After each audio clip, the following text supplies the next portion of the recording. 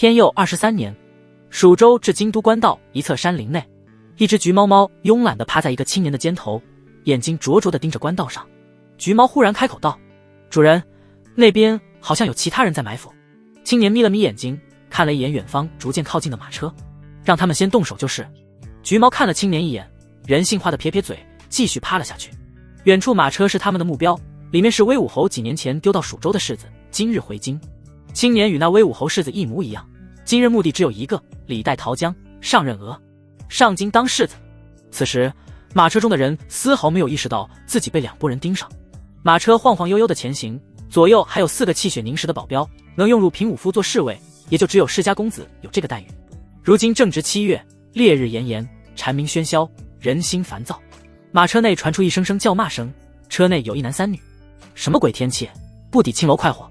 男子是威武侯世子陆然，茂盛潘安，只是眼窝有些虚浮，显然纵欲过度。左右是其贴身侍女，另一个妆容精致，贵气端庄，温婉动人的是其夫人。夫人姿态温婉，穿着一身红色纱裙，青丝如瀑，金步摇别在头顶，随着马车晃动，叮铃作响。明明已嫁作人妇，但却带着少女独有的青涩之感。夫君，此番回京，你莫要再如以往一样顶撞父亲。虽然惹出了祸事，但你毕竟是父亲嫡长子，若是认错，父亲不会拿你如何的。女子看着自家丈夫模样，秀眉紧蹙。她是礼部尚书之女，为了家族与陆然联姻，2人成婚2年有余。陆然不知何故一直没有动她，就连夜里都不愿与自己同房。虽然这对女子来说是一种耻辱，但江婉却觉得这样正好，反正她也不喜这个只会花天酒地的纨绔。但就算她再不喜，如今陆然是自己夫君已成定局，她只能尝试着去把这个浪荡子掰正，只可惜并无效果。惹出祸事，不就是打了几个当差的人，算什么祸事？老头子就知道小题大做。陆然语气不善，他就知道对陆梦溪那个贱人好，什么好东西都轮不上我，想训我？我呸！陆梦溪是威武侯庶女，也是陆然的姐姐，2人关系极差。江婉听着既气愤又无奈，那几人可是提刑司的人，当今朝廷但凡有点脑子的都知道提刑司与监察院得罪不起，你如今把人家揍了，威武侯不头疼才怪。提刑司可是掌握先斩后奏的生杀大权，是陛下手中悬在满朝文武头顶的断头刀，纨绔子弟打了提刑司之人，这在大前立国以来还没有发生过。夫君慎言，回京去督察院检举提刑司才是最佳处理方式。提刑司权势滔天，虽然我们遇见那几人没有做出出格之事，但整个蜀州提刑司之人定然有蛀虫，只要检举，提刑司自顾不暇，定然不会咬着你不放。江婉叹息着，给出了祸水东引的最优解，虽然这样会彻底得罪死提刑司，但总比被提刑司捏着鼻子走要好。只需事后请提刑司司主花天酒地一番，这件事也就这么算了。花天酒地可是陆然最拿手的好戏。哼，陆然很不喜欢这个妻子说教的语气，尤其是想到了自己身体的问题，空有美娇娘却无法办了她，更是气愤。少说教我，不知道的还以为我娶了个娘。回京就回京吧，提刑司敢找我麻烦，来一个我杀一个，我倒要看看是我侯府的家臣厉害，还是提刑司更胜一筹。夫君切莫这样想，若是这么做了，父亲都可能被革职查办。江婉连忙道。就在这时，几支羽箭穿透了马车，正好射在了江婉与陆然身侧，顿时马车内的几人脸色煞白。有嫡袭，保护世子和夫人，何方贼人，胆敢袭击威武侯府马车，找死！虽然事发突然，但几个侍卫都是训练有素的练家子，立即摆开阵型护驾。兄弟们，威武侯府的马车有潜力，给我冲！箭雨停下，急促的马蹄声和喊杀声传来，10来个马匪从2侧山林中冲了下来，一个活口不留。最前面的马匪扯着嗓子喊道。不一会儿，刀剑碰撞的声音传来，厮杀声响起，不过1刻钟便停息下来，几名侍卫全倒于马下。尘埃落定，马车内的夫妇俩相顾无言，车内的2个侍女已经被乱箭射死。夫君，外面的马匪好像……江婉俏脸煞白，身体微微颤抖着，下意识看向了自己唯一的依靠。你出去看看，快点！陆然打断了他，将他往外推去。江婉身体一颤，难以置信地看着他。夫君，你别废话，快点！陆然色厉内荏，甚至开始用脚踹他。嫁入威远侯府之时，他就清楚这个夫君文不成武不就，除开吃喝嫖赌样样不会，但女子本就嫁鸡随鸡，嫁狗随狗，夫为妻纲的熏陶下，他没有怨言，只想做个好媳妇，享受了礼部尚书之女带来的荣华富贵，这也是他必须接受的一种结果。但他万万没想到，这种时候，陆然身为一个男人，居然对自己的妻子拳打脚踢，让妻子出去试探危险。这一刻，他的心彻底死了。江婉眼里噙着泪花，不是因为害怕，而是因为觉得自己所遇非人的悲苦。他咬着红唇，死死地盯着陆然良久，下定死心决然地揭开帘子出去。啊！江晚发出一声痛呼，他刚出去就被人拽着头发扯了下来，重重地摔在地上，娇嫩的双手被干硬的地板磨破。哟，还有个白嫩的小娘子。马匪狞笑一声，嘿，里面还有个家伙。另一个马匪把躲在车里的陆然给拽了出来。马匪头子掠过江晚，凶狠地看着陆然，接着又从怀里拿出一幅画卷，就是他了，杀了。陆然神色慌张，不，你们不能杀我，我爹可是威武侯，手握重兵的威武侯，你们杀我，我爹不会放过你们的。马匪头子听着狞笑道，嘿，老子杀的就是威武侯世子，愣着干什么？动手！陆然听后更加慌张了，脑子飞速运转，思索着自己能够活命的筹码，眼角余光落在了自己妻子身上。他眼睛一亮，一把抓住江晚，将他推到了前方，讨好地看向青年。壮士，这是我的妻子，身段极佳，因为一些原因，现在还是处子之身，我将她献给你，只要求你能高抬贵手，饶我一命。夫君，你……江晚脑中一片空白，全然没料到陆然会无耻到献妻求一条活路。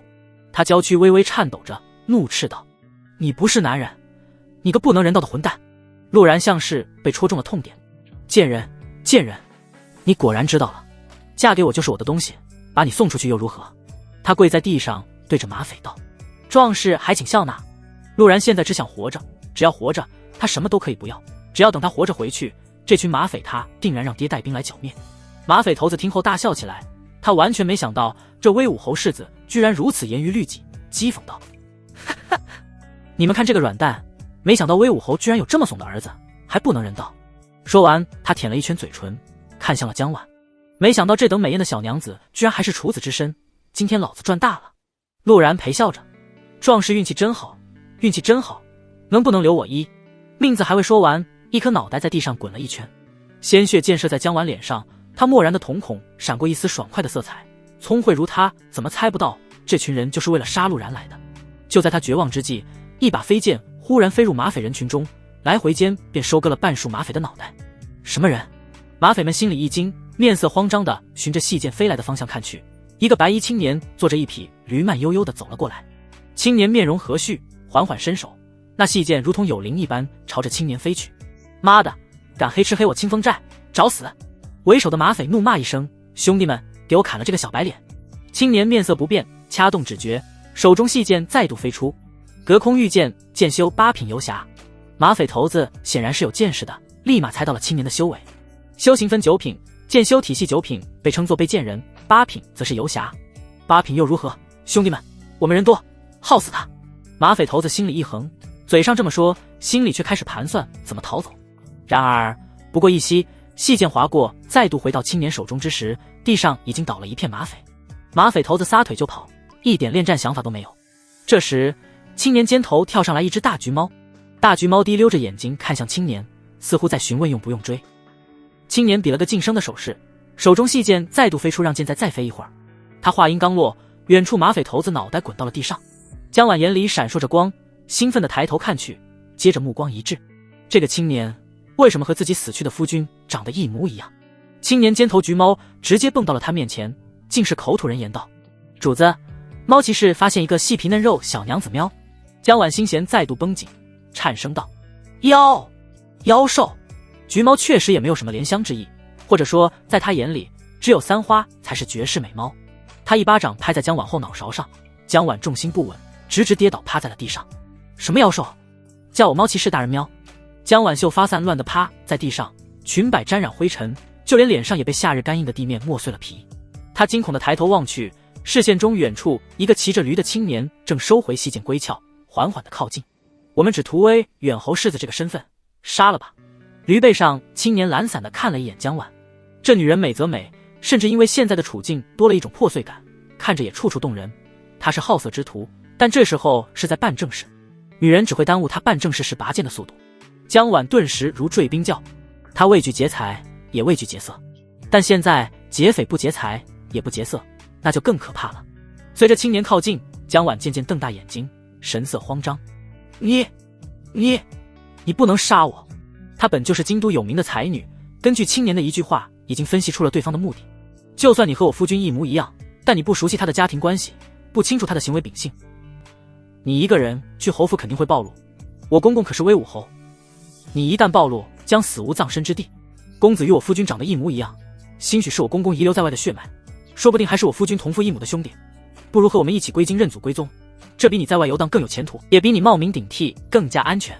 大橘猫冷哼一声，不要脸，我家主人怎么可能和你那渣子夫君是亲兄弟了喵？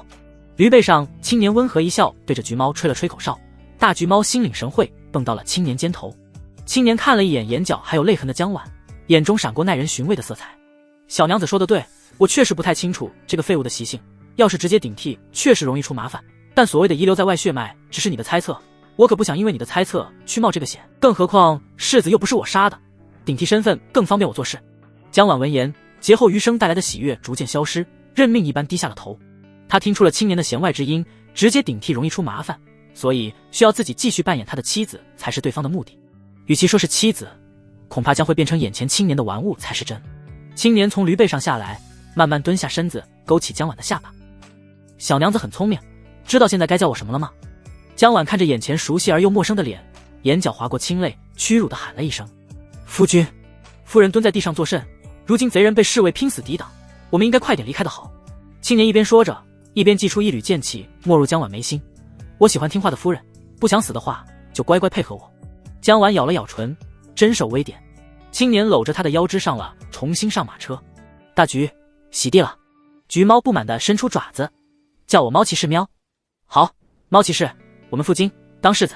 千疮百孔的马车继续前行，只是原本护送的护卫从人变成了一只猫和一只驴，同时马车内的男主人也换了，从杨伟男换成了阳气充盈的剑修。此时江婉已经被绑住，并非是怕他逃走，而是怕这女人自杀。正如江婉所言，想要顶替威武侯世子，了解其习性，有枕边人辅助极为重要。在陆然彻底打消这女人自杀念头之前，江婉会被一直捆住。在麻绳束缚下，她的身体曲线勾勒清晰。她忍着不适感，轻声道：公子能否替妾身松绑？哦，不寻死了。陆然盯着她那姣好的身形，不由得感叹曹丞相是真的懂男人，还得是嫁人的才有味道。江婉察觉到了陆然几句入侵性的目光，红着脸道：妾身何时说过要寻死？哦，原来没想寻死，为什么不早说呢？陆然皱眉，一副我是正人君子的模样。夫人什么眼神？你不会以为我是故意把你捆成这样的吧？我是这样的人吗？回答我。江婉羞愤欲绝，俏脸都快滴出血来。我相信公子，还请公子给我松绑。你吼那么大声干什么？陆然放肆地打量着他，你吓到我了，不松。你……江婉银牙紧咬，眼里泪珠再次打转。陆然冷笑一声，哭对我可没用。说实话，我并不信任你会帮我隐瞒身份。你若不能给我相信你的理由，我不介意辣手摧花。江婉身体微颤，沉默地低下头，轻声道：公子可知我是谁？没等陆然回答，江婉自顾自继续道：我叫江婉，礼部尚书嫡女，3岁识字，7岁熟读儒家经典，13岁成为九品儒生，16岁与上京第一纨绔陆然订婚，原本我有美好的前程。渐渐的，江婉眼眶泛红，这次没有泪水打转，明显她在极力压抑着自己的情绪。为了父亲地位稳固，我同意了婚事，嫁给了废物，成了京城贵女中的笑话。我自认有几分姿色，可陆然那个混蛋大婚之日竟然去青楼留宿，之后更是与我分居。我猜测是因为他纵欲过度，已然不举，我却又因此背上了杜父的名头。我是他妻子，父为妻纲，我不敢多说什么。若是他把我休了，我父亲在朝中更是举步维艰，所以我忍了他花天酒地，忍了他吃喝嫖赌。可刚才他一个男人居然把自己的妻子推出去面对危险，居然让自己的妻子去侍奉其他男人。公子杀了他，婉儿只会谢你，自然会助你。陆然擦拭着细剑，漠然地看了他一眼，淡淡道：很感人的故事，但并不足够让我信任你。江婉目光坚定，公子真的不知我为何必须要助你。谁是威武侯世子对我来说并不重要，只要我是威武侯世子夫人即可。我必须有这个身份，我爹才能高枕无忧。若是陆然被杀的消息传出，按照我公公对陆然的宠爱，我也必定会被处死。帮你就是在帮我。我与你在陆然被杀之时，命运便已经联系在了一起。陆然闻言，眉梢微抬，不由得高看了这个女人几分。你倒是挺有意思，若是那威武侯世子没这么纨绔，有你在，或许还能有一番作为。陆然评价道：既然如此，你也该说说你的条件了。我可不指望你这样聪明的女人会因为我杀了你男人而无条件帮我。江婉抬起头，雪白的脖子嫩滑诱人，而随着他这个动作，让原本就凹凸有致的身材更加明显。我不会和你圆房。正如他的性格，之所以选择妥协，是为了活着，为了江家。尽管眼前的人比真正的丈夫更加可靠，更加有谋略，但这并不足以让他真的成为淫娃荡妇、认贼作夫。他也有自己坚持的底线。陆然愣了一下，没想到对方说的是这种对自己没有太大威胁的要求。他放下手中细剑，夫人觉得你能反抗我？江婉目光躲闪，心中竟然对这种霸道的态度有一些欣喜。他连忙在心里啐了自己一声，目光再度坚定。若是公子强迫我，婉儿大不了一死。哈哈哈哈！夫人当真有趣。陆然松开了，他再次坐到了原来的位置上。你放心，夫人虽然美丽动人，但在下好色也并非没有原则，自然不会做强迫这种没品之事。这女人聪明又有能力，如今又与自己纠缠不清，放走自然不可能。在没有榨干其价值之前，先哄着也未尝不可。江婉灼灼地盯着他，在确定对方没有说谎之后，才长舒了一口气。公子不如先给我松绑。夫人该叫我什么？陆然打趣道。江婉面色微红。夫君，说完整，请夫君为我松绑。看着他那绯红的脸颊，陆然觉得这女人斗起来也挺有意思。他剑锋微挑，束缚江婉的麻绳瞬间断裂。感受到刺激消失，江婉心中莫名的产生了一种空虚的感觉。他盯着陆然的侧脸，不得不说这张脸完美的继承了死鬼丈夫俊秀无双的颜值，同时又没有死鬼丈夫那股虚弱的猥琐感，看得他不由得有些口干舌燥，还不知公子姓名，难道公子真就打算当一辈子陆然？江婉试探道。陆然顿时面色一冷。夫人，为夫可不喜欢别人试探我的身份，会死人的。江婉心里微颤，但依旧倔强问道。公子对我知根知底，我却不明公子是何人，以后若是公子有事相求，那我也不会多管。陆然打量了他一眼，过了许久，平静的声音传来。陆然，我也叫陆然，是不是很巧？江婉认真的注视陆然许久，得出结论，他真的叫陆然，没有撒谎。他作为儒修，自然能大致判断出一句话是否是谎言，因为撒谎的时候，一个人的气场是不对的，这气场是浩然气的基础。每个人先天自带一股浩然气，只是会随着年龄增长，人性本恶做大，浩然气会渐渐微弱。儒修修行浩然气，对这些极为敏感。他真的也叫陆然？他和威武侯是什么关系？为何会与那个陆然如此相似？江婉心中明悟，没有继续追问下去。马车内的气氛也再度陷入寂静。与此同时，上京城内也逐渐知道了陆然即将回京的消息。与陆然交好的纨绔兴奋，因为又有大冤种回来买单了。各大青楼兴奋，因为陆然回来，青楼收益就有保障了。唯独威武侯府的一些人不是很开心，尤其是威武侯府的庶长女，也是侯府后代中最耀眼的人陆梦溪。她很不开心陆然之纨绔，她比任何人都清楚，之前甚至有过其迷晕自己想要玷污长姐的事情发生，若非侯爷发现阻止，自己恐怕已经没脸活着了。如今其又回来，自己无疑再次会面临这种危险。不过有一点他很疑惑，陆然好色成性，为何娶了江婉这等美人，却迟迟不愿与其同房？莫不是这畜生就喜欢禁忌苟且？不管如何，这次陆然回来，他必须要做出准备。若是他依旧荒淫成性，那就让提刑司将其捉拿也未尝不可。几日后，京都城外，身着飞鱼服的提刑司官员聚集于此，时不时朝着远方的官道望一眼。若是不出意外，今日应该就是陆然归京之时。提刑司主有令，务必要在其归威武侯府前将其捉拿，不然定生事端。百户江海询问着上司：千户大人，这威武侯世子到底做了何事，竟然如此兴师动众？一旁的下属也一脸好奇。提刑司虽然权势滔天，但也分人，正好这威武侯府就是提刑司不愿意招惹的对象。别看威武侯是个侯爵，但手中实打实地掌控着1万众骑兵，这可是足以横推一座城池的武装力量，就连皇帝对威武侯都忌惮不已，提刑司则更不愿招惹了。千户杨科扫了他一眼：不该问的别问，当心你们的脑袋。众人缩了缩脖子，没敢追问下去。说来这威武侯世子也当真纨绔至极，就算在蜀州惹了大祸，也是理所应当。2年前新婚之夜留宿青楼就不提了，更甚至跑到公主府偷看出云公主沐浴，不然也不会被威武侯丢到蜀州来保护他。嘿，这其实还是小事。传言当初陛下有意将出云公主下嫁给威武侯世子当平妻，这厮道好，转头就问陛下要倪长公主，不然就去长公主府霸王硬上弓，也是威武侯下手快，不然这位世子恐怕已经被砍了。可惜了江小姐，上京第一才女竟然嫁给了这么一个混账东西。众人交头接耳，有愤愤不平的，但更多的是羡慕陆然的身份。来了。杨科看着天际尽头逐渐出现的马车，声音一沉：都做好准备，动作要快。陆然揭开车帘，看着一群飞鱼蝠逐渐逼近，顿时微微眯起眼睛。看样子这世子身份也没有想象的那么好用。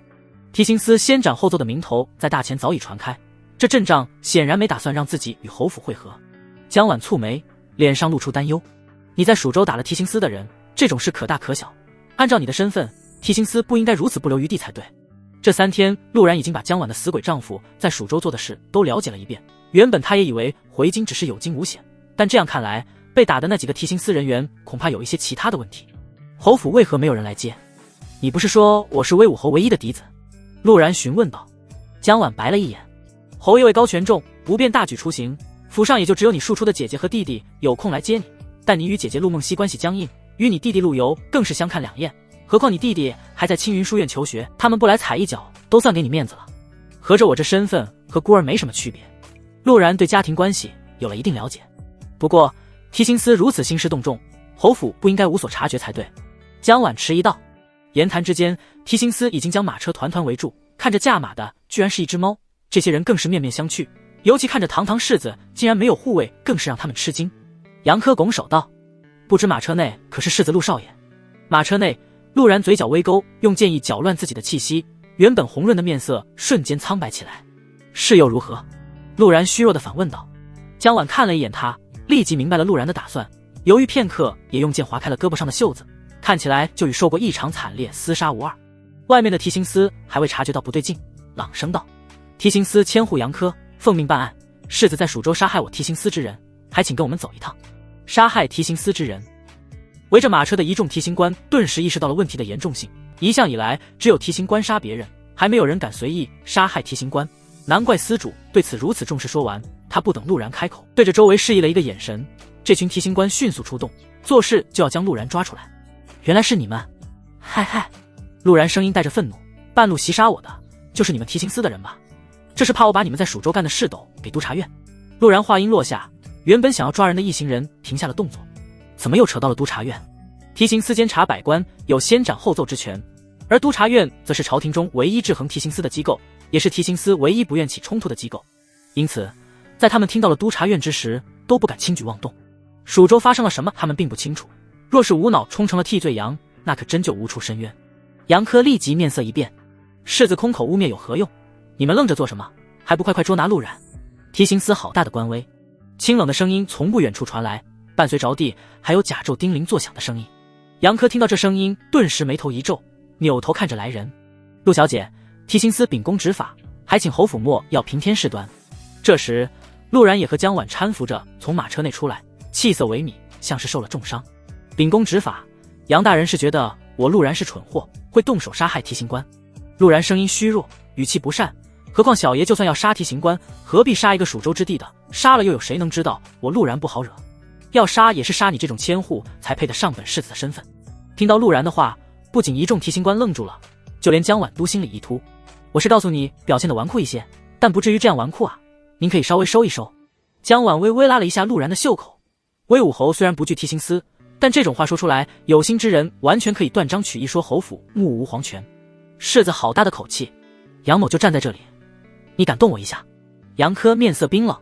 陆然听后大笑起来，本世子何须亲自动手，督察院自然会给你们提刑司算个总账。杨科面色沉了下去，怒喝道：还不动手抓人？提刑司真当我侯府无人不成？陆梦溪面无表情地看了一眼自己弟弟，人还是那个人，但总给他一种陌生的感觉。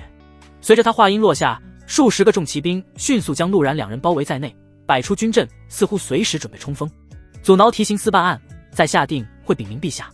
杨科知晓大势已去，今日想要抓捕陆然是不可能的了，只能灰溜溜地撂下狠话：所有人撤！慢着！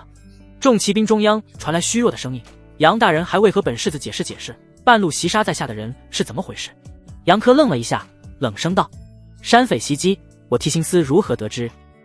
说完，杨科带着一种飞鱼符离开了城门口。陆梦溪若有所思地看了一眼提刑司离去的方向，转头淡淡道：走吧，爹已经在府上备好了接风宴。陆然不知如何与这个姐姐相处，索性懒得说话，带着江婉上了马车。驴和大橘猫是本世子的宠物，带回府上好好伺候。陆梦溪闻言秀眉微蹙，哪有人拿驴当宠物的？但又想到了陆然那不着调的性子，做出什么事来都正常，反倒是回来本本分分的，更让人觉得不对劲。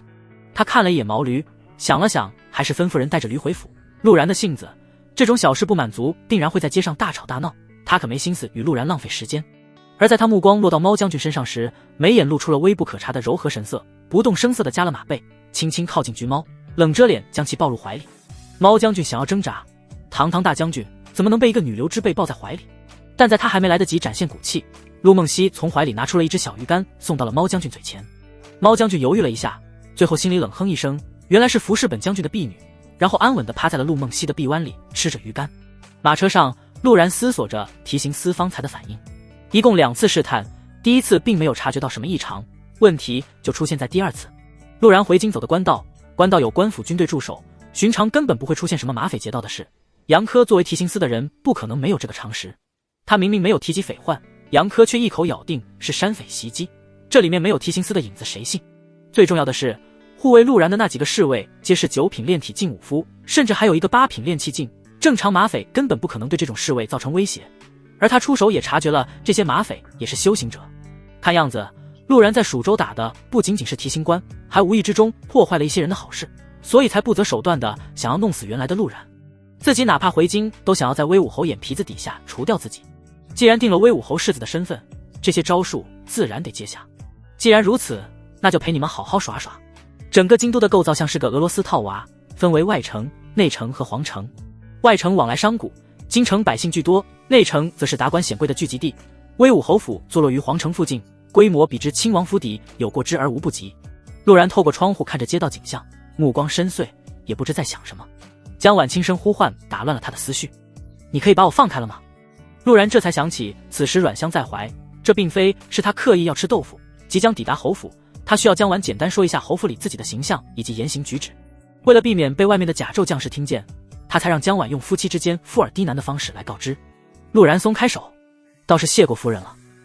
江婉俏脸红润，撑着坐到一旁，心里又有点留恋被抱着的感觉。陆然没有搭理他，微微揭开窗帘，看向了前面骑着白马身段窈窕的陆梦溪。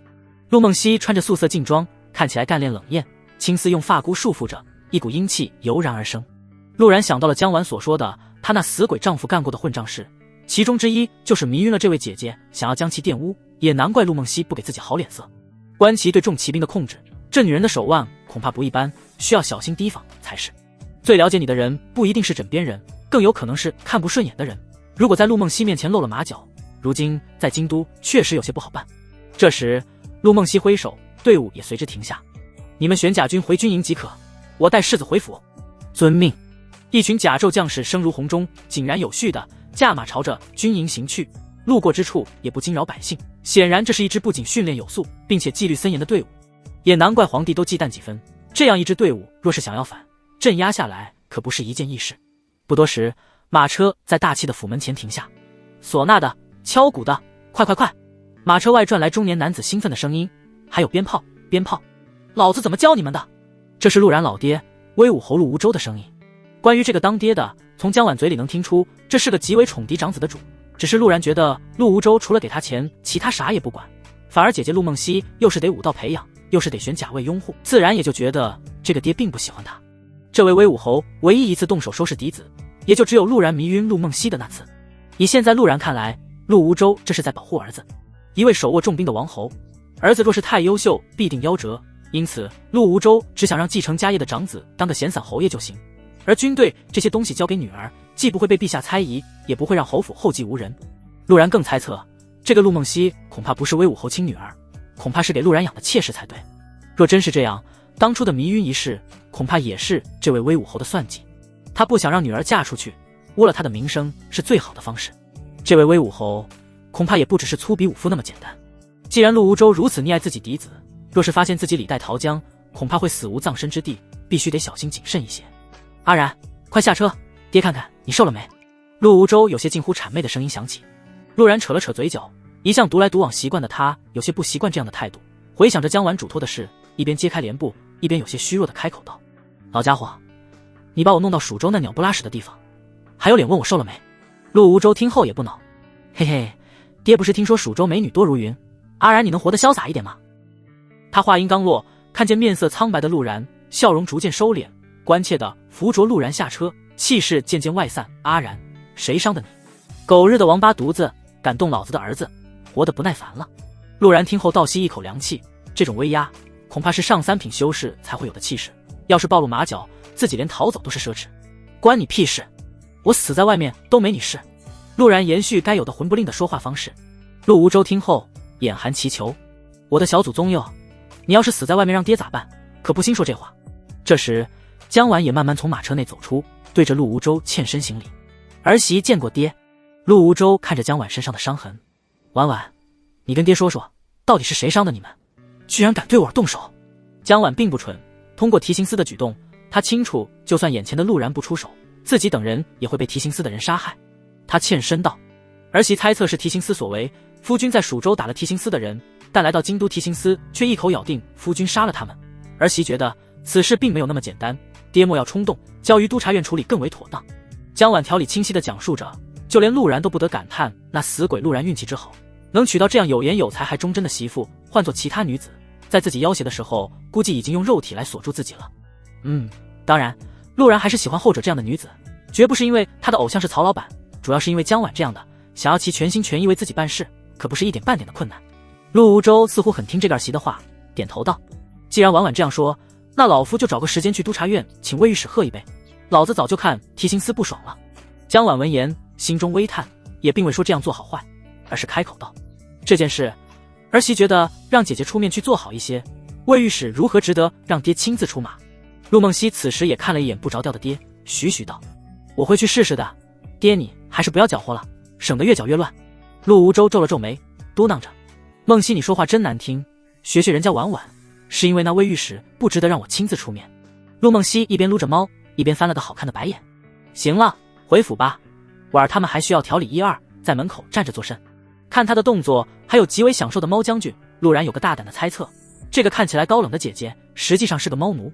正好猫将军也半眯着眼和陆然对视，顿时身体一惊，直接从陆梦溪怀里蹦了出来，跳到了陆然肩头。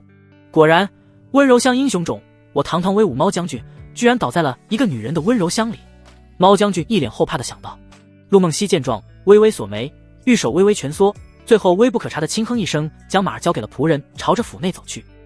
因为暂时还有些不适应，突然多了一堆家人的生活，陆然对付着吃了一点，就以身体不适为由，跟着江婉回到房间。猫将军犹豫了一下，跟着陆然跑去，半途又折返回来，叼了一条小鱼离开。鱼是铁，猫是钢，不吃饱鱼饿得慌，只有吃饱了才有力气洗地。猫将军安慰着自己，并且发誓自己绝不是因为贪吃，他可是堂堂大将军，区区小鱼怎么可能诱惑他？陆梦溪和陆无舟看着离去两人的背影，面色怪异。梦溪，我怎么觉得你弟弟变了？陆无舟思索良久后说道。陆梦溪也颔首，陆然给他的感觉依旧是纨绔，但心中似乎憋着一口气，与之前无底线的纨绔感完全不一样。陆无舟皱眉道：阿然这孩子之前最喜欢吃糖醋里脊，今天居然只吃了1根，看样子在蜀州口味都变了，得让厨子去学学蜀州菜。陆梦溪，爹不觉得婉儿和他相处的方式变了？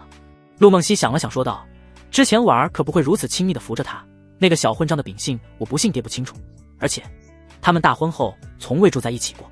陆无舟闻言神情逐渐凝重起来。梦溪，你的意思是？年迈的威武侯思索良久，再度开口道：我可能要当爷爷了，我到底在期待什么？陆梦溪叹了口气，他目光微闪，只要不危害威武侯府，那个混账成什么样他都懒得管。回到房间，陆然让下人备好香汤沐浴，江婉此时才猛地惊醒自己方才暴露的破绽。江婉犹豫片刻说道：公子，夫君与我从来不同房而居，今日恐怕已经引起了陆梦溪的猜疑。你该叫我什么？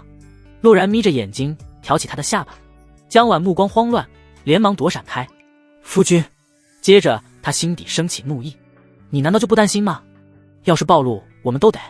虚陆然用食指压住红唇，那位姐姐或许并不在乎陆然是谁，她的眼神告诉我，只要没有做危害威武侯府的事，她懒得管。可侯爷，江婉迟疑道：你是故意的吗？陆然盯着他，目光微微眯起。当然不是。江婉红着脸辩驳道，他也说不清什么原因，下意识就扶着陆然回房间，好像这才是他心里期待的夫妻生活。既然不是，以后注意一些就行。陆然淡淡道，而且你与夫君我在蜀州待了那么长时间，同房之事有所改变才是正常，若这么长时间我们还是分居，你猜老侯爷会怎么想？江婉撇过头，不敢和陆然那双桃花眼对视，轻声道：侯爷会觉得我拒绝与你同房，因此可能会迁怒于我，乃至整个江家。陆然看着他娇羞的模样，下意识揉了揉他的脑袋。不笨吗？江晚心里一颤，这种互动莫名的让他很安心。当陆然手松开之时，心中竟是涌现空虚之感，还想要更多摸头。我可是上京第一才女，当然不笨。江晚娇哼道。这时屋内屏风后香汤已经准备好，侍女恭敬的过来。少爷，奴婢服侍你沐浴。不用了，夫人伺候我沐浴就行。陆然淡淡道。是。侍女面露诧异，但并未多问，慢慢退了出去，合上门。江晚见状，耳根快要滴血了。我不可能伺候你沐浴的。陆然本身也没打算让他伺候沐浴，调笑道。你不伺候，难不成你想让其他女子看见你夫君的身体？江晚如何不知陆然什么意思，轻声责骂道。你无耻！行了，别做这小女儿之态。陆然也不想继续调戏她。我没有被人看身体的习惯，你先洗我先洗。当然是我先。江晚听着陆然说他故作姿态，心里有些恼怒。我可不想用臭男人用过的洗澡水。陆然坐在了一旁。可以，反正我不嫌弃夫人用剩的洗澡水。江晚娇嗔一声。你下流，不过是开个玩笑而已。陆然大笑道。夫人自然可以叫人换水吗？江晚哼了一声，走到屏风后。非礼勿视。夫人放心，为夫可是出了名的君子。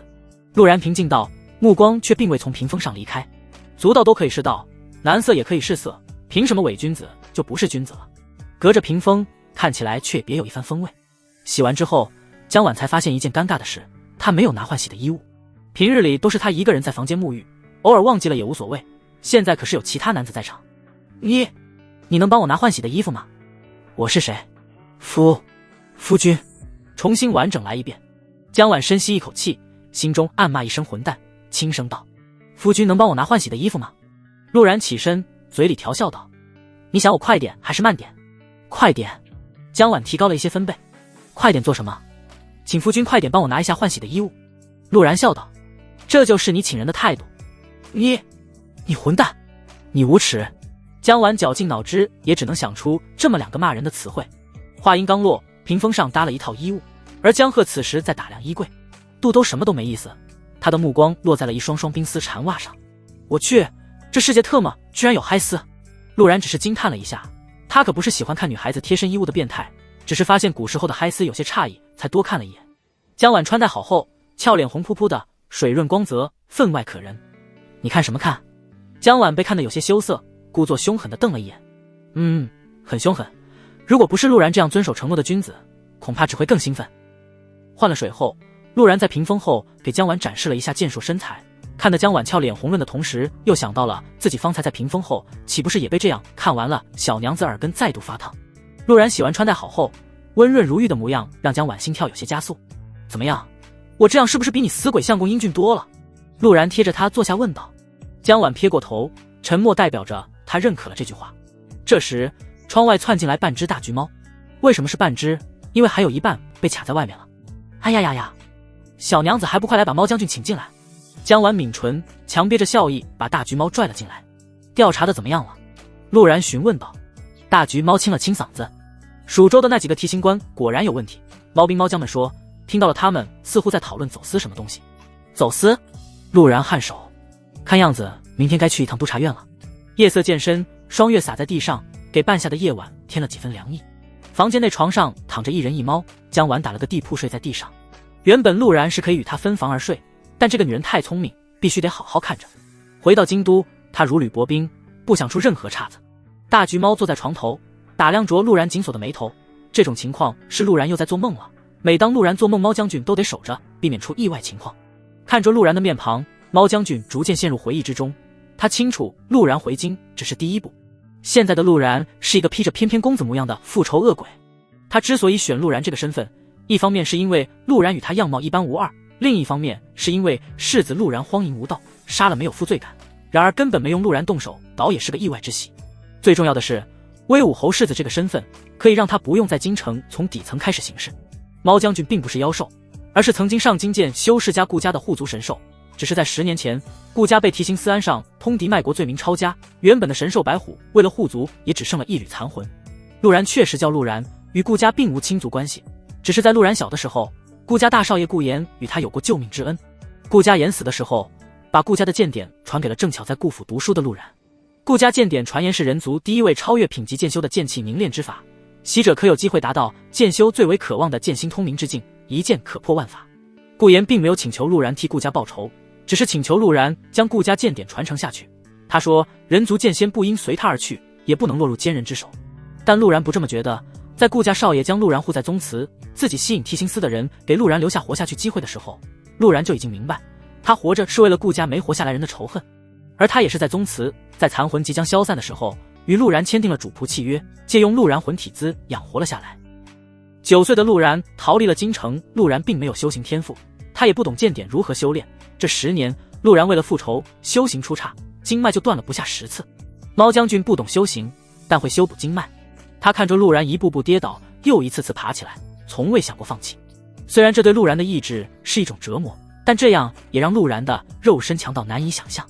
五夫体系以修体闻名，每一品阶断体一次足矣，而陆然9品便碎掉经脉断体了10几次，这也是陆然为何不惧寻常武夫的原因。终于在陆然一步步摸索下，明白了剑修该如何修行。9品剑修为被剑人，剑不离身，直到心中有剑之时，便可晋升8品。8品剑修为游侠，可御飞剑，需要4处行侠仗义，在得到千人由心重尽之时，便可晋升7品。而7品剑修为大侠。陆然想了许久，如何成为一个大侠？大侠与游侠的区别在何处？也在1年前，陆然想明白了何为大侠。侠之大者，为国为民。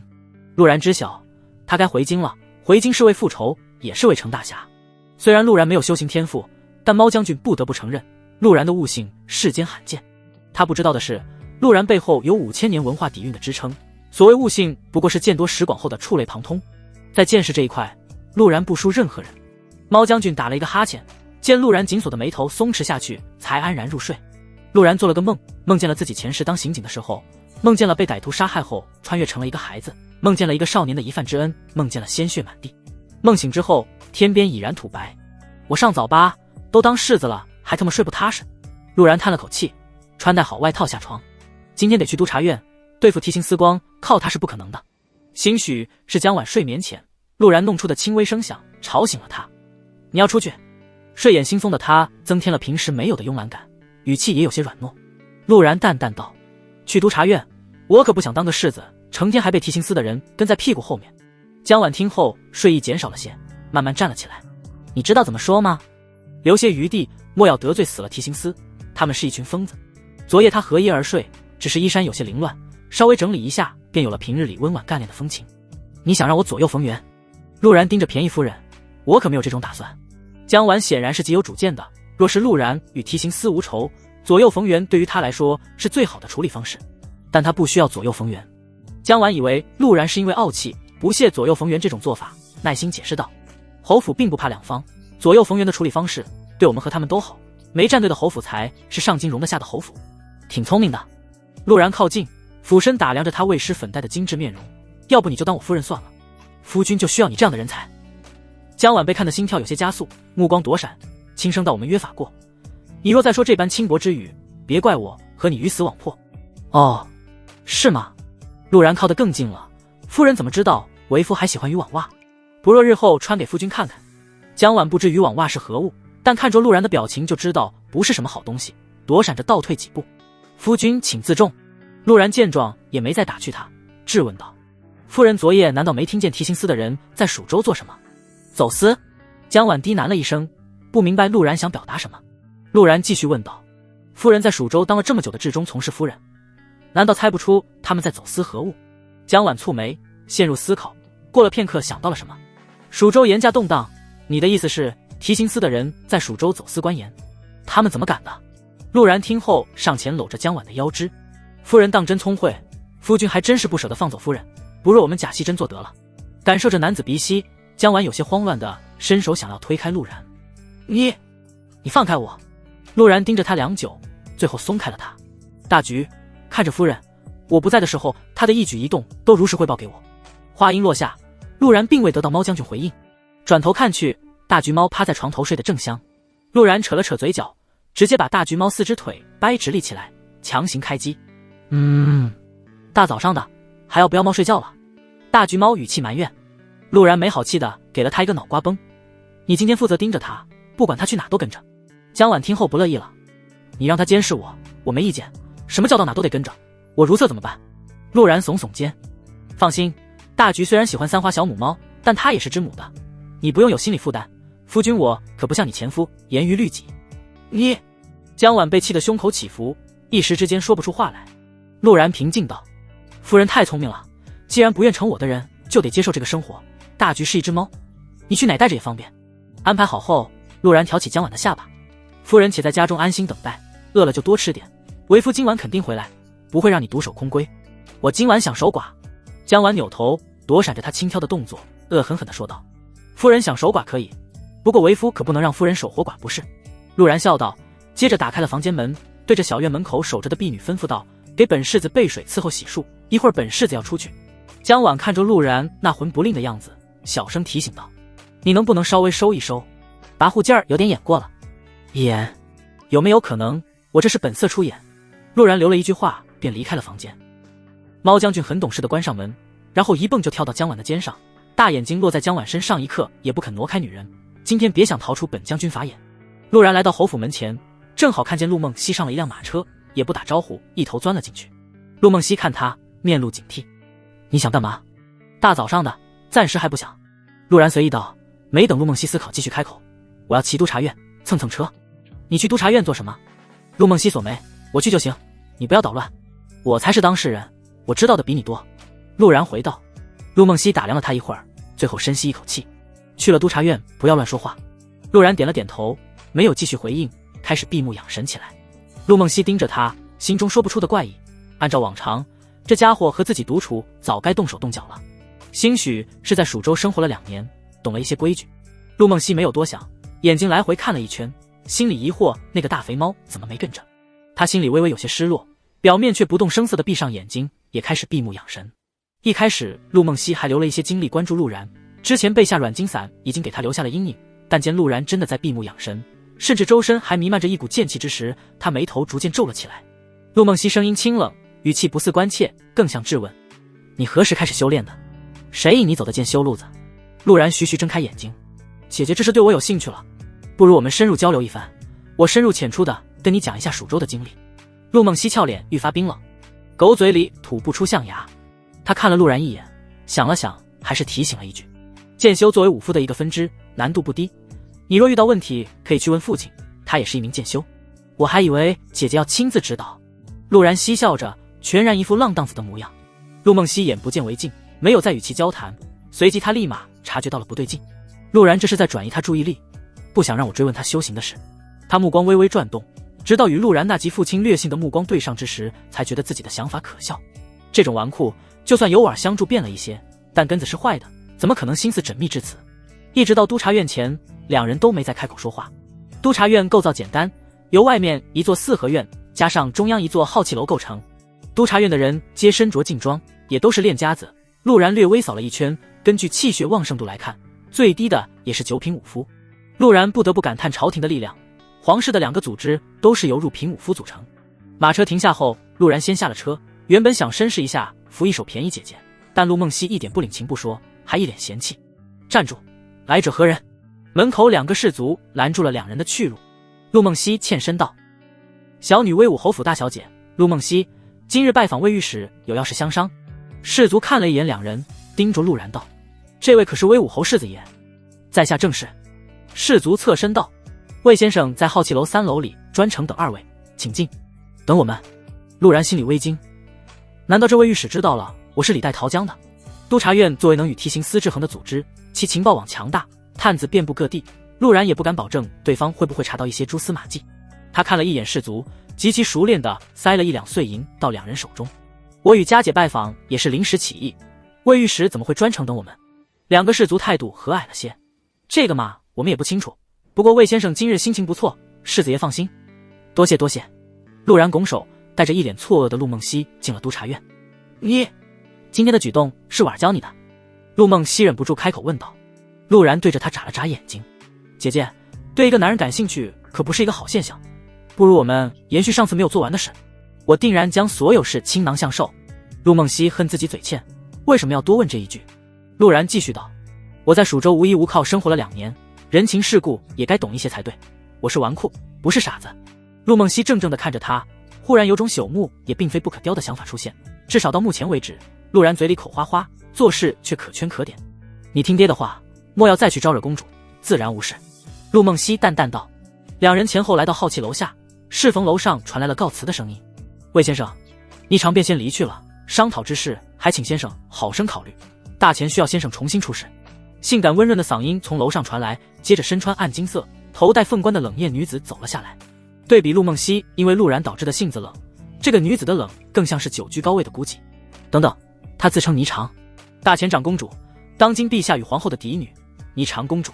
陆然被送到蜀州的关键原因。陆然侧过身，微微遮住脸，如今他还不想与这位长公主对上。倒是陆梦溪对着他行了一礼。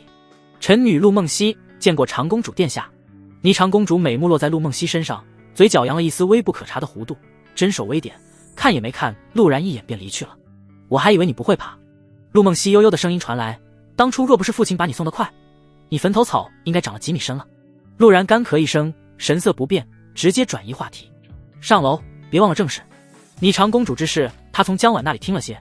当初听闻陆然的污言秽语，这位霓裳公主都没有亲自出面，她的追随者差点没给威武侯府掀了，最后还是陛下与威武侯众骑兵出面才平息。听着陆然的语气，陆梦溪感觉有些怪异。之前这家伙虽然对自己不敬，但也从不敢用这样近乎命令的语气看着上楼的背影，他目光微微闪烁，或许也该具体了解一下陆然在蜀州这几年都干了些什么。好气楼3楼四周摆满了书架，各种大钱文人经典著作囊括其中，中央摆放着一个茶几，茶几旁坐着一个中年人。中年人两鬓垂下白丝，眼角有着稀疏的鱼尾纹，五官端庄，并没有想象中全是滔天者的威严，反而看起来更像是一个温润中年帅哥。梦溪丫头来了，坐。魏贤声音随和，让我猜猜，今日来是为了提心司的事。陆梦溪拱手，瞒不过魏先生，详情还让我弟弟告知于您好一些。魏贤这才把目光放在了陆然身上，意味深长道：蜀州当真是个好地方，没想到一个纨绔也能被蜀州训成如今模样。人总是会变的，父辈的羽翼护不了一辈子。陆然泰然自若道。他想过用一个绝对纨绔的形象与这位威震朝廷的中年人交谈，但转念一想，并无此必要。经历袭杀忽然成长，虽然听起来很牵强，但只要江婉配合自己，那便无人能够肯定他不是原来的陆然。魏贤盯着陆然，也没再试探下去，开口道：世子有何事直说即可。陆然听后微微拱手，然后一屁股坐在了魏贤对面，惊得陆梦溪刚放下的心再次起伏。这可是魏先生，就连当今陛下都极为礼待的人物，你怎么敢未经允许就坐下的？魏先生莫怪，桌地不明规矩。陆梦溪连忙道：陆然，快起来和魏先生赔罪。魏贤随意道：无妨，这位滞留着就是给人做的，来者为客，坐一下又何妨？你也别站着。魏先生果然国之祺柱，胸怀坦荡，不像一些人用小人之心度君子之腹。陆然也端起茶壶给自己斟了一杯。陆梦溪看着心惊胆战，但见魏贤并未说什么，他也没再出声。喝了一杯茶润嗓，陆然继续道：此番本世子归京之时，半路遇到了匪患。魏贤面色不变，若是匪患的事，侯爷的铁骑或许比我督察院更加好使。陆然笑了笑，若单纯的匪患，本世子自然不会来此，可那些匪患是提心司之人默许，想要除掉我。魏贤这才来了一丝兴趣，继续说：想必魏先生知晓，我在蜀州打了几个提刑官，按理说以我的身份，提刑司就算不满，也不会冒着得罪死我侯府的风险来除掉我。能让他们不顾一切的，想必是我当日的无心之举碰了他们暗中做的一些事，而这些事恐怕是要杀头的大事。不错的分析。魏贤评价道：还有呢？你觉得会是什么大事？陆然拱手：本世子肯定不清楚到底是什么大事，不过蜀州严驾动荡，说不定提刑司里有人在走私官盐。魏贤似笑非笑地看着他：世子可知，污蔑朝廷重臣是杀头的死罪。陆然回以微笑：魏先生可别乱说，本世子亦没点名道姓，二位写下实质性的举报文书，这只是一个基于逻辑分析的猜测。魏贤温和一笑，语气听不出到底是何用意。我督察院说什么，事情就是什么。这次没等陆然开口，陆梦溪清冷的声音传来：我侯府铁骑忠君中国，但若有人想要给侯府泼脏水，铁骑也并非只是用来观赏之物。哈哈哈哈，有趣有趣，不愧是陆无州的女儿，脾气和那家伙一模一样。魏贤大笑道：此事我已知晓，定然会着手调查。来人，送客。民女告辞。陆梦溪起身，拉着陆然离开了好气楼。站在楼下，陆梦溪再度看向陆然，张了张嘴想要询问，但又想到陆然那逻辑清晰、步步为营的说辞，又觉得不知从何问起，只能淡淡道：今日做得不错。说完，他扭着腰肢朝着督察院外走去，陆然也紧随其后。好气楼3楼，两人离去不久，魏贤笑意彻底消失，平静地唤了一声：“玄黄，你二人去一趟蜀州，调查走私私盐一事是否属实。”话音落下，两名玄衣卫从进入屋内齐声道：“玄黄遵命。”待玄衣卫离去后，一个男生女相的白发男子走了进来：“义父，派遣玄黄两人，是否有点小题大做了？”督察院御史以下有天地玄黄、宇宙洪荒8名玄衣卫以及数千督察使，一般的调查任务都是由督察使调查，只有遇上了棘手的问题才会派遣玄衣卫。魏贤摇头道：“提刑司的人连陆然都敢杀，派遣督察使送死不说，还会打草惊蛇，特殊事件特殊对待。”白发男子点头，也没再多问，拱手道：“你让我调查的当初顾家抄家灭门一案有了些眉目，当初的所有罪状似乎都是提刑司如今那位副司主构陷，目的是为了得到顾家的鉴点，但最后似乎并没有得到全篇。”魏贤闻言，眼睛微眯：“继续查，注意一下动作不要太大，莫要惊动了上面那位。”白发男子拱手：“弟遵命。”吩咐完一切后，3楼再次只剩下魏贤一人。他盯着方才陆然坐的方向，目光微微闪烁，低喃道：“不太像啊。”回到侯府已经是晌午，大堂内传来热烈的说笑声。陆梦溪听见声音，脸上露出一丝笑意，步子轻快了几分。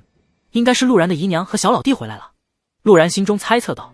根据江婉提供的信息，陆梦溪也只有在姨娘面前会露出这种神色，就连亲生老爹都不怎么看见他笑。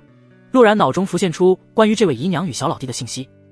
姨娘名叫贺雪娥，是亲娘贺清欢的妹妹。原本在姐姐难产过世后，何清欢很是宠爱姐姐的儿子，但自从知道陆然对女儿行不轨之后，对待陆然的态度急转直下，平日里见着陆然就喜欢阴阳怪气。一开始陆然念着感情还会忍下1、2，但随着次数变多，陆然与姨娘也开始老死不相来。根据江婉说，在两人还未成婚的时候，陆然因为实在受不了姨娘的轻蔑，甚至对着姨娘许下了豪言：“我陆然定要出人头地，到时候你可别后悔。”陆然精简地总结了一下这段信息。姨娘版本的30年过河理论，以现在陆然的视角来看，这位姨娘没有打死陆然已经很手下留情了，亲女儿差点被姐姐的儿子玷污，这放哪个娘眼里都是无法容忍的错误。姨娘，你们回来了。陆梦溪依旧冷冰冰的模样，语气倒是没了与陆然在一起时候的无情。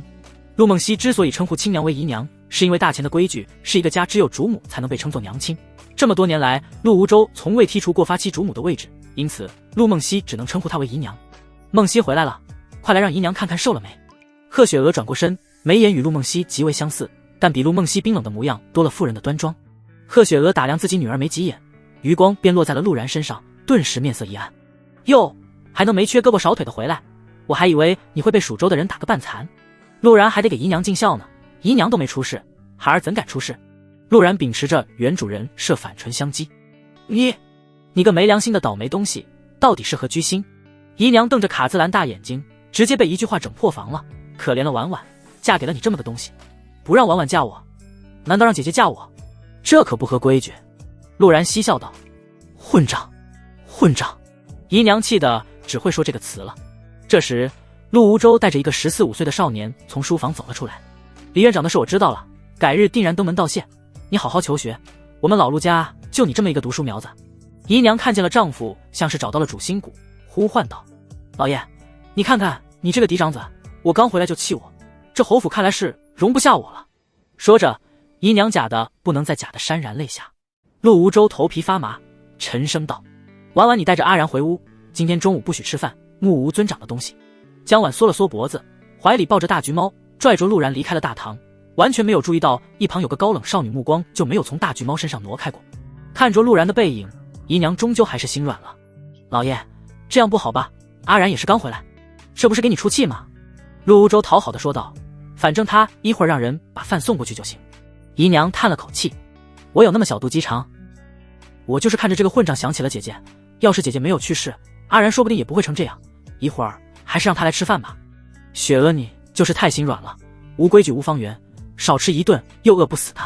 陆无舟清楚自己这个小媳妇的心思，要是顺着他的话来，陆然是能上桌吃饭，自己可就得一直被吵吵了。陆游此时也盯着陆然的背影，想了想说道：“爹，你不觉得大哥有些不一样了吗？之前他可不会这么依着嫂子。”姨娘哼了一声，眼里有着恨铁不成钢的遗憾。他俩无依无靠在蜀州待了几年，感情升温不很正常吗？何况婉婉聪慧，陆然那臭小子肯定也尝到了听婉婉话的甜头。陆游若有所思地点了点头，目光落在姐姐身上。姐姐怎么会和他一起回来？方才是出去办事路上遇见了吗？陆梦溪的注意力从橘猫上拉回来。啊，哦，他路上被替心司的人袭杀，我带他去了一趟督察院。说着，陆梦溪心里感觉怪异，陆然真的需要他带去督察院吗？袭杀！姨娘惊呼一声，他没受伤吧？姐姐就这么一个孩子，可不能出事。陆梦溪点了点头，接着又摇头道：受了一点伤，想必不是很严重。说起袭杀，陆梦溪想到了陆然成为剑修的事，他转头盯着和老管家交头接耳的陆无舟。爹，他踏入剑修体系的事你知道吗？啊！陆无舟给老管家递了一个眼神，回头看着女儿，知道啊，他回来的时候我就发现了。嘿，不愧是我儿子，居然无师自通，自己踏入了剑修门槛。陆梦溪忍不住白了一眼，看样子只有让人去调查一番了。古色古香的房间里，江晚没好气地看着陆然，叫你收敛一些，你偏不听，这下好了，害得我和你一起挨饿，活人还能被饿着了。陆然看了他一眼，没有说话，而是思索着自己之前的布局能不能起作用。不出意外，陆梦溪定然会调查自己，其他东西还好说，经历生死心性大变，但这个修为确实无法瞬间获得的，因此他唯一准备的就是让自己的修为合理。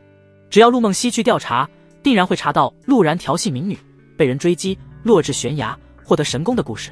唯一的就是要和江晚对对口风。江晚听后面色怪异起来，这么烂俗的故事你是怎么想出来的？陆然揶揄道。烂俗？哼，总比你那些霸道世子和他的小娇妻话本来的好。江晚闻言，俏脸肉眼可见的红润起来。你翻我东西，还用翻？昨晚枕头下硌着我了，随手拿出来看了一眼。陆然揶揄着，再度挑起了他的下巴。没想到夫人喜欢这种调调。江晚红唇微微张合，甚是动人，有些慌张的转过头。那不是我的，那是我闺中好友的，他忘记拿走了。简而言之，我有个朋友。知晓江晚面皮薄，陆然没有继续调戏下去。就这样说好了，不出意外，过阵子陆梦溪会来套你话，你就这样说就行。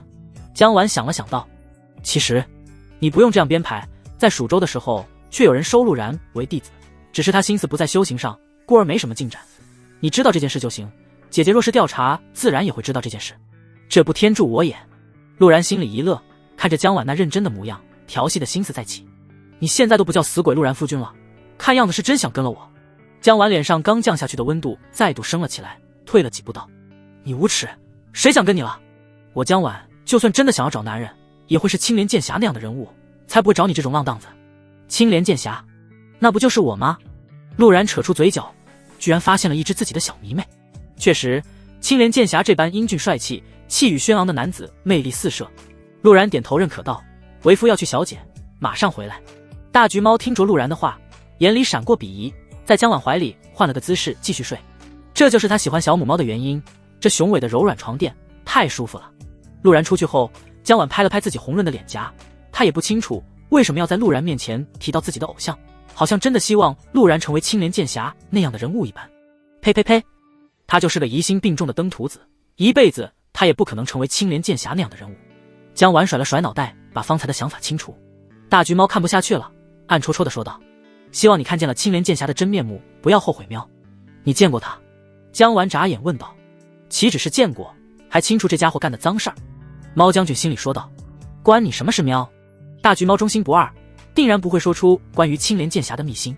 江晚可不会轻易放弃，他拿出了自己从仆人那里招来的小鱼干。要吃吗？他早就想和这只猫打好关系，这猫说话流里流气的，看起来不是很聪明的样子，应该很好糊弄。要是搞好了关系，以后还可以暗戳戳的给陆然下一些小辫子，让这家伙总喜欢调戏自己。呵，想用一点小鱼干就收买我喵？大橘猫满脸不屑，抬头就将鱼干吃进嘴里，含糊不清的说道：本猫看见吃的，想吃就吃，何须人请？能让本猫吃你的东西是你的荣幸，还想让我感恩戴德喵？江晚面色一僵，果然混账主人的猫也是混账。他没有放弃，轻柔的说道：猫将军想多了，小女子只想和你做朋友，我们现在都为陆然办事，和睦的友谊很重要不是吗？又想色诱我，本猫才不喜欢你这种无毛的两脚兽喵。大橘猫哼了一声，除非你找一窝极品三花小母猫取悦本猫还差不多喵。当然这个差不多到底还差多少，全凭橘猫说了算，他对陆然忠心耿耿。江晚气急，这臭猫，他怎么知道我没毛？难道他昨天偷看我洗澡了？果然混账主人的猫也是混账。这时陆然从厕所回来，大橘立马开始打报告。报告主人，这只两脚兽企图色诱本猫，本猫对其颜值批判了一番后，他竟然还想用100只极品三花小母猫勾引我，借女人良心大大滴坏喵。大橘猫前半句全是铺垫，只有后面才是他的欲望。我江晚气炸了，你们俩没一个好东西。他气得酥胸起伏，气鼓鼓地坐在床头，拿出了一本云海诗册，开始看书，又饿又气，真的烦死了。陆然自然清楚大橘猫的德性，从背后拿出油皮纸包的烧鸡，饿了就过来吃点。江晚咽了咽口水，冷哼一声，既然你求我吃，那我就吃一点。橘猫不乐意了，主人，100只极品三花小母猫阿喵。陆然面带微笑，下次再撒这种低级谎，把我当憨批骗的话，我就给你找100只极品纯白老公猫。橘猫面露震惊，不，太丑了，不要喵。这时一阵脚步声传来，陆然连忙让猫将军噤声。少爷，老爷让我给你准备了一些你爱吃的东西。老管家的声音传来，陆然瞬间明白了便宜老爹的目的，两头都哄，两头都不得罪。放那吧，陆然开口道。然而没等老管家离开，门外再度传来声音，徐管家，谁让你给他送饭的？哦，我明白了，是不是陆无舟那个老东西？气死我了！姨娘砰的一声推开门，把手中端来的饭菜往桌子上一放，冷着脸朝着陆无舟练武的方向走去。陆然看着桌上的饭菜，顿时对原来的陆然更加羡慕了。做过那么多混账事，家里人居然还惦记着他。姨娘对你真的挺好的，只要你不对姐姐动手动脚。江婉抿唇说道。这时外面传来姨娘愠怒的声音，好你个陆无舟，好人全你做了，坏人全我做了，老娘今天不好好收拾你。陆然看了一眼送来的饭菜，愣了一下，然后不解地看向他，今天的菜怎么都是辣口的，昨日不还偏清淡些？兴许是因为爹觉得你在蜀州待久了，应该习惯了那边的口味，专门让厨子做的。江婉想了想说道。陆然盯着2份饭菜，不管是陆无舟送来的还是姨娘送来的，口味都偏辣。他嘴角微微动了下，叹息道，这样好的家人当真让人羡慕，可惜你死鬼丈夫享受不了了。江婉不由得白了一眼，也不知这人有什么大病，来来回回就要提醒自己是个寡妇，爹要遭罪了。江婉想到了姨娘的语气，不由得叹息一声，遭罪？怎么说？陆然面露不解。这个时代夫为妻纲，江婉就是个典型的例子，就算姨娘再气愤，总不能动手收拾便宜老爹吧。姨娘和你娘都出生将门世家，你以为谁的性子都和我一样？江婉哼了一声，眼里闪烁着羡慕，爹肯定会被姨娘收拾的，他可是高品剑修，姨娘应该不是他对手吧。陆然面露诧异，江婉瞪了他一眼，你以为谁都和你一样，一点都不君子，就知道欺负我，爹才不舍得还手呢。陆然摸了摸鼻子，安静干饭。提刑司内，因为近年来司主古天道德皇命闭关晋升，如今的提刑司一直是副司主司徒南把持。提刑司分6处，1处履行监察之责，2处处理情报，3处负责捉拿犯官，4处是陛下的私人护卫，5处负责暗杀，6处负责牢狱管理。此时提刑司5处的大都尉李开立于殿下，脸上带着刀疤的司徒南漠然地看着他。陆然活着回来了，一个纨绔都杀不掉，一群废物。李开砰的一声跪了下去。司主息怒，陆然护卫里有入平武夫，却也不好对付。司徒南面色不变，把玩着手里的念珠，一言不发。李开身体发颤，想了想说道，司主，为何我们不尝试收买陆然？他应该什么也不清楚，直接得罪侯府，除非陛下点头，谁也拿他们没办法。你再叫我做事？司徒南面色一沉，动动你的猪脑子，我们在蜀州干的是什么活计？走私官盐，一旦暴露都得杀头。若只是陆然本司主自然不怕他，不过是猪脑子罢了，但别忘了他女人是谁，只要有影子总能猜出来我们做了什么。李开身体颤抖，司主，那我们怎么办？督察院派遣了玄黄2人调查，根本没给我们留扭转的余地。司徒南眯着眼睛，蜀州提刑司的人做这种事和我们有何干系？记住了，我们抓陆然只是因为他杀害我提刑司之人。李开喉结滚动，司主是想弃车保帅，这是必要的退让，如此陛下最多治本司一个监管下属不利之罪，他还需要我们制衡都察院。司徒南冷哼道，可那群人若是被捉住，我们不也？李开话说一半，忽然意识到了什么，司主是想除掉他们。司徒南面色漠然，几日前本司就已经派人出发了，我说陆然杀了提刑司之人，那就是陆然杀了，等你们这群猪脑子想办法，本司不知道死了多少回。李开试探着说道，可是那几个人里可还有户部侍郎的儿子在内，若是户部侍郎一气之下揭发我们怎么办？陆然杀的人和我们有什么关系？司徒南面露阴冷，何况就算户部侍郎周显知道我们杀了他儿子，他又敢如何？除非他自己也想死。李开恍然大悟，谄媚道：司主英明，司主英明。司徒南看着门外，冷声道：接下来就看户部侍郎和威武侯府互相撕咬就行，谁输谁赢对我们都只有好处没有坏处。威武侯府。此时陆然正在床上小憩，江晚幽怨地趴在桌子上，时不时对着陆然挥了挥拳头。他不理解怎么会有这样的狗男人，明明是自己先说想要午睡的，晚上不让他睡床，白天睡一下总行了吧？结果这厮二话不说，把他如同拎兔子一样给拎了下来，自己倒头就睡不说，还命令自己给他扇扇子。好不容易哄睡着了，他才敢放下扇子在桌上眯一会儿。他都醒了，狗男人还呼呼大睡，就不怕自己趁他睡着的时候给他弄死吗？接着他看了一眼在桌上享受着姐姐送来的小鱼干的大橘猫，好吧，他确实没这个想法，被迫没这个想法。也不知道姐姐哪根筋搭错了，给你这个小混账送这么多吃的。江晚嘀咕着。大橘冷眼看了他一眼，婢女崇拜本将军的威武，你懂个屁，两脚兽别叫。你。江晚被气得胸口起伏，正想呵斥几句，床上的陆然一翻身，他立马闭嘴。要是吵醒了这家伙，还不知道有什么事呢。他无聊地趴在桌上，眼睛余光看见了自己写的那本霸道世子和他的小娇妻画本。没错，这是他亲笔写的东西。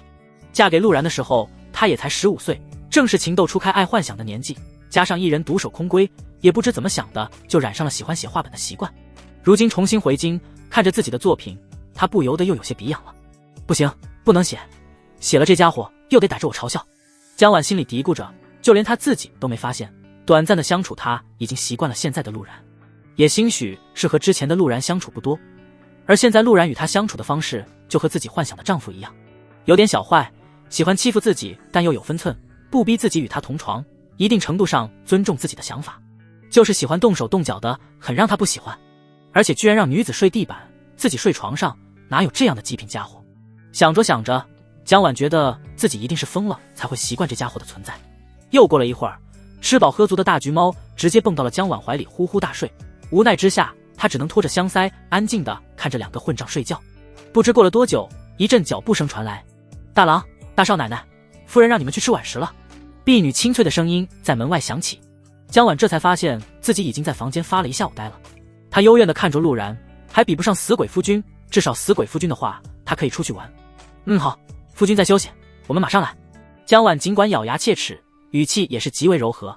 接着他看了一眼大橘猫，想到了早上陆然的强行开机法，直接掰直大橘的4条腿。起床了。猫将军一脸懵逼，眼睛瞪得溜圆，毛嘴 O 字形张，开他难以想象，一天之内被这种奇葩的方式叫醒2回。然后江晚一步步靠近陆然，心想自己是叫他起来吃饭，过分一些自己也有理由。于是乎他高举小手准备给陆然肚子来一拳。就在他手刚要落下之时，一只大手忽然将他手腕钳住，一双冷漠的眼睛直勾勾地盯着自己。江晚心里一慌，夫君，我是想叫你起来吃晚食了。陆然盯了他一会儿才松手，面无表情道，以后别做这种事，无好梦中杀人。江晚听得心里突突，委屈巴巴地走到一旁。大橘猫也回过神来，看着江晚的模样安慰道，他不是吓唬你，要是你刚才有杀气，这时候应该已经人头落地了。陆然有曹贼之好，亦有曹贼之习惯。江晚还是撇过头，眼眶里泪珠打转，不知为什么就感觉委屈。别哭了。陆然温和的声音传来。就当江晚以为狗男人良心发现要安慰自己的时候，陆然话锋一转，再哭我就睡了你，让你哭个够。你混蛋。江晚不敢哭了，这个狗男人的话他是真的怕。内堂。陆然带着江晚刚踏入门槛，就听见陆老爷一声声轻叹。原本气宇轩昂的陆无舟，此刻脸上青一块紫一块的，一口一口喝着闷酒。姨妈淡定地夹着菜，生蚝韭菜炒蛋全往陆老爷碗里夹，看样子今天挨了顿揍还不行，晚上还得有一场硬仗。说来也是，姨妈陪着小儿子在书院求学，1年难得回来几次，回来了肯定得化身榨汁机。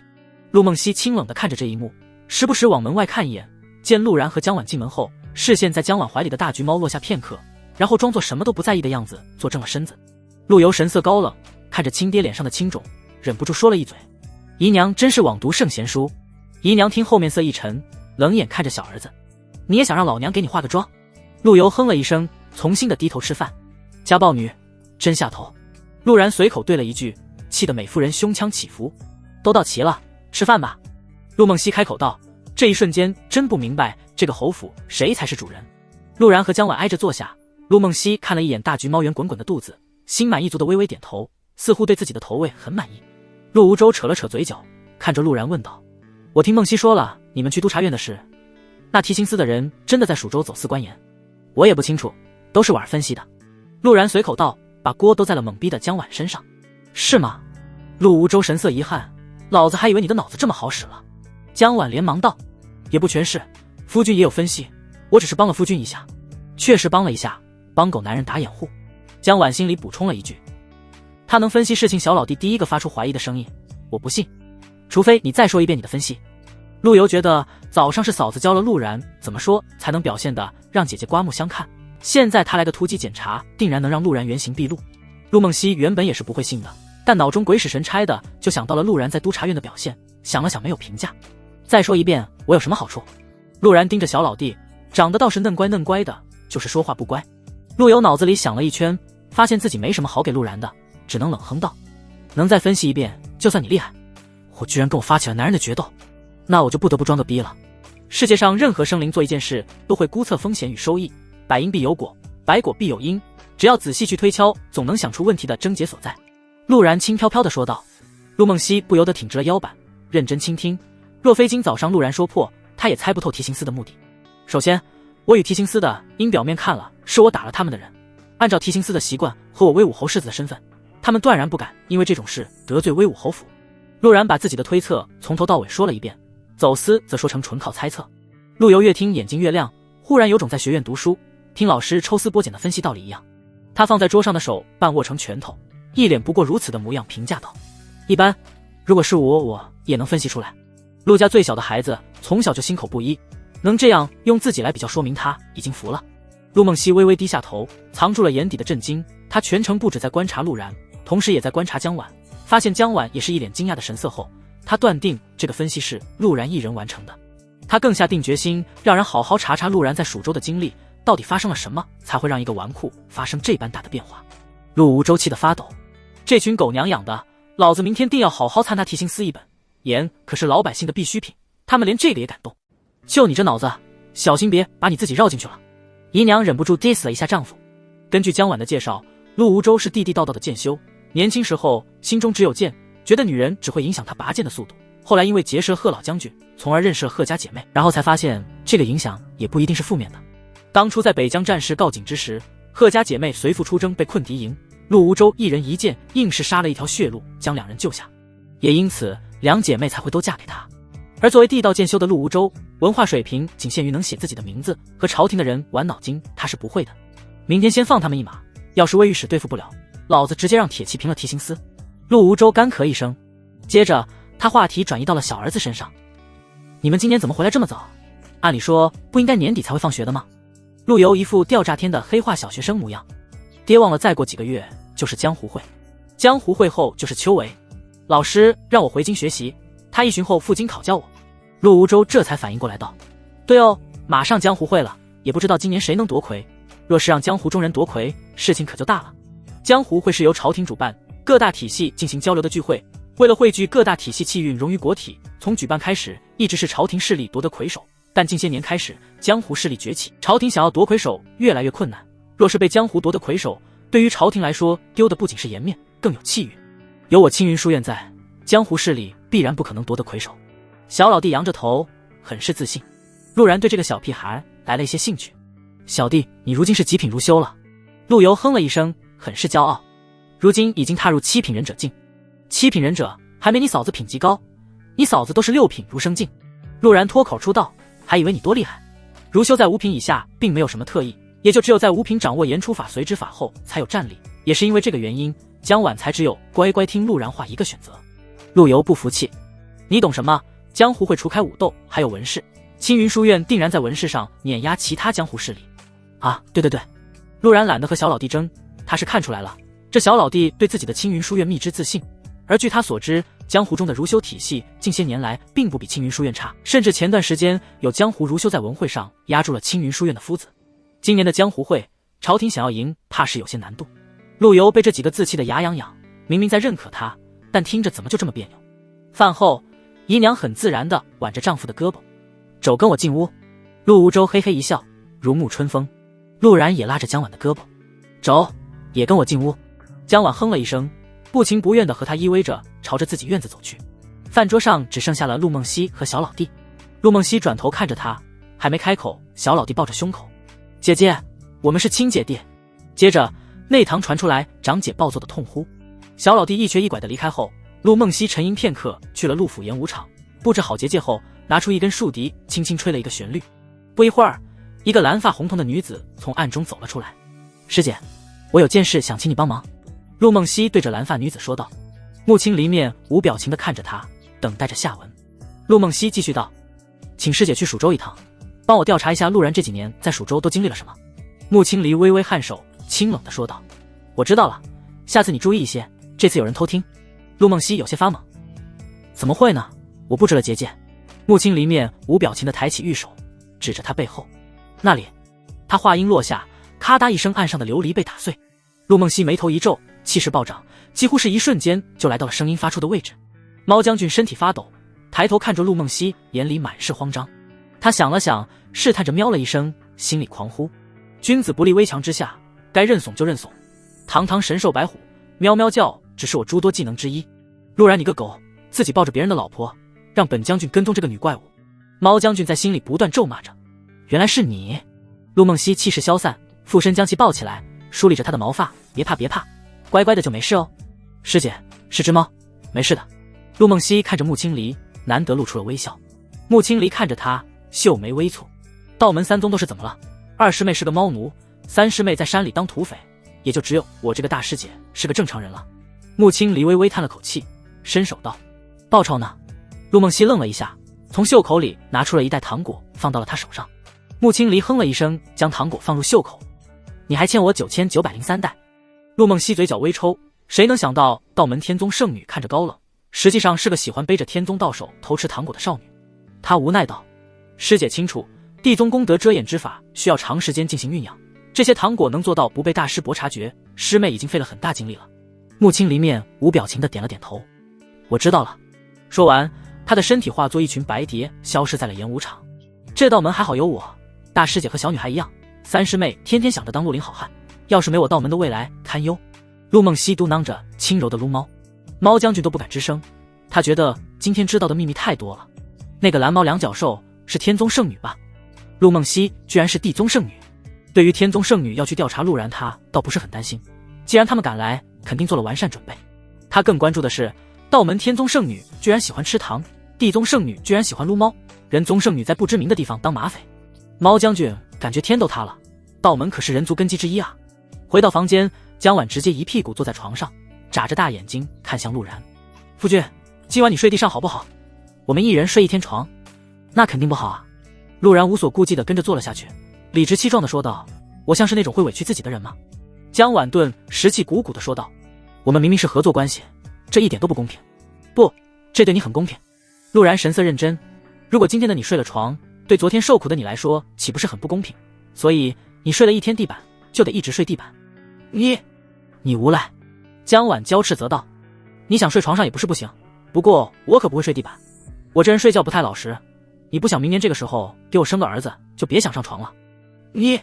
江婉气急，胸口一上一下起伏着，最后咬牙道，睡地上就睡地上。他赌气似的抱着被子丢在地上，气恼地躺了下去。不一会儿，1/3的猫卡在了窗口的小洞上。两角兽，还不快过来接本将军进去喵！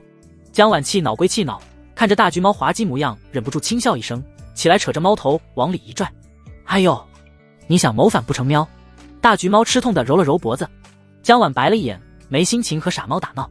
猫将军有正事，缓了一会儿后蹦到了陆然肩上。主人，出大事了喵！大橘猫话说一半，看了一眼江婉，直说就行，他不想死的话，不敢把我们的事乱说。陆然平静道，当初他可是在江婉神魂里埋了一缕剑气，只要一个意念就能收割其性命。江婉转过头，无声地表达着不满。猫将军组织了一番语言，我没猜错的话，陆梦溪可能是地宗圣女，她让天宗的蓝猫两角兽师姐去蜀州查陆然了喵。她是道门地宗圣女。陆然惊讶道，道门在大前是个独特的体系，一共只有3个宗门，并且还是貌离神合，在修行者中当称之为最强宗门也不为过。你难道不更应该关心天宗的圣女去调查蜀州陆然了吗？喵，有什么可担心的？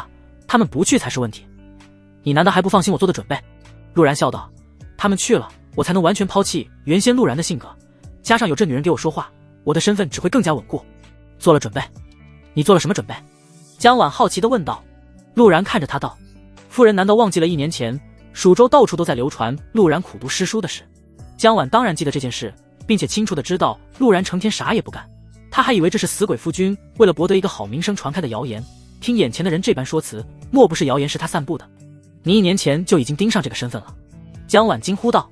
陆然笑而不语，他之前的计划并没有留江婉活口，但正如江婉所言，有个书香门第出生的枕边人作证，他的身份会更加稳固，这才留了他一命。曹贼之语不过是玩笑，留了江婉一命并不代表之前的准备无用了，反而因为江婉存在，这些准备更加真实。江婉知道自己猜中了，心中对陆然的评价又多了一个老谋深算。如今2人绑在一条船上，他自然不会想不开去揭穿陆然的身份，并且还必须得好好帮他瞒住。他盯着陆然俊秀的面容，难以想象温润如玉的翩翩公子，心思竟然如此深沉，也不知这家伙到底经历了些什么东西。提刑司的事你准备怎么处理？江婉想了想开口道，若真是走私私盐，我猜测那个副司主明日上朝之时会直接向陛下坦白此事，把自己撇得干干净净，最后陛下只会赐他一个治下不严的罪名，你也会被提刑司彻底记恨上。我也没打算用这个事把提刑司怎么样，我或许比你更了解那位副司主。陆然讥笑道，这只是灵机一动避免提刑司纠缠的法子，督察院肯定能查到一丝蛛丝马迹，到时候提刑司应付督察院就够头疼，如何还有心思来管我？还有一句话陆然没有说，等提刑司被督察院搅得上下皆皮之际，才是他直取司徒南命脉之时，这叫以逸待劳。陆然看着大橘猫，猫将军调动整个京城的猫兵猫将，随时监视京城的一举一动，有任何不利的消息都告诉我，必要时让猫兵猫将威胁一下老鼠大军，不放过每个探查信息的角落。橘猫当即人立而起，行了一个军礼，遵命喵。接着大橘猫又面露难色，主人，正所谓上好礼则民一时也，我就这样干巴巴的命令他们，他们够呛听话喵。你想要什么？陆然看了大橘猫一眼，什么叫我想要什么？我猫将军对主人忠心耿耿。大橘猫立即板着脸道，主要是得御下有方，方可成大事，能不能多给我一些小鱼干，也不要太多，来个180斤就行喵。我特么哪里有小鱼干？陆然扯了扯嘴角，余光看向江婉，江婉天鹅颈翘得更高了，双手捂着耳朵，我不听，我什么都没听见，不太听话啊。陆然低声沉思道，果然还是把你睡了，让你肚子里有我的种才能让你听话。江婉顿时一惊，直接蹦了起来，死死地护住胸前的雄伟。你混蛋，我也没有多少小鱼干啊，姐姐那里多，你找她要去。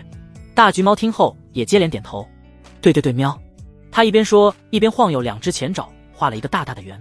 他有这么多的小鱼干喵。陆然转头盯着他，你怎么知道？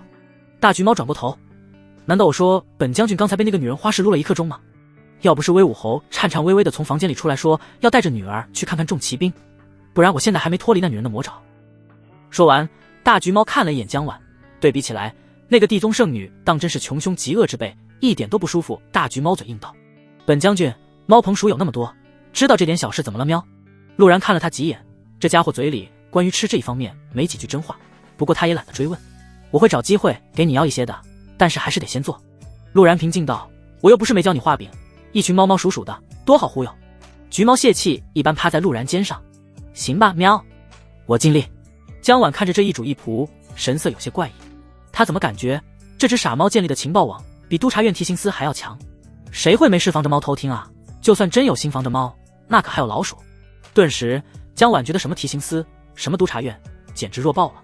翌日清晨，陆然找了好久才从一堆花花绿绿的衣服中找到了一件玄色衣袍，他是在品鉴不来这衣柜主人的审美。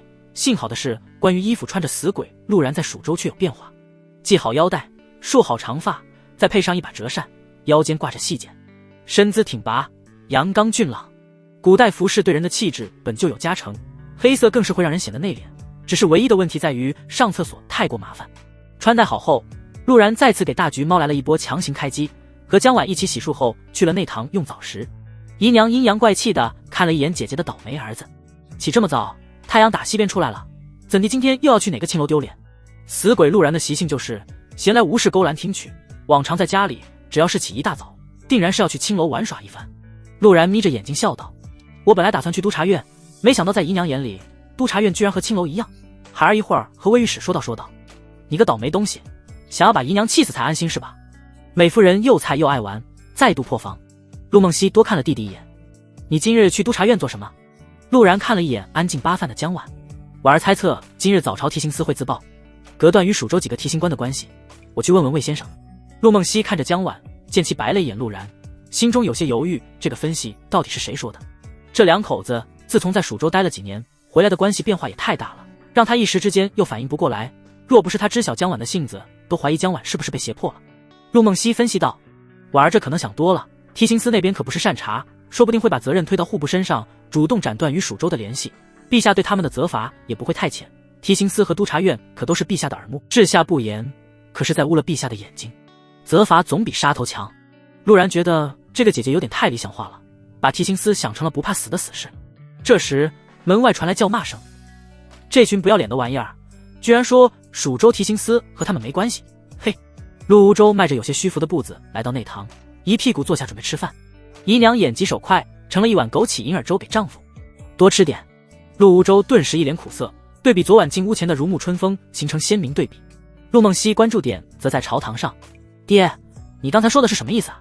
陆无舟听着就来气，司徒南那家伙今日直言查到了蜀州提刑官私自走私官盐，请陛下治他御下不言之罪，你说气人不气人？他话音落下，一家人齐齐看着陆然夫妇，没想到真被猜对了。陆然淡定的吃菜，我家婉聪慧，机操物六。陆无舟后知后觉，你们有没有听我说话？我可是一家之主，一家之主。梦溪跟我说我不在的时候，你经常去教坊司。姨娘悠悠的声音响起。陆无舟还没弄清楚发生了什么，身体下意识一颤，震惊的看着自己闺女。我吃饱了。陆梦溪神色淡定，谁让爹昨晚打扰他撸猫的，好不容易和小胖猫单独相处，还没撸够就被叫走了。陆游也有眼力见，大概猜到了爹今天难逃一劫。我也吃饱了，回房间看书。酷。陆然憋着笑，看着便宜爹就想起了前世兄弟洗脚被警察叔叔逮着让媳妇来赎人的情景，这很难不让人笑啊。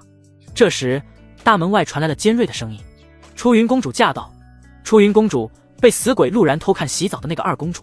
陆然顿时心里警铃大作。陆梦溪看了陆然一眼，原本想要离去的身子有很自然地坐了下来，一副看好戏的模样。陆游淡淡开口，刚吃完饭，先坐着消食，晚些再去看书。听见公主驾到，姨娘冷哼一声，没有继续找陆无舟麻烦。一家人匆忙来到大门前，陆无舟作为一家之主，站在最前面，对着门口的凤辇行礼道：不知公主驾到，老臣有失礼仪，还请公主恕罪。凤辇内传出一声轻哼。陆然呢？陆然那个登徒子是不是回来了？让他跟本公主走，不然我让父皇砍了你们的头。一家人齐齐侧身，给陆然留了一片空地。陆无舟想了想问道：殿下，犬子已然成婚，这般恐怕不合规矩。凤辇内的少女怒哼道：那他偷看本公主就合礼仪了。陆无舟被对得哑口无言，谁让这个混账儿子干些混账事？他一度后悔当初没把这厮射在墙上，不然妻子也不会难产去世。放心，本公主大人有大量，只要陆然能让本公主满意，本公子肯定不会为难他。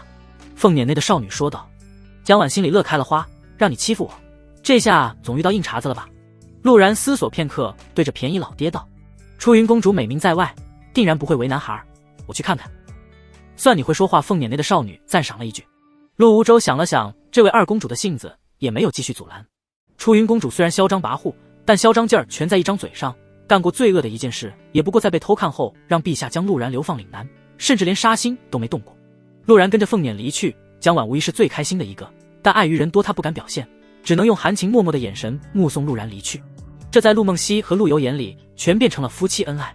婉儿，你如果被他逼迫了，就和姐姐说。陆梦溪想了想说道。江婉面色一僵，她知道了。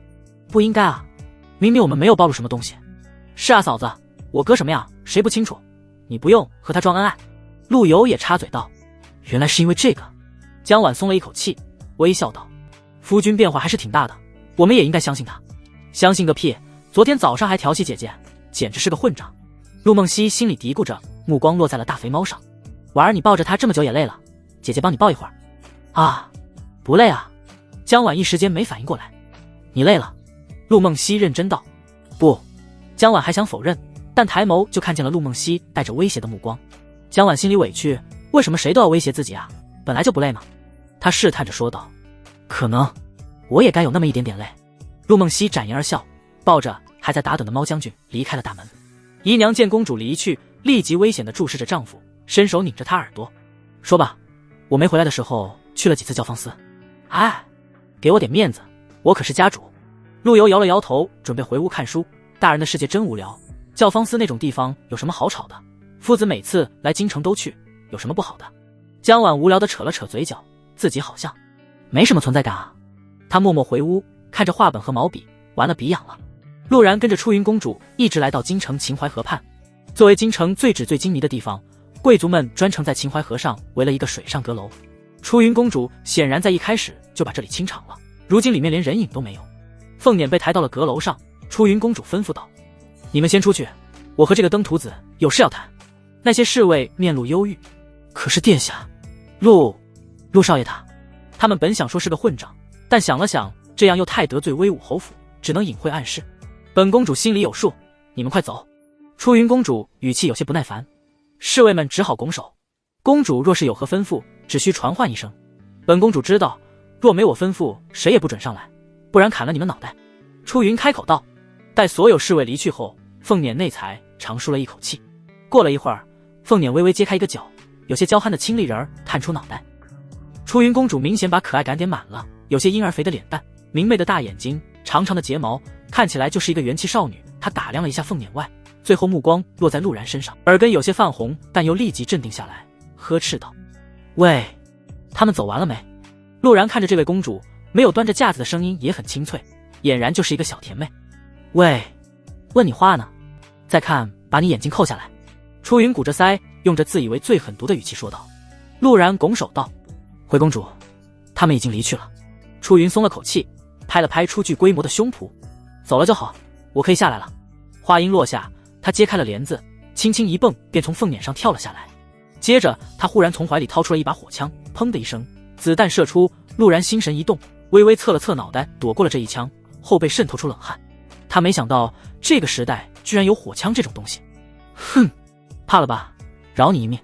出云公主扬着脖子，似乎刚才那一发是她故意威慑。陆然面皮微抽，这公主枪法一般不说，还特么喜欢装。刚才我特么反应慢半拍脑袋都开花了。出云完全不知道刚才自己一枪差点杀人，宫里的人都夸他枪法好，不要随便示人，甚至觉得今天陆然能看到他的枪法是陆然赚大了。他端坐在大椅上，看着站在中央的陆然，两人无声地对视着。出云公主试图用自己皇女的身份让陆然服软，这是她学霓裳的手段。年少时后霓裳熬过鹰，长时间与雄鹰对视，这让霓裳养出了一双锐利的眼神，至今他看着霓裳的眼睛都发怵。他今天就要用从霓裳那里学来的眼神，让这个登徒子替自己办事。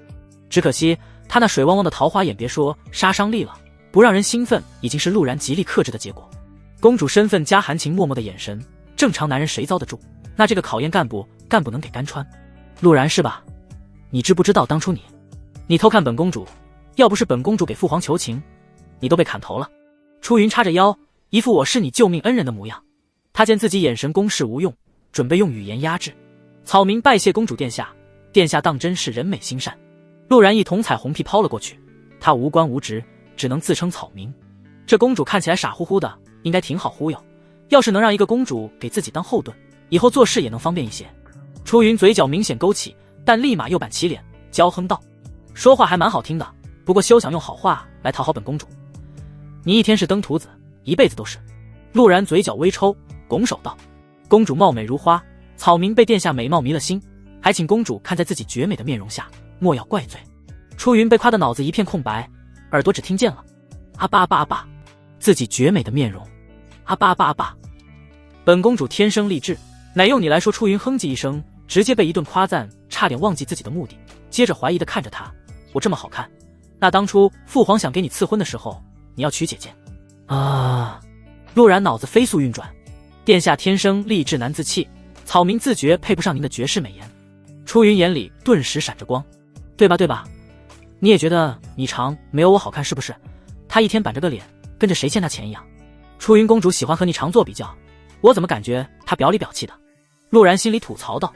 小公主意识到自己架子崩了，连忙轻咳一声：“本公主给你一个机会，现在投靠我，我给你找机会娶了霓裳那个女人，满足你的愿望。如果不答应……”出云拿着火枪，目光冰冷：“娶霓裳？我又不准备在京城久待，而且我有媳妇了，这样不好。”陆然摇头道：“殿下，在下也有家室，与妻子相濡以沫，发誓白头到老。”小公主当即道：“就是看你有家室才让你娶，还要让霓裳做妾。”随即她又轻哼一声：“只要你给本公主当牛做马，本公主肯定不会亏待你。给你当牛做马，那你给我草吗？”陆然明白了情况，元气表表看霓裳公主不爽，想要想法子让霓裳低他一等。而元气表表认识的外男不多，最不成器的应该就是自己了，所以自己才会成为他眼中霓裳未婚夫人选。公主殿下有些强人所难了，我乃威武侯世子，只能效忠陛下。陆然严厉拒绝：“想要马儿跑，不给马儿草，当我是黑奴呢？你若是不愿意，本公主现在就大喊非礼。”元气表表冷笑一声，自以为很酷地说道：“你也不想让侍卫觉得你对我不轨吧？只要公主殿下给草，草民愿为公主殿下肝脑涂地，做牛做马。这位来自岛国的女士，请终止你的岛国发言。”陆然心里大无语，单纯的公主殿下没听懂弦外之音，兴奋道：“大前有句古话，叫做识时务者为俊杰，你一看就是个人才。我想想，以后每天中午你都得来出云府上来找本宫，供本宫差遣。殿下，草民平日里有要事处理，最近刚从蜀州回来，提刑司案子还没解决呢。”陆然叹了口气：“也对哦。”单纯的元气表表点了点头：“那就算了，反正本宫要用你的时候，你必须随叫随到，不然霓裳本宫可就送给别人了。”陆然算是明白了，这位疑似岛国留学的公主就是在瞎胡闹，目的只是为了找茬霓裳公主，也不是想要自己帮她办事。刚才这丫头的威慑其实也没什么杀伤力，要是她叫非礼，名声污了的是她，自己大概率是不会有什么事的。毕竟几年前陛下就有心把这丫头用来笼络威武侯府，就当是陪小朋友过家家了。陆然心里想到，不过转而又想起了这位元气表表小公主的另外用途。公主殿下，草民现在也算是你的人了，若是遇到麻烦耽误到了殿下的大计……陆然循循善诱道。小公主振臂一挥：“没事，本公主罩着你，你退下吧。”元气表表心情大好，事情顺利的出乎她的想象。是，对了，这个东西你拿着。出云公主叫住了她，从腰间取下一枚雕刻着出云二字的玉佩道：“这是本公主的信物，不管是出云公主府还是皇宫，你都可以凭借这个玉佩见到本公主。还有这种好处？”陆然看着手里的玉佩，眼睛一亮，拱手道：“草民定然效忠公主殿下。”出云很满意陆然的反应：“这算是给你草了吧？”“不，这并不算，你得张开嘴，迈开腿，这样才算。”陆然腹诽着。莫名有了公主靠山的陆然拿着令牌离开了阁楼，刚走不远，身着玄衣制服的人拦住了他：“魏先生有请，还请世子殿下移步督察院。”“魏先生，官盐走私案的问题。”陆然不动声色的点头：“劳烦大人带路。”“好奇楼3楼。”魏贤独自在此看书，陆然上来之时，他才将书放下，指着面前的位置道：“坐下说话。”陆然淡然地坐了下去，然后给自己斟茶：“你现在变成功臣了。”魏贤忽然开口道：“功臣？”陆然面色不解，略微思索后猜到了一些：“蜀州那几个被我打的提刑官应该死了吧？”魏贤微微挑眉，示意陆然继续。陆然继续道：“我没猜错的话，应该是司徒南派人杀了他们，然后彻底把杀提刑官这件事坐实在我身上。”魏贤面露好奇：“蜀州当真人杰地灵至此，一个贪花好色的纨绔，去了几年回来就成了心思缜密的良才。”陆然面色不变：“人总得不断变化，古之贤者有言，士别3日，刮目相看。”魏贤灼灼地盯着他，良久后才摇头道：“罢了，我也只有羡慕陆吴州那个老东西。你既然能猜到这里，想必也猜到了为何你变功臣。监察官盐走私，冒死负荆禀报。”陆然淡淡道：“无非就是这个由头。你觉得这是好事还是坏事？”魏贤再度问道：“还请先生解惑。”陆然知道这才是魏贤叫自己来的原因，同时他心里也疑惑，自己的名声并不好，就算上次让这位御史刮目相看，但也不至于单独传唤才对。我还以为你还能猜对。魏贤笑道：“这件事若是对督察院的人来说是好事，有功便可得到督察院的资源，但对于你来说并不是好事。”陆然眉头微皱，怎么也想不明白为何会说不是好事。魏贤也没卖关子，继续道：“蜀州死的那几个提刑官中，有一个是户部侍郎的儿子。走私官盐可不是小罪，魏先生知道，那陛下也应该知道，这户部侍郎恐怕会被抄家才是。为何对我来说不是好事？因为他那个儿子是陛下去年认可的断绝关系之人，如今与户部侍郎没有任何关系。陆然顿时明白了这句话的信息。您的意思是，户部侍郎在1年前其实就准备在私盐上下文章，如今东窗事发对他没有影响，反倒是我杀了他儿子，如今会被他针对。我可是威武侯世子，户部侍郎凭什么敢动我？用规矩动你？魏贤笑了笑，继续道：若是以前，他想玩死你如同捏蚂蚁，但现在我倒是很好奇，你会和他怎样碰撞？那我直接加入督察院不行？陆然嬉笑地看着他。魏贤摇头，督察院与提刑司不同，加入者须得皇室中人引荐，某种意义上，督察院确实可以挡住很多侯府挡不了的问题，但你想加入，需要得到一些人的注意才行。陆然沉默片刻，点头道：在下谢过魏先生提点。不算提点，只是你帮我们打压提刑司的报酬，我们督察院也因此从提刑司那边得到了案件审讯的权利。魏贤淡然道：另外，今日叫你来，还有一件事。魏先生请讲，在下知无不言。魏贤正色道：督察院调查结果，走私的官盐至少有5000公斤，但至今能找到的官盐处处不到1000公斤，你可有眉目？不是，你这也问我？我他妈是个纨绔啊，就算不是纨绔，这种销赃渠道我都能清楚，那我岂不是也不干净了？陆然陪笑道：魏先生未免太看得起我了，这种事我怎么会知道？这时楼梯传来急促的脚步声，身穿玄色制服体态匀称的女子走了上来。她长着一副标准的瓜子脸，左眼角有一颗泪痣，扎着干练单马尾，制服紧贴在身体上，胸肌不大不小，盈盈一握，勾人的长腿绷紧，看起来就弹性十足。制服女警看样子不管在什么时代都有独特的韵味。陆然不由得想到。女子漠然地看了他一眼，接着朝着魏贤一拜。他嗓音清澈，语气干练：魏先生，审讯出了问题，从提刑司那边接过来的一对合谋罪犯似乎早就对了口供，正常审讯审不出结果，是否要动刑？魏贤摇头：提刑司正等着弹劾我们严刑逼供，短期内不要如此。女子蹙眉：可先生，那2人已经被捉拿14日，若是还不能审出结果，就必须得放了。魏贤低头沉思着，正想给出自己的审讯方案，侧眼看见了悠闲的陆然。能揣度朝廷变化的人，对人心的把控定然不差，审讯就是比的谁心脏，或许可以让他试试。世子可有什么好的方法？魏贤询问道。您还真不把我当外人，想白嫖我？怎么可能？陆然神色不变。督察院自己的事，在下不便插手。换句话说，我有办法，但我不说，你能拿我怎么地？女子也蹙眉道：先生，此人荒淫无道，若是被外人知道让他审讯，岂不是让人看我们督察院笑话？哟，这女人看着挺飒，小嘴挺损的。陆然没有搭理她，对付这种女人无视是最好的选择，因为她们自己会生气。女子看着陆然没把自己当回事的样子，确实心里升起一股无名怒火，冷哼一声，继续看向魏贤道：属下无能，还请先生指点。魏贤微微一笑，继续看着陆然道：前段时间国师送了我一把好剑，我也不是剑修，虽然喜欢收集长剑，但拿着也大用。世子若是解决了这个问题，老夫把剑送给你如何？好剑。陆然心神微动，他的剑确实该换了，随身的细剑只是凡铁，平时御剑不敢注入太多剑气，不然细剑会断裂，若是能换一把好剑，他的战力能上一个台阶。真就是瞌睡来了送枕头。魏贤说完，起身从一旁拿出剑匣，轻轻一推，数十把寒气逼人的长剑整齐排列。接着魏贤从中取出了一把暗金色长剑，丢向了陆然。看看。陆然调动剑气没入剑中，惊愕地发现这把剑居然完美契合自己通过剑点修出来的剑气，瞬间便将其掌控住。魏先生可不许反悔。陆然兴致勃勃地挥了挥剑，越用越顺手。我魏贤一言九鼎。一旁的女子站不住了：魏先生，这把剑可是天外云铁加上数十种珍贵炼器材料锻造，实乃绝世好剑，还请先生三思。我可没说送给他，前提是解决了这个麻烦事。魏贤摇头道：你带他去审讯，要是能出结果，这把剑给他又何妨？女子见状也不再多说什么，拱手道：卿您遵命。陆然此时却摆手道：不用我去，我给你们一个思路，对你们以后审讯这种案子大有裨益。区区纨绔子弟也敢大放厥词。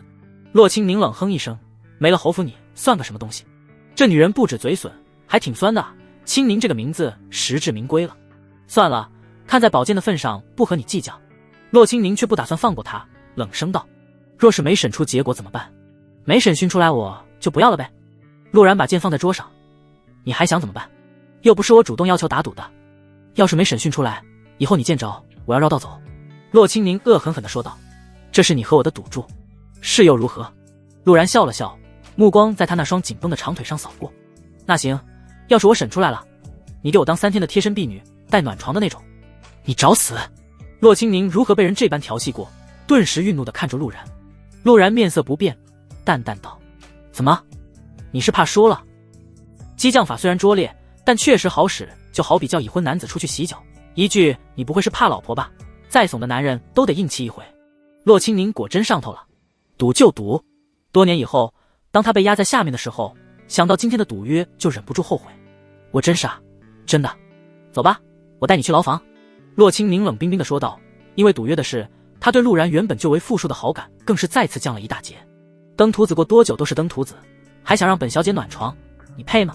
我不用去，只用一个思路，包你能审出结果来。陆然徐徐道。洛清宁打量着他，魏先生在这里，陆然肯定赖不掉赌约，思来想去也想不明白陆然在玩什么把戏。要是你敢赖账，我定然要到威武侯府要个说法。洛清宁冷哼一声，这女人有病吧？我输了不就是见着你绕道走，你他妈来我府上干鸡毛？陆然觉得这女人的脑子没有长在胸上，全被一双大长腿吸走了营养。听好了，我只说一遍。陆然没有搭理他，自顾自说道，先准备好一份一边倒的供词。你们审讯这么久，肯定有案子的完整逻辑链，缺的只是证人，这个不用我多说了。再将2人分到互相能看见但又听不见对方说话的2间牢房里，然后再找到主次，2人心性弱主强次弱，则专攻次，主弱次强专攻主，明白不？洛清宁思索着，这种分而审讯之法也不是没用过，但让2人互相能看见听不见的审讯法确实没用过。陆然见腿经没有询问，继续道，接下来是重点，第一次与2人交流正常审讯，暗示谁说供词就从轻处理，隔一炷香给2人眼神交流的机会，然后再进去审讯，先审心性强者，随表聊几句后就和他谈天说地，怎么开心怎么聊，然后再去另一人牢房，一个字也不说，直接用你们事先拟好的供词让其画押，不愿意就直接来硬的，记住一句话也不要多说。洛清宁蹙眉，这样比严刑逼供还要严重，你到底想做什么？想要找个性子软的当替罪羊？陆然笑了笑，又没让你真逼他画押，你去做就是，不出意外下午就能审出来结果，这招就叫接话法。洛清宁不确定地看了一眼魏贤，魏贤微微颔首，去吧，按照他说的做。洛清宁听后心里一突，魏先生的意思是这样真能审出结果来。他看了一眼陆然，微微抿唇退了下去。待其离开后，魏贤目光锐利地看向陆然，你当真是陆无州那个不成器的儿子？这还有假？陆然面色淡定。魏贤不经意说道，为了查清官盐走私，我让人把沿路官道小路都调查了一遍，过几日就有结果了。陆然依旧面不改色。魏先生心思细腻，难怪能成为制衡提刑司的利刃。制衡？魏贤笑了笑，你觉得我是为了制衡提刑司才待在督察院？在下不敢乱猜。陆然平静道。魏贤也没再说什么，话题转移到了洛清宁身上。你觉得洛清宁那丫头如何？我觉得那双腿能玩一辈子，要是穿上黑丝，天天都得扶摇出门。陆然脑中不由得浮现了腿经的那双大长腿，面上却波澜不惊道，洛姑娘行事干练，看起来中正不阿，观其体态，想必腿上功夫了得，应该是专注腿上功夫的武夫。魏贤似笑非笑地看了他一眼，你当真只是这么觉得的？陆然目不斜视，自然如此。一个声色犬马的纨绔，居然在一起了内在，你的变化有点太大了。魏贤再度试探道，不是你太纯洁，没听懂腿上功夫这几个字。陆然腹诽着。魏贤继续道，洛丫头本是商贾之女，因为被地方王爷看上家破人亡，她不是对你有敌意，是对你们这一类人都看不惯。若非这丫头被当初云游的长公主遇到，应该也没有今天的督察史洛清宁了。长公主？陆然想起了那天惊鸿一瞥，元气表表说要把姐姐送给我当妾，虽然知道这丫头不靠谱，但还是有点小期待她的骚操作呢。威武侯府，猫将军此刻再次感受到富贵人家的舒适了。张嘴有人投喂小鱼干，睡觉有人梳理毛发，而这一切只需要他付出喵一声的代价。让他最震惊的其实还是陆梦溪的反应，为什么这女人要学自己喵喵叫？猫将军盯着嘴角挂着淡淡笑意的陆梦溪，决定再次试探一番。喵！陆梦溪目光微微闪烁，红唇轻启，轻柔地跟着喵了一声。这女人有病，绝对有病。猫将军害怕了，他在这个女人的眼神里看到了占有欲，看到了兴奋，仿佛自己成了他的私人玩物。他想要逃走，于是猫将军说一不二，挣扎着想要起来，然而还没等他站稳，白皙的玉手拿着一根小鱼干放到了嘴边。啊，这是最后一根小鱼干。猫将军的志气来得快，去得也快，叼住鱼竿，懒散地躺在陆梦溪大腿上。陆然说过，有便宜不占王八蛋，白吃白喝，干嘛要跑？他囫囵把鱼竿吞下去，感受到了陆梦溪的注视，这是想让他再叫一声。可恶，是可忍，孰不可忍？我乃天策猫将军，体内住着神兽白虎之魂，怎能为了区区鱼竿取悦一个女人？陆梦溪见肥猫不开口，又拿了2只小鱼竿。喵！猫将军很淡定地叫了一声，仿佛方才那斗志昂扬的心理活动并不是他的想法一般。劳动最光荣，我没有谄媚，只是用我迷人的嗓音换取劳动果实，本猫没有错。本猫不是为了5斗米折腰的低劣猫，本猫是伟大的劳动猫。猫将军享受着两脚兽的梳毛，开始不停地喵喵叫，陆梦溪也随着他的喵喵叫有节奏的轻声喵喵喵。而这一切已然被想来带走猫将军的江婉看在眼里，姐姐他居然……江婉觉得自己发现了大秘密，想要静悄悄地离开，结果不小心磕到了门，咚的一声，江婉眼里瞬间没了光。院里安心撸猫的陆梦溪身体微颤，姐姐，我是来接猫回去的，我怕姐姐累着。江婉陪笑道。陆梦溪面无表情，冷冷地走到江婉面前，婉儿妹妹，我不想这件事被第3个人知道。威胁又是威胁，我堂堂礼部尚书嫡女，堂堂京城闻名才女，为什么天天被威胁啊？江婉讪讪一笑，婉儿什么也没看见，什么也没听见，我还有事，就不打扰姐姐了。这时陆无舟中气十足的声音传来，梦溪再不和爹去看看众骑兵，阿然那臭小子还没回来，不行，老子直接去皇宫要人。陆梦溪微微叹息，不情愿地把肥猫送到了江婉手上。我有事，你看着他。原本眯眼享受的猫将军感觉自己从穷凶极恶之地来到了富裕丰满之都，顿时惊得睁开眼睛，视线正好和江婉对上。肥猫心里咯噔一声，完了，主人让我看着便宜媳妇，我给忘了。大肥猫被带到了房间，江婉神色怪异地看着他，猫将军，你给姐姐灌了什么迷魂汤了？他怎么？他都有些不好意思说出口。侯府后辈里最年长的人，侯府众骑兵的掌管者之一，这样的陆梦溪居然对着一只肥猫喵喵叫，离谱，属实离谱。本将军和婢女之间的事，你少管。猫将军尽量让自己凶恶一些，可圆滚滚的肚子怎么看怎么滑稽，谁稀罕管了？江婉呵斥道，一头扎进了被子里，嗅了嗅才想起这个床上全是狗男人的味道。他下意识想要从床上爬起来，但想了想自己被他搂搂抱抱那么多次了，趁他不在好好霸占他睡的床，让床上重新有我的味道才是最好的报复。橘猫不懂两脚兽的奇葩举动，就像不理解好好一个人为什么要学喵喵叫一样。他目光在房间里转了一圈，寻找着打盹的地儿，倏然目光一沉，他盯着桌上的笔墨，立即跳到了江婉背上。你是不是给谁写信了？说。江婉愣了一下，什么写信？橘猫指着笔墨，不是写信房间里怎么会有这些东西？江婉耳根一红，目光躲闪道，和你有什么关系？橘猫目光泛寒，跳到窗台上喵了一声，接着10几只颜色各异的猫从各个角落里蹦了出来，霎时间满园全是喵喵喵。猫将军，喵喵喵，喵喵喵喵喵！你们调查一下里面那个两脚兽有没有把信送给别人，懂？有三花猫喵语，喵。信是什么？猫将军，喵喵喵，信就是信。群猫，喵。收到。吩咐完后，群猫退散，猫将军回到床上，瞳孔露着寒光，一猫爪拍在江婉后脑勺上，将其打晕，然后叼来身子，再次给江婉捆了起来。过了片刻，江婉悠悠醒来，慌张的在房间扫视。猫将军坐直身子，立在桌子上，别让我的猫兵猫将调查出来什么东西。陆然回来之前，你就这样待着吧。江婉想要开口，结果只能呜呜呜几声，委屈感再度涌上心头，2行清泪滑落下来。好棋楼下午有时，魏贤正在和陆然对弈，见陆然再次悔棋，心里也没了继续的想法。你这小子，下个棋10个子回9个，哪有你这样下棋的？魏贤摇头道，人生没有后悔药，下着玩的棋还不让悔棋，未免也太无趣了些。陆然不以为意，而且还得怪你，年长者都不知道让着年幼者。魏贤无奈的摇摇头，一下午的闲聊，他是领教了这小子诡辩，多说也无用。你应该是8品游侠，准备步入7品大侠了吧？魏贤忽然开口道。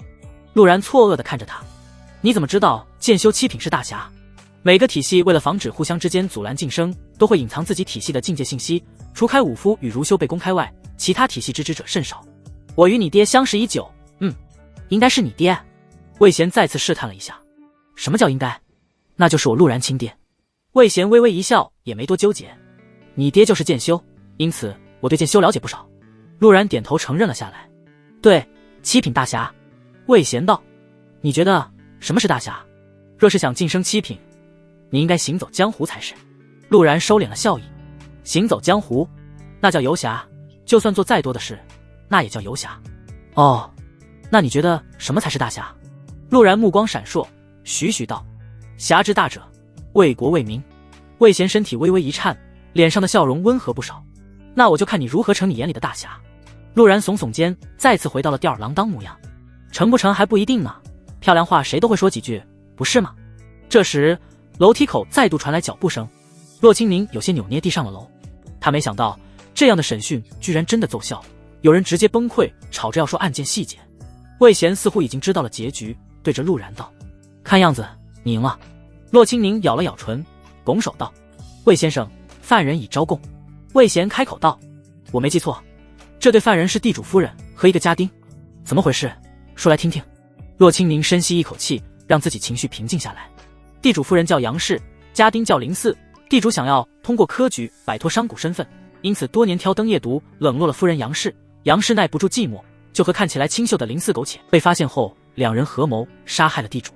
陆然听着简单总结了一下，这是一场爆肝的读书人与爆肝的家丁与家庭主母之间的关系。陆然觉得自己简直是集万家学说大成者，言简意赅，还能描绘出清晰画面。骆清明看着陆然那满不在意的模样，心里顿时有些不服。你怎么知道这种审讯就能成？明明之前我们也有分开攻心审讯。这叫攻心。陆然解释道，两人若是没有经历过审讯，简单分开肯定有效，但两人是由提刑司转过来的，之前定然被审过。提刑司没审出来，说明两人互相信任度极高，所以要打破这个信任，让你和其中心智坚定者谈笑风生，就是为了让另一人心生猜疑，有了猜疑便有了突破口，一旦这个突破口被撕开，信任便会彻底崩碎。一边倒的供词加上引诱的主动交代者从轻处罚，心智不坚者定然会招供实情，人都是利己的。骆清明抿了抿唇，轻轻哼了一声，嘀咕着，心真脏。陆然见事情了结，拿着案巾长剑起身，那此物我就却之不恭了。魏贤颔首，没有阻拦，在下告辞。陆然拱手，全程没有搭理骆清明，仿佛完全不在意赌约。这也是陆然的小心机，人家老大在这里，你直接让人当你暖床侍卫，多少都有点不给人面子。而骆清明这种姑娘，你越忽略她，她就越来劲，这样的态度刚刚合适。果不其然，骆清明见陆然闭口不提赌约的事，顿时冷哼道，你当我是输不起吗？明日我就会来侯府，说好只有3天。陆然驻足看着魏贤道，不知魏先生意下如何？既然是赌约，自然愿赌服输。魏贤淡淡一笑。闻言，陆然玩味地看着骆清明，明儿还得穿这身衣服哦，我可不想妨碍你办公。骆清明愣了一下，总觉得对方让自己穿着公服目的不纯。回到府上，老侯爷长松了口气，瞻前顾后地问公主有没有做什么过分的事。元气表表能做什么过分的事？他不过是想要个姐夫罢了。陆然摇头，没有什么过分的事，老家伙别操这个心了。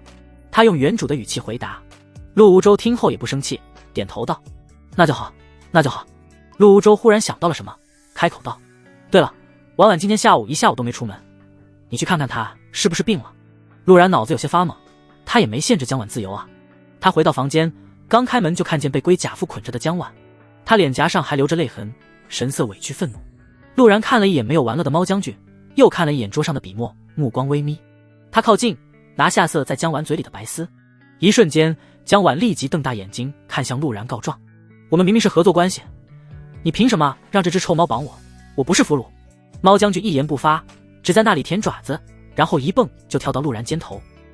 陆然看着他轻轻一笑，猫将军是我出生入死可以放心交付后辈的至交好友，你只是我有名无实的妻子，指望着我帮你说话。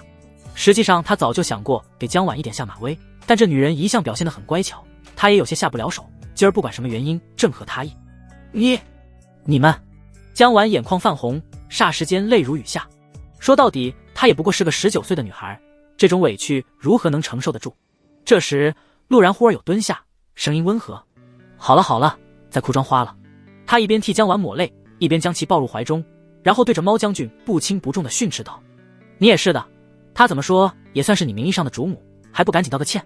主母恕罪，是我失礼了，但是笔墨一事你也应该好好解释一番。猫将军哼了一声，脑袋转到一边。陆然安抚着他，一脸怜惜地擦拭着他脸上的泪痕，同时揭开他身上的绳子。刚才我也就和你开个玩笑，你说过我们一损俱损，也算是生死相连的朋友，我怎么会不向着你呢？斯德哥尔摩综合症的养成步骤，不断地玩弄情绪，时而对他好，时而对他坏，让他渐渐地下意识把自己当成唯一的依靠，这样一步一步彻底将其拿捏住，陆然才能安心。混蛋，混蛋，你们都欺负我！没有安慰还好，陆然一安慰，江晚的泪水如同决堤一样一发不可收拾，居然紧紧地抱住陆然这个认识不久的陌生男子，嚎啕大哭起来。感受着怀里软软的姑娘，陆然对着猫将军使了个眼色让其离开，同时轻轻拍打着江晚的后背进行安抚。猫将军看着紧抱的两人，感觉心里奇奇怪怪的，轻轻哼了一声，跳到了一旁的梳妆台上趴着睡觉。江晚哭了很久，把陆然肩头的衣衫都给打湿了，发泄完情绪后才发现自己与陆然的姿势极为暧昧，整个人几乎挂在他的身上。他脸颊泛红，想要立即挣开，但他的力气又如何比得过陆然，只能用近乎撒娇的语气说道：你快放开我！陆然没有理他，反而抱得更紧了。我们要公平，刚才你抱我，我都没有躲闪，所以你也得让我抱一会儿。按照之前江晚的性子，肯定是会拒绝，并且大骂无耻。但现在他莫名的有些贪恋这个怀抱，贪恋有依靠的感觉，矜持之下只是软软的问了一句：你只能抱着，不准做其他事。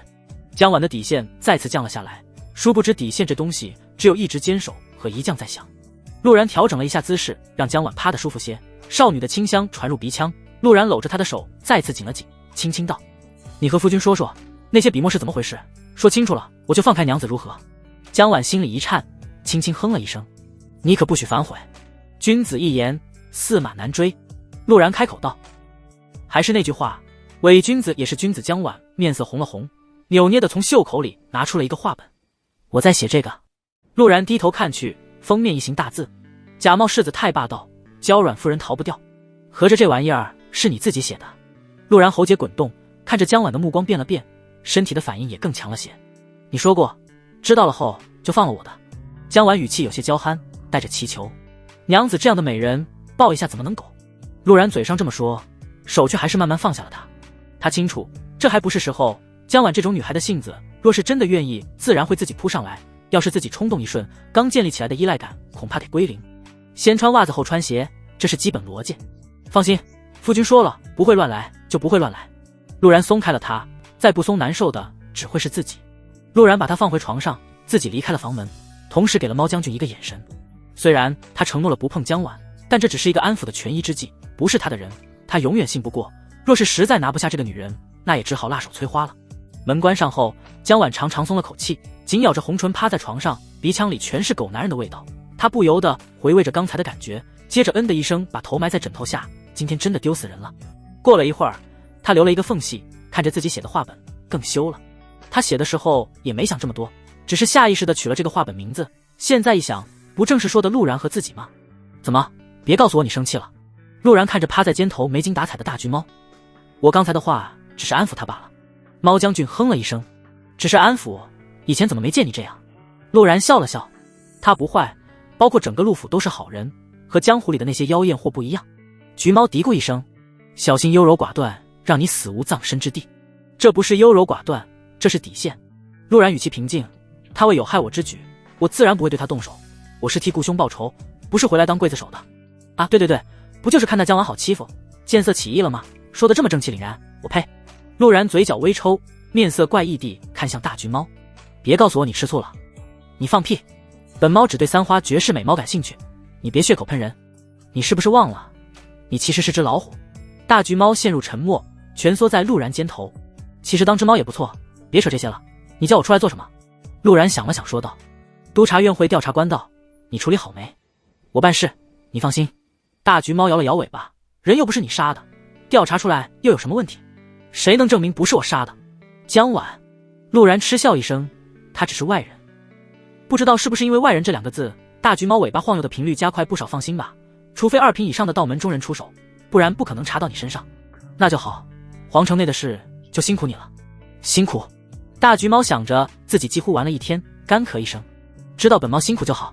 翌日清晨，江晚舒服地打了个哈欠，睡床上真好。哎，他猛然睁开眼睛，自己居然躺在地上。陆然正慢悠悠地从床上起来。早，世子的娇软夫人。陆然舒服地伸了个懒腰，平静地从江婉身边路过。你，昨晚明明是我睡在床上的。江婉握着袖拳，陆然睥睨地看着他。怎么？昨晚安慰一下，你就想鸠占鹊巢了？那个床只有我和还他妈能睡，懂？江婉气鼓鼓地瞪着他，往他昨天还对这个狗男人有了那么一丢丢的好感。呸！狗男人永远是狗男人。对了，还有那只混账猫。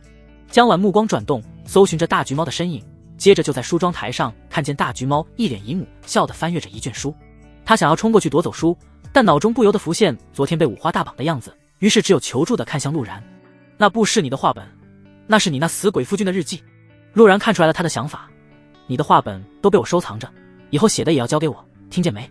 江婉面露抗拒，语言到嘴里却变成了，那你不许给别人看。看样子昨晚的调教蛮成功的。陆然对他的反应很满意。霸道世子和他的小娇妻，我们俩的小故事，我给别人看做什么？呸！才不是和你的故事，你就是怕我写东西揭露你的身份，小心眼。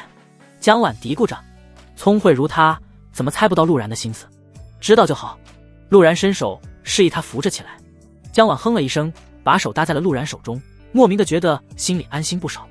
陆然还有写日记的习惯。陆然带着江婉走进梳妆台，看着大橘猫面前的书，字迹潦草，勉强能认识。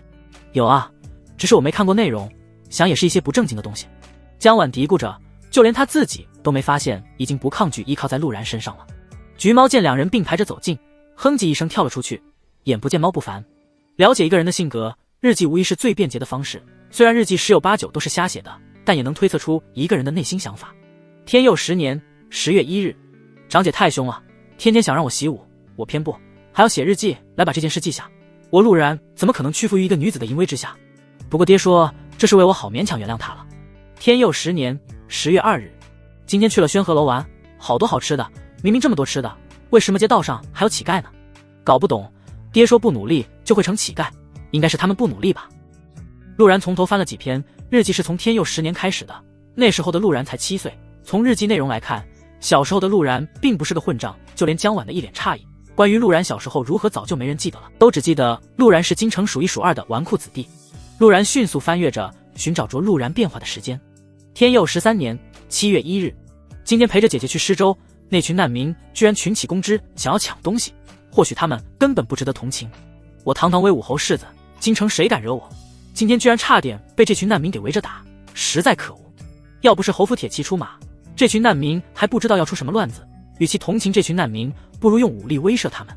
陆然明白了变化的原因，总结一句话：我陆然本来想以朋友的身份和你们相处，换来的却是殴打。如今我不装了，我是威武侯世子京城最牛逼的官二代之一，我摊牌了。接下来的日记就很离谱了。每天陆然必定要打卡一个地方，教坊司。天佑15年9月7日，教坊司的莲香姑娘真润啊，这才是我想要的生活。老妈妈看着也是风韵犹存，每天多花点钱给她也睡了，不行就让礼部的人帮忙。9月8日，老妈妈一般，不如莲香润。9月9日，今日无事，去勾栏听曲儿看看，听说勾栏的姑娘们活好。9月10日，勾栏听曲。9月11日，勾栏听曲，我不能这么放浪下去，应该去找点其他乐子。9月12日，勾栏听曲。9月13日，陆然啊陆然，你的志气就是勾栏吗？必须去找点其他乐子。9月14日，姐姐比勾栏的女子好看得多，她那么宠我，她应该不会生气吧？再看下去，陆然也没了兴趣。从天佑13年开始，这位威武侯世子就开始一步步与后面的纨绔靠近，可陆然看着却觉得有些怪异，就好像有人刻意在引导陆然变成这样。从日记上看，难民暴起像是偶然的事，但这可是存在修士的世界，保不准有人在暗中使坏，也不一定。难道是威武侯？应该不是。这位老侯爷虽然不想儿子引起皇室注意，但也不至于把儿子朝着废物的方向养成。有人想让威武侯世子成废物，所以引导了这一切。皇室还是其他与威武侯有仇的势力？皇室的话，陆然可以借着元气表查一下，若是其他与威武侯有仇的势力，那可太多了，根本查不过来。陆然叹了口气，这可能又得累着京城的猫猫数数一番。江婉听见他的叹息，疑惑道：怎么了？日记有问题？陆然转头询问道：他在京城的时候，天天不是教坊司就是勾栏市吗？对啊，只是从天佑19年开始，他去的频率就少了，也是那一年我和他成婚。江婉开口道：特么从10岁开始逛青楼，一直逛了6年，不举才正常。陆然心里嘀咕着。陆然点头道：这样啊，看样子我以后也多去教坊司逛逛，这种优良习惯不能浪费。江婉听后轻轻哼了一声，男人没一个好东西。他心里莫名的生气，但又没有理由去管陆然，只能语言讥讽。陆然反讽道：妇人之见，这是拯救失足少女于水火，给姑娘们冲业绩勾栏听取，是多么伟大的慈善事业，你懂个屁。这时门外传来脚步声，接着侍女清脆的声音传来：大少爷，大少奶奶，该用早食了。大橘猫蹦到陆然肩头，颇有和江婉老死不相往来之态。江婉也乐得清闲，臭猫她也很烦。姨娘一如既往的又菜又爱玩，上来就对着陆然一顿阴阳怪气。养猫又养驴，不知道的还以为威武侯世子在开万生园呢。万生园就是古代的动物园。陆然淡淡的看了他一眼，万生园是个好主意，让爹去教坊司数几个姑娘回来，正好就少养鸡了。姨娘听后大怒：好你个没良心的混账东西！陆梦溪视线一直在大橘猫身上，陆游默默记住了教坊司姑娘的别称。活到老学到老，不管是什么东西都是知识。上朝回来的陆无舟乐呵呵地坐到了椅子上，刚准备动筷子，姨娘冷冰冰的声音传出：听说你准备在教坊司数几个姑娘。陆无舟懵了，他有这个想法很多年，但一直也没做过，小媳妇怎么知道的？夫人，你听我解释。姨娘怒斥道：去灵堂和姐姐解释去吧。饭后不久，侯府来了一个让人意外的身影。骆清明穿着玄色制服，体态匀称高挑，长腿绷紧地站在内堂的时候，所有人都还处于懵逼状态。陆然，我来赴约了，给你当3天暖床贴身侍卫，我骆清明说到做到。他话音落下，陆然顿时成了家中的焦点。你又输了。侯府演武场，骆清明白嫩的额头渗透出稀疏的汗水。他此刻跨坐在陆然胸口，长腿抵在躺在地上的陆然脖子前。从早上一直到现在，他一直在和陆然陪练。越是陪练，他对这个纨绔世子越是感到心惊。他可是7品炼神劲武夫，对付一个8品剑修竟然感到极其吃力，这还是陆然没有动用剑招的情况下。剑修最让人忌惮的就是剑招，作为杀伐之力最强的体系，剑修动用剑招后战力能提升一个台阶不止。动用剑招的陆然他没有把握不用武技将其拿下。啪！清脆的拍打声响起，骆清明纤细而富有弹性的大腿微微一颤。没等他发作，陆然悠悠的声音响起：我知道输了，你能不能掀起来？骑我身上你很爽是吧？骆清明蹙眉，连忙从陆然身上站起来。他感觉刚才陆然是故意占自己便宜，但又挑不出毛病。你的剑气很奇怪，我看不出路数，你到底是从哪里学来的？骆清明冷哼一声，转移话题道：骆小姐的腿也很弹，我摸不出手感，你到底是怎么练出来的？陆然回对道：你耕徒子。骆清明面带愠怒，长腿绷紧，近乎弹射一般冲向陆然。陆然笑意收敛，一上午的对练他也并非没有长进。此前他一直在用木剑，现在骆清明这女人动真格地，他也想尝试一下魏贤送的那把暗金长剑。陆然一边躲闪，一边张开手掌，调动暗金长剑内留下的剑气。铮！一声轻吟，长剑落入手中，一种人剑合一的感觉由心而生。这把剑绝非凡物，能与剑点如此契合，这剑与顾家恐怕也有渊源。魏贤是故意把它送给我的，他知道我修炼的剑点。难道督察院查出了一些蛛丝马迹？陆然心思流转，觉得这又有些不可能。魏贤与陆无舟是故交，若是查出来自己冒名顶替陆然，定然不会熟视无睹。还敢走神？骆清明娇喝声响起，随后在空中用牛顿都得直呼牛逼的转角方式扭转腰肢，一个扫腿直奔陆然脑袋而来。陆然几乎是一瞬间反应过来，手中的长剑如同他的手臂一般灵活地格挡在身侧。接着他剑气震荡，带着骆清明的长腿往后一滑，转眼间骆清明直接表演了一个劈叉。陆然看着完全没有不适感的骆清明，又看着紧绷的大长腿，不争气地咽了咽口水。骆清明不知道陆然脑补了什么东西，一字马对于武夫来说不过是小菜一碟。他娇躯扭转，再次一个扫堂腿袭来。陆然被偷袭，重心不稳，直勾勾地朝着骆清明倒去。骆清明瞪大眼睛，感受着红唇上紧贴的男子气息，顿时心里一慌，猛然一拳打了出去。空中传来一声痛呼，陆然被砸在了墙上。你属哪吒的？陆然揉了揉生疼的胸口。骆清明俏脸生寒，我只是你暖床的贴身侍卫，谁让你轻薄于我？不是你让我倒在你身上的。陆然质问道。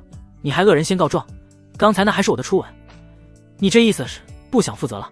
骆清明可不是江婉那种柔柔软软的性子，听到这句话，他怒火心生，气血之力开始震荡，颇有一言不合就要动手的架势。夫君，吃饭了。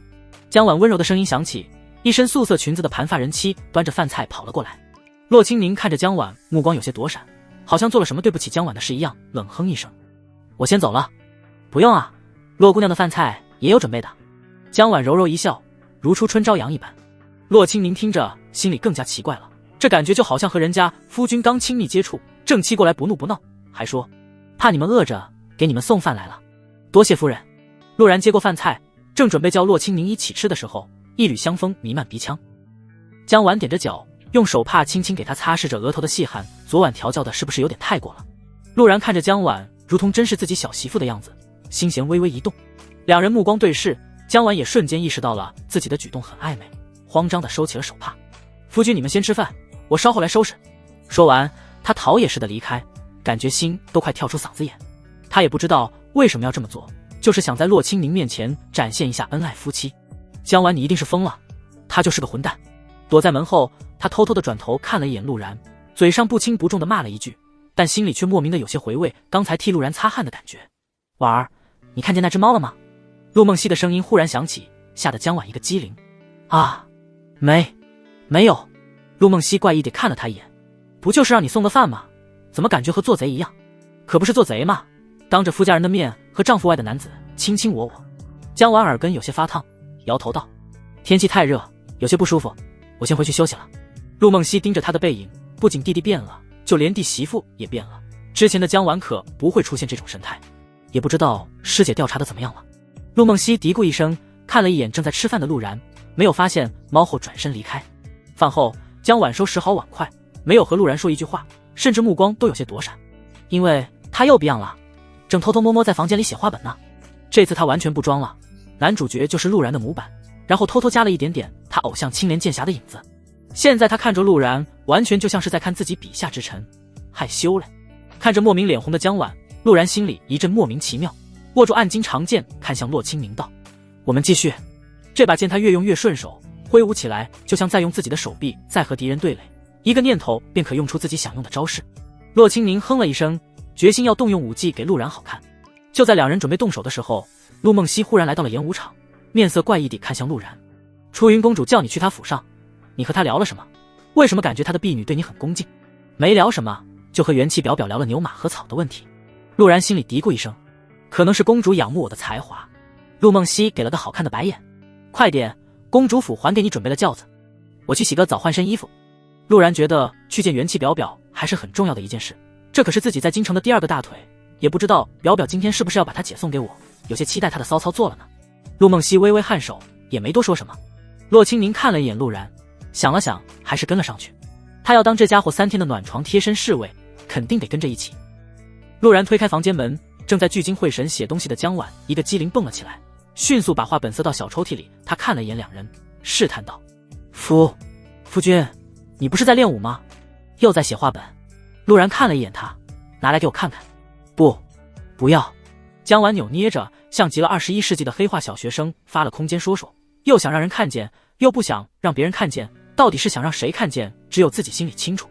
陆然眯着眼靠近，不听话了？没，有外人在呢。江婉红着脸说道。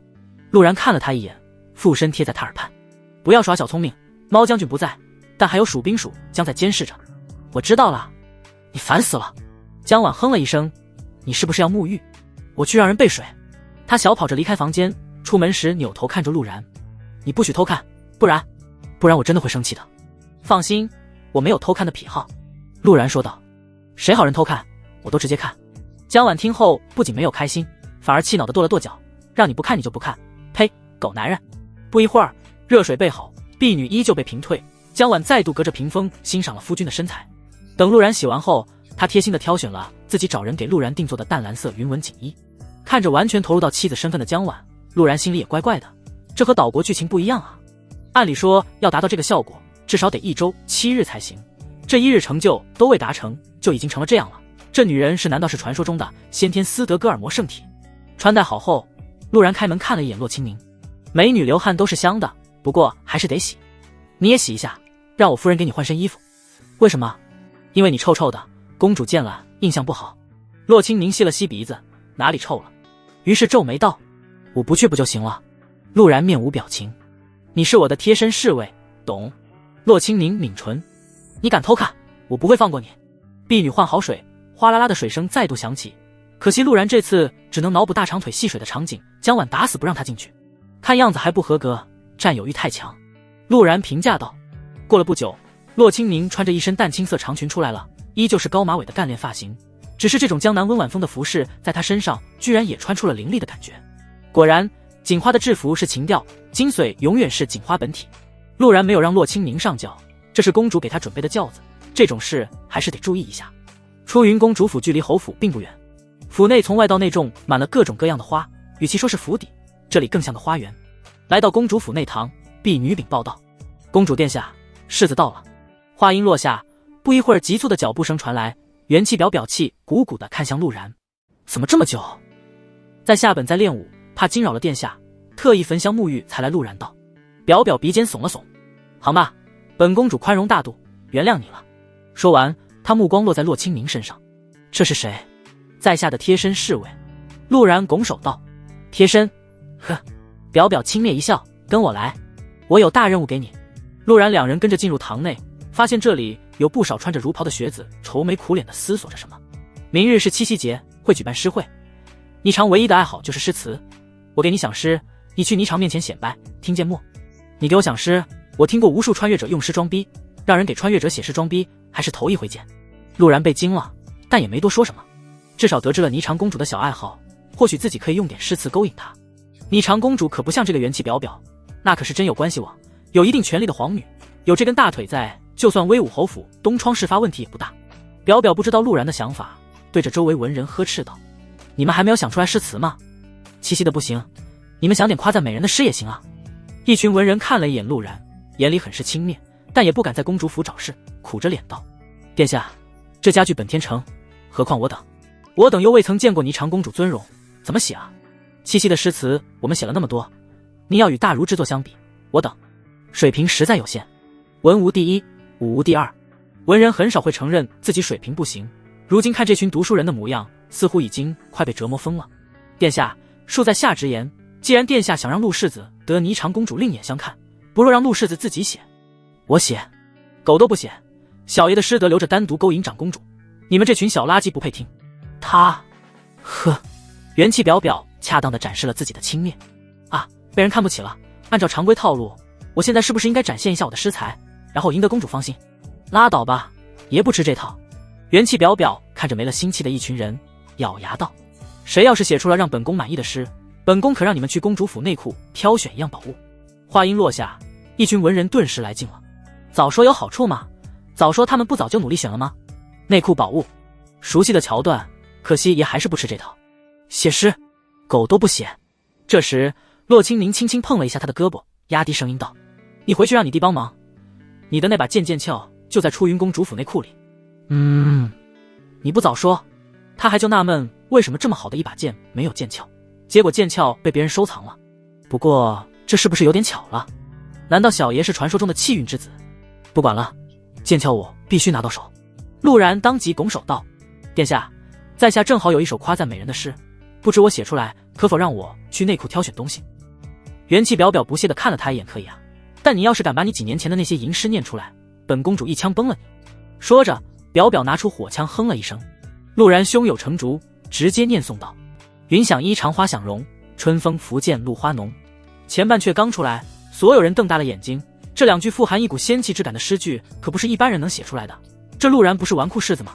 怎么从蜀州回来就能写出这么好的诗句？表也逐渐瞪大眼睛，小嘴张成 O 字形，催促道：快点，下半阙呢？若非群玉山头见，会向瑶台月下逢。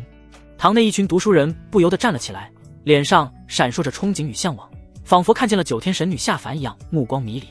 竟是如此佳作，好美的诗词，好美的人。此时所有人心里出现了这个想法，能被出云公主邀请来写诗的，自然对于诗词有着极深的研究，这首诗的经验他们平生罕见。元气表回过神来，明显有些不开心地说道：这是你写给你尝的？表这是吃醋了。陆然干咳一声，在下未曾见过霓裳公主，但亏得殿下绝美之言，缩减几分大抵就该是霓裳公主之相了。言下之意，殿下您美炸了，霓裳没你好看，这首诗是根据你的样子来写的，和霓裳没有半毛钱关系。表听后顿时笑靥如花。好呀，你们都下去，就要这手了。众读书人相顾无言，同时对蜀州更为好奇了，到底是什么人杰地灵的地方，才能让一个纨绔变成这样？此前朝廷中的事，他们有所传闻，原本还不信，如今觉得并非空穴来风，这陆然恐怕真得刮目相看了。元气表表目光落在洛清宁身上，你也先出去。洛清宁看了两人一眼，拱手告退。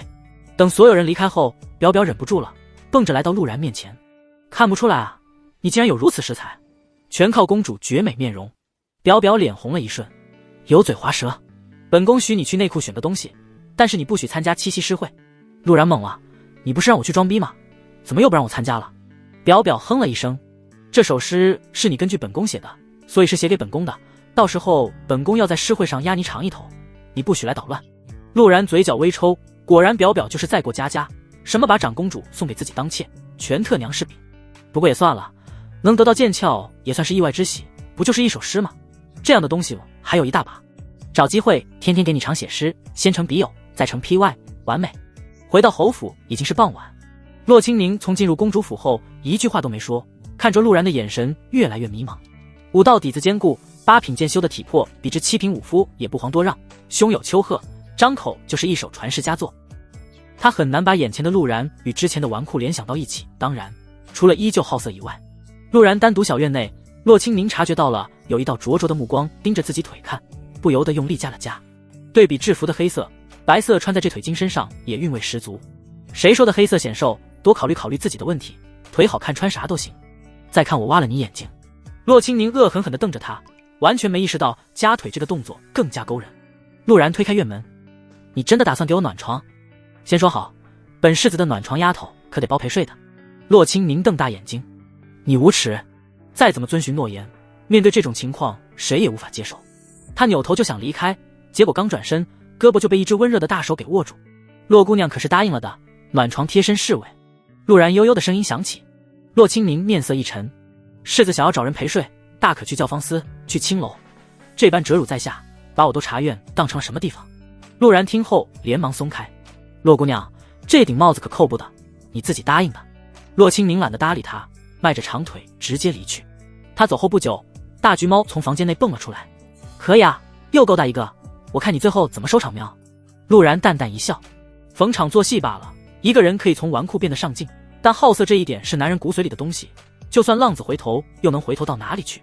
猫将军转头看着他，你是做给魏贤看的喵？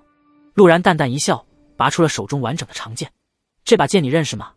猫将军看了一会儿，摇头道，没见过，不过你说和剑点契合，想必与顾家也有渊源喵。陆然颔首，我也这么觉得，10年前除了司徒南，到底还有谁参与了顾家之事？橘猫沉默片刻，淡淡道，等你把司徒南解决了，自然就清楚这些东西喵。陆然叹了口气，朝着自己房间走去，说说你查到的东西吧，户部侍郎可有动作？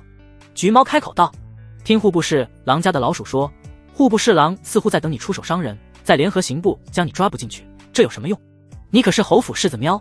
陆然目光悠悠，进了提刑司天牢，别说世子，就算是皇子都得掉层皮。既然他们不死心，那就继续陪他们玩玩。猫将军继续道，还有件趣事，户部侍郎家的老鼠近些日子去地下室偷吃粮食，结果发现了一座小山的盐喵。一座小山的盐，有意思。陆然眯了眯眼睛，回到房间，原本昏昏欲睡的江晚立即弹了起来，手里的画本瓣塞到袖口里，轻轻咳嗽一声。陆然看了一眼他，目光落在了房间内的小床上，还挺聪明，知道自己准备一张床。哼，我聪明着呢。江晚扑闪着眼睛，再次把画本多露了一些出来。陆然视若无睹，直接躺倒了床上，累了一天了，睡觉。江晚急了，狗男人不是要看自己写的画本吗？怎么又不闻不问了？他再度轻咳一声，不料床上的陆然已经开始打鼾。江晚跺了跺脚，明天就是七夕了，他还想让陆然带自己去逛灯会呢。呸！混蛋！江晚看着呼吸逐渐均匀的陆然，忍不住轻轻骂了一句，然后当着猫将军的面把自己写的画本放到了陆然枕头下，你不许偷看。谁稀罕看你那玩意儿喵？大橘猫蹦到床头，蜷缩在陆然的枕头旁睡下。一只母猫懂个屁！江晚心里哼唧道，何以躺在了自己的小床上。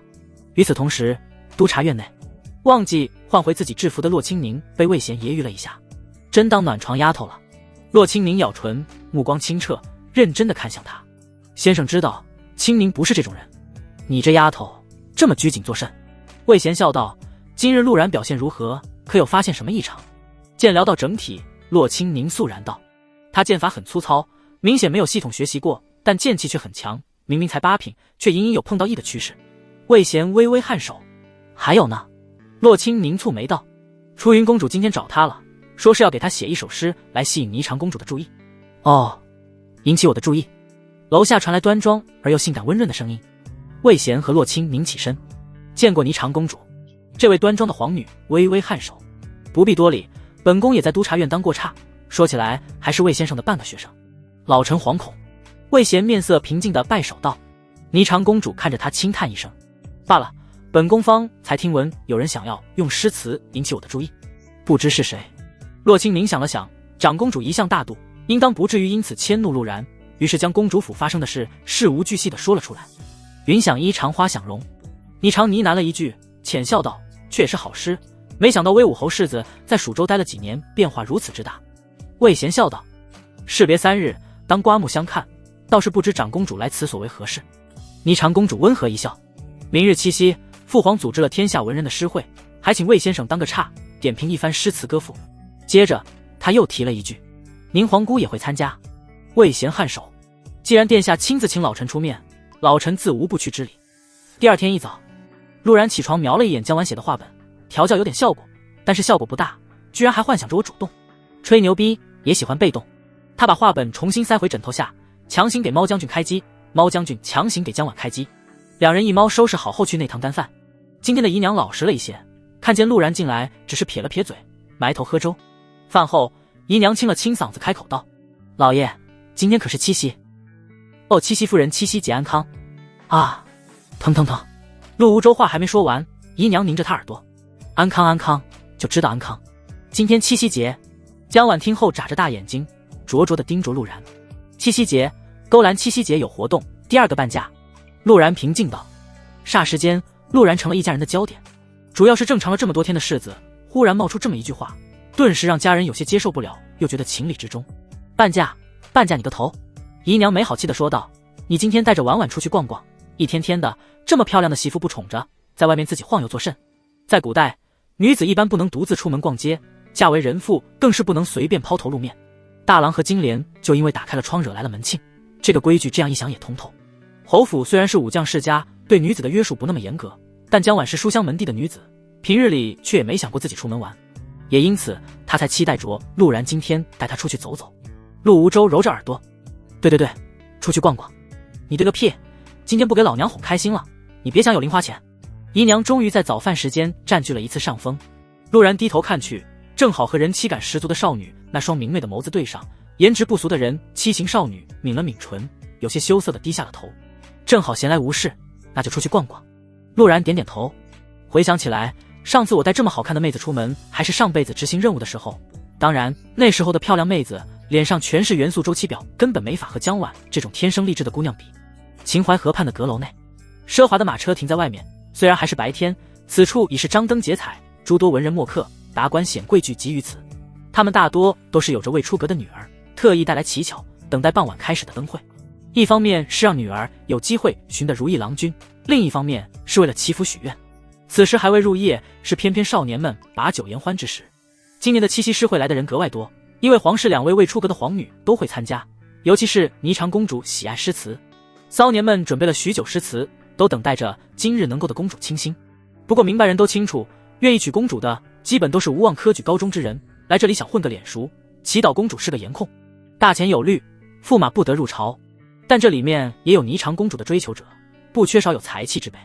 阁楼顶坐着8个人，主位上金丝楠木长案前，天佑帝依着玄色龙纹锦垫，未带冕旒的鬓角已染双色。他执起青玉盏，广袖滑落，露出虬结万骨，拇指的翡翠扳指压着展言轻叩3声，3楼私语霎时停滞。厚重的声音从他口中传出：“魏御史，朕可好久没能见你一面了。你这个御史当的比我这个皇帝还舒服。”魏贤起身拱手：“臣惶恐，愿卸去督察院御史之位。”天佑帝闻言摆了摆手：“你个混球，罢了罢了，随你怎么变吧。”司徒南见状起身拱手道：“魏御史当真受不得气，从不上朝不说，陛下说你几句你就谢位要挟，当真以为督察院没了你就赚不了不成？”魏贤笑道：“司徒副司主说笑了，臣正是觉得督察院有没有魏贤都能正常运转，所以才想请辞。听见副司主3个字，司徒南拳头紧了紧，不动声色道：魏御史也未免太高看下面的人了。魏贤淡淡道：司徒副司主有闲心搭理我们督察院，不如多想想如何避免还有提刑官走私官盐。行了，今日乞巧节，朕好不容易有一天放松的时间，可不是来听你们吵架的。天佑帝开口道：不管是督察院还是提刑司，走私官盐这种事，朕不想再看见。接着天佑帝看了一眼3位皇子，最后目光落在太子身上。成道，走私官盐几千公斤，你监国多年未曾察觉，这里面你也有错。赵成道连忙起身：儿臣知罪。知罪不是说出来的，得做。天佑帝面色沉着，不见喜怒。北疆一族又有入关之态，过些年朕准备再率大军北伐，到时候你可别给朕拖后腿。赵成道面露苦涩：父皇，近些年天灾频发，还要修筑京城到江南的运河，国库真缺钱得紧啊，还望父皇让大钱再休养几年。天佑帝看了他一眼：缺钱就去给朕查查那些劳役百姓、中饱私囊的混账东西。赵成道看了魏贤与司徒南一眼，拱手道：儿臣领命。天佑帝掠过他，目光放在2皇子身上：老二，我没记错的话，上次朕北伐的时候是命你负责盐商之事，这次官盐走私你也别想独善其身，既然待在上京你起不了作用，那下次就和朕一起北伐。赵承志连忙拱手：儿臣领命。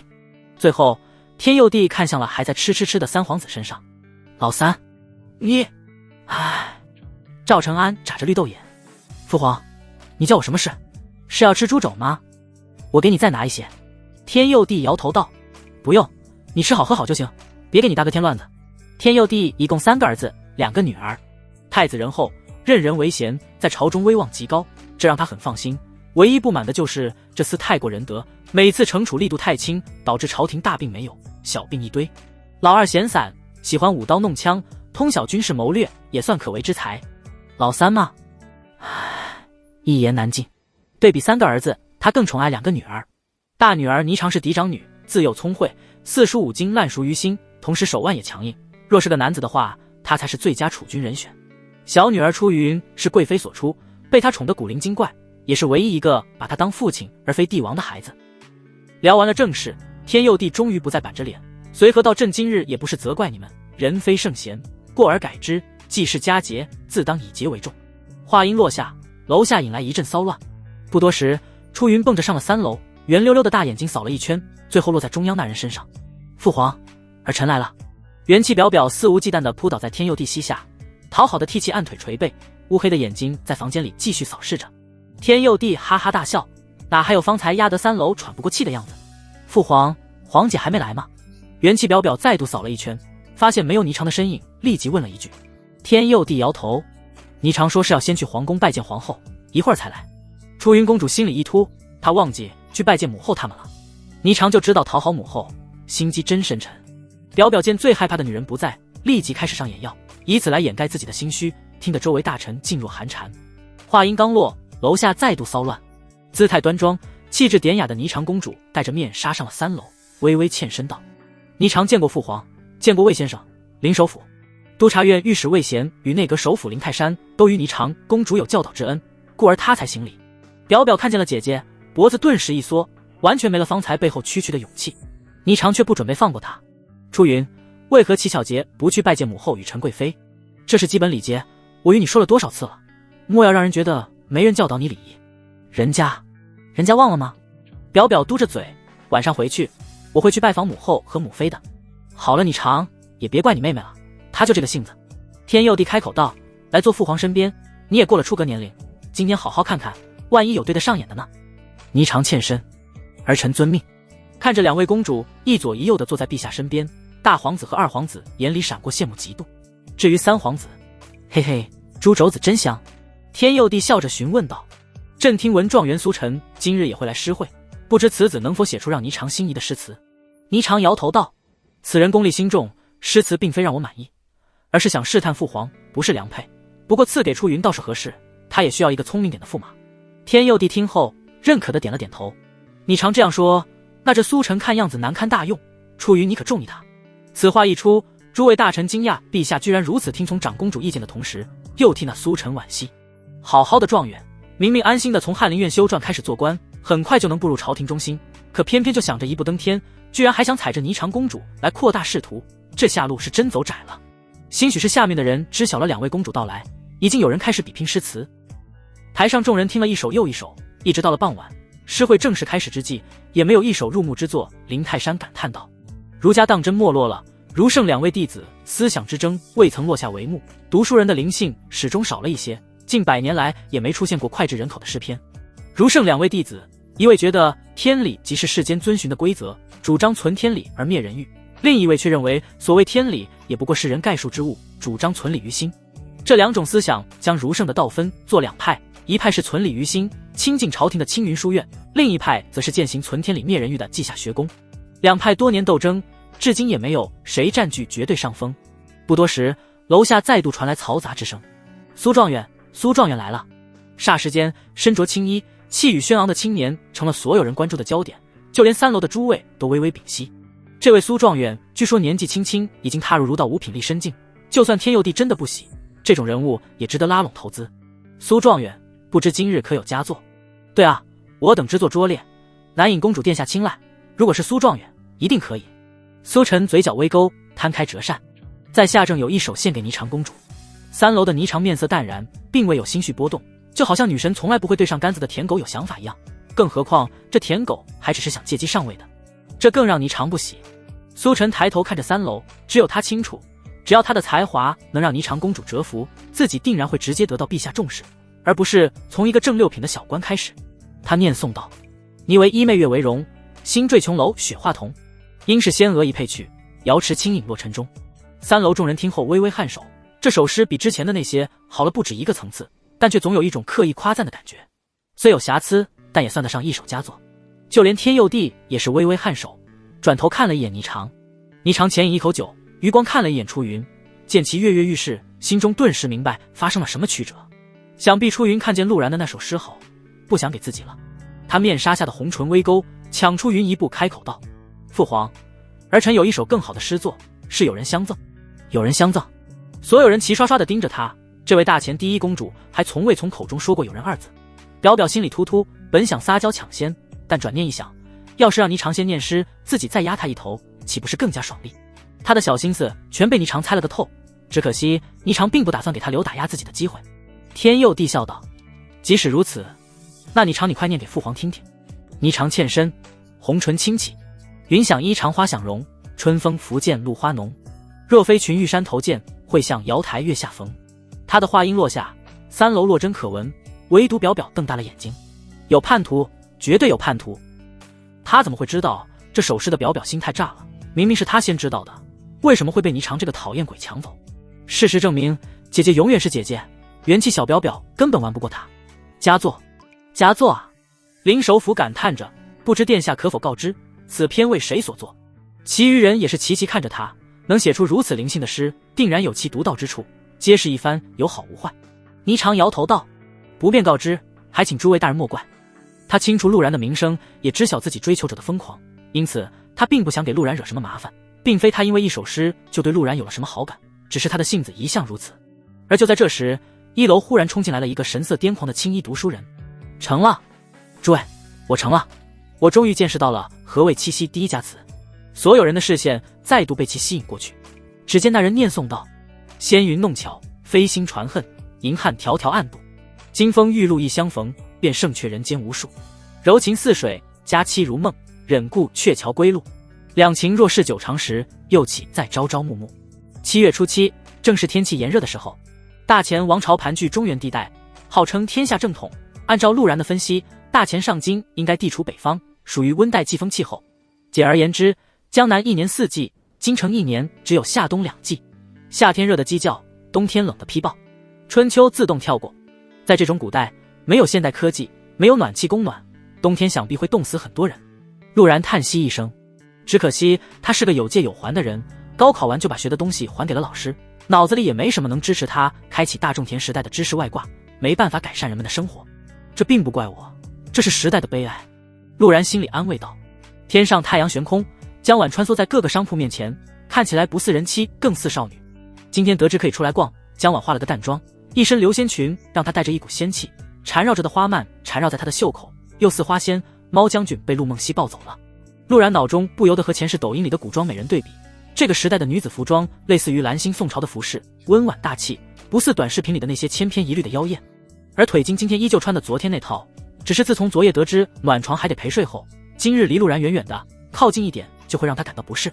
陆然看着两个风格迥异的绝色美人，脑中有了大胆的想法，我是否应该造福一下当代男性？反正丝袜都有了，我再研究一些更加有意思的东西。穿越之我在古代当 QQ 大亨。他脑子里迅速浮现了一堆男人快乐套装。不行，我觉得要做这些，我必须先成为儒道魁首，改变一下这些人的思想，不然我也该会变成大钱哥白尼。违背祖训的东西都是被反对的，被反对容易被烧死。道阻且长啊！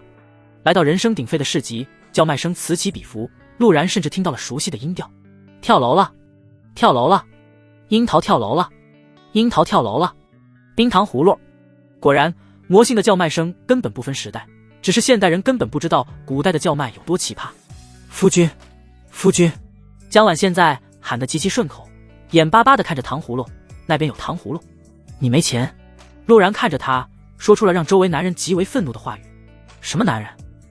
这样漂亮的老婆，一根冰糖葫芦你都不舍得买？江婉鼓着腮站在了陆然前面，指着冰糖葫芦继续道：冰糖葫芦哎，我知道啊，你想吃自己去买。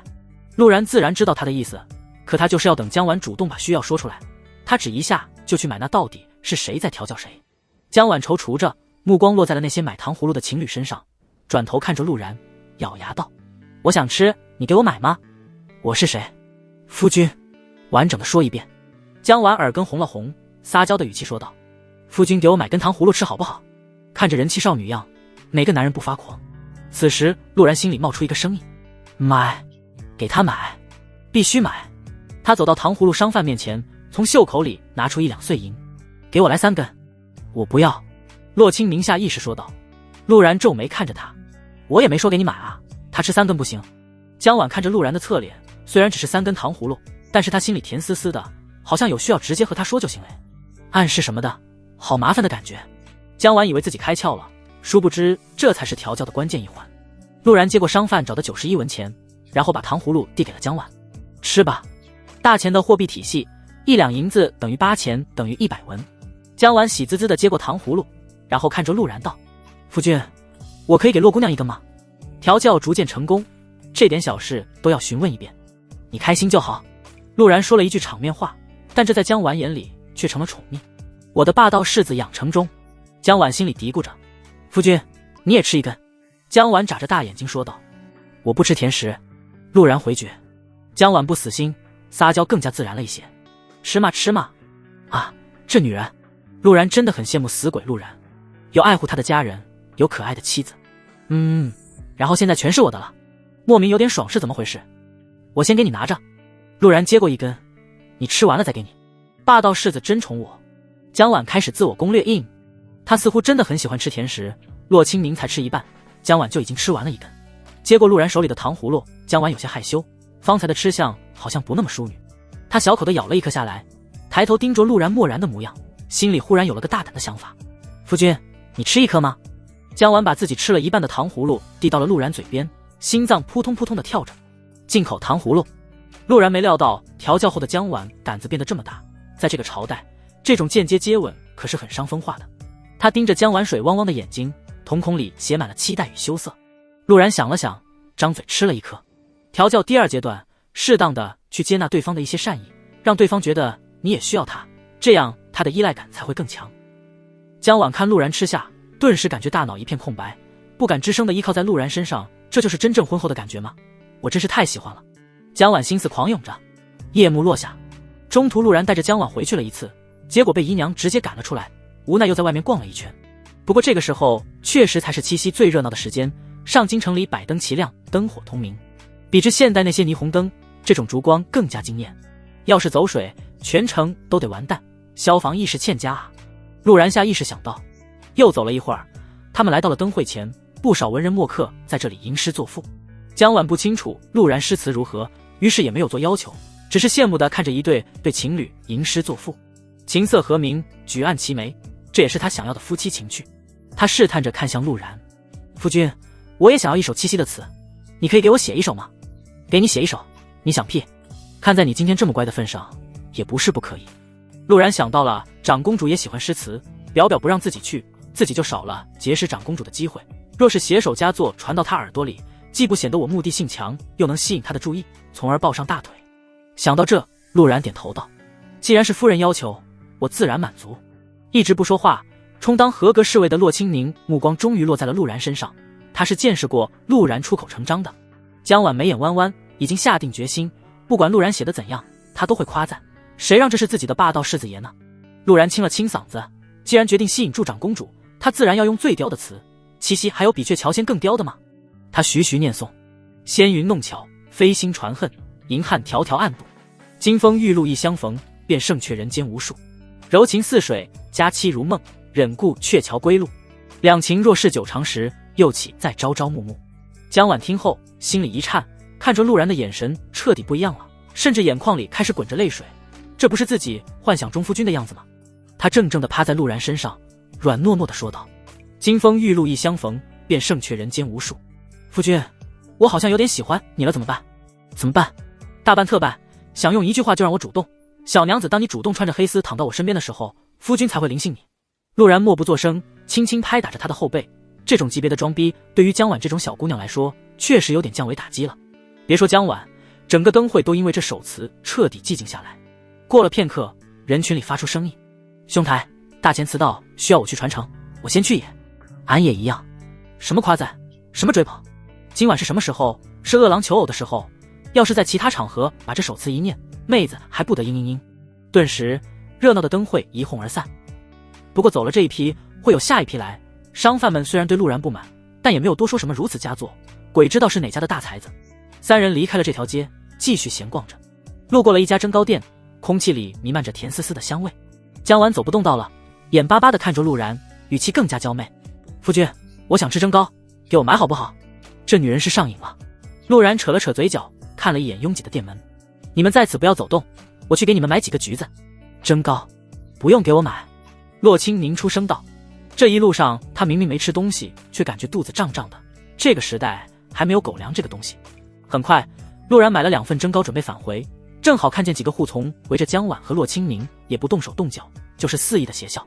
江晚本就是大家闺秀，在除了面对陆然的时候，性子还是很刚硬的。他蹙着眉，牵着洛清宁准备躲开，可刚转身，那几个护从就在此将他们围住。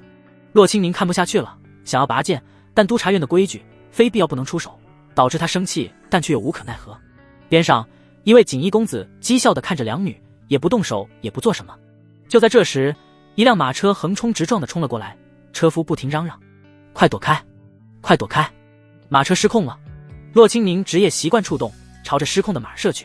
锦衣公子见状，脸上银色显露，随着护从一步步靠近，完全不理会后面失控的马。江晚终于慌了，脸上写满了恐惧。聪慧如他瞬间想明白了，那失控的马是怎么回事，恐怕就是眼前几人刻意为之，目的就是为了引走洛清宁，从而对自己下手。我可是礼部尚书之女，威武侯世子夫人，你们想做什么？江晚很聪明的直接亮出自己身份。什么礼部尚书之女，什么威武侯世子夫人，老子不认识。小娘子，跟我走吧。锦衣公子伸出咸猪手。江晚捂着头，带着哭腔道：夫君。陆然顿时浑身散发一股戾气，腰上长剑瞬间出鞘，暗金色的流光闪烁，那些护从脖子上的红痕越来越明显，到死他们都不清楚是被什么杀掉的。杀人了，杀人了！原本在看戏的人顿时慌张起来，人流如同蛆虫一般不断散开。陆然健步来到江晚面前，暗金长剑飞回手中，脑中不断猜测着对方的身份，结合近日猫将军收集的消息，他瞬间明白今日是户部侍郎的局，而且是一场阳谋，目的就是为了逼自己动手杀人。其实洛清宁在，这个局漏洞百出，但陆然并不想就这么结束。他不喜欢有老鼠窥探的感觉，既然户部侍郎非要找死，那他不介意借此机会把户部侍郎彻底除掉。你敢杀我的人！锦衣公子眼底闪过讥讽，表面愤怒至极。纨绔就是纨绔，有了变化又怎样，还不是被自己的局给困住了。我还想杀你！陆然剑锋微转，按捺住了冲动。洛清宁方才也察觉到了不对劲，正当他准备动手的时候，陆然已经把人全杀了。他连忙赶过来，正想表明身份的时候，陆然给了他一个眼神，随后附身把江晚扶起来，轻轻抹去少女行人七眼角那因为恐惧落下的泪珠。别怕，夫君在这。陆然安抚着。江晚肩膀微微抖动，目光落在周围的尸体上，他明白陆然主动入局了。就连他都看得透的事，陆然不可能看不穿。夫君，我……陆然制止了他说话，看向洛清明道：“你送夫人回去，你的护卫任务就彻底完成了。”洛清明动了动唇，他也意识到了今夜之事不寻常，也听出了陆然言外之意是让他回督察院找魏先生。他微微颔首，并且提供了自己知道的信息。张显得罪了侯府，希望户部侍郎能承受得住。那锦衣青年也不笨，怒斥道：“侯府又怎样？侯府世子就能在街上行凶杀人？”一句话顿时让周围民愤激荡，陆然顿时处于舆论下风。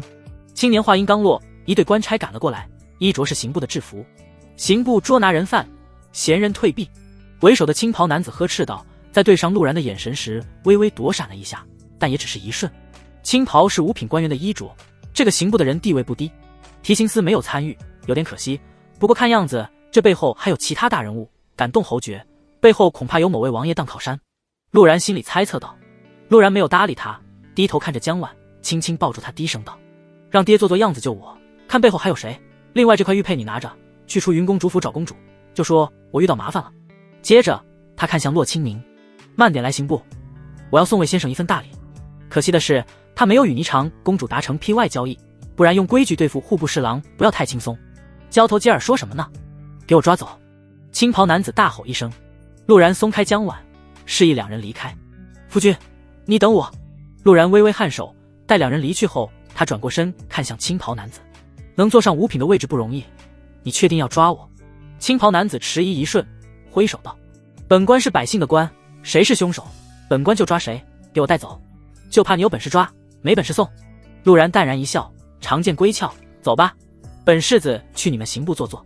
看着陆然有恃无恐的样子，青袍官员终归还是犹豫了，但想到了背后的人，他目光再度坚定。深夜，侯府。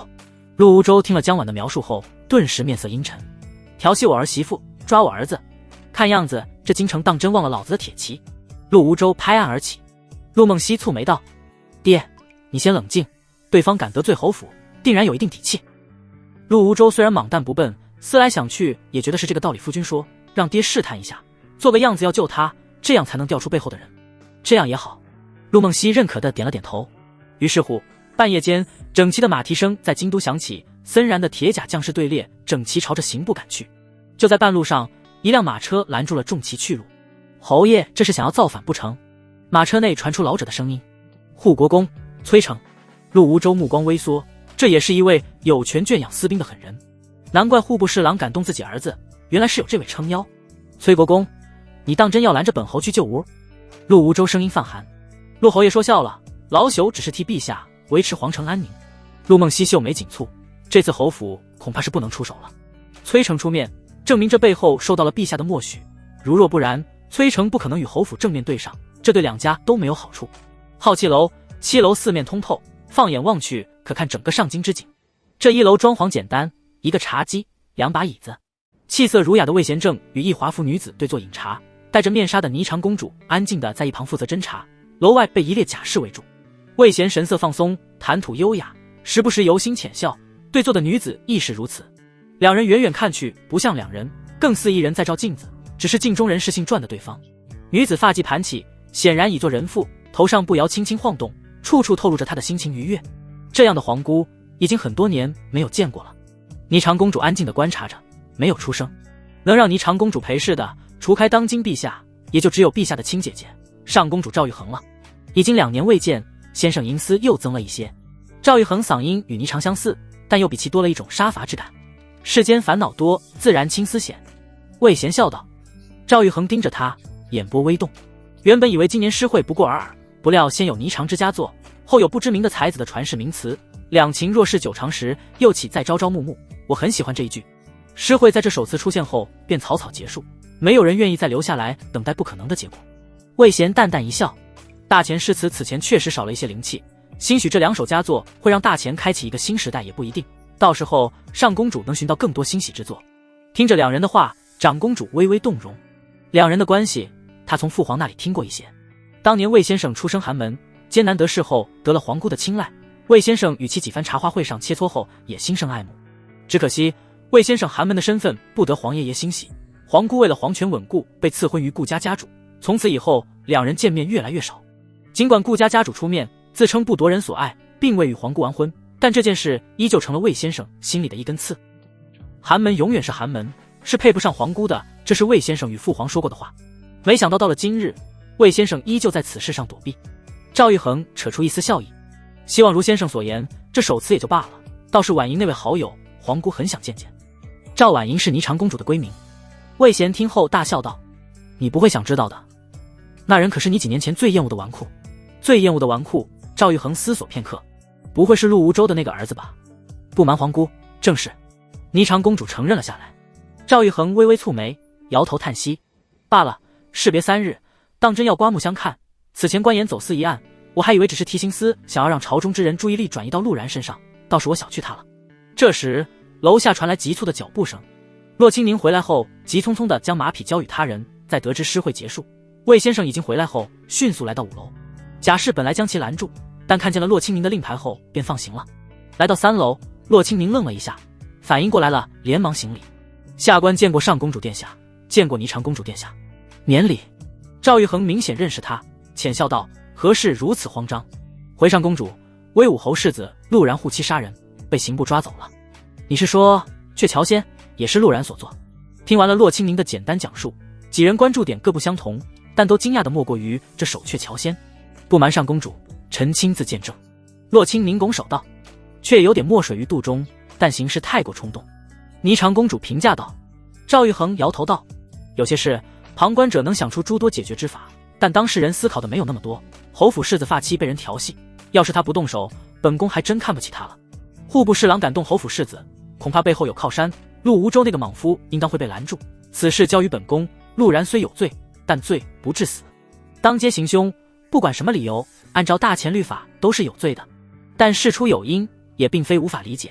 上公主大意。洛清宁松了口气的同时，想起了陆然的嘱托，立即道：还有一事，陆然在被抓走之前告诉我，让魏先生慢点去，要赠送给魏先生一份大礼。闻言，赵玉衡的动作忽然顿住，转眼看了侄女一下，摇头叹息道：他居然看出来这是个局，以身入局，想必留了后手，可惜已经有了妻子。那我可得好好看看这份大礼到底是什么大礼。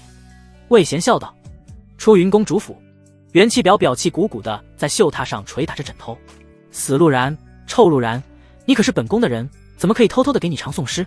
表表已经默认是陆然背叛了他，说好的是看着我写的，反过来就给你常，你常有那么好看吗？表表嘀咕着，满是愤恨的来到铜镜前，对比了一下自己和黄姐的差距，她不就比我身材好一点吗？有什么好的，走路都是累赘。呸！表表生气了，哼哼唧唧的回到榻上，忍不住再次低头看了一眼。我年纪小，所以小点也没问题，我还会长身体的。这时门外传来脚步声，表表立马收起了愠怒的神色。你常说过，在下人面前要持着皇女的贵气，这样才能让下面的人臣服。我为什么要想着那个臭女人的话？表表心里很不满，但表面没有露出异样。婢女恭敬道：殿下，外面有一女子求见，手里拿着您的令牌，说是威武侯世子的夫人，陆然的夫人。她来找我做什么？难道我要偷偷的给陆然纳妾的事被她知道了？表表心里很慌，干咳一声道：她有没有露出什么异样情绪？婢女想了想道：她似乎很慌张的样子。慌张？那应该没事。表表松了一口气，带她进来吧。不多时，江婉出现在内堂。民妇江婉见过公主殿下。江婉尽量让自己平静下来。出云公主打量着她，可恶，为什么她身材也比我好，甚至黄姐都不如她？表表心里有些不平衡了。平身，世子夫人前来找本宫所为何事？表表端着贵女气度，徐徐问道：夫君有难，被刑部捉拿，还请殿下出手相救。江婉迅速将发生了什么事说了出来。元气表表先生错愕，后是震怒。可恶，这群人简直没把本宫放在眼里，当街调戏良家女子不说，居然还敢抓本宫的人，岂有此理！走走走，本宫带你去救人。出云公主板着脸，表表有个规矩，他的人只有自己能动，其他谁也。你常也能动，我打不过他。父皇也能动，他是皇帝，我答应了父皇，在外面要给父皇面子。皇姑也能动，我不让他动，他就会动我。除了这些人，谁敢动本宫的人，谁就是和本宫为敌。江婉怔怔地看着他，殿下就这么去救我夫君吗？表表步子顿了一下，觉得这样确实没有排场，然后回屋拿了一块金牌出来。走，我们调动御林军给刑部围住。啊，这其实也没必要吧。江婉盯着出云公主，眼中神色莫名。要是自己也有这样的能量，夫君遇到困难也不用这般四处求救了。他跟在出云公主身后，从怀里拿出了一块腰牌，腰牌上刻着记下2字。为了霸道世子爷，娇软世子妃也要努力了。刑部监牢，张显特意让人给陆然来了个单独的包间，里面摆满了各种刑具。陆然带着枷锁，盘坐在草席上，背靠着冰凉墙壁，鼻腔中传入铁锈与血液交织的气味。他目光闪烁，仿佛回到了10年前的顾家祠堂。京都每年的冤假错案数不胜数，在权面前，人命如同草芥，很多东西都传不到皇帝耳中，就被压了下来。这就是弱信息时代的无奈之处，就算是明君，也得知道了实情才可明。自己现在的身份，好歹也是侯爷世子，说设局坑害就设局坑害，其他的普通人活得如何小心谨慎，不言而喻。想要活出人样，必须得有让人不敢动你的背景。在大前，能有这种背景的，除开皇室中少数的人，普通人能达到的，也只有进入督察院了。陆然目光闪烁间，哐当的铁链声响起，脚步声由远及近。不多时，狱卒带着持刀贾氏来到房门前。带你吃断头饭了。那贾氏讥讽道，上面的命令要么不动陆然，动了就要陆然彻底死。打开门后，贾氏漠然地看着他，滚出来，不要想着玩什么花样，否则我们不介意先挑断你的脚筋。陆然看了2名贾氏一眼，起身离开牢房。刑部尚书刘敏正在伏案处理事务，虽然有提刑司和督察院分担刑责，但每年的案子堆积如山，各种卷宗都需要刑部汇总收录。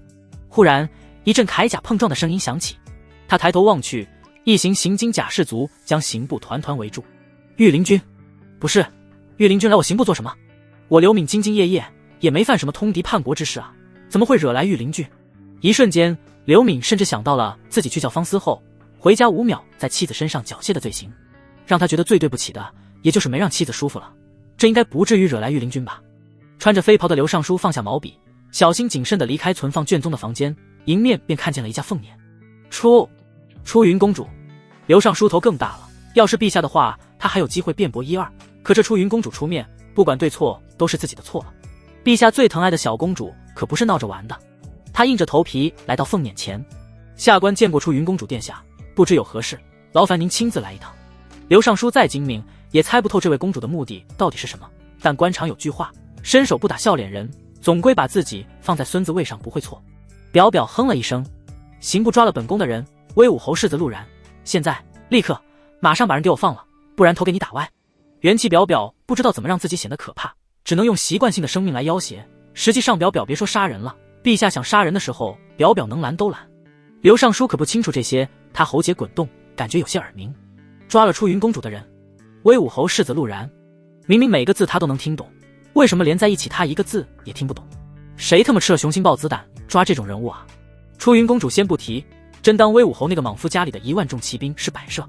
殿下，刑部依法行事，不会胡乱抓人，还请您将前因后果说明。刘明感觉脖子有些凉凉的，但依旧硬着头皮开口道，作为刑部尚书，他不求天下清明，只求自己经手的案子不会有冤假错案。没等表表开口，几名差役慌张地跑了过来。尚书大人，御林军把我们围住了，您到底犯了什么事？犯了什么事？老子犯了5秒真男人的大恶之事。刘尚书扯了扯嘴角，表表清了清嗓子，本宫的人不会犯错，马上把人放了。刘敏一脸为难，这特么到底是怎么回事？正当他想要继续追问细节的时候，又跑来了一名神色慌张的差役。尚书大人，不好了不好了，外面来了一群千音阁的女子，硬闯衙门，我们拦不住。刘敏听后只感觉两眼发黑。千音阁，这可是霓裳公主建立的江湖势力，是陛下默许下朝廷安插在江湖里的眼线。霓裳公主向来低调，怎么会突然派千音阁的人来？他循声望去，脖子更加凉了。不只是千音阁，他还看见了一架凤辇，那是霓裳公主出行的凤辇。凤辇停下，霓裳性感的嗓音传出来：刘尚书，本宫前来问你要一个人，威武侯世子陆然。又是陆然，这大半夜的到底怎么回事？刘敏深吸一口气，招来一个人问道：今天刑部可有抓捕威武侯世子陆然？那名差役咽了咽口水，连滚带爬地跑回去翻阅卷宗，一向是刑部包围捉拿别人，这还是头一会儿别人包围刑部。过了一会儿，差役回来，压低声音：大人，没查到缉拿文书的留案。没有缉拿文书？没有缉拿文书，你敢去抓威武侯世子？刘明此时一个头两个大，谁抓的人？这个下官倒是清楚。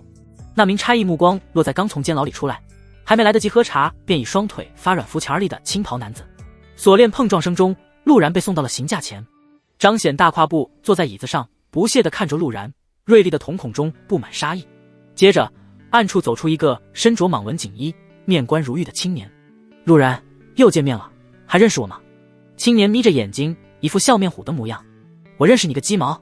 陆然腹诽着。尽管他不认识这个青年，但观其穿着，应当是王侯子弟。难怪一个户部侍郎也敢动我，原来背后有大人物撑腰。青年开口道：当初我说过，你敢娶我儿，我必杀你。本来我还打算派人去蜀州，你既然回来了，倒也省了一些麻烦。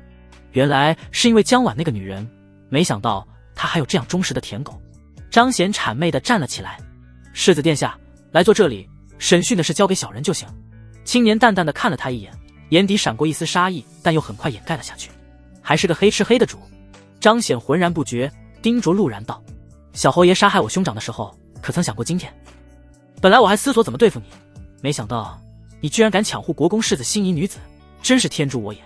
护国公世子。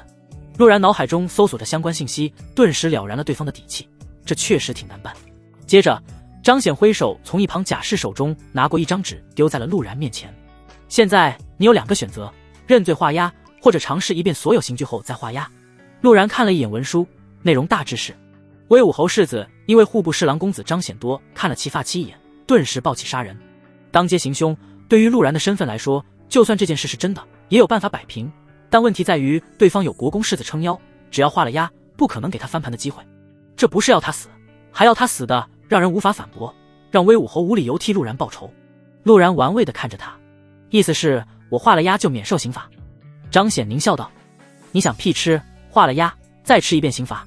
陆然笑意逐渐落下，死死地盯着他。越是这样，张显便愈发得意。侯爷世子又如何，还不是被他耍得团团转。你知道你这种愤怒又无可奈何的样子想什么吗？就像乡间里的贱民一样。看你那眼神，吓人，当真吓人。张显肆意狂笑，可你又能怎样？就算国公世子这时候强娶了江小姐，你也只能干看着。放心，我不会立即杀了你，这里100多种刑具，你要每个尝试一遍，然后再被拖到午门斩首。陆然看了一眼这些刑具，每个刑具上都残留着血迹，看起来森然可怖。没想到你喜欢这样死。陆然说了句莫名其妙的话，抬头看向张显，我很好奇，走私官盐一案，当真是你割一人的想法？张显听出来了，陆然想套他话。正当他想讥讽这拙劣的手段之时，牢房内忽然传来一声猫叫，顿时除开陆然的所有人顿时感觉脑子僵了一瞬。张显原本的讥讽之语出口之时，成了心中实话。对，走私官盐一事是我爹的谋划，他想趁着陛下北伐之际收敛钱财。陆然要的就是这句话。他想了想，看向了国公世子，这种人物要么纯傻逼，要么真聪明，看对方的言谈不像是为了女人得罪侯府的人，所以江婉有问题，他必须得到。世子殿下，不知江婉有何特殊，让你心心念念？青年面色抗拒，但依旧说出了实话。我爹说，得到了江婉，就得到了稷下学宫的支持。陆然听后目光微眯，看样子当初的联姻并非是简单的礼部尚书想要依附啊。可那个废物陆然有什么值得他们关注的？他还想再问，猫将军的迷惑时间已经结束，两人顿时反应了过来。陆然，今日你必死。两人面部寒霜，同时互相忌惮对方出手。是吗？陆然浅笑一声，吹了个口哨，面色有些虚弱的猫将军跳到了他怀里，凑在他耳畔低声说着什么刚才是这只猫的能力。两人目露金光，没想到还能有意外之喜。不，它只是一只普通的大橘猫。陆然轻轻地替大橘猫梳理毛发，随着他话音落下，一把暗金长剑穿透墙壁，猛然射入牢房内。你怎么可能还能沟通武器？这镣铐明明……张显话音还未落，陆然身上的镣铐已然脱落，温和得看向后面的贾氏。没想到这里也有督察院的督察使，难怪督察院连提刑司都忌惮。张显和那位国公世子面色逐渐僵硬，惊恐地看向贾氏。贾氏无奈摘下金属面具，瞒不过小侯爷，督察院与部督察使见过小侯爷。两人最后的侥幸彻底消失，尤其是张显，此刻双腿一直打颤。督察院知道了走私官盐的真相，张家完了。不，还有救，只要府上的私盐没被发现，只要他死，张府就有办法活下去。想到这，张显面色一狠。可就在他准备自裁之时，暗金长剑飞舞，瞬间挑断了他的手脚筋，尖锐的痛呼声响彻整个牢房。国公世子松了口气，至少他暴露的东西不至于伤到国公府。就在这时，陆然忽然喷出一口鲜血。世子殿下对本侯动用酷刑，侯府的怒火，希望你受得住。青年闻言，顿时双脚发软，求助的看向贾氏：“你是督察使，你看到的，我没有动他。”那贾氏面无表情。在下亲眼看见护国公世子谢朝对小后爷动用酷刑。这时，牢房大门被踹开，刘尚书气势汹汹地走了进来，看见地上躺着哀嚎的张显，愣了一下。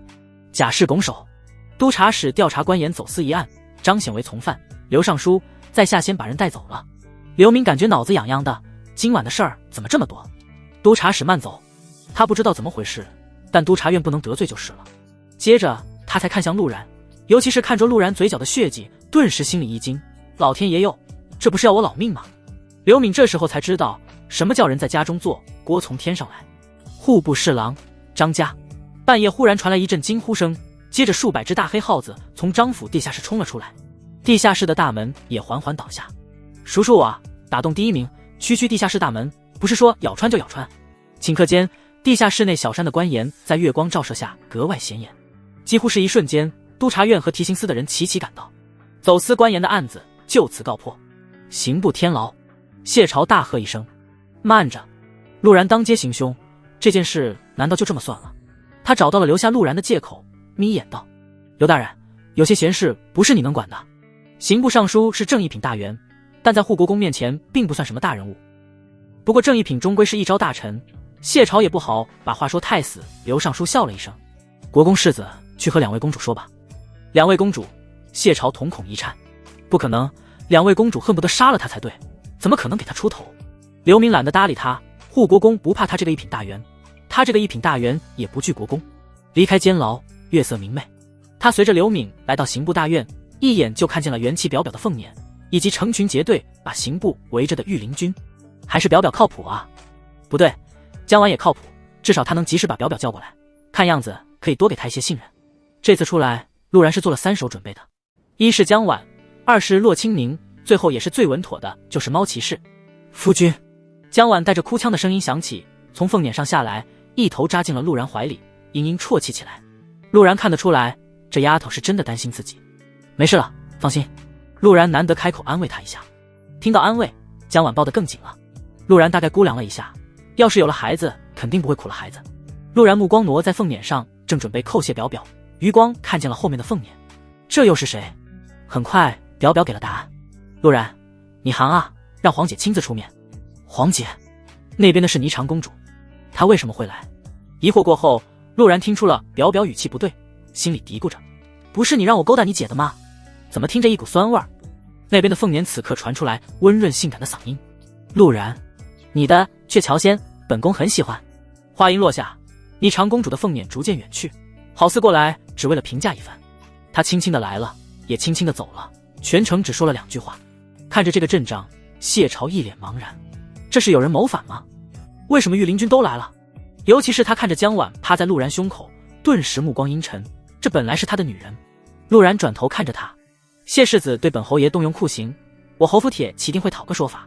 随着他话音落下，表表立即揭开车帘看了一眼，见无事后又生气地把车帘砸了下来。另一边霓裳公主的凤辇也停顿了一瞬后才继续离去。谢朝的表情瞬间失控，这是污蔑，赤裸裸的污蔑。他清楚这是污蔑，却又没办法反驳，只能眼睁睁地受着。陆然，本宫先走了，有些事本宫有空再收拾你。表表哼了一声，在御林军的簇拥下离开了刑部。刘明抹了抹额头汗水，今晚真他娘的刺激，老子还以为被当成党政牺牲品了。只有叫方思姑娘们血奶的白子，才能安抚本官忐忑的心灵。小侯爷，本官还有事在身，今日之事是我刑部欠妥，本官有空请小侯爷吃酒赔罪。他本来想说一起逛青楼，但看见了姜婉后，立即改了口风。人家夫妻恩爱，还是别去打扰了。刘大人确实该整顿一下下面的人，小心什么时候因为御下不言丢了乌纱帽。陆然意有所指地看了一眼抓捕他的青袍官员。一定，一定，多谢小侯爷告诫。刘明拱手道。陆然看了一眼还缩在怀里的姜婉，还要趴多久？走了。爹他们没有来。姜婉面色红了红，你现在是我夫君，我想趴多久趴多久。接着他想起了什么，对了，爹他们被护国公拦住了，不知道会不会出事。陆然眯了眯眼睛，快带我过去。半个时辰前，侯府帖骑被护国公一辆轿子拦住。陆无舟一开始还沉得住气，但随着时间推移，担忧儿子占据上风。谢顶，你当真以为我侯府铁骑怕你不成？论战力，侯府1万铁骑曾经在战场上屠杀过异族10万大军，当之无愧的大前第一军队。若是真的动手，护国公圈养的私兵绝对不是对手。但问题在于他没有理由动手，如果冒失动手，皇宫内卫就有理由收走兵权。陆无舟不是怕失去兵权，而是怕自己带的这群儿郎们成为斗争牺牲品。威武军威名在外，老夫怕得紧。不过你大可动手一试，老夫虽然老了，但为了皇城安稳，拼命有又何妨？简短一句话，护国公彻底把自己放在了大义位置上。若是威武侯动手，他不仅可以肆无忌惮的反攻，最后还不会受到任何惩戒。陆梦溪面色焦急，虽然他不喜陆然，但毕竟是自己看着长大的弟弟，而且从蜀州回来隐隐有变好的趋势，如此架势已然只有冲突一条路可走。一时之间，两方再度僵持不下。陆无舟面色阴沉，梦溪，你带铁骑回府。陆梦溪面露愕然，爹，你想做什么？京城禁止3品以上者动武。阿然没了，这狗屁规矩还要个屁！陆无舟紧握缰绳，浑身剑意震荡。领悟剑意，这是剑修3品剑圣特有的标志。老匹夫，让开，或者死！陆无舟杀意迸射，似有一言不合便要动手杀人之态。谢鼎犹豫了。陆无舟是个莽夫，这是所有人都清楚的事。若是陆无舟动手，定然会受到惩处，但自己10有8九是会死的。3品剑修是10年前的陆无舟，如今的陆无舟到底有多强，谁也不清楚。陆老匹夫，要是真动了手，可就没有回头路了。夜色中，稳重端庄的声音传了过来，清脆的马蹄声一点点靠近，一身劲装的赵玉衡驾马靠近。小哭包，陆无舟脱口出道：“你别管，这事儿和你没关系。”赵玉衡面色一僵：“小哭包，好久没听过的称呼了。婉莹与朝颜去救你儿子了，你且放心。”赵玉衡冷冷道：“再让我听见这个称呼，别管本宫翻脸。”赵朝颜是出云公主的闺名，听见2位公主出面，陆无舟虽然惊讶，但心里还是松了一口气。赵玉衡不会骗他。而谢鼎的面色就没那么好看了，他的计划是利用户部侍郎除掉陆然，再用兵权为代价向皇上给儿子求娶江婉。2位公主出面，陆然定然出不掉了。这时急促的马蹄声传了过来，陆然怀里抱着面色红润的江婉赶了过来。阿然，你没事了？陆无舟惊喜道。陆然拱手，户部侍郎全家都参与走私官盐，被我戳破后心怀报复，想要设计除掉我，但被我识破了。户部侍郎，又是户部侍郎，老子非要宰了这个龟孙！陆无舟大骂。魏先生已经带人围了户部侍郎家，就不用你这个老匹夫操心了。赵玉衡叹了口气，这家伙再过多少年都是个莽夫。说完他又看了一眼陆然，今日之事环环相扣，此等心计就是皇宫里的那位太子都差点意思。陆然看了一眼准备溜走的护国公轿子，冷笑一声：“护国公世子对我动用酷刑，我怀疑官盐走私一案与护国公府也有关。”陆无舟没有听什么走不走私，满脑子只有一个声音：正当的动手理由来了。谢鼎看出了陆无舟的眼神变化，慌张道：“老匹夫，你们这是无中生有。不，完整的说是无中生有，凭空捏造，暗度陈仓。”陆然默默在心里玩了一个梗，但就算是又如何？既然你们喜欢和户部侍郎搅和在一起玩脏的，那可就别怪我了。比谁的心更脏，小爷还没输过。陆无舟大笑：“儿郎们，护国公觉得我们冤枉了他，随我一起去国公府给护国公洗清嫌疑。我看谁敢！”谢鼎怒喝一声，黑巷中出来一队训练有素的国公府私兵。护国公府距离这里不过100米，若是今夜真被威武军搜家，那他护国公府可就成了京城一大笑柄。陆无舟嗤笑一声，大手一挥，铁骑摧枯拉朽。月色下，一队银龙瞬间将国公府私兵吞没。上过战场的威武军，岂是寻常士卒能比拟的？尽管今日出行的重骑兵只有20人，但这20人也非国公府私兵能挡。几息时间，地上哀嚎一片，只剩下谢鼎和他的轿子完好无损。赵玉衡看着这一幕，只能微微叹息一声。陆无舟的性子，今晚不给护国公一个刻骨铭心的教训，那他就不是京城第一莽夫了。他的目光落在了看似胸有成竹的陆然身上，驱马靠近，淡淡道：“世子倒是让本宫刮目相看，打你可曾想过如何收场？”谢鼎毕竟是国公。陆然愣了一下，这位阿姨是谁？江婉连忙道：“民女江婉见过上公主。”上公主。赵玉衡。大前女杀神。陆然喉结滚动，连忙道：“陆然见过上公主。”赵玉衡扫了他一眼：“不必多礼，护国公是先帝的追随者，你构陷他，若是被发现的话，我也难保你。”殿下说笑了，在下被关进行部本就是意料之外，何来机会构陷护国公？这不过是根据见闻的推测罢了。若是没有查到东西，国公自然清白。赵玉衡灼灼看着他，不知为何，他觉得陆然这小子在憋坏，但正如陆然所说，他根本没机会去构陷护国公。赵玉衡这么想也没有错，只是他不知道的是，陆然构陷别人根本不用自己去摆罪证，猫棚属有自会完成。果不其然，大概一炷香后，国公府忽然传来了惊呼声：龙袍！护国公居然藏了龙袍，到底是何居心？还有玉玺，他居然自己雕刻了玉玺。角落里，大橘猫懒洋洋地甩着尾巴，一堆老鼠叽叽喳喳地宣布自己的功劳。这就是猫棚属有的力量，构陷严丝合缝，不会留下一点把柄。赵玉衡怪异地看着他：你弄的，上公主可不能这样诬陷人，在下从不干违法乱纪的事。事情到了这一步，已经不是侯府能管的了。不一会儿，一队御林军抵达，二话不说便将护国公抓住。这时谢朝跌跌撞撞地回到国公府，原本还在酝酿陆然如何奸诈，自己多么努力防止护国公发飙，但看着熟悉的御林军包围国公府后，他双腿一软。陆然见了他，笑盈盈地靠近，温和地问道：你现在有2个选择，认罪画押，或者吃完提刑司库刑再画押。好气楼魏贤听着下属汇报，今晚督察院什么也没干，唯一出动一次的是抓了户部侍郎，并且人证物证确凿。你是说陆然身边的那只猫可能有蛊惑人心的作用？不瞒御史大人，属下亲眼所见。魏贤颔首：我知道了，下去吧。骆清宁不一会儿也来到3楼。魏先生，户部侍郎已经捉拿归案，但其拒不承认参与官盐走私一案，物证人证据在，他觉得还能赖得掉。骆清宁蹙眉道：户部侍郎府上地下室里囤积了不少盐，但称量之后不过也才1000余公斤，而且彰显自己咬断了舌头，如今审不出东西来。1000余公斤，魏贤意识到了问题所在，原本还有4000公斤的官盐不知去向，如此户部侍郎想要翻案大有可能。你觉得陆然如何？魏贤忽然转移话题道：流里流气，色狼，不正经，喜欢看腿。骆清宁如数家珍一般夸赞着陆然。魏贤抬眸看了他一眼：我问的是他的能力以及品性，没问他爱好。骆清宁愣了一下，连忙道：虽然平日玩世不恭，但给我感觉胸有沟壑，是个人才。你觉得督察院新成立的避案堂可还适合他？魏贤继续问道。避案乃镇狱凶兽，这一堂是前段时间魏贤从提刑司那边扣过来的权力。骆清宁神色惊异，没想到魏先生竟有如此打算。那陆然之前的名声可不好，若是吸纳进督察院，岂不是给其他人弹劾督察院的理由？而且督察院的规矩，吾皇室中人引荐，谁也不能加入督察院。谁向魏先生举荐了他？属下认为，若是吸纳他进入，必先从基础的督察室开始，磨掉其嚣张跋扈的性格。魏贤摇头道：你对他还真是了解，我也只是问一下，你下去吧。属下告退。对了，还有一事，为何户部侍郎的地下室会窜出如此多的老鼠？骆清宁拱手道：回魏先生，我等盘问了不少人，唯一的异常似乎是最近户部侍郎府上多了好多的猫。又是猫？魏贤摇了摇头，或许是巧合吧。待他离去后，魏贤轻轻敲击着桌案，陷入沉思，呢喃着：不太像啊，那只白虎可不会什么蛊惑之法。陆然，你到底是侯府的陆然，还是10年前的顾言？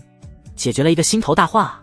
陆然感叹着回到房间，事情进展得如同他预料一般顺利，走私官盐一案落下帷幕，这件事也会逐渐平息，而自己的风评想必也会因为这个案子彻底扭转。果然官二代才能对付官二代，律法的公平只存在于小人物之间。陆然清楚，若非自己是侯府世子，想要接触这些大人物根本不可能，更别提让其来救自己了。到家了，松手。陆然没好气地看着一直挽着自己的江婉，这女人好像清楚了我的爱好啊，我只是从小缺少母爱，又不是大变态。陆然腹诽着。江婉眨着眼睛：再抱一会儿，再抱就得负责灭火了。陆然将她掰到自己对面，双手盖住纤细的腰肢。江婉俏脸一红，如同受惊的兔子一样蹦开，俏生生地站在一边，也不像以往一样骂陆然。我还是喜欢你骂我混蛋时候的样子。陆然腹诽着。夫君，能给我一点时间吗？江婉忽然开口道：我还没准备好。准备好？准备什么？陆然调笑道：你不会真的准备给我生孩子吧？夫人请自重，我不是你夫君。江婉瞪大眼睛，气得巨大规模起伏不定。你混蛋啊！择对味儿了，要的就是这嗲嗲的谩骂，真爽啊！你和稷下学宫是什么关系？陆然忽然问道。他心里疑惑，为什么谢朝会说得到了江婉等于得到了稷下学宫的支持？学宫可是儒道传承地之一，是天下读书人心中的圣地，这样的地方怎么会因为一个女人支持谁？江婉水汪汪的眼睛如同清泉，目光流转间徐道：夫君已经知道了。不，我他妈什么都不知道。陆然淡然道，只是向你求证一下。江婉柔柔道，佛国有佛子，道门有圣女，儒家亦有文心人。我娘是稷下学宫公主之女，因为一些缘故，我先天便有文心，又是外公想让我成为学宫的画事人，不过被我爹拒绝了。陆然心里一动，这个少女型人妻居然有这样的背景，可这样的背景怎么会政治联姻？江婉看出了陆然的困惑，解释道，稷下学宫之道，乃存天理，灭人欲，这与朝廷主流思想不合，因为我娘的缘故，朝廷很是排挤我爹。排挤你爹？你爹还能当上礼部尚书？你这爹有点东西啊！你小看我爹。江婉鼓着腮，我爹从童生时开始一直位列魁首，5岁熟读经典，参加科举，13岁便考取了状元，若非特殊原因，我爹应该是首辅才对。他极为认真地辩驳着，妹子，你现在的样子让我想起了两小儿便屎尿。我爹敢喝尿，我爹敢吃屎。陆然清理掉脑中的画面感。话说回来，这便宜老丈人是真牛逼啊！13岁状元，小说都不敢这么写。出云公主府，元气表尾屈巴巴的鸭子坐在大床上，死陆然居然也不跟本宫道歉，不就是会写点破诗吗？有什么稀罕的？等本宫把那首词的作者找出来，你偿就不给你了。可恶的混蛋！表想着陆然出来，只顾着和江婉腻歪就来气。这么关心他的主子，半夜调动御林军，他不仅不感恩，还不解释一下背叛的事，太可恶了。这时殿外传来婢女的声音，殿下已经查出来了，那首词的作者还是威武侯世子。表面色僵住了，霓裳还得给他，烦死了。皇宫内，天佑帝正在与太子商讨国事。此刻的天佑帝与在百官面前那个威严的帝王完全不一样，面容布满愁绪，所有的小心思都写在脸上。不行，老大，这个仗必须要打。赵成道劝诫着，父皇，国库当真没有多少钱财了，若是还要打仗，只能加重赋税。如今大钱刚恢复一些元气，当与民休养生息才是。天佑帝不语，只是慢慢饮酒。赵成道见状有些急眼了，父皇，您倒是说句话，国库真没钱了？没钱了，真没钱了。天佑帝再次沉默了，过了片刻，伸出3根手指，3个月就打3个月。父皇，爹，你是去打仗，3个月也就刚够部队抵达北疆，您这是逗小孩呢？那半年，真就打半年，半年我就率兵回来。父皇，这不是打多久的问题，天佑23年，我监国就监了10年，13岁就开始，这皇帝到底是您在做，还是儿臣在做？天佑帝摆摆手，早晚都是你的，先让你练练手。你爹我这样好的父皇，你难道不开心？何况朕当初不也是先稳了5年国，给你留了班底，才开始北伐的吗？赵成道不吃这一套。爹，你别跟我扯这些，哪个太子10几岁就开始处理国事？您要是想换人，交给二弟，二弟他来当这个太子，我去当个闲散王爷，乐得清闲。天佑帝面色一变，混账玩意儿，信不信朕真就废了你这个太子？赵成道立即叩谢，儿臣谢主隆恩。你……天佑帝气急，深吸一口气后，用商量的语气道：老大，真的没有商量，等朕这次北伐回来，你也就可以登基了。你不是喜欢首府的女儿吗？等朕回来，就给你们赐婚，婚礼规模按照立后的规模来举办。好了，谢恩吧。赵成道不受诱惑，拱手道：父皇，婚事是私事，您就是用立后10倍规模来诱惑也没用，咱商讨的可是天下国事啊，国是国，家是家，望皇上明鉴。天佑帝嘴角微抽，对于自己的大儿子，他很满意，家国天下分得很清，但有时候又太过迂腐。国库没钱就得奴役百姓，乡绅士族没钱，王公贵族没钱，这大儿子什么都好，就是太过谨慎怀柔。老大，你得成全朕，我活不了几年了，这北伐一事总有人去做，朕只想趁着还能动，给大钱立下万世之基。赵成道连忙叩手，父皇莫要说这种话，您如今春秋鼎盛，正值壮年，再有千百岁月也不多。这时门外响起了太监的声音：陛下，霓裳公主求见。霓裳父子2人面面相觑，立即调整了一下坐姿。宣表口中的大奶牛公主款步而入，看了一眼父子俩，欠身道：儿臣见过父皇，父皇这又是在为难太子拨款打仗。天佑帝干咳一声：男儿家的事你别管。霓裳公主欠身道：儿臣自然不敢管这些，但父皇，一代人有一代人该做的事，父皇让我们能够在康宁帝削藩之际活下来，您做的已经够多了，剩下的也应交给太子便可。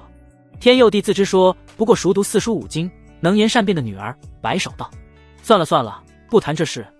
霓裳，你深夜来寻父皇作甚？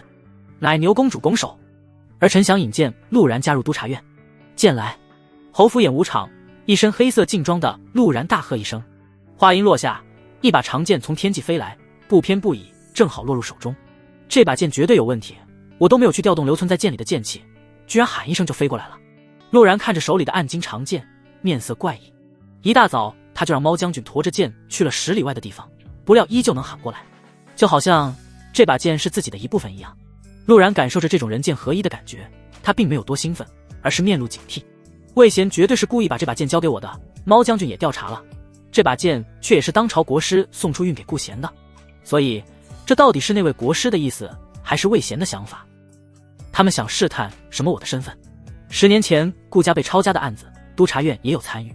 陆然来回思索着，他并没有暴露过剑典的全部特性，一直都是用正常8品剑修士外。就算督察院参与了顾家的案子，也不应该会怀疑侯府的陆然与10年前的顾家有关才对，除非他们在官道上调查出了什么。想到这，陆然的心悬了起来。侯府世子的身份对他有大用，虽然他不是杀害侯府世子的凶手，但正如江婉所言，自己在陆然死的时候参与进来，就注定了暴露不会有善终。顾家的案子还没有调查清楚，现在还不是离开的时候，我得抓紧时间抱住第2条大腿了。陆然叹息道，脑中浮现了表表。转念一想，这条大腿虽然抱着很舒服，但若是自己暴露，想要保命还是差了点意思。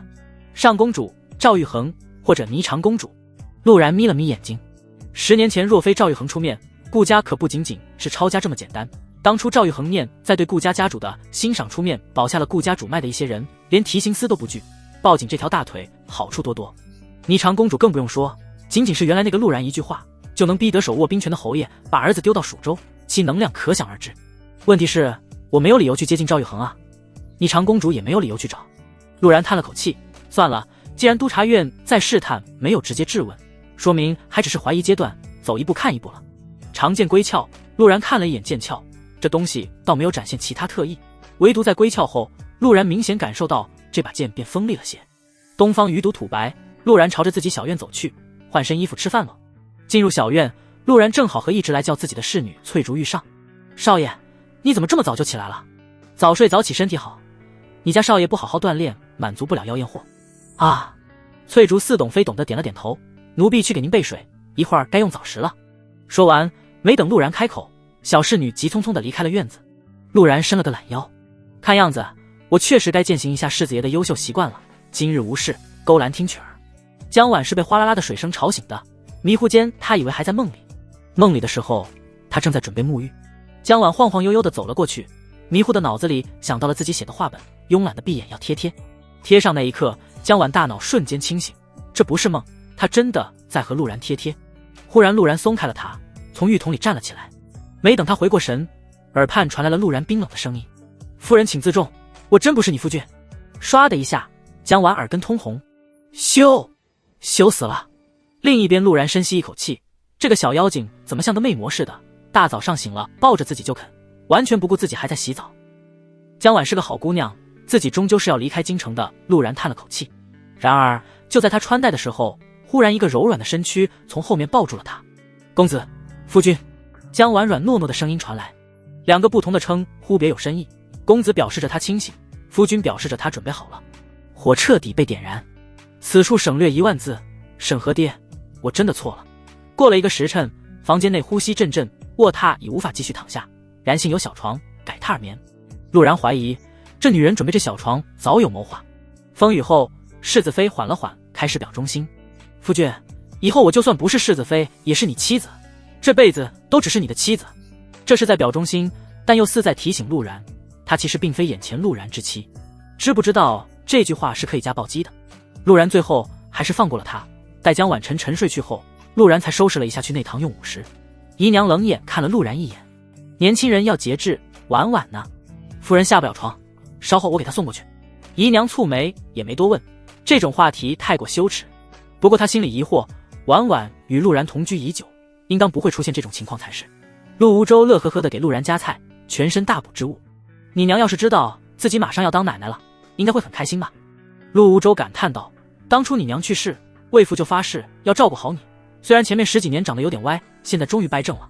姨娘哼了一声，对，心思全在亲大儿那里去了，犯什么事都给他擦屁股，可怜了我的梦溪和阿尤。姨娘的意思是，姐姐和弟弟不是爹亲生的咯？姨娘顿时怒气冲冲地放下碗筷，臭小子，你说这种话，到底是何居心？陆然缩了缩脖子，我给碗带点吃的去，你们慢吃。娇软柿子飞现在是真的软得像泥一样，浑身用不出一点力气，全身各处都在疼。呸！狗男人也不知道联系一下，跟一头牛似的。江婉嘀咕一声，哟，这就开始背后蛐蛐我了，刚才可不是我主动的。陆然揶揄的声音传了进来，江婉唰的一下俏脸再度绯红，用力掖了掖被子，起来吃饭了。陆然开口道，我没力气，你喂我。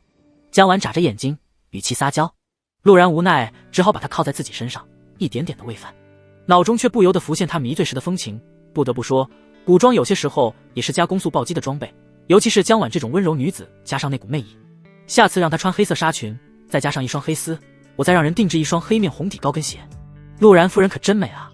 感受到这片刻的温馨，江婉眉眼弯弯，夫君真好，要是能一直这样就好了。陆然没有说话，看了一眼眼波流转的小娘子，说她不懂吧，又撩得人火起；说她懂吧，有时候又一窍不通。自己可是注定要离开的这小娘子，哎，算了，日后的事日后再说。别吵，安心吃饭，一会儿好好休息，我要出去一趟。陆然板着脸道。哦，江婉红着脸贴在陆然胸口，乖乖的张嘴接受投喂。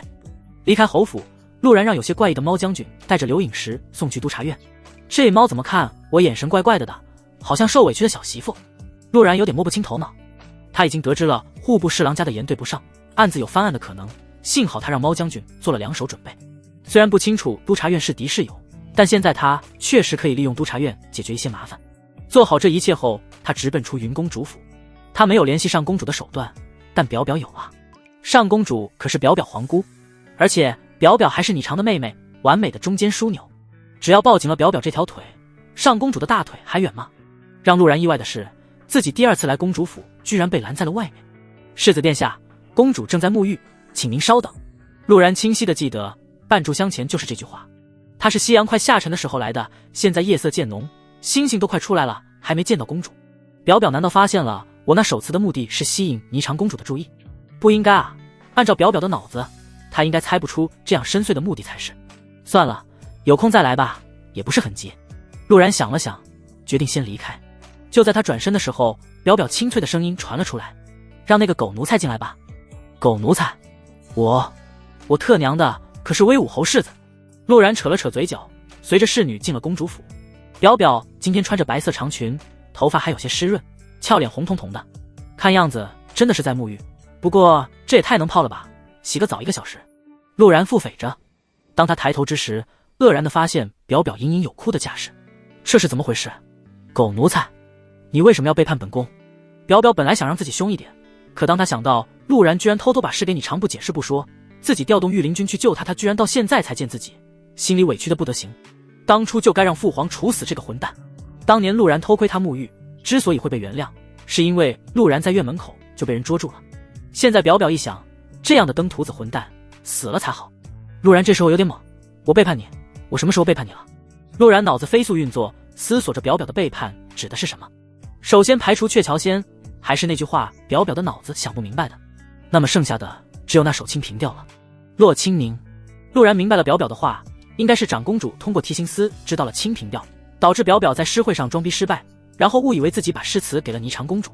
殿下是觉得在下把那首诗给了霓裳公主？陆然直接问道。对付表表这种单纯的姑娘，这时候不能揣着明白装糊涂，不然她比你更糊涂。难道不是吗？除了你还有谁知道那首诗？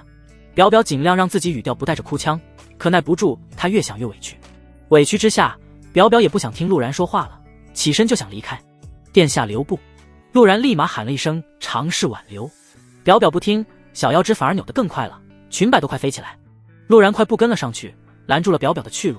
没等他开口，便愣住了。殿下怎么哭了？表表别过头，冷冰冰地说道。关你什么事？狗奴才敢拦着本宫，想图谋不轨吗？表表一双桃花眼本就迷人，红红的眼眶更让人心生涟漪。陆然见表表没有赶人，也没有其他动作，心里松了一口气。表表在等自己解释，只是不想表露出来。在下对殿下忠心耿耿，绝无二心。表表冷笑一声，你觉得本宫是傻子吗？他已经看透了，陆然就是个想讨好霓裳的坏家伙，如今得了姐姐的青睐，现在还想讨好自己，脚踏两只船的狗东西。要不是他诗写得好，自己才懒得搭理他。或许在殿下眼里，卑职就是个心口不一的坏东西。陆然叹了口气，但表殿下就没想过，这是霓裳公主在离间我们亲密的关系。表表愣了愣，耳根红了一瞬，谁和你亲密了？你不过是本宫的奴才。接着他意识到了重点，你说霓裳离间我们，呵，还想骗我？真当我好骗是吗？你可不就好骗吗？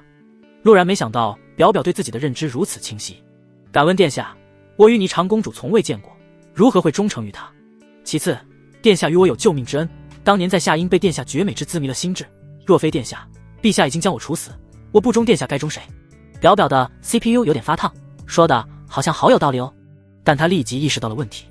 那你怎么解释那首诗？就等你问了。陆然松了一口气，只要表表主动问，那这问题就不是问题了。殿下应该记得，那日我带了一位侍卫。表表哼了一声，你想告诉我，是那侍卫把诗词给的霓裳？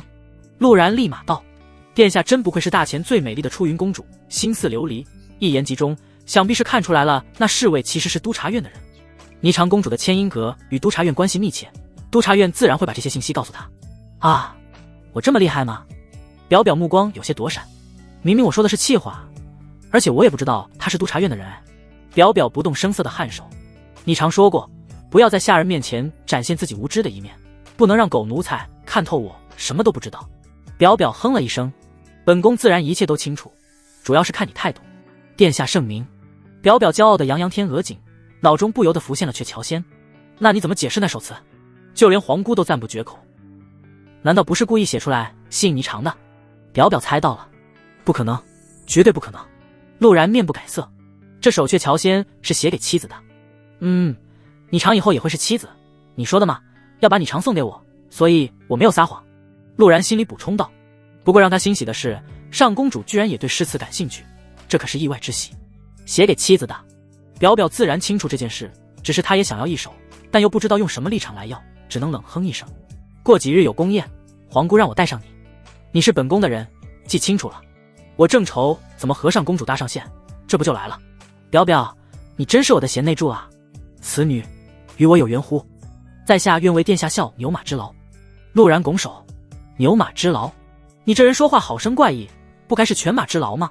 表表破涕为笑，但又觉得这样很失威仪，便又再度板起脸。因为牛马爱吃草啊。陆然义正言辞，牛马气力大，这样才能服侍好殿下。表表娇哼一声，你这人，哼，倒也不像传言中那般不堪。他想了想，把自己用习惯的火枪取了出来。那这个给你，以后拿这个打人，没人敢说你什么。这就给我报金币了。看样子表表这条大腿抱紧了，也不是一无是处嘛。陆然接过火枪，一脸感动。你盯着本宫做什么？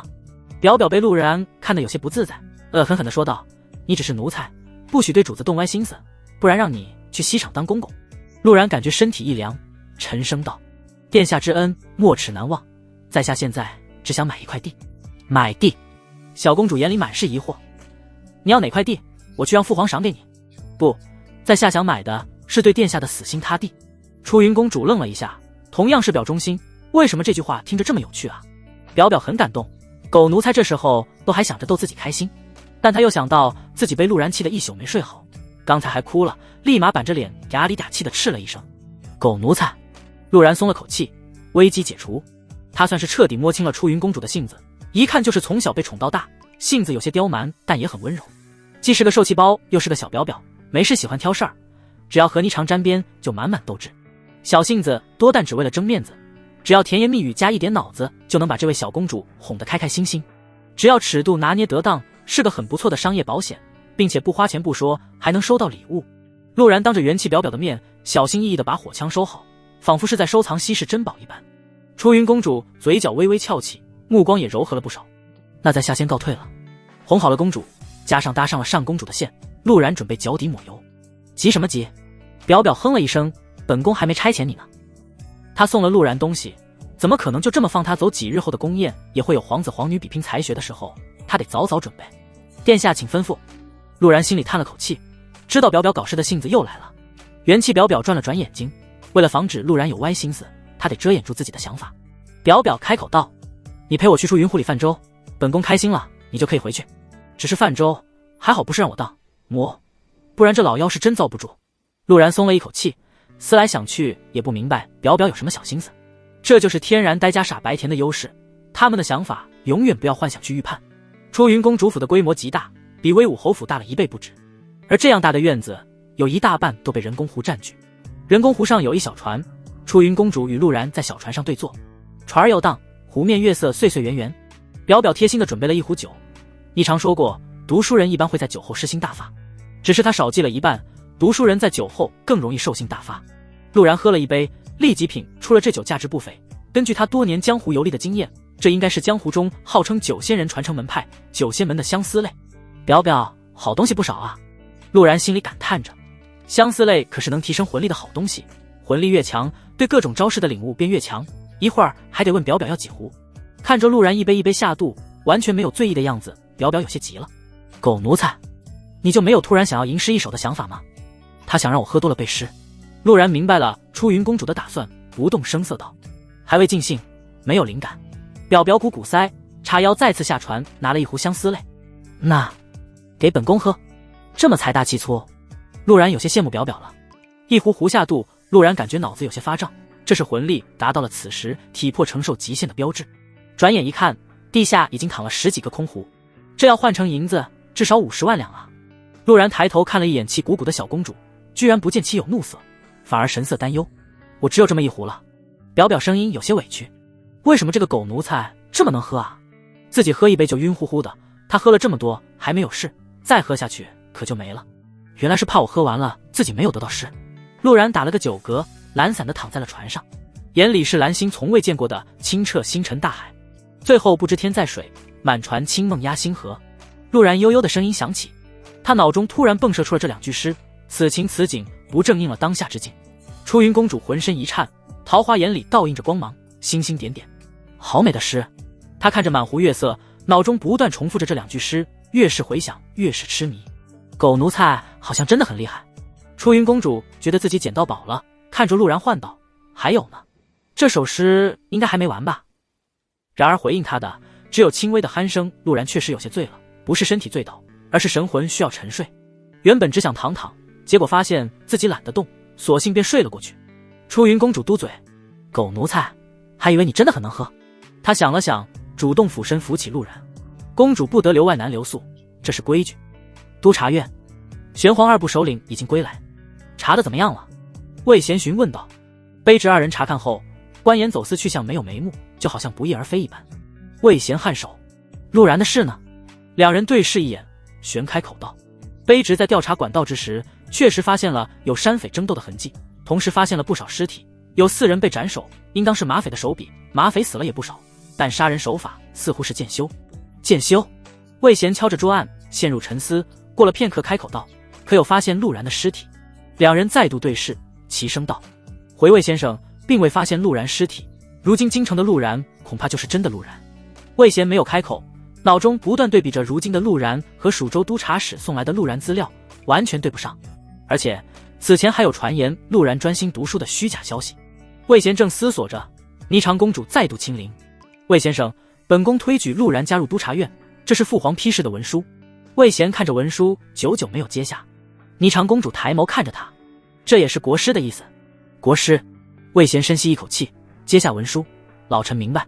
霓裳公主微微颔首，转身离开了督察院。魏贤站在窗前一言不发，良久后开口道：天。话音落下，影子中冒出戴着面具一身白衣的人影。明日你去陆府将陆然捉拿至提刑司。天遵命。魏贤目光悠悠。国师，你到底想要做什么？出云公主的凤辇在侯府前停下，表表亲自扶着陆然进府，这是主人对下属的关怀。你常这么说过，要礼贤下士才能让下属卖命。表表觉得自己做得很完美，直到看见了江婉，她怎么比那天看起来漂亮了？表表上下打量着江婉，心中好奇变漂亮的方法。殿下。江婉被看得有些不太自然，再次喊了一声：夫君交给我吧，劳殿下费心了。出云公主这才回过神来，干咳一声：无碍，本宫觉得陆然是个人才，与他喝了一些。就是这样，我先回去了。表表放下陆然就想离去，按照皇家礼仪，他今天接触外男有点过分了，不过这是本宫下属，没有关系。臣女谢过殿下。江婉神色怪异，陆然不应该会醉成这样的呀。不过醉了也好，省得他用牛劲儿。本来今晚还很担心的说。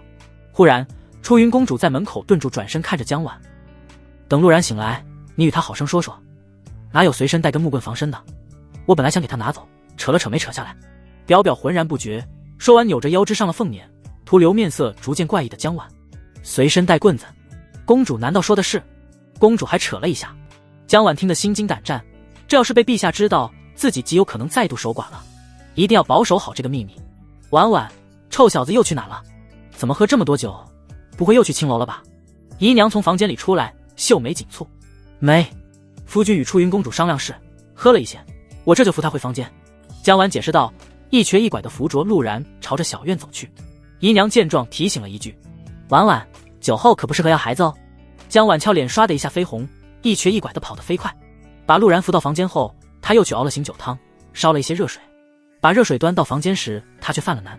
真的要给他擦身子吗？会不会太色女了啊？反正该看的该摸的都摸了，应该没事吧。他蹑手蹑脚地替陆然解开衣衫，轻轻地从开始擦拭。上半身擦拭完后，他的目光落在了最后没有擦拭的地方，渐渐的眼里闪烁着桃心。嘶哈嘶哈，陆然含糊着说道，娇软柿子飞，别乱摸，别跟个合欢宗小妹魔一样。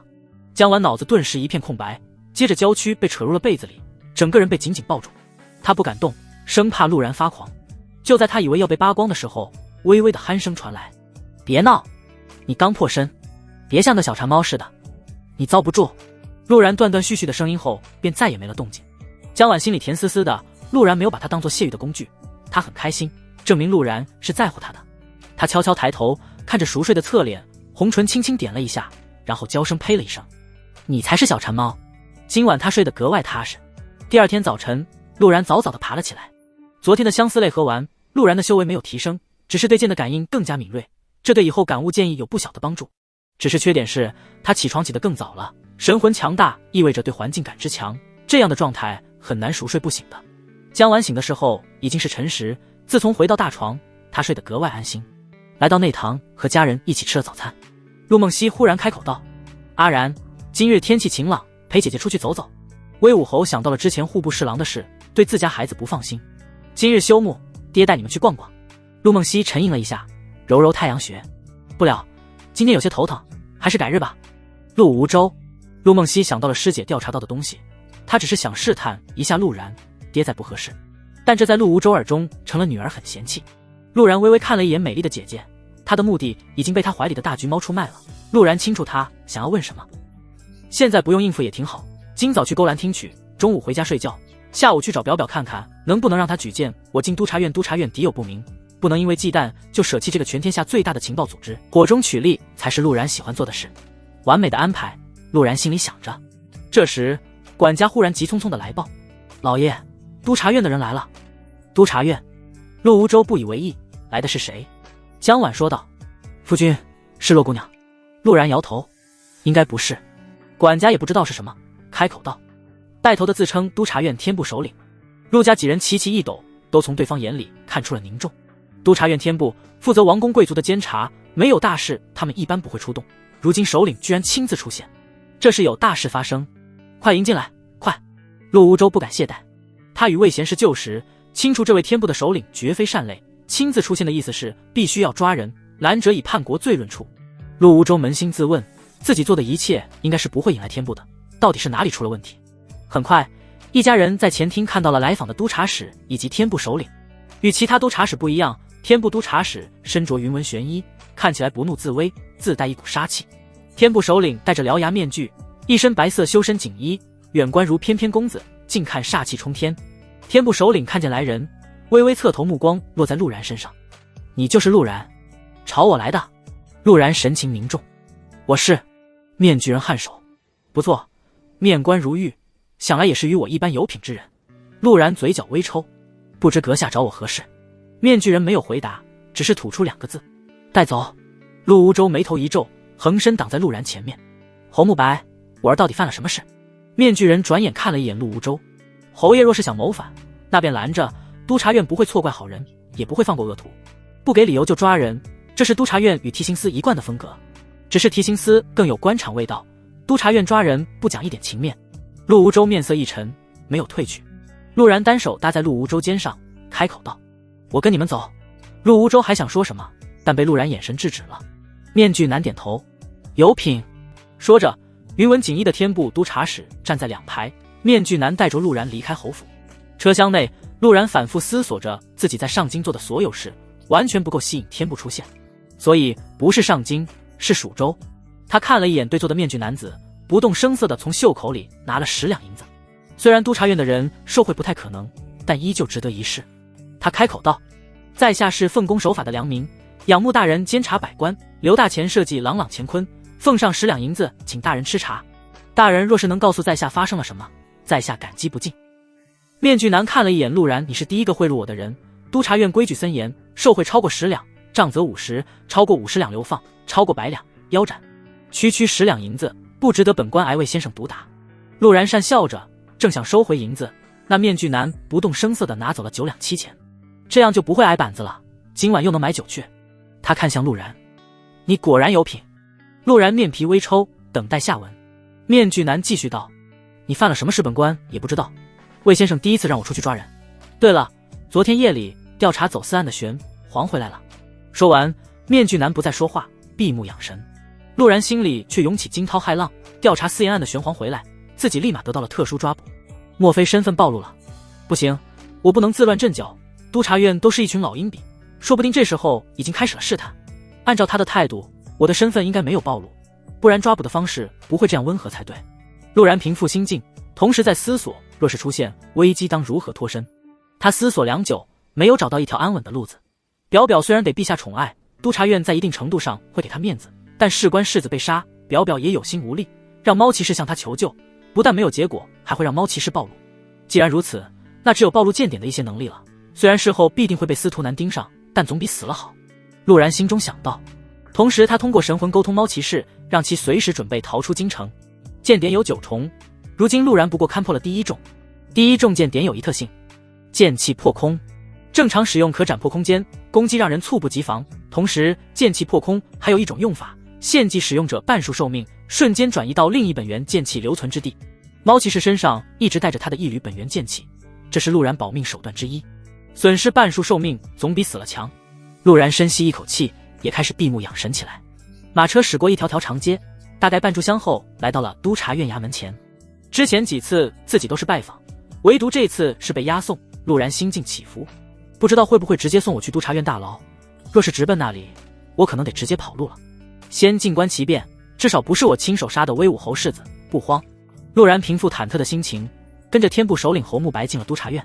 绕过了浩气楼，他被带到了一个小院。院门口站着2个督察使，着装是天部人员。侯慕白与2人做了交接，让2人离去后，自己亲自守在门口，平静道：“进去吧，自求多福。”陆然暗中调动剑气，面不改色的进屋。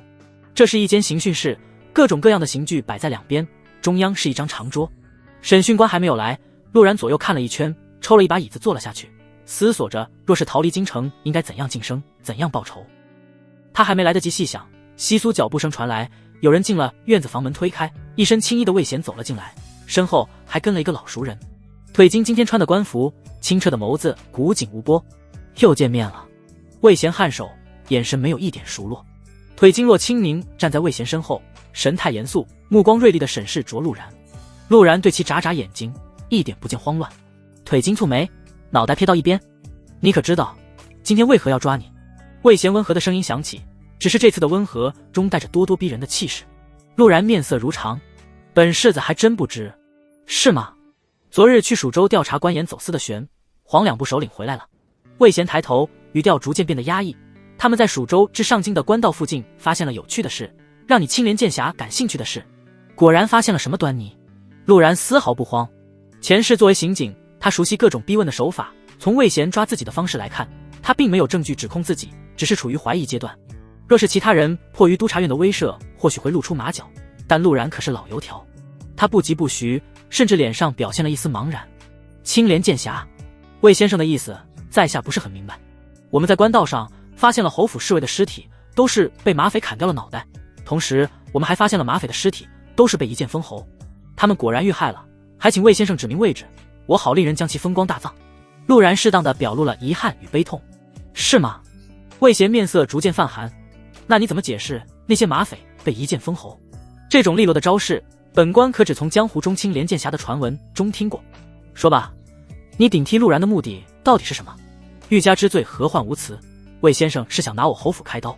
陆然神色也变得冰冷，在下确实动手杀过一些马匪，难道这就能判定本世子不是陆然，是那莫名其妙的青莲剑侠？他们在诓我，我深知杀人用固定手段会影响后续的计划，因此这10几年杀人的手法都是模仿的其他圣明剑修，怎么可能根据这个查出我？魏贤继续审问了几句，没有从陆然口中得到任何实质信息。中年老帅哥死死地盯着陆然，眼底闪烁诧异，就连外面的天部首领都不能在自己的盘问下如此从容。这小子，哼，谁还不会审人了？我也是专业的好吧？陆然面色平静，心绪更加平静。洛清宁叹了口气，不错，如果不是我们已经掌握了证据，光凭刚才的话已经足以洗去你李代桃僵的事实了，还想诓我，整得有实质性证据似的。陆然古井无波，作为专业刑警，陆然有信心在各种审问之中游刃有余，前提是不动用酷刑。走私官盐的案子落幕，督察院借此拿走了提刑司的一些权力，根本没必要针对自己。洛清宁看了他一眼，从怀里拿出小本本，照着本子念到天佑23年6月25戊辰日，侯府车队于安宁村附近官道遇上提刑司教唆的马匪，侍卫全死，马车不知所踪。7月初1，陆然返京，马车破损，提刑司围剿被巧妙避开。回京陆然性情大变。7月初2，一只猫开始在京城频繁活动，成了全城猫的首领，成立明教。明教，陆然此时心弦紧绷，同时对猫骑士又很是无语。神特么明教！洛清宁继续道。7月初6，陆然得出云公主召见，写下诗篇，本欲赠送给霓裳公主，与陆然纨绔完全不符。7月初7，陆然被户部侍郎盯上，被抓捕进刑部大牢，用手段让张显与谢朝说出目的。同时，户部侍郎家中出现一群老鼠，撬开地下室。经调查，这些老鼠都是被京城猫丢进去的，这些猫疑似明教教徒。洛清宁合上本子，神色遗憾而又怪异地看向陆然。陆然的心绪也一寸寸绷紧，沉默的审讯室格外压抑。他还是小瞧督察院了，居然连猫将军的一举一动都调查得如此仔细，自己做的一切都暴露在了督察院眼里。他是假柿子，侯府救不了他，表表没有能力救自己，未过门的长公主更是不可能出面，留给我的只有逃跑一途。可我不甘心啊，好不容易用合理的身份混进京城，难道真的只有灰溜溜的逃走？没有晋升，没有报酬，就这样逃走？陆然此刻才真正意识到了督察院的可怕，这是一支出现在何处都不会让人感到惊讶的组织，遍布各地。陆然攥紧拳头，暗自调动剑气，缓缓抬头，准备直接摊牌。就在他与魏贤对视的一瞬，意识到了一个问题：督察院已经确定自己的身份有问题，为何抓捕方式如此温和？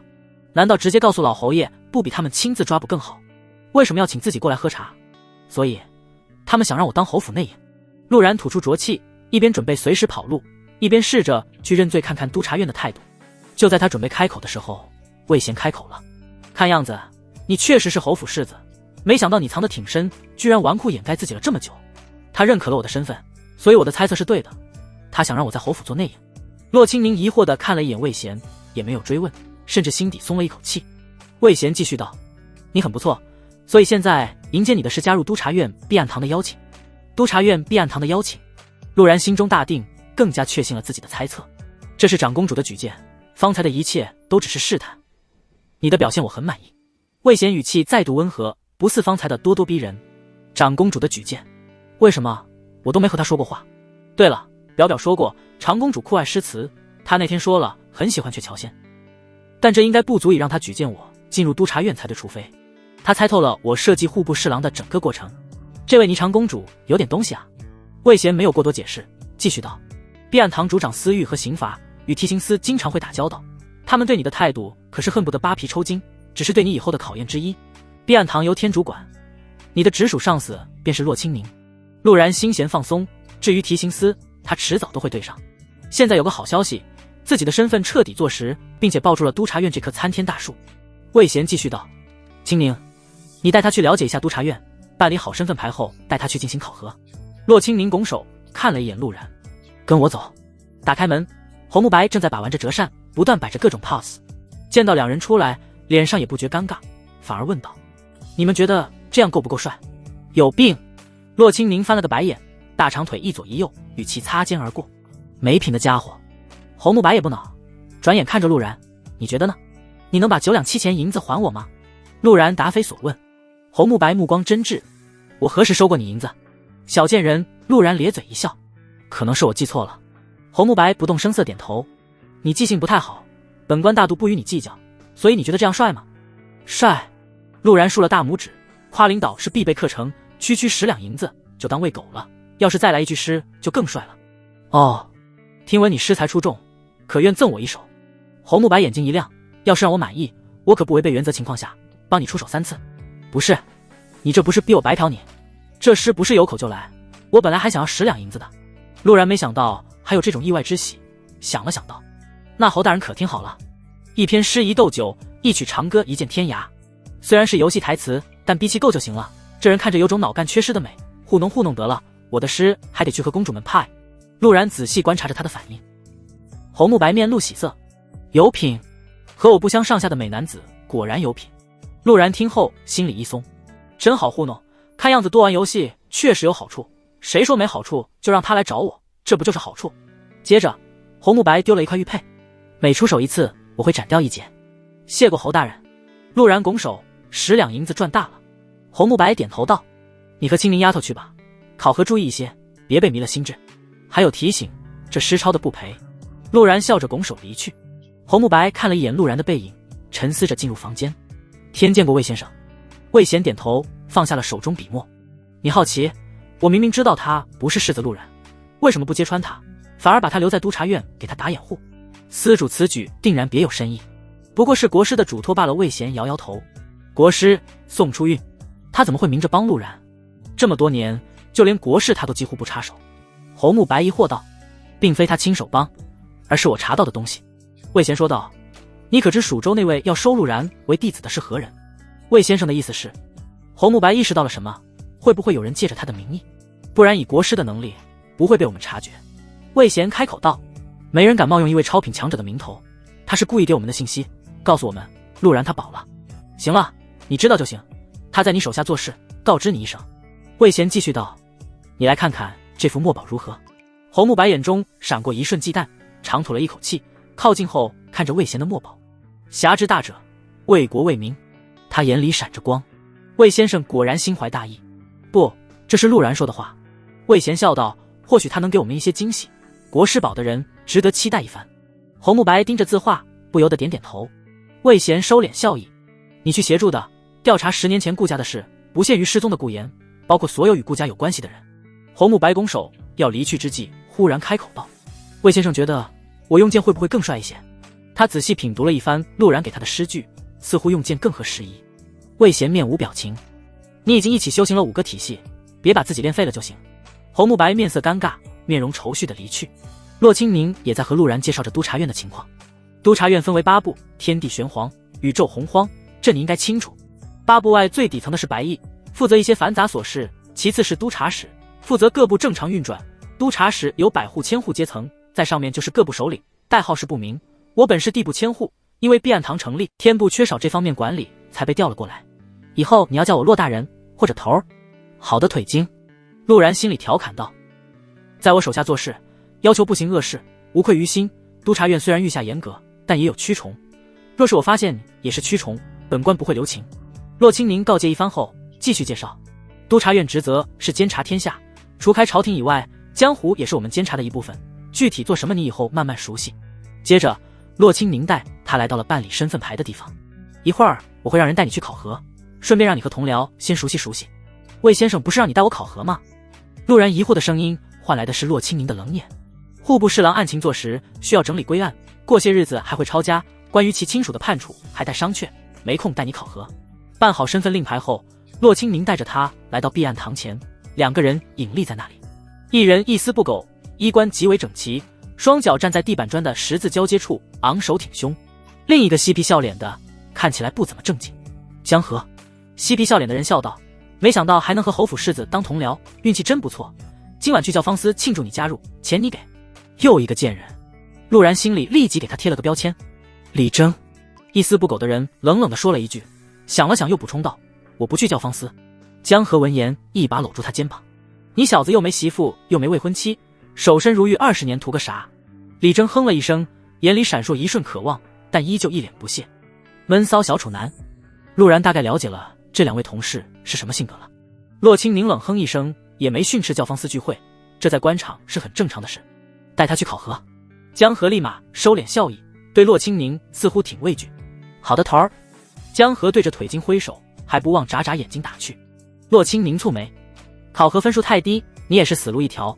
督察院考核可不是走个过场，考核还有死刑。陆然笑意逐渐僵住，特么大学生也不至于挂科丢命吧。洛清宁走后，江河与李征明显放松了许多，笑着看向陆然。不用太担心，一般来说资质考核还没出现过不及格的情况，再差也都在及格线上，毕竟是皇室推举，自然不会差到哪去。资质考核，我资质不太行啊。陆然脑补出了手按在水晶球先天满魂力的桥段上。江河道，太祖皇帝当初成立督察院的时候，设置了智、力、心3个维度的考核，魏先生觉得太麻烦，便求助国师布置了幻境阵法，步入其中会出现当下朝廷难解决的问题，你的任务就是给出自己的解决方案，再由国师评价分数。说着，陆然被带到了一处阁楼前，迈过高门键，一路来到阁楼一层，大门前2根木柱上写着2句诗：居庙堂幽冥，入江湖幽君。这是魏先生亲自题的字，其实严格意义上来说，魏先生已经不是朝中官员，只是挂了一个督察院御史的名头。早在10几年前，魏先生就想请辞入江湖，实际上魏先生却也去了江湖一趟，只是去了没多久，就出现了见到世家顾家被抄家的消息。江河面色唏嘘，若是魏先生或上公主一直在上京，顾家怎么会出现这种被污蔑的情况？所有人都清楚顾家心怀大义，否则用不出正气十足的剑法。陆然对此笑了笑，并没有发表看法。说着，陆然跟着进了1楼。江河嘱咐道，考核就在楼上，我要提醒你一句，这是国师布置的幻境，道门地宗的玄奥无人能参透，我们低品修士很容易受到影响。若是你觉得心神即将失控，大呼一声退出，幻境便可解除。不要想着自己精彩绝艳想去硬抗，国师是大前几大超品中最强的那一个，你不可能扛得住他的影响。又是国师，陆然总觉得国师这个老六在算计自己，但又没有什么证据。一个8品剑修怎么会让超出品级强者费心算计？陆然微微拱手，把自己脑中可笑的想法压了下去。多谢江兄提醒。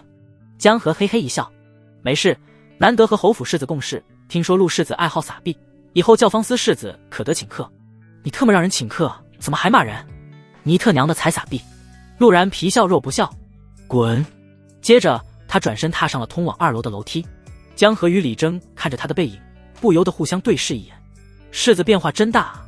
江河感叹一句，之前在教坊司看见他，可没见过这么和气。蜀州娘们儿这么能调教人，给一个纨绔训成了这样，调教低俗。李征压住眼底的憧憬，冷冰冰的呵斥一声。此时陆然已经踏入2楼，踏上一瞬，他立即置身于另一个世界，就连触感和痛感都能完美的呈现。要是不事先知晓这是幻境，不知道能困死多少低品修士。陆然有些明白为何大前被周围各国忌惮了，就凭国师这一手便立于不败之地。他扫视着周围环境，入眼便是礼部大楼。礼部，便宜老丈人的地盘。正当陆然打量着，身后忽然传来了一阵阵嘈杂的声音。火头看去，一群背着被褥的人冲了过来，其中有年迈老者，也有年少青年。下一刻，陆然被挤到了人群中，回过神发现自己也一身布衣，成了万千科举人中的一员。接着礼部内出来一个人影，让陆然错愕的是，这人并不是礼部尚书。今日乃春闱会试的日子，高某在此祝愿大家金榜题名。但某有一事要说在前头，凡是带作弊之物进了考场者，不仅逐出考场，并且永不得再次参与科举。识相的自己把作弊工具丢在这个兜里。高考前要搜身，这很正常。陆然并没有看出什么异样。陆陆续续的考生开始进入考场春闱，持续3日，期间不得离开考场，因此所有人都携带着日常休息的被褥以及填肚子的口粮。人挤人，棍挤棍。陆然跟着所有人进入考场，同时不断打量着环境，忽然看见了有守卫的士卒将纸条塞到了一些学子的被褥中。这是内部人员，科举内定了一些人。看样子大前的科举之风确实恶劣。陆然眯着眼睛没有出声，沉默着进了考场。很快到了检查随身携带之物的环节，每个考生将包裹放在帷幕前，自己脱光衣服去帷幕后搜身。啊，我的大匕首要暴露了，还好这只是幻境。陆然心里想着，这是国师布置的幻境，也不知道他会不会有事没事看一眼，要是目睹了自己随身携带匕首，算了，不能细想，这国师是男是女都不知道。比起这个，我更好奇方才那些被塞纸条的人，这样检查不就暴露了？不对，人家是内部人员，检查肯定也睁一只眼闭一只眼。然而，就在他这样以为的时候，外面忽然传来了嘈杂声，居然还敢带小抄舞弊！来人，将此人给我丢出去！不，我没有，我可是云州界员，我怎么可能舞弊？有人在污蔑我，有人污蔑我。陆然听后目光微眯，科举的水比自己想的还要深啊！那些纸条并不是内部人员，而是想要将有才华的寒门子弟给排挤出去。不出他所料，陆陆续续的又出现了各地界员被丢出去的情况。此时事情的前因后果已然明了。愣着干什么？还不快脱！呵斥声将陆然唤了回来。陆然怪异地看了一眼检查人，刚才的声音怎么听着像女人？不，一定是我想多了，这可是科举，怎么可能出现岛国的黑丝老师被迫 Triple X 的环节？陆然觉得这幻境有些不靠谱，丝毫没犹豫的把裤子脱了下去，同时他的目光一直在那检查人的身上。只见其愣了一瞬，然后不疾不徐的让陆然穿上衣服，转身离开了帷幕后。反应这么平淡，不应该啊，哥们儿，这本钱哪个男人看了不自惭形秽？不对，这特么是幻境。陆然转身离开了帷幕后，画面一转，自己已经坐在了考场上，手里拿着毛笔做题。让他错愕的是，明明这些策论他完全不明白，但却如有神助的一气呵成将试卷答完，并且心中生出这次必定高中的感觉，并且心底还有着说不清道不明的兴奋，想要立即与人分享的喜悦。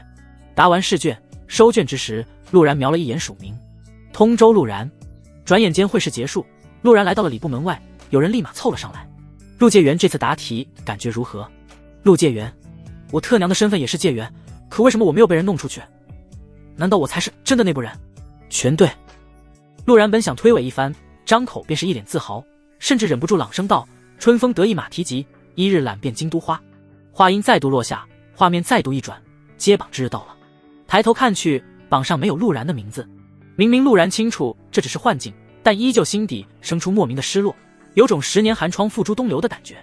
这时他旁边的老人长叹一声：老夫考了10几次，文章就连滁州知府都赞叹有加，为何屡考不中？画面再度一转，月色照耀，陆然醉醺醺的在归乡路上行走，一口口喝着酒，落榜的愁绪侵扰了他的所有意识。倏然丛林窜出来一群黑衣人，没等陆然反应，黑衣人手起刀落，他意识逐渐模糊，弥留之际，他的耳畔传来声音：王爷的门生顶替了你的状元郎试卷，你不死，我们不心安。陆然心中升起喜悦与悲愤，喜悦的是他中了状元，悲愤的是寒门之子就算再才华出众，也比不过一个王爷门生的身份。他感觉自己的尸体被丢在了肉堆里，第三人称与第一人称意识交杂，他看见了一个个熟悉的面容，那些被排挤出来的界元郎全都被斩杀在此。陆然脑袋轰的一下炸开，怒火再也无法抑制，心神回到自己身体上，暗经长剑瞬间出鞘。而在这时，他发现自己已经回到了2楼，而眼前只有笔墨与一张宣纸。陆然盯着宣纸，明白这是自己给出自己的解决方案的时候了。针对科举被勋贵垄断这件事的方案，他在案前驻足良久，最后深吸一口气，提手开始落笔，歪歪扭扭地写下4行大字：待到秋来9月8，我花开后百花杀，冲天香震透天下，山河尽带黄金甲。随后他又在下方写下一行白话：杀尽公卿骨，科举自然亮。当他放下毛笔之时，虚空中凝聚出一只白皙的手掌，手掌半握拳，轻轻伸出食指在宣纸上一划，接着2楼陷入寂静。陆然看着宣纸，一时之间不知道这是什么意思。等他下楼后，江河与李征对视一眼，完全没想到这么快。两人凑了过去，看着宣纸顿时一愣，这是杀气太重了吧。接着他们看着那道划痕，目光怪异地看向陆然：你到底在幻境里干了什么？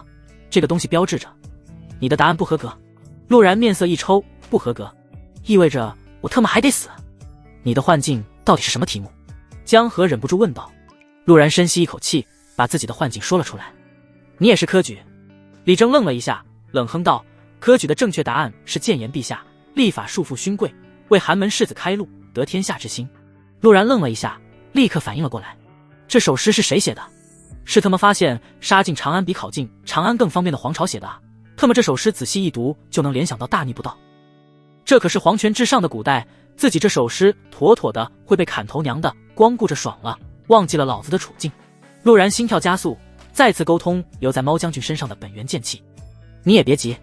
江河如同看怪物一样看着陆然，魏先生觉得这个题目的答案不一定准确，少年热血容易冲动，于是还给了一个机会。陆然依旧没有停止沟通本源剑气，他可不想死。江河看了他一眼，你跟我来。说着，他带着江河避开了2楼，绕行到了3楼。3楼空荡，只有中央有一张木桌，桌前留着文房4宝。他来到桌前，桌上刻着2句话：无念不以物喜，不以己悲之境，却又陷进一忧退一忧之难，何以解哉？陆然看着这2句话陷入沉思，这显然不是斗诗，更像是在寻求共鸣的声音。方才的诗杀气毕露，处处都彰显着不尊皇权，所以现在是想挖出我的好思想品德，要是这也没有，那就真的死定了。陆然顿时明了，脑中想到了1楼的对联：居庙堂幽冥，入江湖忧君。如今江湖势力逐渐崛起，魏贤早就想踏入江湖，解决江湖祸乱，但朝廷也需要他的存在，他不知道自己到底该如何自处。同时，这2句对联也表现了魏贤忧国忧民的心境，又有精忠报国之意。他没找到与自己同频的人，想要找到能符合他胃口的人。这个人他不在乎是否尊敬王权，只在乎其对天下的态度。这一关的目的并非是引导来人理解魏贤，而是寻找一种共情。若真是不尊皇权、杀气滔天之人，定然不会理解这句话深处的对天下的担忧。而若是能与他共情的，魏贤就愿意给这样的人一个机会。陆然深吸一口气，嘴角微微勾起，开始研墨。毛笔沾了墨水，陆然深吸一口气，闭目沉思。我归今身负仇恨，因为顾家的事，我对皇权没有一点好感，但这并不代表我就是十恶不赦之辈。我虽行走江湖数十载，手上沾过无数鲜血，但我从未错杀一个好人。我心有正义，才让我从庸才成了一名剑修。如今我虽成了世子，依旧没有因此去欺压百姓。我做的一切都只是为了自保。我从未想过要和光同尘，因为我的身体里住着鲜红的灵魂，流淌着作为警察正义的血液。即使在这个社会，在这个百姓被称作贱民的时代，我依旧保持着我的底线。我写出那首诗，并不是意欲推翻天下，因为我知道战争带来的是百姓之苦。我愤怒的是，为何兴盛如今百姓依旧饱受苦难？无数学子挑灯夜读，熟读经典，思君思国思社稷，却被勋贵掐断了眼里的未来。这样的风气下去，王朝更迭是必然。我只是在劝说一些人，若是劝解不通，杀自然成了最有效的方式。既然你想要共情，那我借华夏先贤们的大善之言，与你这义士心怀天下之人共情便是。陆然睁眼，落笔写下丑陋的字迹心：百姓苦。王，百姓苦。江河有些恍惚地看着这短短的2行字，懒散的笑容略微收敛，看了一会儿，陆然道：考核已经结束，这一次考核结果只能由魏先生亲自审核，结果出来之前，你不要离开督察院即可。说完，他几乎是用跑的方式噔噔噔地下楼，脚步声迅速远去。结果出来之前，我不会走，但若我猜错了魏贤的用意，也只能先告别上京了。陆然吐了一口浊气，下楼等待结果。好奇楼内，魏贤坐在3楼阳台，翻阅着近日调查的信息。他身后还站着2人，玄沙扮演，身形娇小的那个女子一直盯着他，一双黝黑的眼睛倒映着那一身青衣。另一人浑身肌肉，气息浑厚，脸被半张骷髅面具挡住，浑身散发着一股死气。阳光透入阳台，照射在魏贤手中的书卷上。正当他想要挪挪位置的时候，玄沙扮演的女子上前了半步，遮住了阳光，柔声道：汇风合唱，烈日高悬，在这里看东西比室内好多了，也不会伤了先生的眼睛。魏贤放下手中的册子，温和一笑：你们调查的东西我知道了，江湖门派都想趁着今年朝廷主办的江湖会夺走气运，倒是难为他们憋了这么长时间。杨面，你带领的荒部成员被一些门派知道了底细，也不用急着召回。这些门派早知道督察院渗透了他们组织，只是他们也不知道到底是那些人，忙于召回反而会给他们肃清的机会。肌肉男嗯了一声，一旁的女子开口道：先生，西域武王朝最近在大肆征兵，恐怕西方要塞和平不会太久了。魏贤摇头：上个月武王驾崩，短期内他们不敢主动开战，甚至会主动给我们示好。女子蹙眉，没有追问缘由。魏贤看了他一眼，继续道：前段时间你的红部给了我消息，武王几大皇嗣在武王头七的日子分道扬镳，难道就没想过这是为何？无非就是争夺皇位罢了，但几位皇子都有名将拥护，何须征兵？新兵难以操练，这毫无意义。说到这，女子脸上露出崇敬的神情。大武王朝如今的局面，正是眼前之人花了10几年谋划的结果，只是几个撮合，让几位皇子分别娶到了大武王朝不同名将之女，从内部让大武朝名将互相敌视。武王在世之际，这些名将还没有一心，而今武王驾崩，矛盾一触即发。谁拥护的皇子夺得皇位，谁才能庇佑家族延续下去，并非没有意义。魏贤忽然道：武王有一幼子，花天酒地10余年，若是他不趁着几位皇子针锋相对的空隙丰满自己的羽翼，等待他的只有一死。而今他趁着间隙征兵，想来只是在掩饰他暗地里想要夺权的动作。没想到大武王朝还能出现如此人物。女子眼里闪过错愕。先生是看好武王第7子秦离？并非看好，只是觉得这位皇子有趣。魏贤摇头，并没有继续讨论下去。武王朝的事，你们红部也做得不错，你们只负责监察他们的国情，莫要过多猜测。说完，魏贤看向楼梯口的方向，江河跌跌撞撞地跑了上来。魏先生，这是世子殿下的考核结果，他被国师判决下等不及格，进了3楼，还请魏先生重新定夺。江河递上一摞文书，上面的是户籍信息，这是必须要调查的东西。也正因如此，魏贤才会去试探陆然的真实身份。对于督察院来说，这些资料极为重要，是防止督察院被其他势力渗透的必要环节。户籍下面压着陆然在2楼幻境中的答卷。魏贤愣了一下，嘴角微勾，询问道：云竹，当初你通过科举试题之时，答案是什么？科举试题？云竹心里叹了口气，大前科举弊病已经40余年了，到现在也没有人能彻底解决。他回道：立以法，行于时，由督察院设立机构，大庇天下寒士，听其诉求，从而整顿科举。陆然的答案是杀尽公卿谷。杀尽公卿谷。云竹蹙眉，想了想，评价道：王公贵族为弊病所在不假，但此举恐怕会导致血雨腥风，民不聊生，不是什么好提议。难怪国师评价下等。国师评价下等。魏贤笑了笑，没有说话。依照他对宋初运的了解，下等的答案与上等答案一样罕见，或许下等是假，他是想让我看看陆然的答案才是真，因为他当初给陛下的答案也是杀。这首诗倒是不错。魏贤将答卷放在桌上，就是字有点丑。两人循声看去，顿时感受到一股杀气扑来，字迹丑陋也没有影响观感，反而更让这股杀意更加凝实。待到秋来9月8，我花开后百花杀。好大的口气，真当自己是先锋军了。云竹嗤笑一声，杨灭凝重道：他当时真的动了杀心，这字迹中带着剑气，他是剑修。魏贤颔首，这确实印证了他的本心，剑修从不会说谎。话音落下，在场几人齐齐盯着他。魏贤开口道：你们可知为何陆吴州手握1万众骑兵？陛下只是忌惮，从未想过要夺走或者除掉。几人齐齐摇头，等待下文。重骑兵是一股可怕的战力，1万由7品武夫组成的重骑兵，面对寻常军队，哪怕是6品武夫组成的10万大军也能横推。理论上，陛下确实应该将这股力量拔除才能安心，但他没有，原因只是陆吴州是一位高品剑修。剑修独特，需先修心，后修行。所有剑修在9品之际都会逐渐明心，这边是所谓的剑心。剑心一旦成了，就不可打散重聚，而一旦剑修违背了自己的剑心，必定身陨。陆吴州的剑心是魏国，只要皇位上坐着的不是昏君，他陆吴州一辈子都不可能反，反的代价就是陆吴州身陨。这也是魏贤不相信当年判处顾家通敌卖国的原因。顾家家主顾无端一身傲骨，以除暴安良为己任，这样的一位见修通敌卖国，绝不可能。说着，魏贤打开了陆然在第3楼的答卷，目光变得深邃起来。杨灭站得笔直，眼睛用力地朝着那张纸看去。云竹则直接靠近，探头看去，也是立即沉默了。魏贤深吸一口气，将那张纸放在桌上，良久没有说话，转头看向了阳台之外。兴，百姓苦；亡，百姓苦。杨灭跟着读了一遍，立即沉默下去。他可真敢说啊！云竹冷哼一声，他这是在责怪陛下不顾百姓。如今大钱鼎盛不假，但天下之人天下心。如今朝廷也算清明，但终归有老鼠欺压百姓，这并非我朝之错。你觉得呢？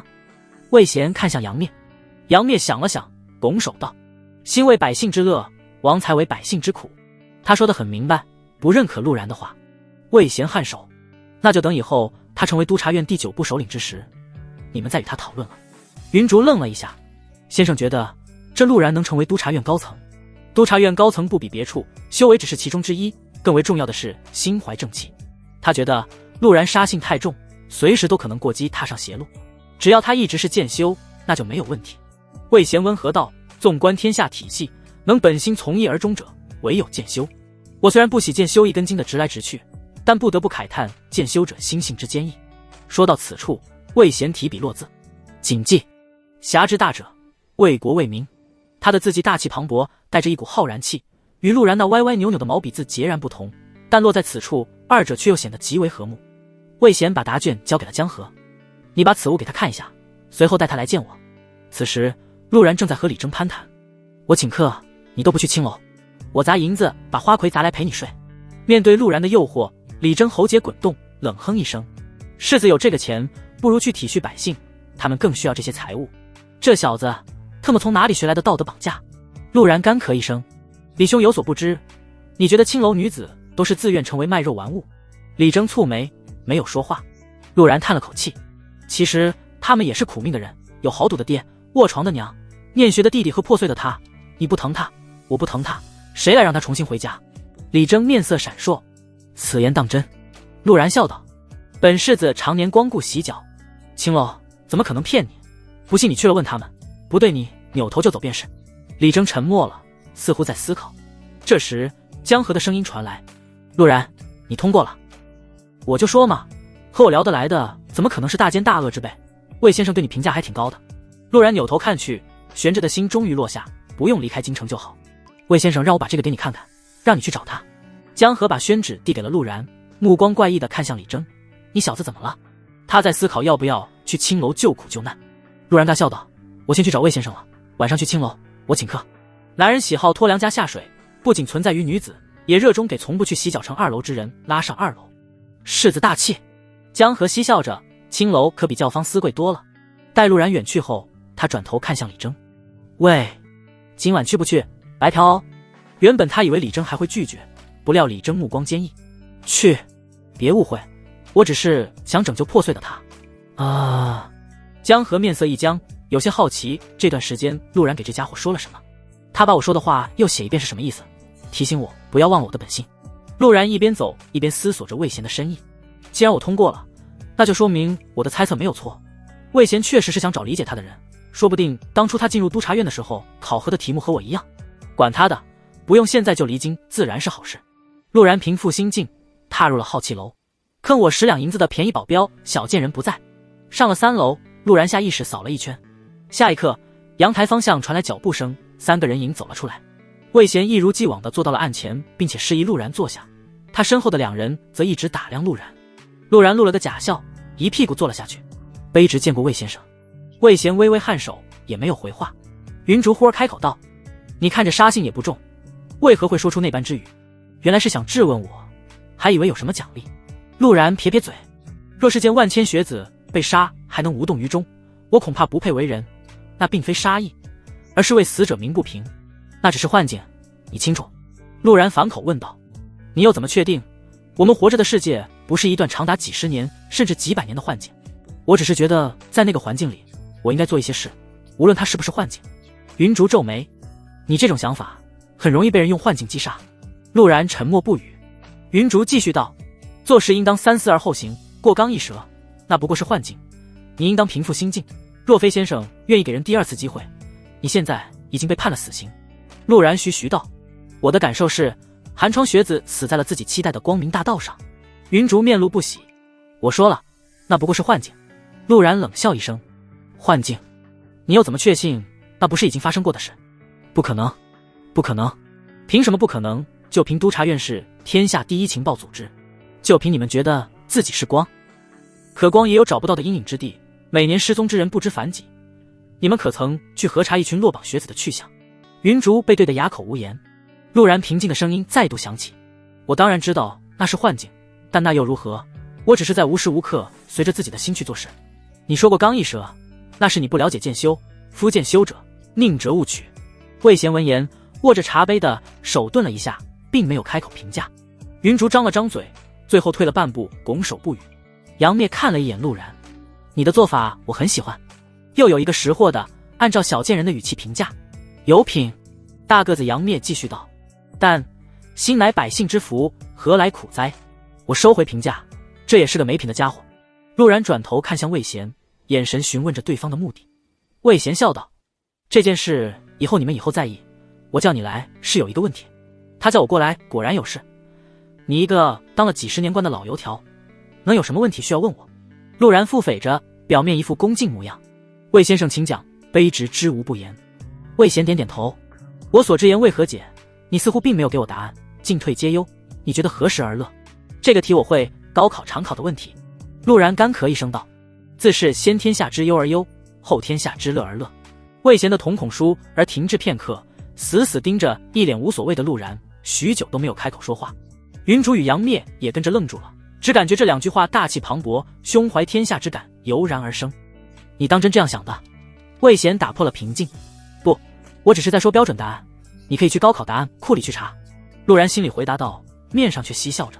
这事尽一忧退一忧的魏先生才能做到的事，我没有这么大的抱负，比起这个，我更喜欢先天下之乐而乐，后天下之忧而忧。魏贤听后长叹一声，说这话你倒也像个纨绔。我本来就是纨绔。陆然回道。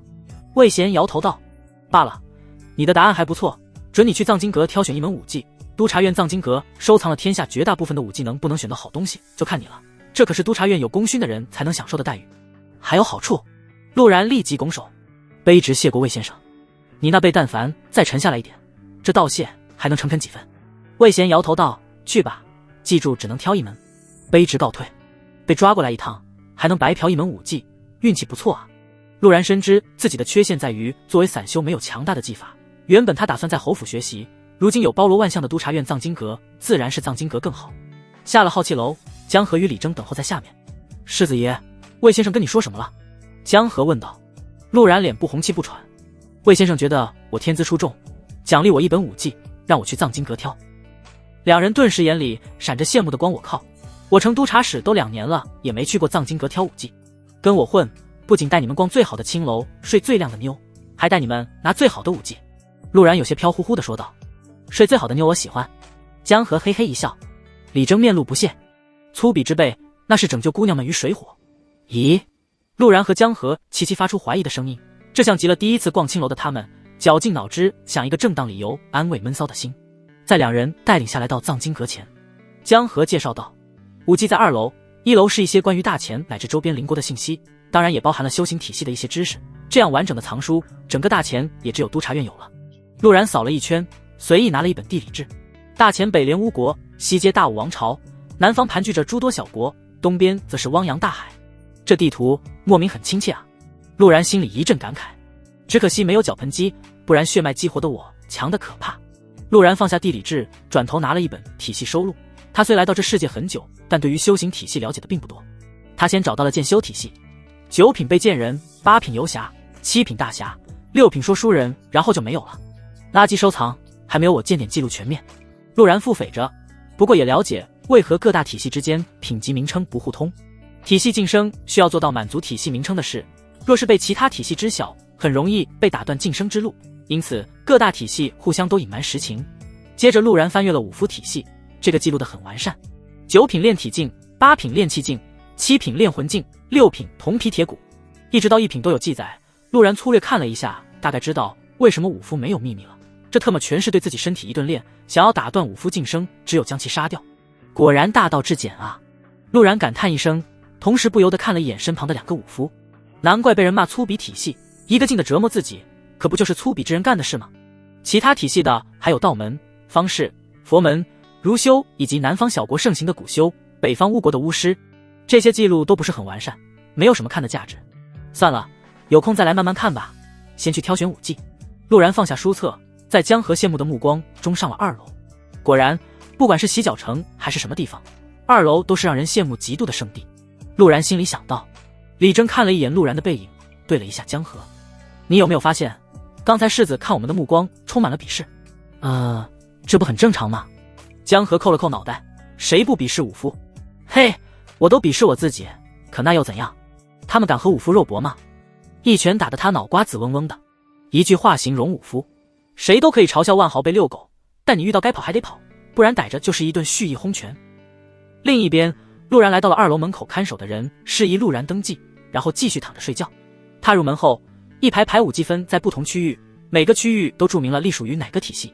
让陆然诧异的是，居然连巫国的巫术都有记录，不愧是第一藏经阁，收藏果然广泛。一路来到属于剑修的武技架前，琳琅的武技名目不暇接。陆然走马观花地看了一圈，全程注意力都在桌角、柜角以及墙缝上，什么都没有。谁他妈说这些地方藏着的才是高级武技？陆然低声骂了一声某些知名小说作者，没有发现所谓的奇遇，陆然只能老老实实的凭着感觉挑选。忽然，在他路过一本没有落灰，明显是新收录的武技之时，腰间的长剑忽然颤了一下。准确的说是剑鞘在颤抖，好像与这本新武技共鸣了一般。卧槽，好像真特没有奇遇。陆然喉结滚动，将武技拿了下来。封面上写着3个简单的大字：拔剑术，闻着还有一股清香。这玩意儿不会之前在一个女人手上吧？陆然嘀咕一声，翻开了武技。第1页只写了一句话：拔剑术，拔剑若雷霆，一击必杀，若一击未杀，让人带你逃之大吉。看着这句话，陆然有把它放回去的冲动。前半段看着猛地一批，怎么到后面2句就拉胯了？感受着腰间长剑颤抖的愈发剧烈，陆然深吸一口气，耐着性子看了下去。翻阅完后，陆然顿时有了改观。所谓拔剑术一击必杀，是将使用者的剑气与精气神交融，完全投入到剑锋之中，展出所在境界最强一击。若是最强一击都杀不死的对手，加上耗用掉所有精气神的自己，让人带着跑路是唯一选择。破釜沉舟的招式我不是很喜欢啊。陆然迟疑了。不过我的目标是司徒南，不出意外他应该至少是4品强者了，想要杀他，这一个武技说不定能出现奇迹。陆然思虑再三，将武技拽紧去了外面登记。看守者半睁开眼睛，惊叹道：哟，眼光不错啊，这是天机阁新送来的剑修武技，没想到被你看上了。天机阁，陆然心里一动，这不正是那位国师在大乾皇城内的阁楼吗？莫非这又是国师那老六早就算计好的？不对，这武技闻着一股清香，怎么可能是国师？除非是国师他老婆的。至于国师是女子，陆然完全没有考虑过，大乾朝廷从未有过女官的潜力，国师更不可能是女人。要是真是女人，哼，大不了我一夜入超品。陆然本想回家一趟，一边让猫将军放松，安心当只快乐猫咪，另一方面是给家里报一声平安。但督察院的武技不能带出去，他只好在这里学习拔剑术，让人传话给侯府。武技不像儒家的文章，只有亲自练习才能加速掌握。站在督察院演武场中，他试着用武技记录的方式，将周身剑气与精气神导入长剑之中。一开始并不顺利，总会因为一些失误失败，但因为他与暗金长剑之间的那种紧密联系之感，一炷香后终于初步掌握了诀窍。因为这把剑，我感觉我的天赋上升了一个台阶啊！按照以往，我想要达到这种地步，至少也得10天半月的。陆然庆幸的同时，又对那位给了自己这些东西的国师愈发忌惮。这国师就像肚里的蛔虫一样，精准的知晓我缺的东西。我甚至怀疑表表库里的剑鞘也是国师给他的。陆然心里嘀咕着，他深吸一口气，归剑入鞘，按照自己总结的经验，开始将剑气与精气神交融，汇聚在剑锋上。过了大概10息时间，他猛然睁开眼睛，一剑挥出，轰！一声巨响，一股剑气从剑锋射出，所过之地留下宽约20公分、深度从40公分不断递减的沟壑。与此同时，一股虚弱感蔓延陆然4肢百骸，最后重重倒在地上，大口喘息。强，太强了！陆然感慨着，要是这一招加上自己掌握的剑点特性，破空贴脸开大，他有信心斩杀7品的对手。不过，我是不是应该叫一声名字？斗地主王炸都得扯着嗓子喊，我这可是真的开大，没有 BGM 怎么行？陆然心中想到。拔剑术，不行，喊这个没什么气势，不够装逼。陆然否决了这个提议，并且觉得这样还容易暴露自己的底牌。不对，我只是为了享受出手的那种畅快感，为什么要固定一个名字？陆然顿时感觉茅塞顿开，脑中想象着自己一剑跃平斩杀对手后，对手都在传自己的剑招，下一次直接换个名字，让对手瞬间懵逼，对吗？报菜单也得回回有新意不是？西红柿炒鸡蛋也能叫番茄炒蛋，我一个剑招多几个名字怎么了？因为动静太大，江河与李征闻声赶了过来，看着躺在地上的陆然，心里一突，见其笑得贱兮兮的样子后，心里顿时放松下来。世子无罪，却死在督察院，他们俩定然是要背大锅的，没死就好。黄昏时分，侯府，陆游皱着眉在客厅来回踱步，陆无舟坐在椅子上一言不发，陆梦溪也扶额沉思。姨娘看着手脚裙角，眼眶微红，眼角还带着泪痕的侄儿媳妇，察觉到了姨娘注视，江婉抿了抿唇，袖口里的手紧紧握着稷下学宫的腰牌，带着哭腔唤了一声：姨娘，夫君他。姨娘哪有什么办法，眼看着侄儿有变好的趋势，她还想在姐姐坟前告慰一番，结果转头遇上了这档子事。督察院可不比刑部，被抓进去的人谁也没法捞，他只能用询问的目光看向陆无舟。老爷，这可如何是好？已经1整天了。陆无舟叹了口气，等消息吧，被督察院天部首领抓走，什么都不做才是最好的选择。若今夜还没有消息，我就赶进皇宫，用众骑兵给阿然抵罪。姨娘咬了咬娇润的红唇，抵罪抵罪，我们侯府做错了什么？我爹死在战场上，姐姐也因为当年与巫国开战负伤，后来难产而死，我们侯府还要怎么证明没有私心？姐姐就这么一个儿子，以往他混账也就罢了，如今好不容易看着要好起来了，要是这样不明不白的被督察院打死，我们怎么给姐姐交代？陆无舟握了握拳头，最后长叹息一声。姨娘撒气的坐了回去，怒骂着：混账小子，就知道惹事，就知道惹事，当个闲散侯爷不好吗？他藏在袖口里的小手也紧握着。这时管家急匆匆的跑了进来：老爷，大少爷让带消息回来了。闻言，一家人齐齐起身，江婉最先冲了出去，裙摆飞扬，完全没了平日温婉的模样，忐忑地看着官家等待结果。官家弯腰道：大少爷说他被督察院录用，成了避案堂的督察使，今晚可能回不了家了，莫要挂念。加入了督察院，众人脸上忧愁尽散，面面相觑着。王侯子弟加入督察院，这可从未听闻过。陆然黄昏时才缓过劲来：那一件是你砍的？江河与李征一脸羡慕。帅不？陆然活动了一下身体，感觉被掏空。不过让他有些意外的是，体内剑气恢复速度很快，同时剑气还牵动着他的精气神恢复。他估摸了一下，大概1个时辰就能恢复完毕。2个小时的 CD， 这技能 CD 真特娘的长，这一招还是得少用，要是一剑没砍死，那死的真就是自己了。江河与李征不语，心中更加向往自己挑选武技的日子了。归还了武技后，江河与李征带着他去办事处领了制服、代表身份的腰牌以及佩刀，回到避案堂。平日里当差的穿着制服，腰牌一方面代表身份，其次上面也刻印着阵法，可抵挡3次炼气境的攻击或者1次炼神境的攻击，同时还能储纳一些东西。佩刀是督察使地位标志，你现在是铜柄的，和我们一样，再提升就是银色刀柄，然后是金色刀柄，头就是银色刀柄。他一直丢在身份令牌里，不怎么携带。实际上武夫都不太喜欢这些武器，我们喜欢拳拳到肉的感觉。你明日准时来点卯。头儿的意思是以后你就和我们一起了。督察使一般3到4人为一组，值守一片区域，这可以一定程度上避免沆瀣一气。通常情况下3班一倒，我和李征刚倒了夜值班，现在应该是3天日值。倒班制啊，比996福报还恶心。陆然腹诽着，旋即开口道：值班区域呢？区域不定，为了防止督察使踩点或者与一些官员同流合污，这虽然不多见，但不代表没有。每个组织都会存在败类，这我很清楚。陆然认可的点点头。这时避案堂外一个英姿飒爽的身影迈着长腿靠近。腿筋怎么这时候回来了？不应该下班了吗？头儿面色很差，这是有棘手的新任务出现了。江河提醒了一句，然后乖巧地站在一旁。腿筋步伐迅速，富有节奏，来到堂内扫了一眼3人。永宁县发生了一起妖兽作乱事件，如今已经吃了不下100人，这原本是提刑司的事，但我们接受了刑罚权，他们把事情丢给了我们，你们跟我一起去调查一下，陛下3日内要结果。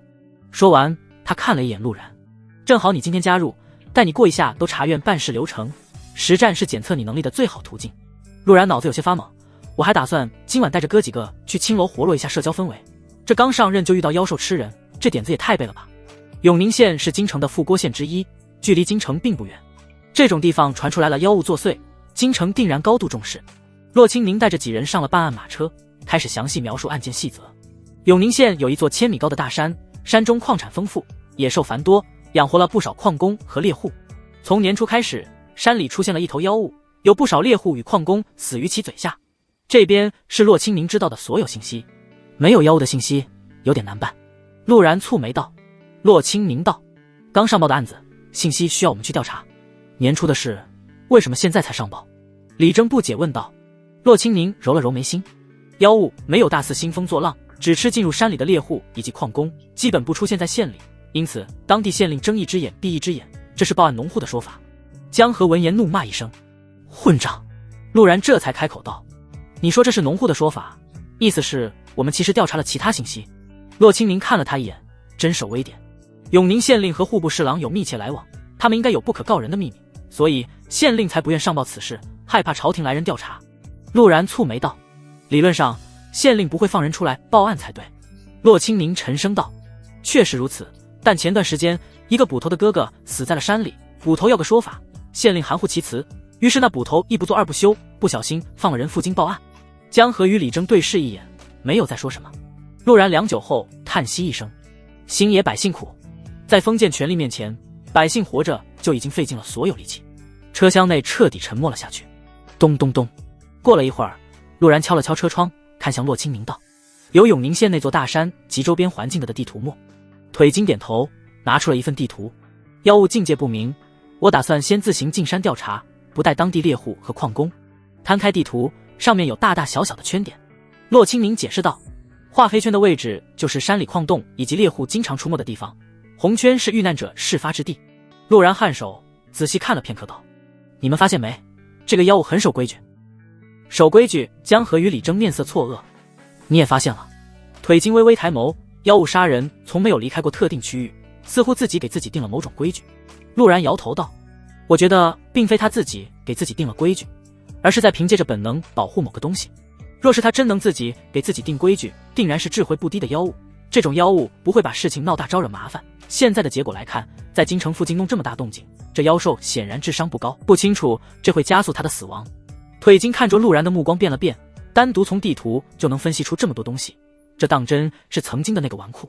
那你又怎么得出他在保护某个东西？江河询问道。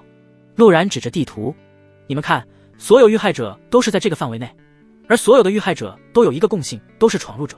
我没猜错，这个范围内只有进去的人类会被猎杀，其他的野兽依旧正常生存。这并不符合一个野兽猎食的逻辑，如果只是单纯为了填饱肚子，野兽的味道比人好很多。你们这么看着我干嘛？我没吃过人，这只是猜测。江河干咳一声，你继续。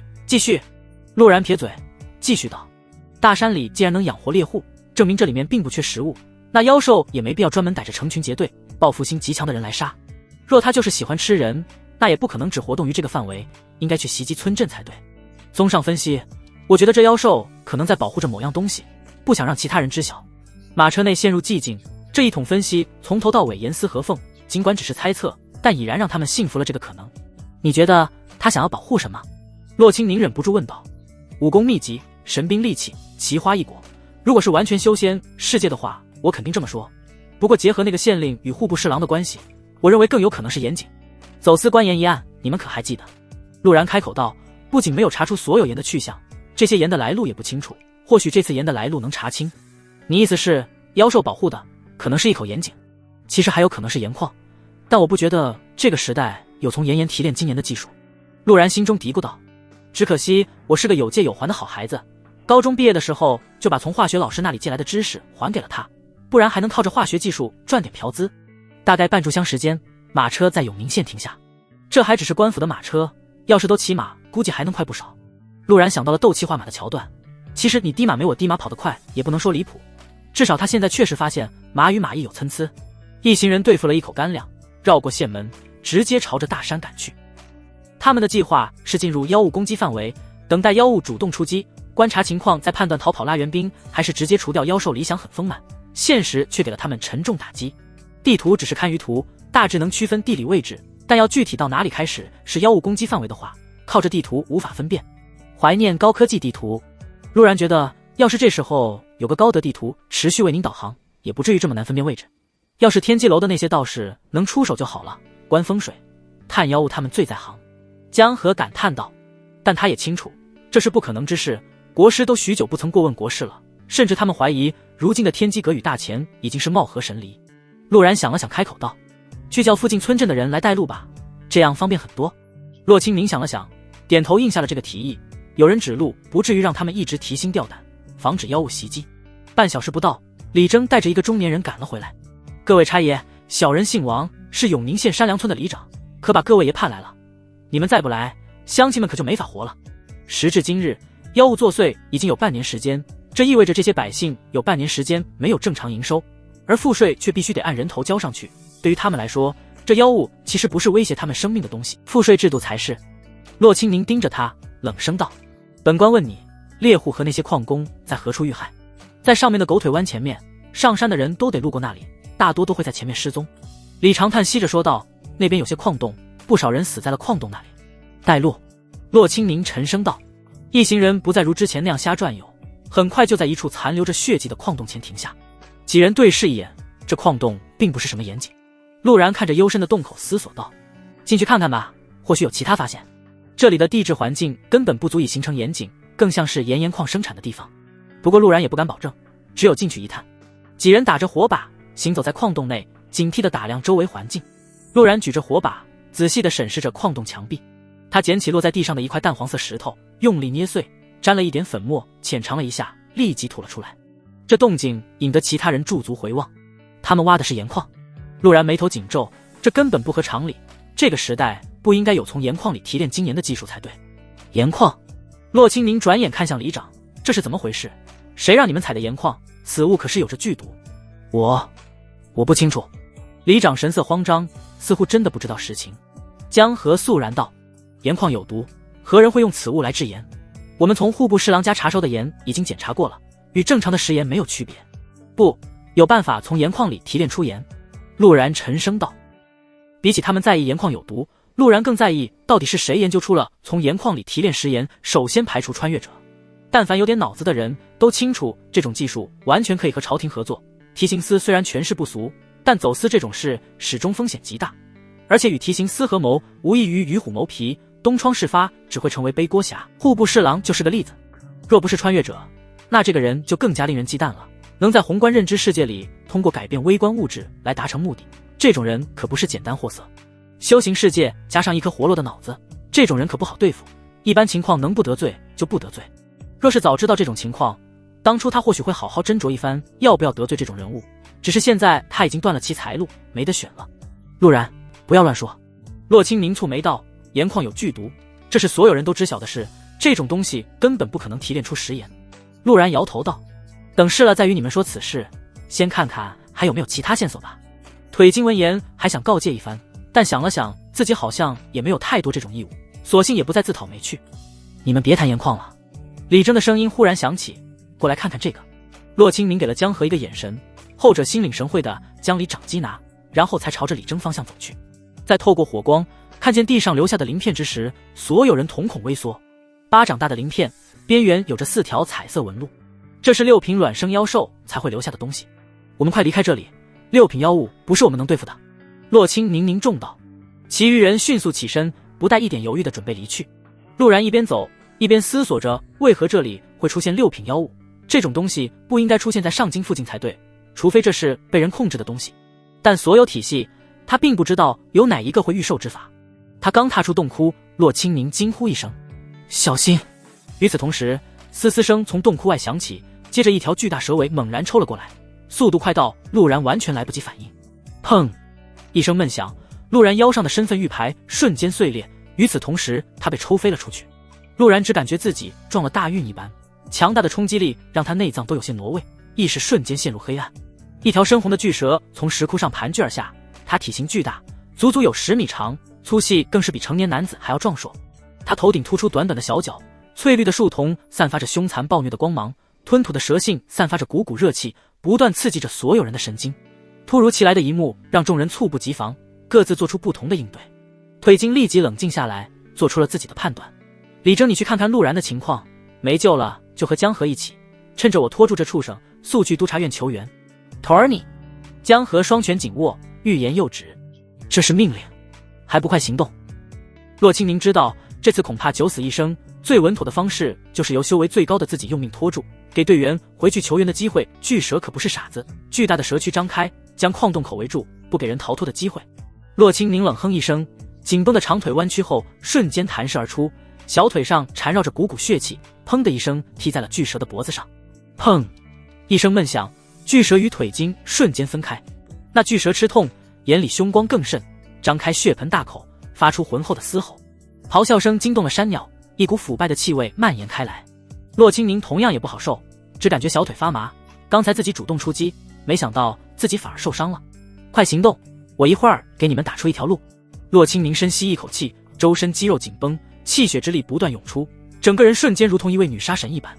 李征从陆然身边起来，目光低垂，从怀里取出了一封信，交给江河。把这个捎给我爹，告诉他李征和他一样是条汉子。你走，我和队长一起。混蛋，你们把我当成什么人了？我知道你重情义。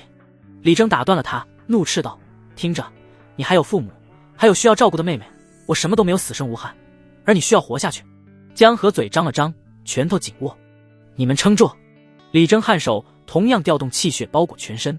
他品级比骆清明低，因此没有骆清明看着那般震撼，但依旧威慑力十足。这就是武夫，不用任何武器，战斗起来不顾生死，燃烧气血，招招玩命。头儿，我来帮你。李征肃然道。骆清明微微蹙眉，也没有再拒绝。两人合力，才更有机会杀出一条生路。他眼睛余光看了一眼没了动静的陆然，心里莫名升起一股悲凉。6品妖物堪比半部5品武夫，身份玉牌能挡一定伤害，但方才那一击完全超过了玉牌承受范围。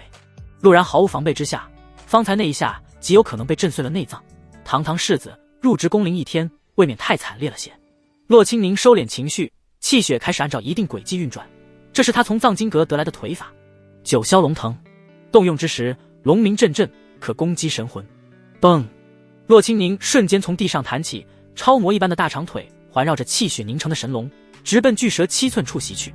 巨蛇可不会傻傻站着挨打，同样甩动巨尾，试图将洛清宁抽飞。一直准备支援的李征也动了，直直朝着蛇尾扑去。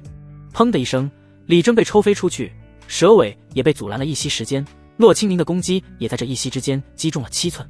顿时，巨蛇仰天长啸，庞大的身躯站立，围绕着洞口的躯体露了一个缝隙。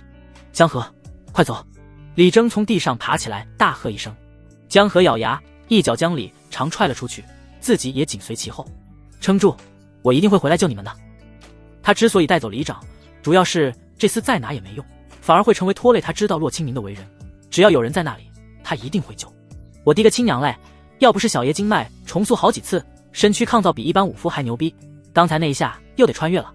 陆然意识逐渐回归，胸口的疼痛让他龇牙咧嘴。他听着激烈的打斗声没有吱声，在所有人没有注意到的情况下跑到了高处，手覆盖在剑柄上。现在的境地只有用拔剑术试试了，实在不行，我牵引猫将军那里的本源剑气溜溜球。虽然我被掏空，但不代表我感知不到本源剑气。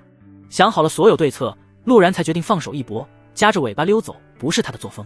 这时李征再次被击飞出去，口吐鲜血，挣扎了几下没能爬起来，只有起伏的胸腔证明他还有一口气。而腿筋这时也成了战损版锦花，玄色劲装四处破裂，露出雪白，虽然看着虚弱，但却依旧战意盎然。腿筋，你再坚持一会儿，给他耗虚弱一些，这样我这一剑才有可能扭转战局。陆然深吸一口气，刚恢复不久的剑气与精气神再度涌向暗金长剑。像是听到了陆然的低喃，洛清宁如同一只矫健的兔子，长腿在地上疾奔着，找好角度后娇斥一声，再度一腿踢在7寸上。巨蛇气势明显弱了几分，眼睛闪过一瞬恍惚，这是被痛击神魂的标志。妖物吃痛下回过神后，巨尾抽出。洛清宁面色一沉，刚落地的他根本避不开这一击。这时他的斜后方扑过来一个身影，丰满的娇躯被人抱住，带着他一起滚向一旁。洛清宁感觉自己被一只强有力的手臂揽住腰肢，熟悉的男子气息扑入鼻腔，他呼吸微微急促了一下，看亲人之际惊讶地瞪大眼睛。你没死，我媳妇夸我比牛还壮，死不了。陆然咧了咧嘴。洛清宁还想说话，余光看见陆然背后一根巨大的蛇尾抽了下来，他连忙反手环抱着陆然的后背一起翻滚。砰！巨尾撞在地上，尘土飞溅，一条30公分深的沟壑留在原地。你还有多少力气？陆然没有留恋腿筋那弹性十足的娇躯，眼前还有更大的生死危机要解决。两人默契松开后，洛清宁握了握拳，最多还能用一次武技，瞄准他7寸，剩下的交给我。陆然沉声道。洛清宁还想说什么，但在感受到陆然腰间长剑那股凌冽杀气之时，颔首道：好。他再度调动气血，阵阵龙吟不绝于耳。陆然也重新开始凝聚剑势，方才为了救洛清宁，凝聚的气血与精气神已经散回体内。就在他剑势达到巅峰之际，洛清宁也动了。他如同一头雌豹一般，不顾一切地冲向巨蛇7寸处，哪怕抽向他的尾巴，也没能改变他的想法。小心！陆然迸射出去，一手拦住袭来的蛇尾，咔嚓的骨裂声响起。陆然闷哼一声，见洛清宁一脚踢在巨蛇7寸处，令其神魂恍惚之际，不顾疼痛拔剑而出滑。暗金色剑锋劈在巨蛇7寸处，陆然随着断裂的蛇头落在地面，单膝跪地。洛清宁身体已经处在崩溃边缘，看着陆然那只血肉模糊的胳膊，撑着赶了过去。没等他开口，陆然大口喘息地盯着他，虚弱道：你不要命了？一个女人这么拼命做什么？洛清宁想要反驳，但刚开口，陆然便已经沉沉昏睡过去。就拼命。洛清宁低声说了一句，语气破天荒的带着一股娇气。他抿了抿唇，虚弱的弯腰想要将其扶到干燥一些的地方，不料身体已经完全没了力气，直接昏倒在了陆然身上。又过了不到半炷香时间，江河带着杨灭赶了过来，看着断掉的蛇头，两人脸上露出错愕之色。不知过了多久，陆然悠悠醒来，刚睁眼就看见换了一身素裙的腿筋拧着毛巾。洛清宁察觉到了床上异动，眼底闪烁一分喜悦，但又立马压了下去，冷冷道：醒了就自己擦脸，陆然想要撑坐起来，但是浑身乏力，只能无奈地看向他。洛清宁也没再说其他，轻柔地用热毛巾擦着他的脸。享受了腿经的服务，陆然看了一圈，这里应当是农家房子，外面月色高悬，估摸着他应该是昏迷了1个时辰左右。洛清宁见他打量，淡淡道：这里是那个里长的家，你昏迷不久后，杨首领赶到了，见我们状态都不太好，那个里长提议先在他家落脚。陆然颔首彻底放松后，胳膊的疼痛感才逐渐传入大脑。他抬手想要挽起袖子看看伤势，错愕地发现自己上半身衣服被8个精光，随即惊愕地看向腿经。洛清宁神色微动，冷冷道：不是我给你脱的衣服。真的。陆然将信将疑。正好这时房门被推开了，江河扶着李征走了进来。洛清宁立即道：是江河干的。是吗？陆然怀疑地看向江河。江河也是一脸懵逼，正想询问什么情况，洛清宁冰冷的目光瞬间让他改口：对，是我干的。虽然他不知道什么事情是他干的，但头儿发话了，不管什么都得是他干的。你照顾他，我去叫杨首领。洛清宁站起来，迈着逆天比例的大长腿迅速离开房间。这样慌张的队长江河还是头一回看见，他不由得想到了赶来之时的画面。洛清宁趴在陆然身上，一开始他觉得只是2人脱力，想要互相搀扶，但是昏倒了。现在一看，有问题，属实有问题。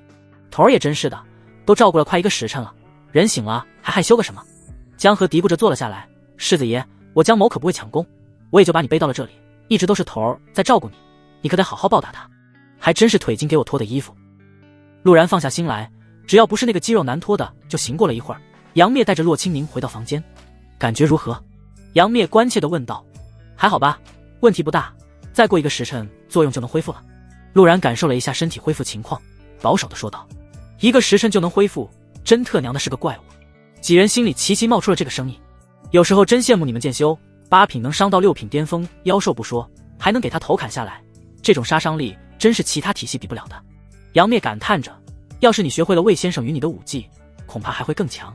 陆然愣了一下，他以为我全靠自己瞎砍就把那条蛇头给砍下来了。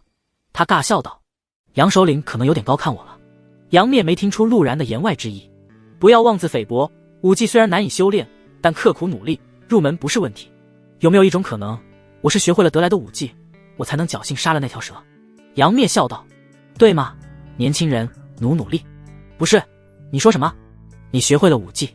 天机阁送来的那本拔剑术，这很让人难以置信吗？陆然面露一色，不信的话，你可以问问江河他们，今下午刚学会的。你学会了？江河一脸懵逼，旋即想了起来。你是说演武场的那条沟就是你学会武技弄出来的？那你怎么会昏倒？陆然笑了笑，没有过多解释，这可涉及到了武技缺陷，越少人知道越好。杨灭清楚那本武技的问题，感叹道：你还真是个怪物。武技因为契合度原因，除了武技的创始者，从未听过有人1天就领悟武技的例子。就连侯慕白那家伙当初第1门武技也花了半个月的时间才学会。陆然讪讪一笑，这恐怕都在国师的预料之内吧。好了，修炼的事要是遇到不懂的，你可以去找侯慕白，那家伙虽然很自恋，但不得不说我们所有首领中他的天赋最好。杨灭没有继续追问下去，话题转移到了岩盐矿上。永宁县令确实与户部侍郎有勾结，我们已经查了2人交易往来的记录，并且还了解到走私的大部分盐兽卖给了一个神秘人，想来这盐的源头就是你们遭遇妖物的地点。兽卖给了神秘人，一个人买了几吨盐。洛清宁端在错愕后想到了问题关键，可矿盐剧毒，我们缴获的盐并没有有毒成分。杨灭讲解道：这确实难以置信，但别忘了8品方士可是被称作提炼师，他们喜欢捣鼓一些稀奇古怪的玩意儿，能除掉矿盐的毒素也并不是不可能。洛清宁疑惑道：方士？杨首领怎么确信这里面有方士参与？而且方士一直以扶危济困为任，根本不可能做出这种事才对。方士扶危济困不假，但这与个人并无必要联系。杨灭摇头道：最主要的是，我在那头蛇的尸体中发现了御妖丹的残留，这是6品方士御兽师才能炼制的东西。陆然心中一动，那条蛇妖果然是人为操控的，不然什么妖怪没事守着盐矿，想把自己做成盐煎肉吗？这个案子原本已经超出了你们的职责范围，涉及到了江湖势力和中3品的妖兽，应该是我们洪荒2部的事。不过你们做得很出色，想必奖赏不少。尤其是洛丫头，想必这次你能去陛下府库挑一件好东西。洛清宁撇过头：我也没做什么，都是陆然的功劳，还谦让上了。你作为队长，能在那时做出正确判断，将消息传到督察院，已经证明了你的出色，而且我检查过了，那条蛇被你踢成了重伤，然后才有陆然那一剑定下战局。洛清明抬眸看了一眼陆然，那他呢？正常情况，陆然肯定也有奖励，但我觉得魏先生不会把功劳归在他身上。作为侯府世子，太多的功劳不是好事。杨灭说道：“魏先生一向公平公正，放心，不会亏了他的。你们是随我一起运妖兽回去，还是明日再走？”洛清明看向陆然：“我们都可以，但是他不行，我不行。”男人不能说不行，江晚又哭又叫求放过。你说我不行？陆然哼了一声：“再有半个时辰，我就能恢复得七七八八了。”杨灭摆手笑道：“洛丫头不要激他，明日走便明日走。我没有激他，他真的不行。”洛清明神色极为认真。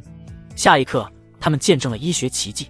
陆然瞬间从床上蹦了下来：“现在就走，你明天再回去，我留在这看着你。”洛清明蹙眉道：“女人，我很行，现在去逛教坊司都没问题。”陆然昂首挺胸：“我媳妇还在家等我呢。”洛清明听后，心里升起一股烦躁：“随你。”说完，他跟着杨灭离去。妖兽尸体还需要收拾一番。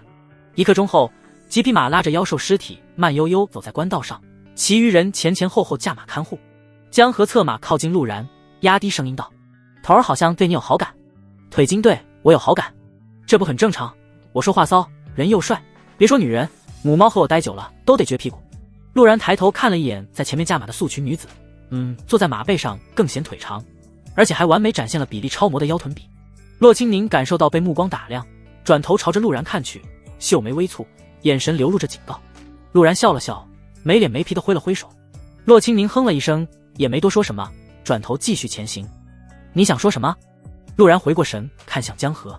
江河说：“头儿身世不好，平日里对人很威严，至今没有婚嫁，而且头儿收入可观，家世干净。你难道就不想成为能干的女上司，某条路上的独行者？有事女上司上，没事上女上司，听着还不错哎。”陆然想到了，这时代可是存在黑丝这种东西的，要是再配上一身 OL 办公室套裙，激动了。江河循循善诱，别看头儿平日里冷冰冰的，其实人很好，很会照顾人的，除了年龄有些大了外，没啥缺点。肥水不流外人田，头儿早晚得嫁人，世子爷就没想法。年龄大，洛清宁看着不也就20出头的样子，这不是一个女人刚开始有味道的时间，只要调教好，到了27、8、30岁，那可就是曹贼最爱款。哦，对了，在这个时代，女孩13、14岁就得嫁人，腿筋这个年纪，按照时代习俗，却也算大龄剩女了。陆然的评价是：这种颜值的大龄剩女，给我来一窝。你说的这么好，咋不见你们行动？陆然打趣道。江河眯着眼，面露思念。我对媳妇一心一意，何况头儿眼光高招呢？那你他妈还喜欢去逛青楼？陆然鄙视地看着他。我只是去找与我一样，对媳妇一心一意的同道中人。江河一身正气，好他妈一个同道中人，一起在林荫小径挂白霜，你小子玩得挺花的啊。陆然扯了扯嘴角，对此不做评价。李征在一旁一言不发，完全不懂两个同僚在说什么东西，只听明白了头儿对陆然有意思，仔细一想还真是。认识头儿这么多年，还是第一回见他守着照顾一个男子。这时前方官道左右亮起火把，一群百姓涌了出来，带头的正是姓王的里长。里长手里提着一个篮子，里面装满了土鸡蛋，大概也就7、80枚的样子。这是我们村里人凑出来的心意，大人们还请收下。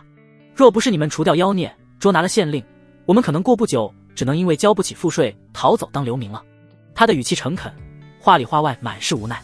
而实际上，就算除了妖孽，捉拿了县令，他们该交的赋税还是要交，未来是什么模样依旧一片模糊。洛清明正想开口拒绝，陆然策马来到了他前面，将篮子借住。好，乡亲们的心意我就收下了。乡亲们见状顿时松了一口气，开始不停的大声议论，咒骂着县令，咒骂着妖兽。你一个侯府世子，怎么还贪几个鸡蛋？洛清明正想训斥，陆然一巴掌拍在他屁股上。走了。腿筋耳根瞬间泛红，低着头跟了上去。幸亏天色晚，其他人只当陆然拍了马屁股。过了一截路，李征忍不住问道：你要这些鸡蛋做什么？这些可能是他们家里唯一的好东西，对于你来说应该不算什么才对。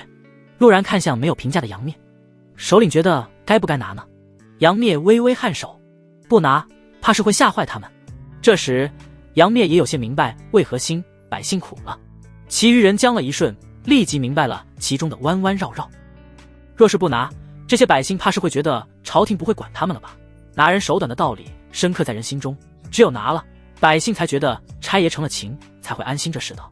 陆然默默叹了口气。回到督察院，魏贤居然破天荒地问了一嘴这件事。一瞬间，陆然就意识到这里面还有更深层次的隐秘。在听完前后讲述，魏贤颔首，做得不错。他对于陆然学会了武技并没有太大惊讶，反而开始说起案件本身。魏贤开口道：你们觉得提刑司为什么要让我们调查这个案子？与走私官盐相关，他们应该自己调查更为稳妥才是，毕竟他们也是参与者。其余人也瞬间察觉到了不对劲，原本被妖物吸引的注意力再次被拉到了官盐案上。陆然立即想明了目的，提刑司是想借督察院洗清自己与官盐案有关系的嫌疑。如今县令被抓，官盐走私案就成了户部侍郎与永宁县令之间的交易。听到陆然的话，众人感觉醍醐灌顶，顿时面色有些难看。被自己对头利用，为其证明清白，这种感觉当真难受。魏贤笑了笑，无妨，我顺便也借此机会从陛下那里得到了江湖会的监察权。江湖会监察权，那岂不是这次江湖会我们都察院可以从那些门派手里得到更多的修行隐秘？杨灭顿时心情愉悦起来，比起吃的小亏，各大体系的秘密更为重要，不愧是魏先生。你们猜测这背后有个不知品级的方式在操控？魏贤询问道。可你们想过没，一个方式要这么多纯盐做什么？有这种技术，若是为了谋财，完全没必要与他人合作，相反直接面见陛下更为稳妥。陆然思索道，除非这个所谓的方式无法进入大前国境，所以需要找人帮忙收集纯盐。魏贤颔首，这只是其中一个可能，或许这个方式不敢与陛下碰面，是个在逃的逃犯。所有人听后顿感茅塞顿开。魏贤继续道，所以找出这位方士筹集纯盐的目的，这个案子才算告破。而且也不一定是方士，别忘了人族的方式是妖族修行之法演变而来，不排除有大妖谋划的可能。大妖谋划，要真是大妖谋划，事情可就麻烦了。历史上每次妖族有动作都会带来一场战争。汇报完后，江河找上了陆然，带着他去了填写了受伤文书。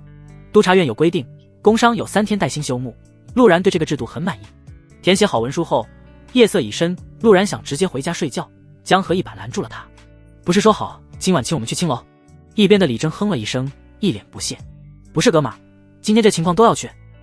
陆然清楚自己的身体状况，虽然有医生诊治，加上他身体恢复能力还不错，骨头已经没了大碍，但想要扶摇猛冲肯定胳膊疼。去的话估计也就只有开自动挡，陆然是不喜欢自动挡的。你不会不行吧？江河一脸鄙夷。操，这么逼我？反正我说了，今晚不回去，大不了去尝尝京城的鸡肉有多香。穿越好几年的陆然第一次感受到了熟悉的去洗脚城应酬的感觉。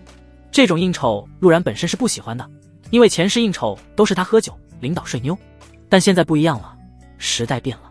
京城夜间巡查严格，若非几人穿着督察院官袍，估计早就被扣押让人来认领了。陆然直接带路来到了醉仙楼。江晚说过，她的死鬼老公带人喝花酒就爱来这里，有逼格有情调。不过陆然更关心一件事，原来的那个陆然是怎么布局的？答案定然在这些青楼里。正常情况，多运动最多导致早泄，布局那是伤到了海绵体了，所以这里面肯定是有人加害陆然才对。来到醉仙楼下，江河面色兴奋至极，这里可是他梦寐以求的地方，入门费就得10两银子，平时他可舍不得。世子爷威武！江河大呼一声。李征一脸高冷，目光却一直在小姐姐身上扫视着。呵，闷骚货！陆然鄙视了一番，甚至有点害怕这家伙今晚猝死。作为醉仙楼老熟客，陆然刚回京就被这些青楼盼着，只可惜过了这么些日子，陆然一直没有光顾，让青楼老妈妈们有些失望。但对比老妈妈的失望，醉仙楼的头牌清官人名满京城的花魁娘子清茶则很庆幸。他对陆然这个不能人道的纨绔很是鄙夷，除了摸摸抱抱啥也不是。至于为什么陆然不能人道，他比谁都清楚。就在他以为今夜与以往无二，弹奏一曲就可回去休息的时候，屏风外跑来了一个急匆匆的人影。娘子不好了，陆然来了，还带了2个督察院的人。清茶皱了皱眉，无奈叹了口气。从陆然回来的时候，他就清楚肯定会有这么一遭。一个不能人道的废物，在第一才女江晚面前肯定会自惭形秽，于是乎只有来折磨他们这样的青楼女子。我知道了，与妈妈说我今天身体不适。清茶想了想说道。婢子急道。可是陆然点名道信要姑娘伺候，此外还让文香和洛梅2位娘子去伺候他同僚。妈妈给娘子找了理由，但那陆然说不伺候，就让侯府铁骑把娘子抢回去。文香与洛梅也是醉仙楼的花魁，因为姿色不如清茶，因此名声没有她大，但平日里也难得伺候客人的。花魁要保持逼格，不能轻易就去陪客哄抬 X 价，这样才能在最好的年纪赚最多的钱。开青楼的自然清楚这些道理。清茶抿唇，拳头攥紧，最后长叹息一声：“他在哪？”婢子心疼地看着自家娘子。陆然已经到了娘子的山茶院。清茶无奈起身：“我知道了，这就回去。”青楼戏子身不由己，在有权有势还没脸没皮的人面前，花魁名头不过是这些权贵征服的情调罢了。清茶很清楚这一点，不过他以为现在的陆然依旧不能人道，无非就是被搂搂抱抱罢了，就当被狗啃了。他对着宾客行了一礼，方才演完一曲，他却也该离开了。清茶很聪明，没有刻意去给陆然引战，没有多少人愿意为了一个继子得罪陆然，要是被陆然知道了，受苦的只会是自己。另一边，江河心情激动，他没想到一来就能睡到闻香这样的花魁娘子。至于第一花魁清茶，他是不敢想的，也就只有世子爷这种有钱有颜还有才的人才能睡着了吧。不过能睡小花魁也不错了，还得是跟着世子爷混啊。李征依旧一脸高冷，只是不断点的脚后跟证明了他很期待。想了想，他忽而开口问道：“世子爷，你白儿与我说的话当真没骗我？”“什么话？”陆然迟疑了一下，立即反应过来：“豪赌的爸，卧床的妈，难为你还记得住。”陆然扯了扯嘴角：“当然，不信一会儿你去问问你的落梅。”话音刚落，不远处两个穿着纱裙、姿态撩人、容貌极佳的女子扭着腰走了过来。二人神色很不情愿，寻常都是他们打茶维选入幕之宾的，今日却被人逼着陪睡，这种落差他们能情愿才怪了。但作为职业操守极佳的上等坤，两女很快调整了状态，最后端着的属于花魁的气质是他们最后的倔强。闻香、落梅，见过三位爷。江河哈喇子都快流到地上了，只顾着痴汉笑。李征神色依旧冷冷的，但从落梅来了开始，他的眼睛就没有挪开过，还以为意志多坚定。陆然鄙夷的看了一眼李征。很快，江河被闻香牵着离开。比起陆然，还是这个汉子好，至少能干。闻香安慰着自己。李征冷冷道：“我们也走吧。”落梅心里鄙夷，表面依旧不动声色地带着他朝着自己院子走去。今晚两人应该有个美妙的夜晚，而我不是来屁的，我只是为了排查暗地里的风险，猫将军和江晚会理解我的。陆然心里嘀咕着。又过了片刻，穿着淡紫色纱裙的清茶捧着琵琶走了过来。陆然眼里闪过惊艳，这清茶姿色与江晚也不相上下，只是江晚温婉妩媚，这个女人看起来则很清纯。奴家见过世子爷，回来这么久都不爱看奴家，奴家还以为世子爷把人家忘了呢。清茶的声音嗲嗲的，与他那副清纯的模样形成极大反差。只是这语气在陆然听来很奇怪，怎么有种品到绿茶的气似的？看样子清茶二字绝非空穴来风。另外一提，妹妹穿紫色真的很有韵味。陆然老练地搂住她的腰肢，本世子怎么会忘了呢？只是最近忙，加上家里的要的又多，精力有限，这才冷落了茶妹妹。待会儿本世子一定倾囊相授。清茶身子僵了一下，心里呸了一声，都知道你不能人道，装什么大尾巴狼。被抱着进了闺房，清茶面色羞红，但心里却没什么感觉。陆然想要试探谁在暗地里害自己，但这种状况小娘子肯定不会说实话。至于是茶妹妹干的好事，陆然100个不信。他直接强迫其陪睡。从清茶的反应来看，这是个极其聪明，知道什么人能惹什么人不能惹的交际花，给他100个胆子也不敢让侯府世子不举。想要让花魁小娘子说实话，今晚看样子得好好耕地了，等到其失了智之时再问也不急。清茶感受到他手开始乱摸，立即挣扎开来，娇滴滴地说道：“世子爷，奴家先给你舞一曲助兴如何？”他实在反感陆然在他身上乱摸，他的身子是给心上人准备的，尽管他清楚在劫难逃，但能少被摸一会儿是一会儿。陆然看了一眼他，也没有拒绝。花魁娘子翩翩起舞，动作轻柔挑逗，这身段要是能挑一曲极乐净土就好了。陆然点评道。一曲终了，清茶替陆然斟一杯酒：“公子，奴家伺候你沐浴吧。”还没到时候。陆然清楚自己只要脱衣，这位花魁娘子肯定就能意识到自己不是以前的陆然。你先沐浴，一会儿本世子进来与你一起洗。陆然笑着说道。清茶心里却哼了一声，果然还是和几年前一个德行，什么也干不了，还喜欢鸳鸯浴。那奴家就等公子罗。清茶娇滴滴地说着。没过一会儿，婢子放了一大桶热水，清茶心里斗争许久，最后褪下衣衫，剩了底衣做最后遮掩进了浴桶。世子爷，还不快来水就凉了。清茶喊了一声。他话音刚落，一个人人影落入浴桶内，瞬间从后背将他抱住。清茶愣了一下，瞳孔兀地放大。你不是……清茶一声痛呼惊醒了陆然，难以置信，这清官人还真是清官，这还是第一次。而且他体内为什么在不断给我输送气流，在不断滋养我的剑气？这茶妹妹居然还是个宝藏女孩。意识到不对劲，陆然动作轻柔了一些。花魁娘子抗拒着，断断续续哭诉：“云公子，清茶喜欢你，清茶喜欢的是你。”陆然瞬间抓住了话题重点，这个云公子莫非是怀王世子云彻？深夜，花魁娘子终归是困顿，沉沉睡去。翌日卯时，陆然被怀里的异动惊醒，睁开眼，花魁娘子迷茫的眼神死死地盯着自己，在和陆然对视一瞬，眼角再度滑下泪水，抱着枕头嘤嘤啜泣起来。睁眼后，他不得不面对一个现实，昨夜驰骋的是陆然，云彻就是背后想让我无法人道的人。陆然强行将他抱到怀里，悠悠地问道。茶妹妹眼泪未干，我见犹怜地与陆然对视。还装什么装？你不是陆然？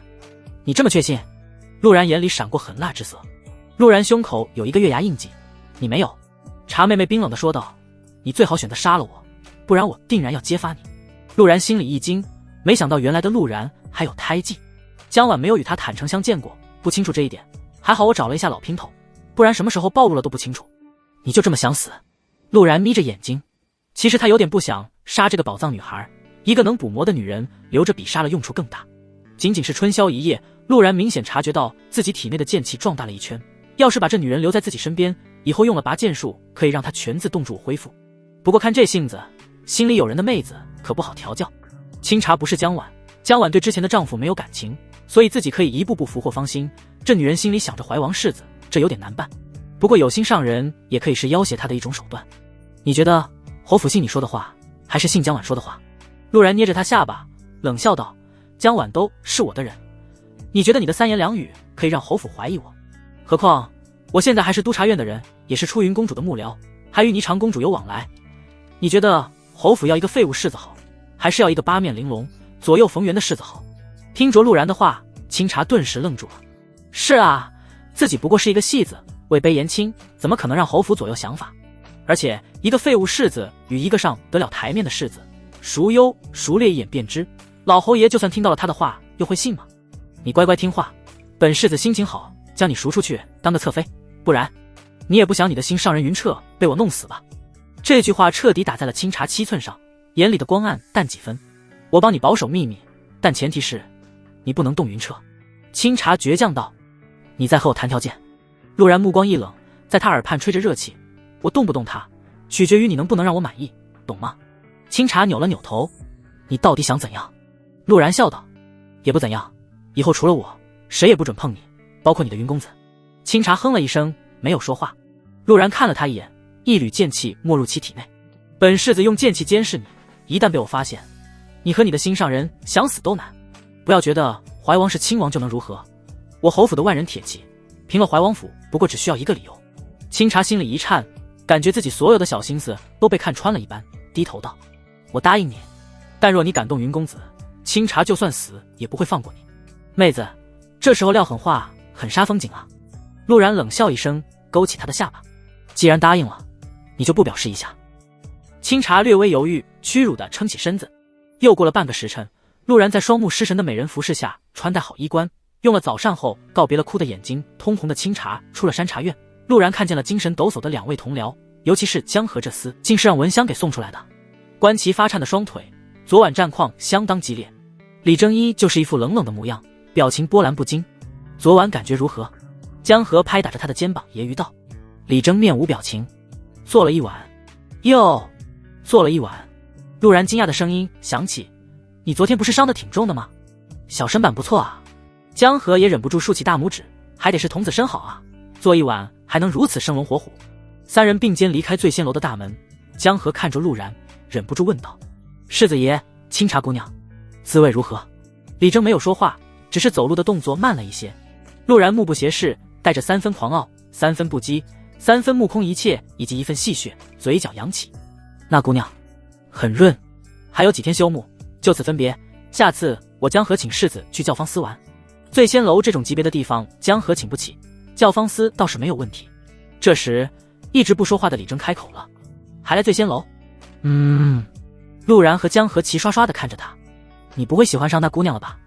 呵，李征轻蔑一笑，只留给了两人一个背影。下次醉仙楼我请客。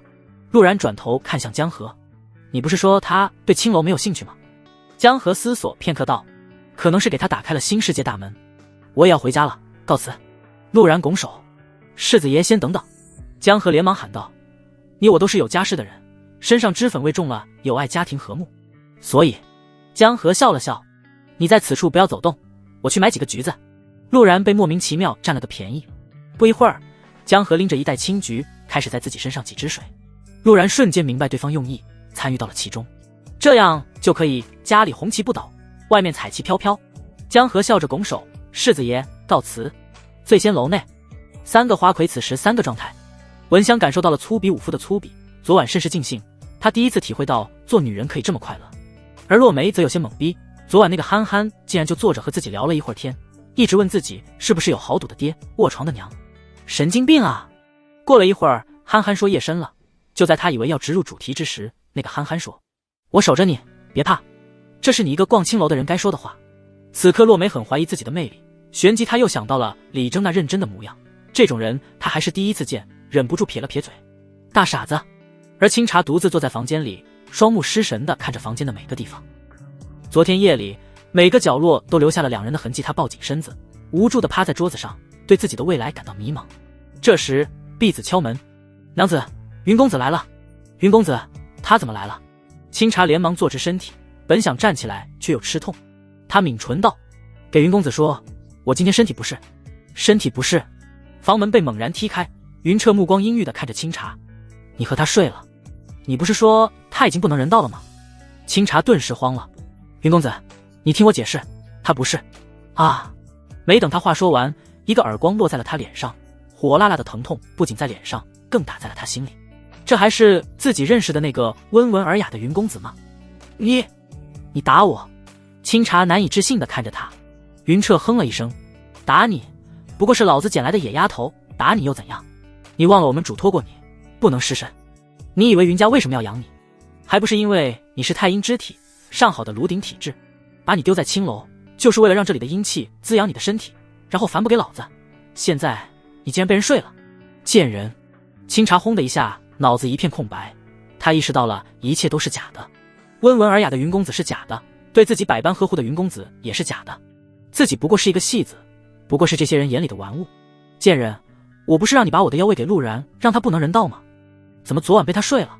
云彻神色阴郁，我知道了，你是想左右逢源，觉得我怀王府不如那威武侯，想去当陆然的小妾是吧？我呸！一个青楼女子也想飞上枝头变凤凰。清茶神情木讷，泪如泉涌，活着好累啊！他心里不断闪烁着这句话。云彻呸了一声，不愧是贱种生的贱人，和你那死鬼爹娘一样，生性下贱。爹娘？清茶眼里有了一丝光。云公子，我爹娘还活着。还活着吗？活着。在你2岁的时候，你爹娘就被我们弄死了。云彻狞笑道，今天老子要干死你个贱人，让你和你那死鬼爹娘重聚。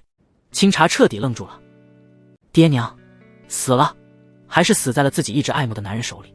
这消息犹如晴天霹雳一般在他耳畔响起，他看向云彻的目光逐渐变了，眼里所有的爱慕彻底消失，只剩下了无尽的仇视。这种眼神更加激起了云彻的欲望，伸手就想强行扒下清茶的外衣。就在这时，一股剑气从清茶体内射出，将清茶包裹住。云彻短暂错愕一瞬，接着面色更加难看起来。贱人，你果然早就和陆然那家伙搞到一块儿去了，他居然留了一缕本源剑气在你体内。清茶不知道本源剑气是什么，但根据云彻的表情，他能猜到这东西应该很不简单。他怎么也没想到，昨晚强行要了自己的那个男人，竟然会成为今天保护自己的稻草。清茶自嘲一笑，慢慢从地上站了起来，嘲弄道，你猜得不错，我就是陆然的女人，他还要给我赎身，让我当侧妃。他说了，谁要是动我，他就会循着剑气折返过来保护我，你再不走可就来不及了。贱人，你给我等着！云彻左右看了一眼，撂了句狠话，扭头就走。清茶目送着背影远去，感受到环绕在身上的剑意逐渐消失，他嗤笑一声，像是在笑云彻，又像是在笑自己。他坐到了梳妆台前，看着镜子里的自己发呆。在方氏买了3根金步摇，租了一辆马车回府，有点怀念小毛驴了。可我一个世子骑驴出门好像不太合适，就让那家伙再休息一阵子吧，江湖会应该用得上他。陆然心里想着，不由得吸了吸鼻子。青菊味很重，胭脂味被压了下去，但猫将军鼻子很灵。陆然侧过头，正好看见了卖小鱼干的商铺，于是又停下买了10几斤小鱼干。今天威武侯上完早朝急匆匆的回来，魏贤不上朝，他根本打听不到陆然的情况，只能回来守着。姨娘早上也没吃饭，虽然陆然带了书信回来，但一天一夜没回家，总归是让人担忧的。陆梦溪和陆游好一些，只是时不时看一眼府门。直到陆然拎着小鱼竿，拿着金步摇回来的时候，一家人才彻底松了一口气。陆然没有解释太多，把金步摇递给了姨娘一只。路上看见挺漂亮的步摇，给姨娘带了一根。姨娘哼了一声，算你个小王八蛋有良心。接着陆然掏出同款，姐姐也有。陆梦溪迟疑了一下，还是接了下来。婉婉昨晚一夜都没睡好，早晨才入睡，仆人说她昨晚哭了很久，你去看看她吧。陆然心里暖暖的，抛开其他不谈，这种被人牵挂的感觉确实不错。上辈子他孑然一身，这辈子也是天崩开局，家的温情他没有体会过。要是事情顺利，当一辈子侯府世子也挺好的。陆然心里冒出一个可笑的想法。陆无舟拉住了他的胳膊，你先随我去书房，好好说说这是怎么回事。陆然颔首跟着进了书房，他简单的说了一下前因后果，引得陆无舟一阵唏嘘。你是说猜到了户部侍郎会对付你，所以早就和出云公主准备了这些事？陆然点头。我害他儿子死了，他定然不会放过我，只是我也没想到会是七夕那天。陆无舟挠了挠头，不应该啊，老子的种变得这么聪明。您是有多希望自己儿子是混球？陆然嘴角微抽，同时也担忧对方看破自己的真实身份。不过很明显，陆然想多了。只见陆无舟思索片刻，猛然拍了拍脑袋，我知道了，一定是咱老陆家祖坟冒青烟了，今晚老子请祖老先人好好搓一顿。对不起，我不应该高估你的。陆然松了口气。可是为什么又是长公主举荐你加入督察院？陆无舟再度皱眉。你不是和出云公主好上了吗？这是个问题，具体原因有待考究。陆然说出了自己的猜测。你长公主酷爱诗词，说不定被我才华折服。陆无舟看了他一眼。长公主心思深沉，不仅在青云书院求学多年，更是与魏贤有师徒之实。平日里太子的一些计谋措施都是这位长公主提出来的。她虽然喜爱诗词，但分得轻孰轻孰重，举荐你加入督察院，定然不是一时兴起落的弦子。以后若是你被她召见，不用太过惊讶，但切记一定要谨慎对待。脑子一根筋的陆无舟都这样评价，看样子这位长公主的深度不浅啊。交流完毕后，陆然回到房间，猫将军目光不善地看了他一眼，然后哼唧着吃上了小鱼干。早在昨天他感知到陆然牵动本源剑气的时候，他就让猫兵猫将、鼠朋鼠友去查看陆然的情况。呵，他可知道陆然昨晚干什么去了。不过看在小鱼干的份上，这件事就先记下，什么时候这厮惹自己不开心了，再给他算账。陆然不清楚猫将军的心理活动，昨晚运动，今早早操的他精神严重萎靡，需要好好睡一觉。江晚躺在床上，睫毛微颤，眉头紧蹙着。陆然刚坐到床边，他就被惊醒了。没等他说话，陆然再度把他压了回去。好好休息，我陪你。江晚吸了吸鼻子，好浓的青桔味。他看了一眼陆然，乖巧的没有多问，找了个舒服的位置继续睡去。没睡多久，陆然忽而莫名其妙被惊醒，惊动他的东西正是那把暗金长剑。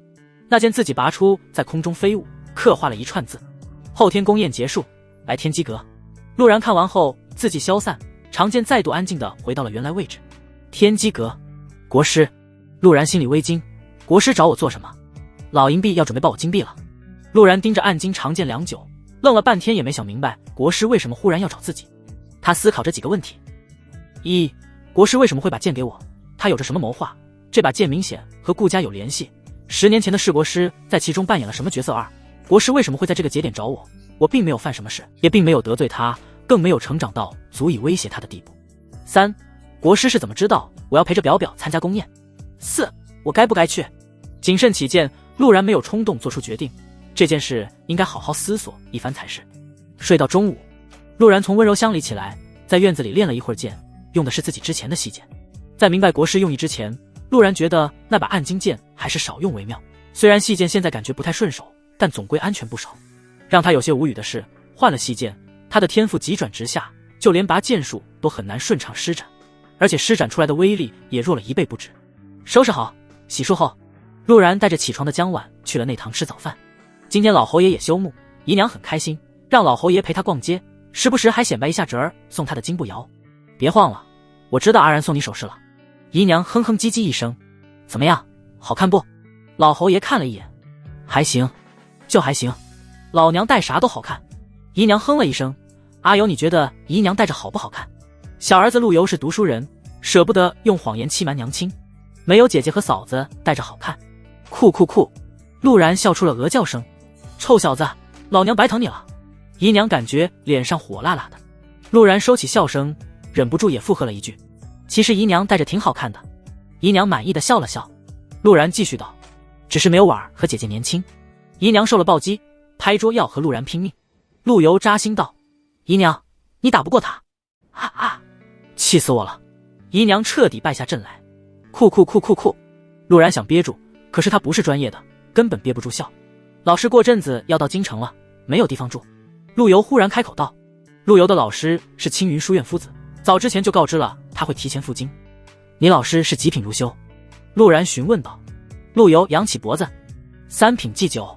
3品如修叫做祭酒，达成要求是培养出10名4品大学士出来。一名3品如修的能量不仅仅在于他本身，更在于其桃李满天下。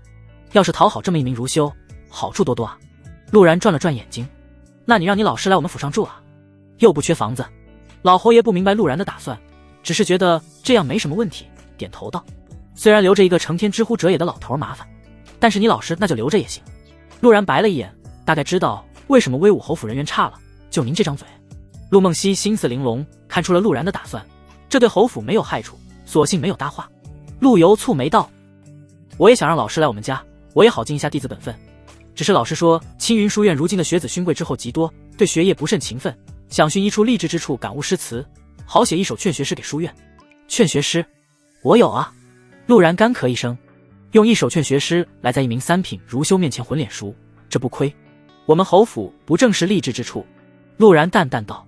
陆游白了一眼这个讨人厌的兄长，虽然现在的侯府不像之前那般被搞得乌烟瘴气，但和励志求学绝无关系，每天只有自己在认真看书好不好？兄长还是不要在外面说这话，免得丢人耻笑。陆游徐徐道：小老弟看不起我。陆然面无表情：我有2句诗，等你老师来了念给他，他肯定会来我们府上。2句诗。陆游眼底闪过不易察觉的期待，7夕之后却桥仙的作者是陆然已经被扒了出来。虽然很多人对陆然依旧不屑，但却又不得不承认，却桥仙之后7夕再无词作可出其右。因此小老弟对这个讨人厌的兄长诗词还是很感兴趣的。陆梦溪也停下了筷子，眼睛落在了变化极大的弟弟身上。那首阙桥仙，只要是女子，无人不受其中的情意所动。陆然很满意一家人的关注，清了清嗓子道：劝君莫惜金缕衣，劝君惜取少年时。有花堪折直须折，莫待无花空折枝。一首诗落下，陆梦溪和江晚皆是愣了一下。这首诗的遣词造句极为简单，通篇每一句都在劝人莫负韶华，可又不显得啰嗦，让人听了有种荒废光阴就是耻辱之感。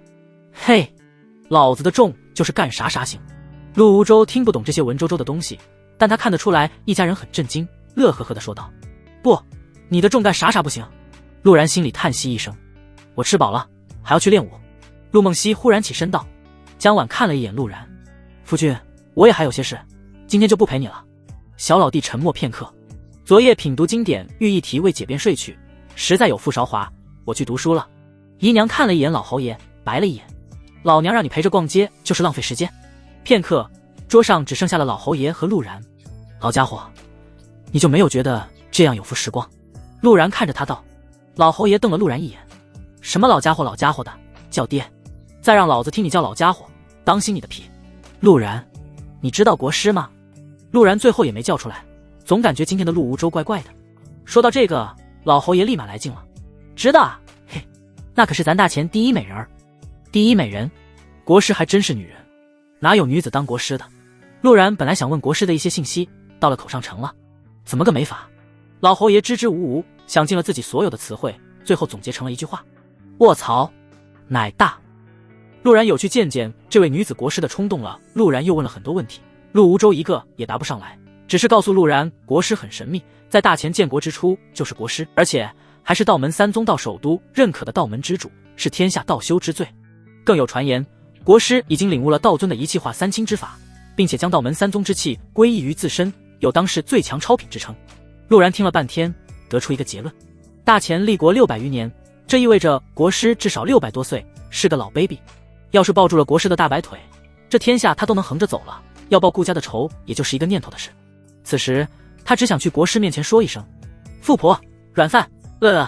陆然记得上辈子医生给他看过病，说他胃不好，命也不好，只能软饭硬吃。他觉得自己是够硬的，但对那位女子国师还存有猜疑。或许我也该去找一下魏先生，他他与国师接触多，脑子也比陆无舟活络，应该能判断国师的用意。陆然思索着，来到督察院，他遇到了意料之外的人。洛清宁居然没有休沐，他不也受伤了吗？而且绝对比自己重，怎么现在在避案堂翻阅卷宗？你不是休沐？洛清宁诧异道。陆然颔首，我找魏先生有事，你不也受伤了？洛清宁鼻音嗯了一声。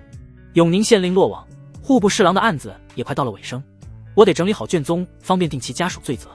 这会儿还记得上班，资本就喜欢你这样的员工，劳模啊。陆然心里嘀咕着，走之前慰问了一句，注意身体，活是干不完的，身体才是自己的。洛清宁面无表情，穿着官府制服的长腿微微晃悠了一下，语气也轻快了些。我知道。一路来到好气楼，寻常的督察室除非有急事，不然是见不到魏贤的，但陆然身份摆在那，因而阻拦的人也只是意思了一下。一路来到3楼，阳台前坐着一袭青衣，身后跟着娇小的云竹。听到有人上来，魏贤放下手里的书，转头看向陆然。何事？陆然拱手，卑职有一事想询问魏先生，还请魏先生禀退左右。一旁的云竹皱了皱眉，目光看向魏贤，征求着意见。魏贤颔首，云竹你先下去吧。女子也没多问，颔首离去。说吧。魏贤上下扫了一圈陆然，让我猜猜，和国师有关。陆然愣了一下，魏先生早就知道了。魏贤摇头，你没有带剑，想必也只有国师能吓住你了。陆然想了想，不做隐瞒，将宫宴以及国师让他去天机阁的事一并托出，甚至在幻境里的所作所为也讲了出来。魏贤似笑非笑地看向他，你遇到了一个女子，然后脱光了自己衣裳。大佬，您的关注点是不是有点太奇怪了？陆然拱手道，卑职只是按照幻境里的规则行事。魏贤似乎心情很不错，笑道无妨，他不会害你，他若想要害你，你察觉不到。陆然不解地看向他，我察觉不到。魏贤徐徐道，你可知道门一品叫做什么？还请先生解惑。陆地神仙。魏贤说道，而国师乃超品，超出了陆地神仙的范畴，这样的人想要动你，你不会有任何察觉，所以国师见我并非是想害我，而是有其他事。陆然心中明悟，得到了自己想要的答案。陆然拱手离去，离开了好气楼。陆然心情甚是复杂，有彻底安心的松弛感，也有对国师召见自己目的的好奇，但总而言之，没有威胁就好。从督察院离开后，陆然想了想，决定去一趟醉仙楼。早上他感受到了剑气异动，不过并没有其他情况发生，加上猫将军没有说有危险，加上昨晚实在困顿，便索性没有搭理。现在去看一眼也不迟，正好去勾栏听曲，抚慰一下一波三折的心情。醉仙楼山茶院，陆然依靠在卧榻上，左边是神色木讷演奏的清茶，前面是翩翩起舞的舞姬，背后还有人按摩。这群公子爷是真会享受啊！陆然感叹着。一炷香后，琴声消散，舞姬退了出去，房间只剩下了清茶和陆然。清茶缓缓起身，语气生硬，我去给世子爷备水沐浴。陆然有些诧异的看了蒙着面纱的小绿茶，今儿怎么这么主动？而且没事蒙着面干嘛？不用了，我只是感受到了剑气震荡，过来看一眼。陆然徐徐道，把面纱扯下来吧，我也不是那般连让你露面都禁止的人。清茶动作顿住，低着头不语，我让你把面纱摘下就是。陆然皱眉，怎么感觉这女人变得傻里傻气的？清茶迟疑了一下，慢慢揭下了面纱，露出了脸上的红掌印。谁打的你？陆然终于明白小绿茶为什么遮脸了。清茶安静地坐到了一旁，公子既然知道了我没事，若无他事，那便离去吧。我问你是谁打的你？陆然提高了些音量。他凄然一笑，谁打的又怎样？清茶不过是戏子罢了，谁都能打。这女人不对劲，我怎么感觉她想寻死？陆然蹙眉，靠近抚摸着掌印。若是寻常，清茶肯定会躲闪，但此时他却一动不动，似乎对这些已经完全不在意了。陆然想了想，从怀里拿出了随身携带的治疗外伤的药粉，轻轻地擦拭在他脸颊上。之前你是戏子，谁都能打，这没错。陆然语气平静，但我说过，你现在是我的人，只有我能碰你，也只有我能打你。感受着陆然温柔的动作，清茶依旧没有松口，只是眼角再度滑下泪水。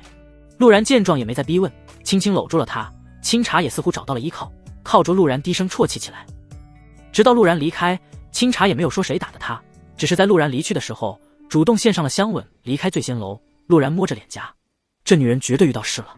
他很难想象一匹难以驯服的烈马怎么会变得如此温顺。走了几步，他看见了卖青桔的铺子，花了几文钱买了一袋。没过一会儿，陆然看见了典当行一个熟悉的身影，李征。他在典当行干什么？陆然赶了过去，然而李征已经离开了。有空问问他，不会是家里缺钱当东西了吧？不应该啊，督察院俸禄还是很可观的。陆然摇摇头，带着一身青桔味回了府上。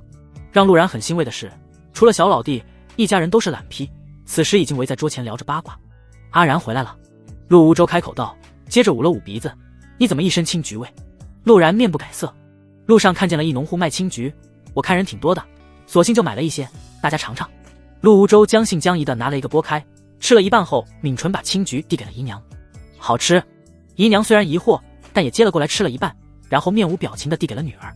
陆梦溪聪明，鼻尖轻轻嗅了一下，没有察觉到异常，也轻轻吃了一小口，接着面色更冷地把橘子递给了江婉。江婉眨着大眼睛吃了2半，神情很精彩地递给了陆然。嘿，这侯府一家人还真和气，这么大的家业，吃个橘子都要分给一家人。陆然接过吃了一半，操，这什么坑逼家人，酸死了。陆然眼尖看见了读书出来的陆游，看了一眼手里剩得不多的橘子，一把将其丢掉，然后剥了一个新的递给小老弟。读书辛苦了，来大哥请你吃橘子。陆游将信将疑接过吃了一口，动作微微顿了一下，然后美滋滋地吃完了一整个。这么好吃？老实的陆无舟惊疑，想了想，再次拿起一个剥开，放入嘴里后，老脸凝成菊花。我是知道了，这一家人1万个新年子。陆然面皮微抽，抱着江婉睡了一宿。陆然第二天早早的起床洗漱，对付了一口早饭，想了想，还是带着暗金长剑去找表表。今天是宫宴，他答应了表表要参加。他拿了腰牌，一路畅通无阻的进了出云公主府，问了一下婢女，公主经常在湖上泛舟。来到湖边，远远便看见一个元气满满的少女坐在小舟上，而湖面竟是在白天也闪烁着点点星光。狗奴才，本宫不叫你就不来找本宫玩是吧？表表生着闷气，哼，要是今天宫宴你赶不来，本宫让父皇罚你写1000首诗。啊，真恶毒啊，让我背1000首，杀了我算了。陆然白了一眼，唤道，卑职给殿下请安了。表表身子愣了一下，接着猛然起身，偏偏小舟不断荡漾，隐隐有翻船的趋势。陆然心里一紧，难道还可以看表表的尸身板吗？可惜他的计划落空了。表表脚尖迅速挪动，不断地控制着自己的重心，不一会儿船就停稳下来。表表身体柔韧性不错吗？陆然心里夸赞道。狗奴才，你终于知道还有个主子是吧？表表哼哼唧唧地从船上跳下来，丝毫不觉得方才有什么惊险，显然是习惯了。殿下，臣在外办事，也才回来不久。陆然拱手，刻意让袖子落下来一点，露出了已经结痂的伤疤。表表注意力瞬间被转移，你受伤了？我看看。陆然放下袖子，区区皮外伤，不值得殿下担忧。以退为进，察言察语。卧槽，我怎么感觉我也查里查气的？陆然腹诽着，本宫让你给主子看看。表表鼓着腮，神色愠怒。你常说过要礼贤下士，让下面的人感受到自己很关心他，这样才能让下属忠心。表表自己的下属就狗奴才一个人，肯定要好好疼他。陆然一脸为难地挽起袖子，露出了略显狰狞，实际上已无大碍的伤疤。表表烟波闪烁，轻轻碰了一下伤口，抬头问道，很疼吧？为百姓服务，不疼。陆然龇牙咧嘴地说道，还说不疼，在本宫面前逞什么强？表表叉着腰，你等等，我去给你拿药。表表扭着腰，哒哒哒地跑开，然后又哒哒哒地跑回来，手里还捧着一堆药物。这些都是疗伤的药，有内服的丹，也有外敷的药粉。表表讲解着，我平时留着也没什么用，你都拿去。你可是本宫的人，除了本宫谁也不能打你，你听清楚了没？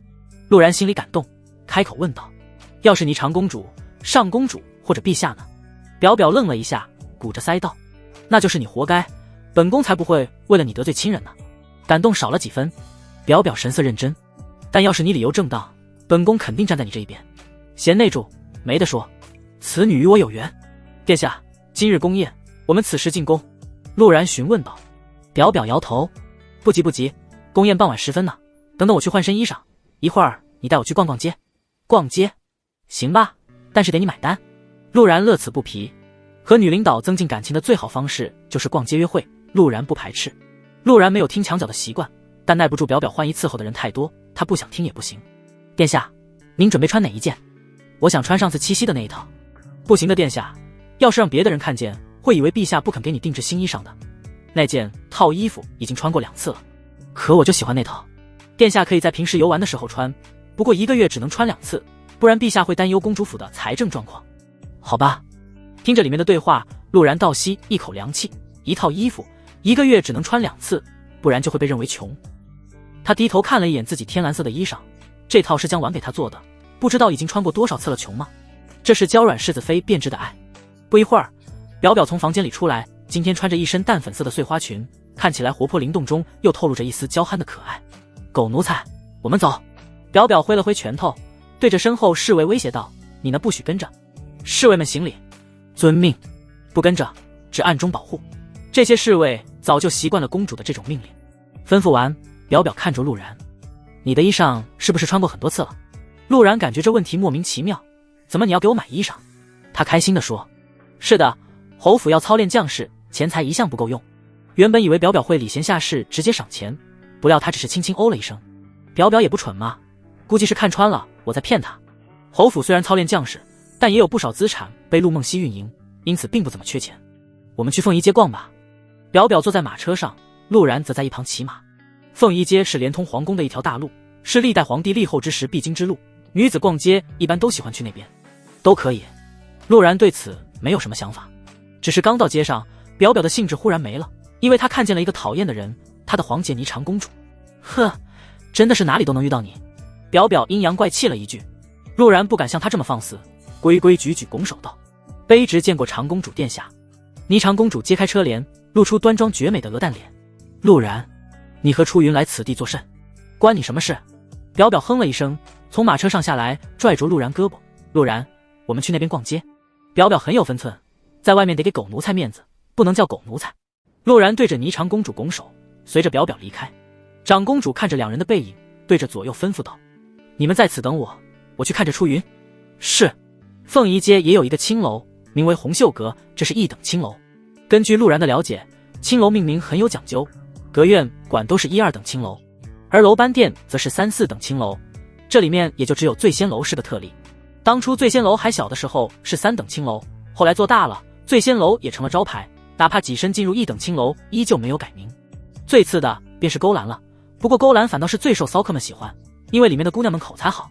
此时还是清晨，一般的3、4等青楼是不营业的，但1等青楼除开晚上的活儿，还有白天的雅间，因此姑娘们依靠在栏杆上看着来往行人。老爷，上来喝一杯啊。要是不陪初云，陆然觉得上去喝2杯也不错，现在嘛，还是算了。他看着2楼那些莺莺燕燕们，看着自己的眼睛发光，心里不由得感慨一声，当时年少青山薄，倚马斜桥，满楼红袖招，此情此景，忍不住就想装逼啊。陆世子的诗才应该用在合适的地方。霓裳公主清冷的声音传了过来，她刚靠近便听见了陆然的感叹，仔细品读一番，不由得佩服这个曾经的2世祖的诗才。霓裳你怎么来了？表表不开心，哼唧一声。霓裳笑了笑，没有说话，端庄的跟在一旁走着。表表见自己被冷落，也懒得搭理他，看着楼上的姑娘，推了推陆然。陆然，楼上的那些女子是干嘛的啊？穿的都是绸缎，大钱果然国富民强。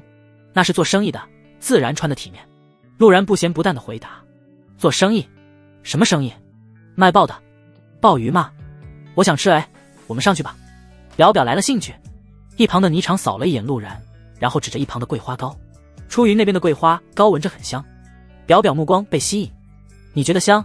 那我全买了不给你。表表扭着腰跑了过去。霓裳这才继续看着陆然。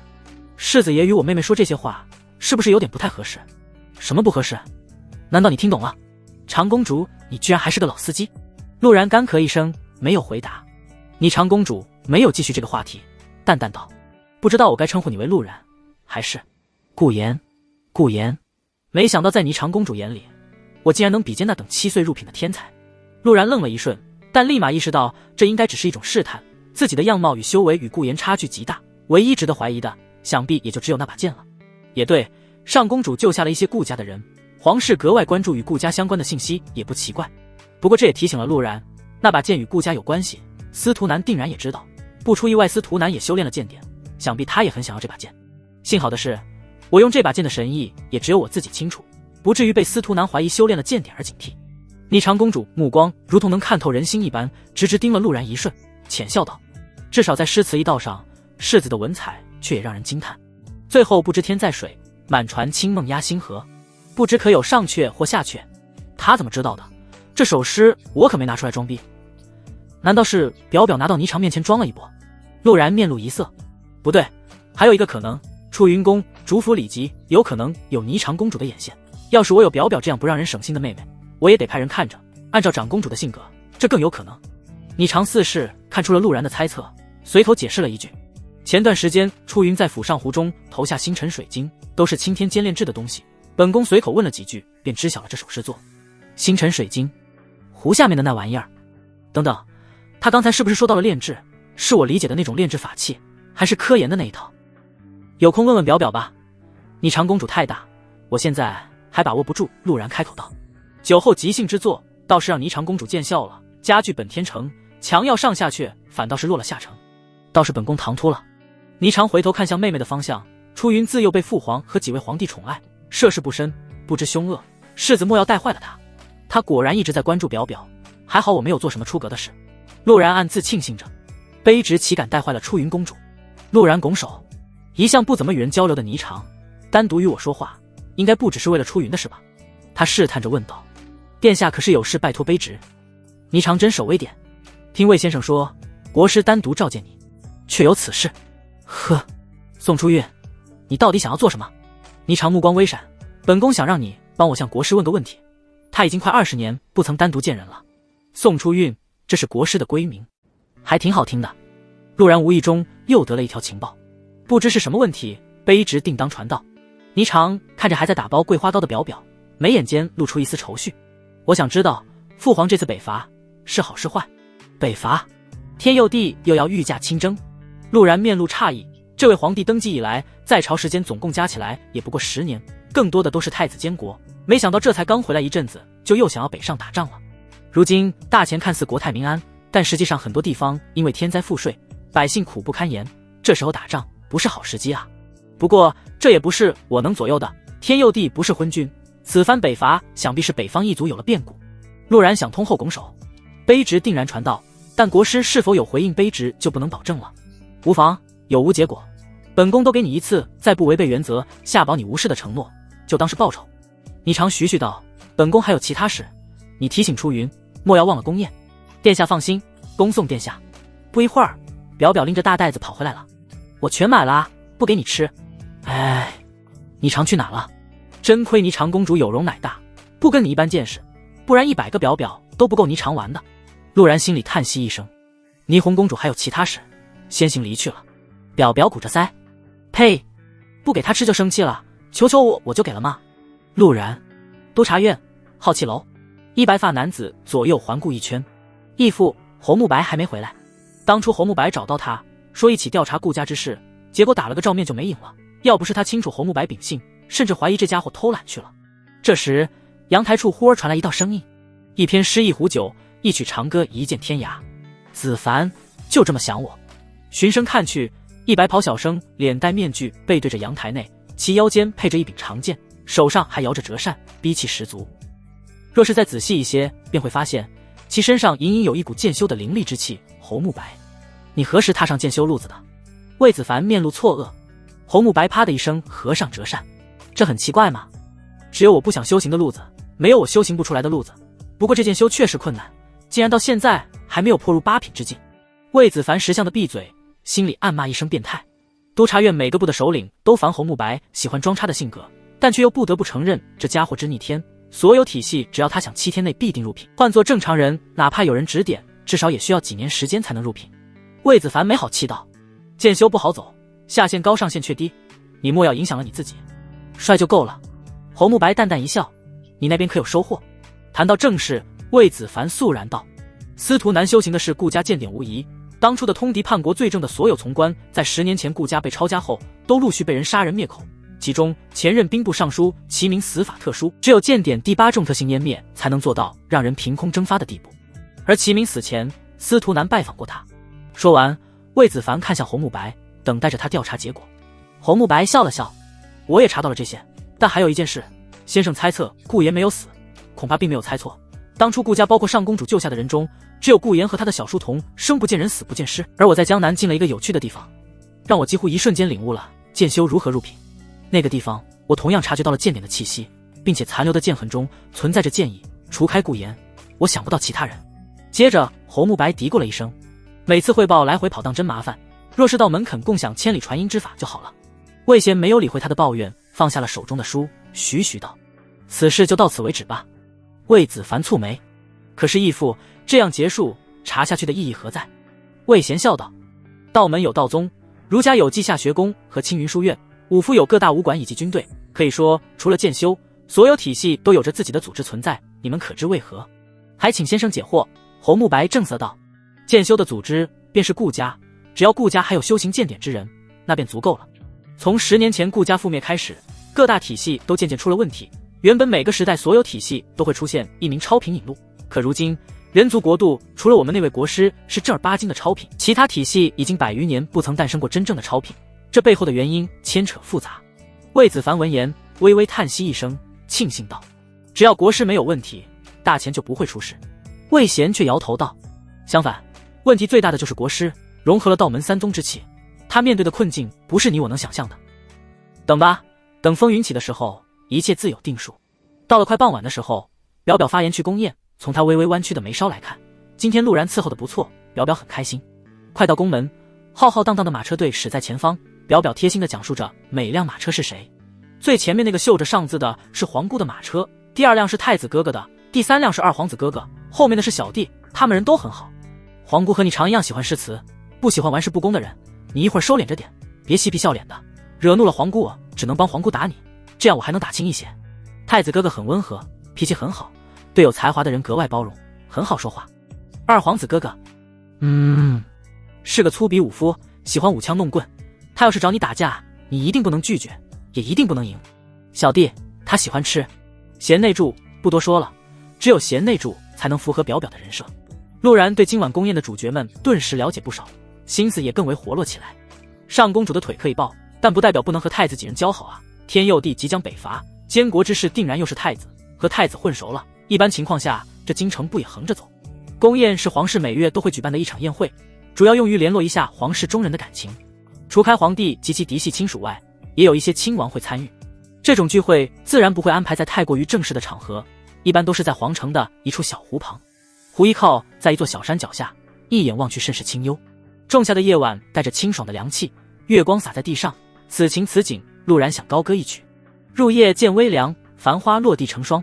但也就是想想，这要是唱出来，估计自己会被当成今晚的麦霸。湖中心修了一座四方台，一条石板路将其与陆地连接，当差的正端着一叠叠佳肴摆放在四方台的桌上，烛火闪烁，灯笼挂起，与科技时代的灯光比起来更为温馨。陆然将马匹交给下人，默不作声地跟在出云公主身后。今天他只是陪同，不是主角，没必要太引人注目。更重要的是，稍后去面见国师。其他皇子与亲王子女也陆续下了马车。陆然不动声色地看了一圈，颜值都不差。太子穿着简约，身上带着一股书卷气，但又因为常年监国而培养了一种不怒自威的帝王气。二皇子和他很像，穿着得体，但遮不住一股痞气感。至于三皇子，很圆润，分不清是在走还是在滚。男人当然不是陆然关注的重点，他目光在各个贵女身上流转，得出结论，不如表表和他黄姐。当然，这并非说这些贵女就长得不好，只是没有长在陆然的审美上。尽管陆然自诩爱好广泛，不挑食，对外声称喜欢黑丝御姐萝莉制服，但人总有审美偏好的。表表这样灵动可爱，又带着一种纯纯的表里表气，陆然喜欢。这种女孩很软，很听话。霓裳公主这样的高岭之花，高贵优雅，清丽端庄，他很喜欢这种女孩露出窘迫羞涩的姿态。其他的贵女贵气不如霓裳，可爱不如表表，差点意思。不多时，霓裳公主扶着天佑的走了过来，表表眼尖，迅速上前扶着父皇，落席时直接站在了属于霓裳的位置上。其他人对此见惯不怪，显然每次表表都会这样。霓裳也没有与他争，站在了表表左侧的位置。好巧不巧，两人正好把陆然夹在了中间。你就是陆然，看起来也没前些年那般纨绔嘛。二皇子生性跳脱些，有些懒散地横卧在座位上。老二，太子平静地看了二皇子一眼，二皇子脖子一缩，迅速站了起来。陛下未喊入座，他们是不能入座的。太子威望很高，二皇子很服这位兄长。陆然观察着众人的关系，拱手道：回二殿下，当时年少罢了，出来时家父嘱托，能参加宫宴乃是圣恩，臣就算少年义气，也不敢造次。陆然回答很巧妙，一是将几年前陆然的举动归结于年龄小，二是将自己现在的举动归结于老爹的嘱托，这样他在宴会里乖巧那是听老爹话，要是不爽了发脾气，那是少年义气。嘿，说话还一套一套的，没意思。二皇子撇撇嘴，也没了与陆然交流的兴致。太子侧目看了一眼陆然，并没有开口。按照规矩，这时候是父皇讲话的时候，他方才呵斥弟弟，不是因为其坐姿，而是因为其逾矩了。天佑帝虎目扫了一卷道：想来朕也许久没有参加宫宴了，诸位也莫要拘谨，当作自家人吃饭就是。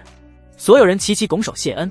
天佑帝颔首看了一眼陆然，陆世子回来变化倒是不小，此前你冒死赴金禀报官盐走私一事，朕还未好好赏你，今日正好在此，不知你想要什么东西？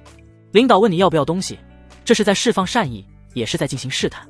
拒绝是不可以的，任何领导都不喜欢什么都不要的下属，贪得无厌也是不行，这会让领导好感直线下降。而陆然又是掌握军队的威武侯世子，要的东西太规矩也不行。这简单的一个询问，实际上暗含了天佑帝的多重试探。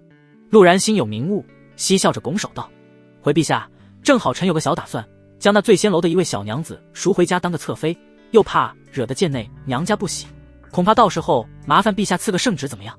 他话音落下，一众亲王齐齐面露鄙夷，江山易改，本性难移，居然向陛下要圣旨赎青楼女子，也就你陆然能做出这般荒唐之事。你啊你，朕还以为能有点大长进，罢了，到时候你与朕说便是。天佑帝象征性的训斥了一句，脸上不见喜怒。霓裳侧目看了陆然一眼，若有所思。上公主也没有发表看法，平静地站在位置上，只是秀眉微蹙一瞬，表表很不开心，想要呵斥一句，但转念一想，要是青楼女子都能当侧妃，但霓裳只能当个妾室，那岂不是狗奴才挺有想法的吗？接着天佑帝目光从陆然身上移开，最后落到了莫席的怀王身上。怀王，朕听闻最近走失人口不少，你可有什么想法？怀王手指微颤，陛下说笑了，这是应该问提刑司或督察院，臣又能有什么想法？天佑帝意味深长地笑了笑，挥手道：倒是朕有些老糊涂了，今日不谈国事，都坐下畅饮便是。宴会开始，众人入座，陆然不是宴请而来的宾客，没有他的位置，只能站在两位皇女中间。表表转头看了看，正想让人找个坐垫给陆然，远处走来一个宫女，手里还拿着一个坐垫，在霓裳面前停下。殿下，您吩咐的坐垫放在哪？霓裳颔首，给陆世子吧，另外这中间再添个桌子。表表要气死了，霓裳这个女人居然当着她的面想挖她的人。出云公主耍了个小心机，放坐垫的时候朝着自己这边拉了一下。陆然对此没有意见，表表是给自己这个牛马草了的，就算自己想要左右逢源，也得先分清主次。出云，你还未婚配，莫要离外男如此近，若是你心仪陆世子，父皇想必不会拒绝这门婚事。霓裳公主的段位明显高了不是一个档次，对比只会耍耍小聪明的表表，简直就是降维打击。话音落下，表表气鼓鼓的把陆然又推了出去，眼睛却死死盯着陆然的动作，希望他能自己爬过来。表表之心，路人皆知，可陆然会过去吗？肯定不会啊！当初表表你跟我怎么说的？要把你姐姐送给我当妾，你推我过去，这不是我们密谋计划的一环吗？我朝你爬过去做什么？陆然想好了说辞，不偏不倚地坐在了中间。天佑帝注意力落在了这边一瞬，并没有过多干预。这边的动作不过是小插曲，宫宴正式开启，一众贵女们几番想要与几位皇子交谈，可惜太子心有所属，二皇子觉得女人耽误他带兵打仗。至于三皇子，女人那是什么？有猪肘子香吗？没有，那你滚。两位公主这边也陆续有不少勋贵过来刷脸，一开始都直奔霓裳来的，男人嘛都喜欢触发征服者后再施展致命节奏，只可惜他们面对的是泉水的雕像，别说征服者了，看你一眼就得要你命的感觉。于是所有人目光盯上了出云，表表很熟练地掏出了自己的火枪，表示谁敢烦他，他就展示一下自己的枪法。众所周知，陛下亲自告诉过乖女儿，枪法莫要随意展示，别人看不起。于是宫宴的相亲环节从几位皇子皇女身上转移。过了半炷香左右，天佑帝动身回宫，临走前别有深意地看了一眼怀王，随后在老太监的陪同下离席。剩下的宫宴到了娱乐环节，由上公主担任席纠。所谓席纠就是会议主持，带动话题，主持宴会流程。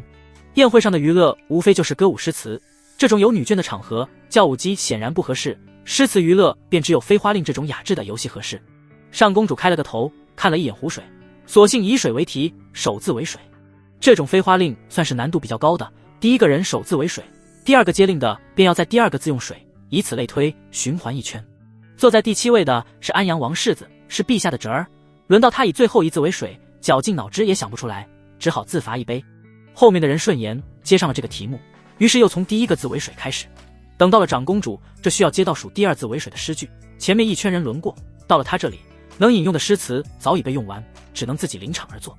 含有水字的诗句不少，但严格要求倒数第二个字的，陆然哪怕有前世记忆也想不起来几首，临心而作更是难之又难。表表很开心，因为他是最后一个字是水，狗奴才前阵子才给他写过了。霓裳公主虽然自幼聪颖，但诗词不是聪明就能写出来的，这更考验灵气。她那精致的柳眉微微蹙起，似是陷入沉思。看到黄姐这样，表表立即来劲了。霓裳可是上京闻名的才女，不会连一句诗都对不上来吧？陆然明显感受到长公主气息冷了一瞬，淡定地端起酒杯，心里感叹着表表这个外号没有白叫。你要是再重复2遍，不会吧？今儿你得挨顿毒打。其余人也含笑看着这边。霓裳公主的名头不仅压制着几位皇子，在整个上京都是独一档的，人有多优秀，就有多少人想看她出丑。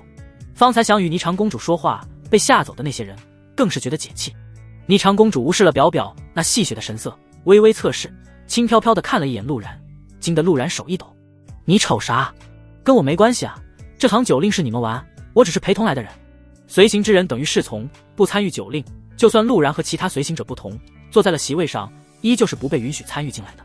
下一刻，陆然知道长公主在想什么了，只听其淡淡道：最后不知天在水，满船清梦压星河。念诵完，还有意无意地看了一眼自家妹妹，鼻腔出了一阵轻微的哼声。其余人惊得目瞪口呆，表表目瞪口呆的狠狠惊住了。陆然现在觉得自己很多余，我当你看我做什么？原来在这等我呢。不过错愕之余，他又觉得这长公主内心还挺可爱的，因为在表表那里喝了不少相思泪，让他神魂感知能力变强。方才那声轻哼他是听到了的。没想到冰山女神也有赌气的小情绪，陆然演技很好，也是瞪大眼睛看向长公主，没有暴露一点内心想法，可不能让表表觉得这是自己背叛他。出云公主第一反应就是狗奴才双背叛自己了，但看着陆然那夸张的不能再夸张的惊讶表情，表表开始思索出云府上是不是有霓裳的人。太子笑着说道：这是皇姐新作，不过新作一首诗可得补全了才作数。至于这首诗的水在最后一字的问题，没有人在意。没看霓裳公主方才看了一眼出云的位置吗？人家意思就是她应该是最后一字，出云才是倒数第二字。难题丢给了表表，风头落在了霓裳公主头上。对，你得补完，没有补完不算。表表委屈巴巴地说着。霓裳公主不语，眼角余光看了一眼陆然，仿佛在说：快接着写。陆然挤了挤眉头：我不到啊。霓裳微微叹息，平静道：家具本天成，有此2句已然足够。太子殿下，很多事无法两全，强求反而落了下乘。言下之意，想让老娘喝酒？想屁吃！陆然更妈了，好你个霓裳公主，白嫖我诗，还这么白嫖我话术是吧？二皇子举杯，看着霓裳训诫大哥似乎很开心，举杯道：皇姐所言极是，公宴嘛，玩得开心就行。你们要是觉得不合适，我替皇姐喝了这杯酒。太子侧目看了一眼弟弟，思量片刻，起身拱手：多谢皇姐指点迷津。霓裳公主平静地点点头，非是指点，旁观者清罢了。太子殿下操劳国事，也当多注意一些身体，谢过皇姐关怀。太子温润一笑。陆然在一旁已经看麻了，这霓裳真的好他妈装啊！我仿佛看见了开会时候忘稿的领导，明明心里慌的一批，表面还一副老子天下第一的牛逼样。出云，到你了。霓裳公主清冽的嗓音响起，表表都要哭出来了，装都不装，直接盯着陆然，言下之意不言而喻。陆然硬着头皮看了一眼众人，脑子疯狂转动，倒数第2个字是水的，我特么也没背过啊。安阳王大笑道。出云公主看着他作甚，难不成陆然还会写诗不成？怀王世子也嗤笑一声，他要是会写诗，我跟他姓陆都城。一旁的怀王还在揣度天佑帝离去时的眼神，没有心情管束这个不成器到连自己养的炉鼎都被夺走的废物儿子。靠，这帮狗日的敢小看我，老子不会写还不会抄，你们刚才舔不到的公主都对老子抛媚眼，你们算个球！陆然愤愤不平。咚咚咚，霓裳公主忽然用纤细的食指敲响了桌面，顿时引来了其余人的注视。她徐徐道：他是陆然，长姐是威武侯玄甲军的首领，弟弟在青云书院读书，是督察院避案堂的督察使。这又怎么样？我们也不是不知道啊。没有人明白霓裳公主到底是何意，而陆然心里却明白，长公主是在提醒他，我举荐你进入督察院，你同意了，所以现在你算半个我的人，所以不要让表表压过了他。霓裳公主心眼小，能不得罪就不得罪。陆然感觉自己明白了霓裳公主的性格，她身体坐直了些，与表表保持一个暧昧的距离，不远也不近。霓裳公主清冷的俏脸上露出一丝笑容。七夕时那首《鹊桥仙》是她所作，本宫念诵的那首诗也是她所赠。表表听后香腮鼓鼓的，明明是给我的，你常不要脸。但想到这时候是给自家狗奴才争面子，他撇过头，没有争吵。这些勋贵关注的一直都是科举人才，对于诗词一道的关注并不多。听闻霓裳公主的话，他们齐齐瞪大眼睛。不是说这是个纨绔吗？你跟我说，那首让七夕无人敢再赋词的《鹊桥仙》是他写的？陆然很满意这群狗眼看人低的小垃圾，笑着拱手，随便写写，随便写写。众人额头齐齐冒出黑线，好你个随便写写，好特么想弄你。想到了威武侯府的那1万众骑兵，他们眼神顿时清明。表表也不甘落后，哼唧道：方才你常念的那首诗也是陆然给我写的。他刻意把给我2字加重了音调。陆然的笑容也僵在了脸上，见霓裳公主没有说话，这才松了口气。霓裳颇有二妇之姿啊，不吵不闹，此女与我甚配。其余人目光来回在2位公主身上流动，尤其是见霓裳公主没有反驳后，更是对此难以置信。这陆然什么时候与2位公主关系这般好了？出云公主单纯，被花花公子哄骗正常，可霓裳公主可是智慧的代名词，你怎么也和这种纨绔待在一起？太子对于最近的一些大事知道的不少，本就比较好奇陆然的情况，如今对其更感兴趣。陆世子，既然如此，何不带皇妹做一首诗作，让我等看看世子的才情。陆然脑子一团乱麻，这就是抄诗和自己写诗的区别，一旦涉及到了自己文库边角的地方，那想要背出来可就难了。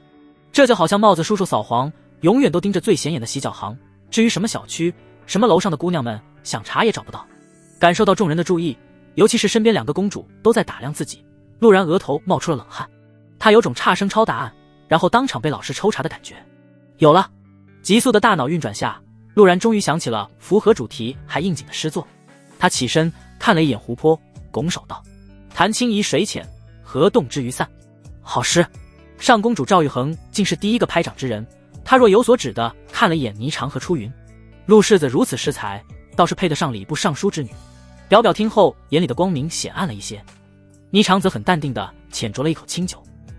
其余人原本愤恨的心这才落了下来，真诚地夸赞陆然才华过人，一个有妇之夫怎么可能得到2位公主青睐？何况这厮当初还偷看出云公主沐浴未遂，更没那可能了。太子忽而开口道：不知这是绝句还是律诗？绝句，律诗，我能给你背2句出来已经很不错了，不要给我蹬鼻子上脸啊。陆然腹诽着，如实道：佳句本天成，妙手偶得之。这首诗本就不是课本读物，只是他偶尔刷视频刷到闲着无聊记下来的，真要有全篇，他能忍住不念出来装逼。装逼这东西就和拉屎一样，拉一半夹断，等着饭的恶狗难受，拉的人也难受。太子莫要开玩笑，怎么能没有呢？二皇子有些急切道，他那模样像极了读者在催更的帅逼读者。好你个双标狗，你截2句就没问题，我2句就不行是吧？别逼我让你叫姐夫。陆然把二皇子记在了小本本上。可恶可恶，我要与你。二皇子刚想呵斥，然后就被霓裳公主一个眼神制止下来。他清冽的嗓音响起，替陆然解围。陆然，你是自淮安市吧？随本宫去散散步。表表还没从自家狗奴才又写好诗的喜悦中出来，笑容再度僵在脸上。霓裳，你怎么又挖我的人？你不要脸！这位爱回来的公主似乎忘记了当初找陆然的目的，眼睁睁地看着2人一前一后离开。她鼻尖发酸，明明这是我的人，怎么霓裳什么都要抢？这时他的狗奴才悄悄转身，对着他比了个努力加油的手势。表表愣了一下，这才想起自己的本来目的。狗奴才没有忘记我们的合作，哼哼。等霓裳变成了小妾，本宫好好羞辱他。霓裳平退左右，带着陆然在湖边慢走着。陆然自觉地落后半个身位，一边欣赏着公主殿下的风华，一边等待着他主动开口。你方才是在给出云传消息？霓裳不紧不慢的声音响起，好似冰块碰撞一般清脆，偏偏他脸上还残留了一些饮酒的酡红。这也是个妖精。陆然没敢多看，毕竟我答应了出云公主，帮她办事。帮她办事。霓裳的声音逐渐泛寒，让本宫给你当小妾。陆然闻言心里一突，更加确信了霓裳在表表身边留着眼线，这种话题他居然也知道。他迅速调整心态，殿下说笑了，这不过是出云公主想引起姐姐注意的手段，殿下应该明白的。霓裳公主脾气来得快，去得也快，慢悠悠地说道：她有她的想法，你也有你的打算，本宫对这些不感兴趣，但你若敢伤害出云，本宫倒要看看那1万众骑兵到底护不护得住你。护肯定护不住，要是威武侯府不怕，当初怎么会把陆然丢到蜀州去？喜怒不定，这女人月经失调了吧？陆然心里嘀咕着。我听魏先生说，你一剑斩了6品妖物。霓裳公主忽然开口道，怎么话题又变了？你都知道了，还问我做什么？陆然不知道这位皇女的打算，拱手道，是洛清明和其他同事合力，才给了我创造了这个机会。霓裳微微颔首，关于关妍走私的案子，你怎么看？我怎么看？我用眼看，我抱着媳妇看，我特么勾栏听曲儿看。陆然很不喜欢霓裳公主又想马儿跑，又不给马儿草的态度。提刑司极力撇清，加上有巨额盐没有踪迹，这背后或许有更大的阴谋。走私私盐虽然影响甚大，但提刑司完全没必要自己舍弃如此多的权力来撇清关系，他们有能力推出内部的人来给高层顶罪。为了不留下坏印象，陆然还是简单分析了一下，盐能牵扯出什么阴谋。霓裳若有所思道，能咸死你，能让蜀州百姓不能腌腊肉，这比杀了他们还难受。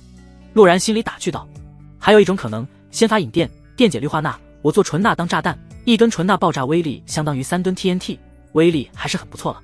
当然这是不可能的，这东西得考虑好电压，我这个非酒漏鱼都不知道怎么才能100%解出钠，这世界的人更不可能炼制出来了。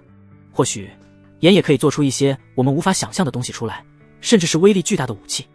霓裳沉吟片刻道，殿下，您要是去21世纪，肯定能当一个女科学家，至少这瞎坤罢响的活跃脑袋，那些科学家估计能和你一较高下。陆然心里有些震撼，毕竟单质钠这东西确实可以做出来，只是现在没这个技术罢了。你是个人才，可愿意为本宫办事？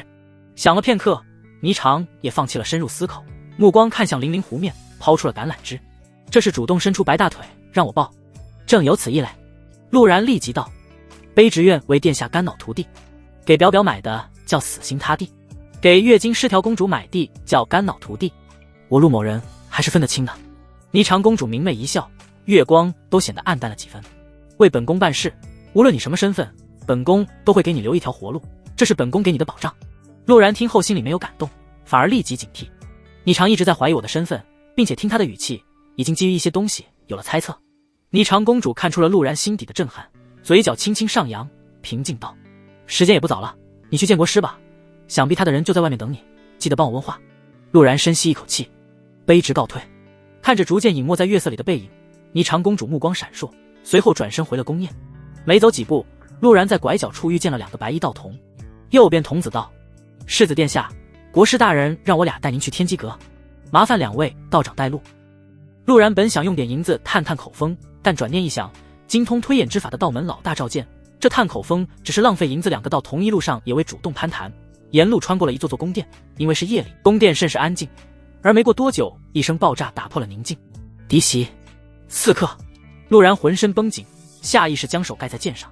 这时2个道童解释道，世子殿下不用担忧，这是青天剑的人又在捣鼓一些和火药相关的东西，陛下令他们半年内研究出巨大范围杀伤力的火器，这几日天天都有爆炸。火器！陆然想到了表表给他的那把火枪，所以青天剑的炼制就是炼取制备的意思。这世界还真有科学家，他们这样没日没夜的捣鼓，难道不会累吗？陆然对这个青天剑来了一些兴趣。道童摇头道，换做其他人肯定会累，但这是一群方士，此前就高呼艺术是爆炸，天天都想研究巨型炸弹，只不过太过危险被陛下制止了，如今放宽限制，他们兴奋还来不及。艺术就是爆炸！陆然猛了一瞬，这难道是穿越者朋友？道童嘀咕着，是不是听着就像疯子？国师大人也真是的，不仅不制止，还帮他们搜寻世界各地方士的笔记。另一个道童连忙捂着他嘴巴，你小声点，国师大人这么做一定有他的深意。国师大人帮助研发科技，他难道预料到了未来是真理时代？不过我更关注青天间有没有穿越者，这涉及到我超师会不会射死，这很重要。陆然不动声色地问道，这青天剑的方式有没有说什么奇奇怪怪的话？奇奇怪怪的话？陆然点头，对，例如萨斯给那卢多。2个道童满脸问号，或者念到 E 等于 MC 平方，再或者说炼金术的不变原则是等价交换。2个道童更加懵逼了，看样子不是穿越者，单纯是喜欢爆炸的大艺术家。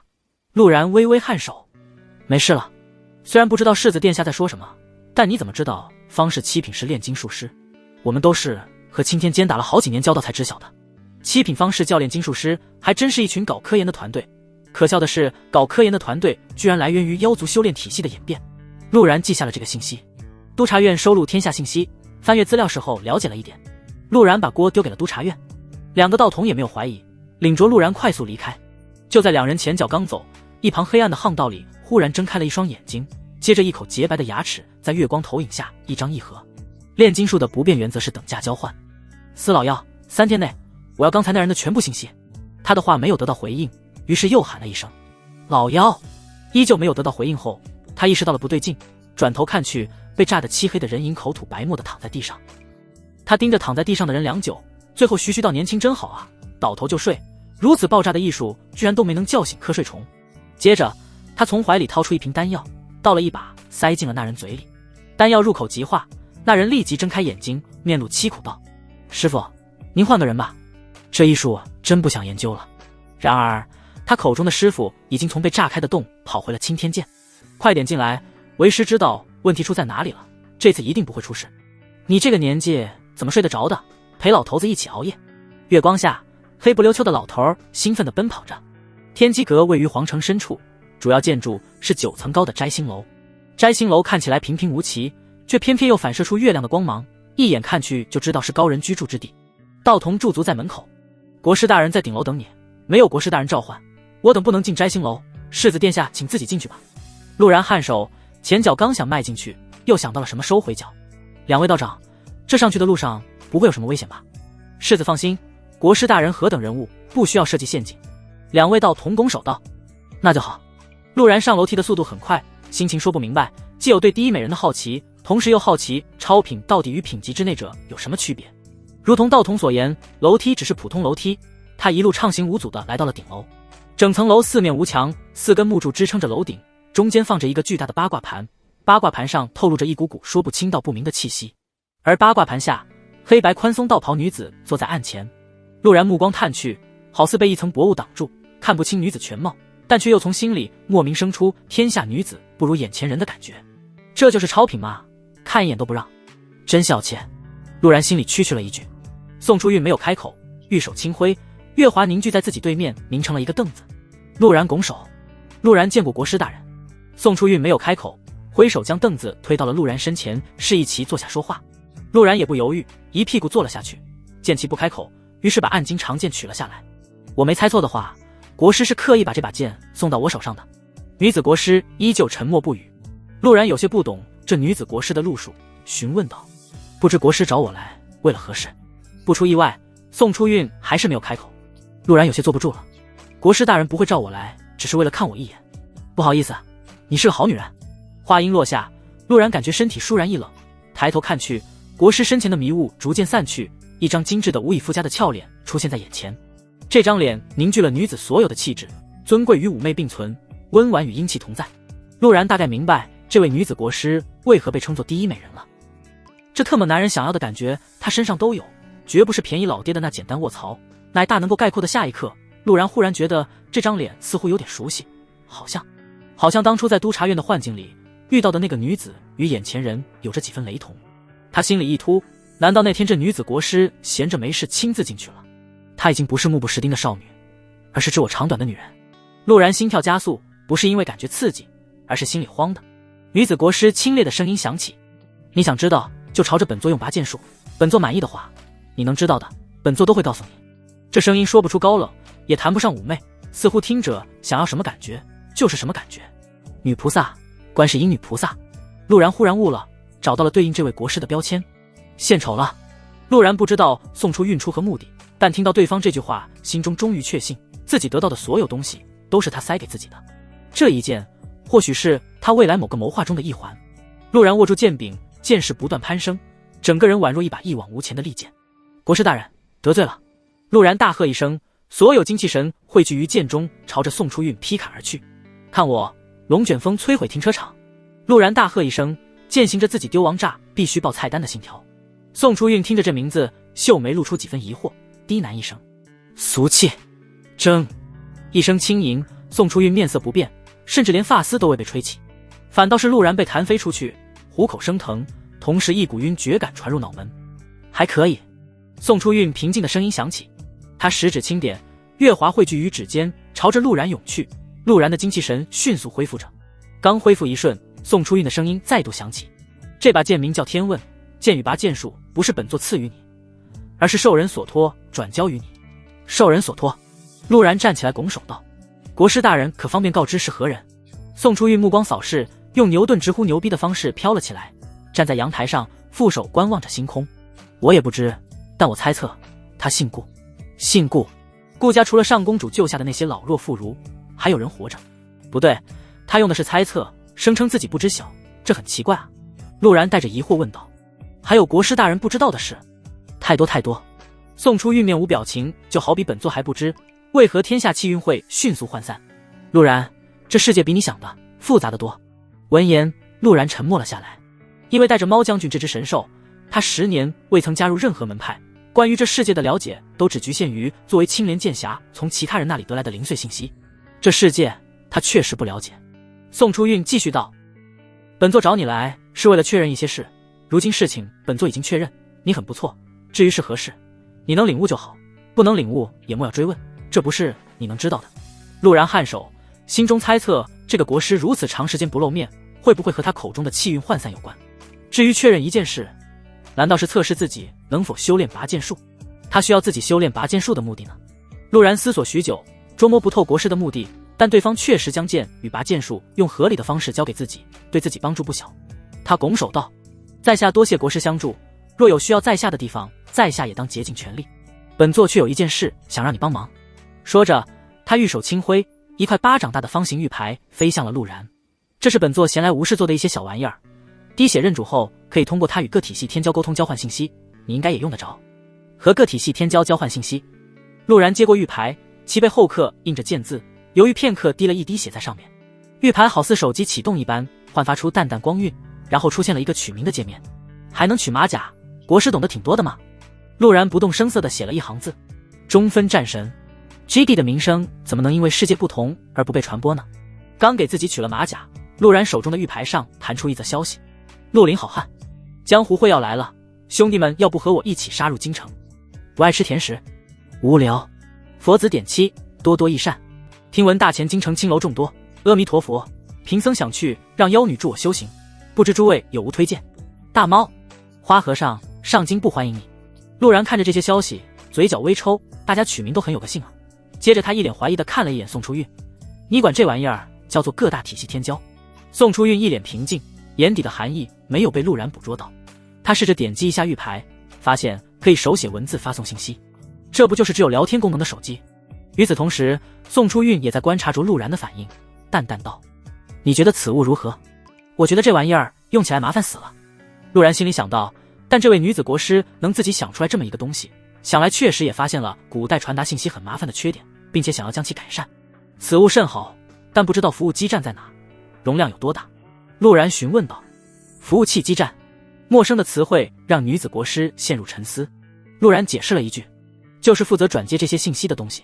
这就是服务器基站吗？这名字却也合适。宋初韵颔首，这些信息都是由本座进行转接传达。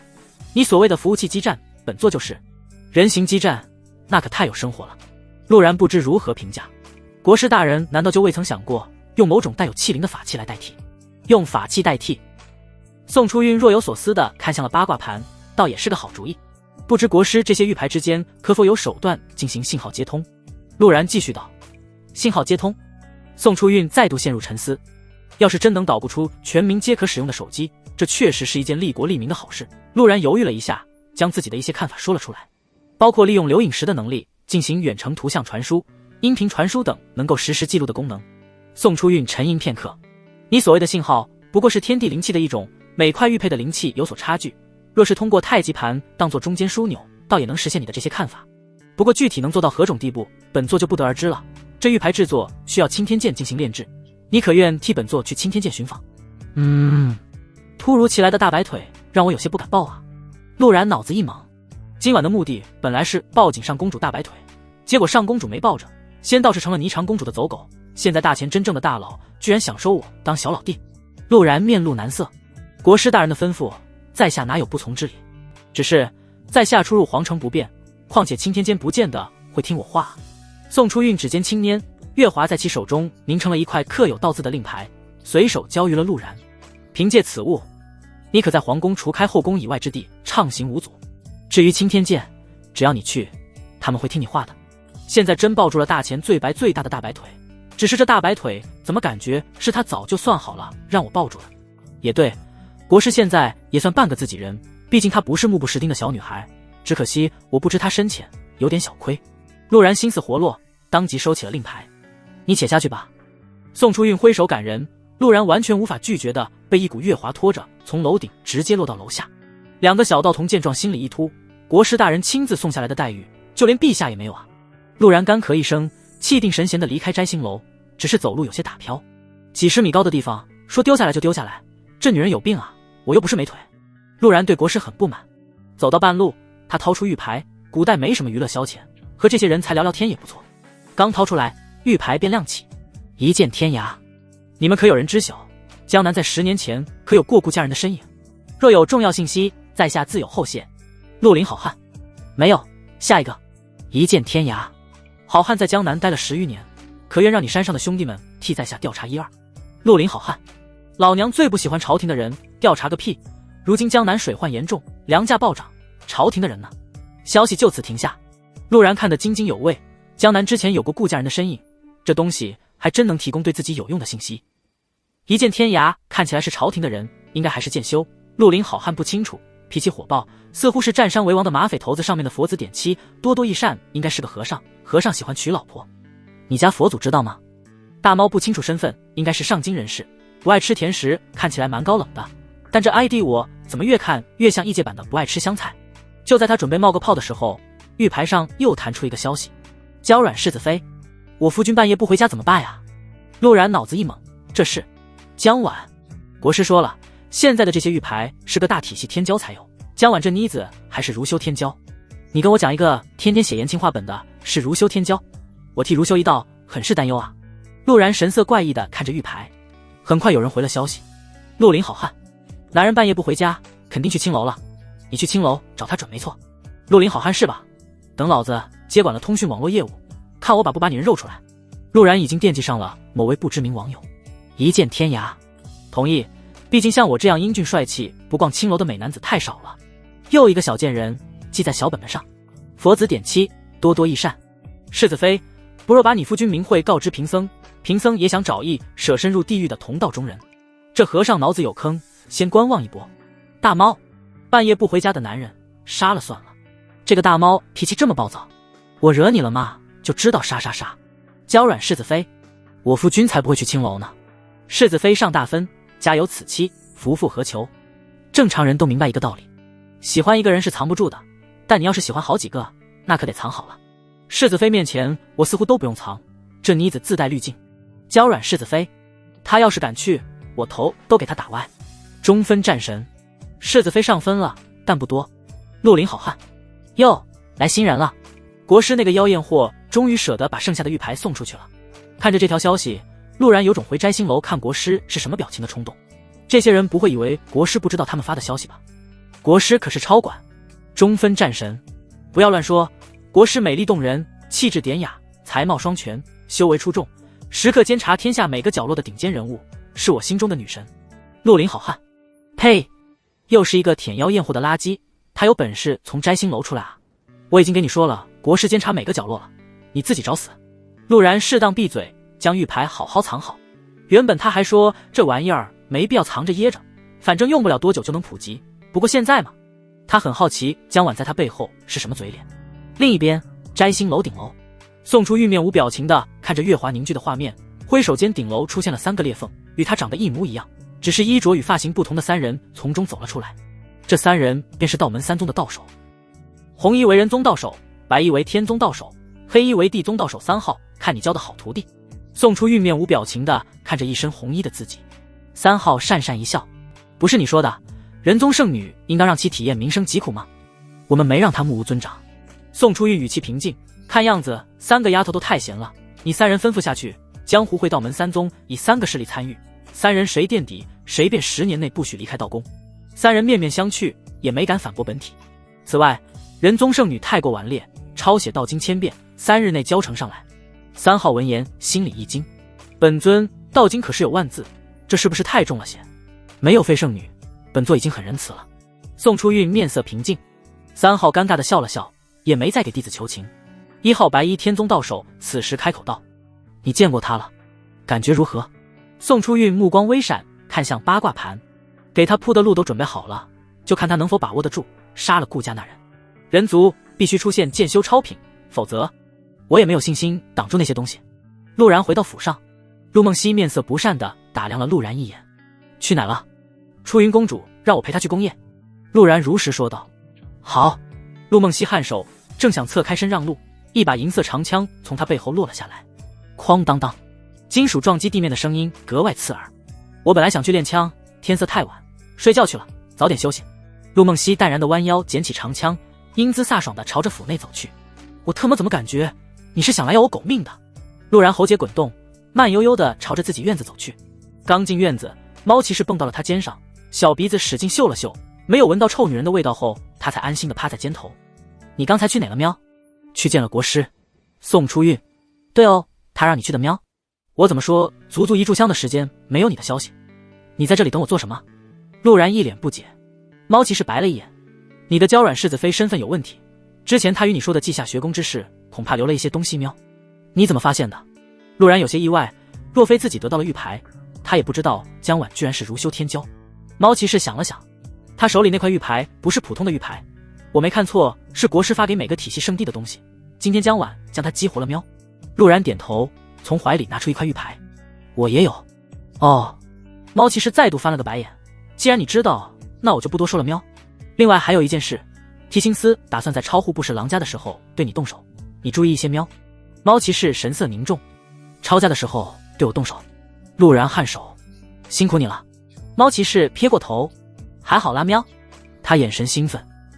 对了，你知道我的猫兵猫将已经成立了教派吗？明教。陆然嘴角微抽。哎，你居然知道，果然你是关注本喵的。哼哼。猫骑士两脚站起，前肢插着腰。既然你知道，那你就帮我想一个教义吧，不然出门都没有逼格。明教教义。陆然神色有些怪异。我一会儿给你写。咔嗒。陆然很自然地推开房门，江婉趴在床上，裹着白丝的小腿一晃一晃的，目光一直盯着手里的东西。感受到有人进来，他慌张地将玉牌塞到了枕头下，大眼睛扑闪着。夫君你回来了。我还是喜欢你要把我头打歪的那种语气，这样我有理由狠狠鞭挞你一顿。陆然摸着他的头。今天在家乖吗？江婉脸红，想到了自己在玉牌上大放厥词，声若蚊那的应了一声：乖，乖的。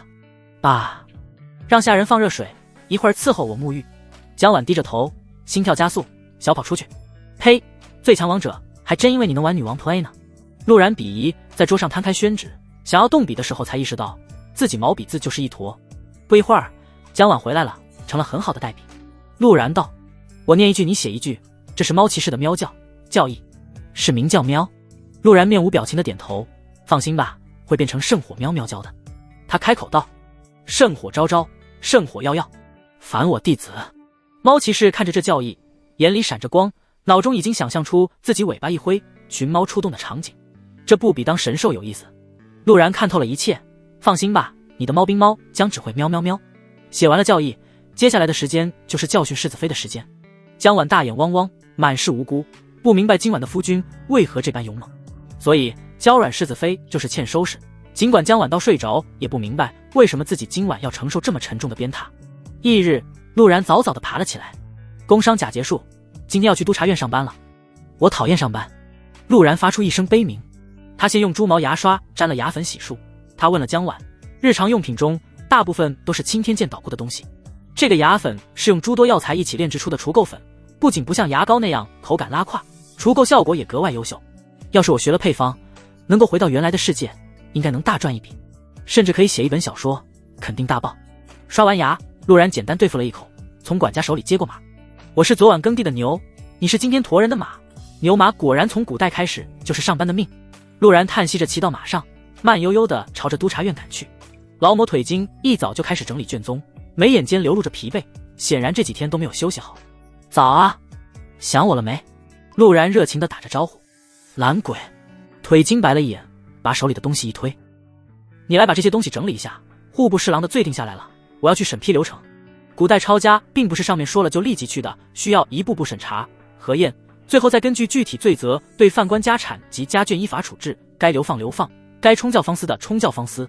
陆然不好推脱，结果卷宗开始整理。李征和江河那两个贱人呢？陆然目光时不时往外看一眼，他可没忘记李征去典当行的事。这小子不会为了请我去醉仙楼，把家里值钱的宝贝给当了吧？不一会儿，两个人影走了进来。世子爷今天来的这么早？江河嬉笑着，懒鬼。陆然把手里的东西往前一推，你还把这些东西整理一下，户部侍郎的罪定下来了，我要去陪着头儿审批流程。江河，他将信将疑的接过卷宗，总觉得哪里怪怪的。陆然淡定的起身，早上稀饭喝多了，去放个水。过了一阵子，陆然悠闲的回来。江河怀疑道：审批完了，头儿呢？怎么？头儿去哪？还得给你汇报不成？做好自己的事。陆然把资本嘴脸露了出来。江河瞪大眼睛，这话说的没问题，但听着想让人有种拔刀的冲动。陆然没有理会他，拍着李征的肩膀：你小子前几天去典当行干嘛去了？不会想要当东西请我们去醉仙楼吧？粗俗。李征哼了一声：我自有用处。江河也来了兴趣：啥用处？李征理了理衣襟，昂首挺胸：我要给落梅姑娘赎身。江河面色微僵：你知道给落梅姑娘那种级别的花魁赎身得花多少银子吗？落梅虽然不比清茶，但也是醉仙楼的头牌之一，给当红花魁赎身可不是一笔小数目。李征嘴巴动了动，气宇轩昂地说道：不知道，不知道就不知道啊，你拽什么拽？江河嘴角微抽：世子爷，你给这厮说说要花多少银子？嘿，你小子不道德啊，居然还想公车私用。陆然挤眉弄眼道：要想赎落梅，少说也得3万两银子吧。3万两。李征瞪大眼睛，他典当了不少东西，一共也就1000多两，怕了还赎吗？江河揶揄道：你那点俸禄玩玩得了。陆然开口打破了江河的幻想：不，你们玩都玩不起。知道那天晚上本世子花了多少银子吗？多少？陆然淡定地伸出3根手指：300两。江河瞪大眼睛：卧槽，咱仨清茶姑娘就算贵些，那咱俩也不得花大几十两，这是2年的俸禄了。不是你俩300两，我没花钱。陆然淡定地说道：老鸨也不敢收我钱。江河体会到了人与人之间的参差。陆然也拍了拍李征的肩膀：行了，快把当的东西当回来吧，玩玩得了，赎什么赎，禁止公车私用。原本以为李征会放弃，没想到这厮目光更加坚定。不，我要赎。陆然神色诧异：不是，你和他做了一晚，上瘾了？什么上瘾了？李征面露不解：没上瘾，你做一晚不够还赎身？李征脑子有些宕机，做一晚和赎身有什么联系吗？看着李征那副懵逼模样，陆然和江河对视一眼，脑中浮现了一个可怕的想法：李征，你告诉我，你和落梅那天晚上做了什么？李征迟疑道：什么也没做，和他聊了一会儿天，得知他身世凄苦，每天晚上一个人在房间都睡不好，我便守着他睡了一晚。你特么做了一晚？李征目光闪烁：有什么问题吗？陆然嘴角一抽：极品，真特娘的极品，和一个美女待在一个房间，美女还给你暗示了可以提枪上阵，你特么搁那干做一晚，这100多两银子也太特么好赚了。你什么都没做，上杆子赎他做什么？你陷入爱河了。江河也有些不知道说什么，虽然很意外，但想到李征这个人的性格，又好像情理之中。你不懂。李征一脸高冷。到了中午干饭时间，腿金还没回来，陆然只能和2个臭男人一起吃饭。江河与陆然很默契的没有和李征说话，想到这厮居然真的能坐怀不乱，两人都觉得这厮恐怕喜欢男人。陆然甚至思索着要不要做一个铁裤衩上贞操所，当然这是给李征穿的，防止脚趾棍木的不纯。饭后，陆然打包了一份回到了避案堂，腿金或许是太困，趴在桌上睡着了。陆然给他披了一张毛毯，把饭菜放在一旁。按照他对工作狂的了解，腿金午睡时间不会太长。陆然和江河在避案堂外聊着上京哪座青楼的妹子更润，李征一句也插不上话，因为他没有插过，不清楚什么润不润。陆然忽然话题一转，严肃地看着江河：老江，我发现一个严肃的问题。江河收敛笑意，李征也侧耳仔细听着。什么问题？江河压低声音，神色严肃。陆然摆了摆手：你靠近点，我跟你讲。江河左右望了一眼，凑近了些。陆然沉声道：我发现你不是我亲儿子。卧槽，狗日的，你占我便宜。江河瞬间暴起。正在他准备和陆然1v1男人大战的时候，腿金走了出来。江河，你在干什么？腿金语气重了些。江河悻然地收回手：头儿，世子爷占我便宜。自己脑子灵光点不行？腿筋蹙眉，督察院不是你们打闹的地方。江河缩了缩脖子，虽然理由没问题，但他怎么觉得头儿在袒护陆然？骆清明没有继续搭理江河，开口道：你们仨休息了几天，现在轮到夜班，今晚开始接下来3天和我一起夜巡。上班就算了，还得倒夜班。陆然叹了口气，果然牛马不管穿不穿越，都是牛马凉凉夜色为你思念成河，思念的人想必很润。唱的什么玩意儿，真难听。江河打断了陆然的歌嗓。陆然竖起中指，对于这种不懂欣赏的人，他不屑反驳。江河看着对方的手势，明明是个简单的动作，他怎么偏偏有种想要发起决斗的冲动？陆然长叹一声，和2个男人值班没意思，也不知道头儿一个人睡觉冷不冷，需不需要我去暖暖床。此刻江河似乎明白了什么时候该竖中指，例如现在夜晚值班，腿筋困得实在扛不住，魏先生令他去休息。于是今晚只有3个男人值班，陆然觉得很没意思，因为值班居然不扫黄。男人最喜欢干的事就那么一点，扫黄打黑绝对排得上号。可惜这个时代逛青楼合法合规，海鲜商人有营业执照。3人站在瞭望台上，环视着皇城周围。督察院与提刑司夜巡主要是负责飞檐走壁的修行者，地上跑的归玉刀未管。李征一直没有参与话题，今晚他巡查的格外认真。督察院抓到飞檐走壁者是有奖金的，他现在满心思要给落梅赎身，不会放过任何赚钱的机会。陆然本想劝劝他，但转念一想，男人有些不切实际的梦想也不错。就像他小时候觉得自己把光借给了狄家，后来前途一片黑暗的时候，总归有借口。都怪狄家这个老赖，借了老子光10几年都不还，还得老子前途乌漆嘛黑。这样一想，一下心境豁达。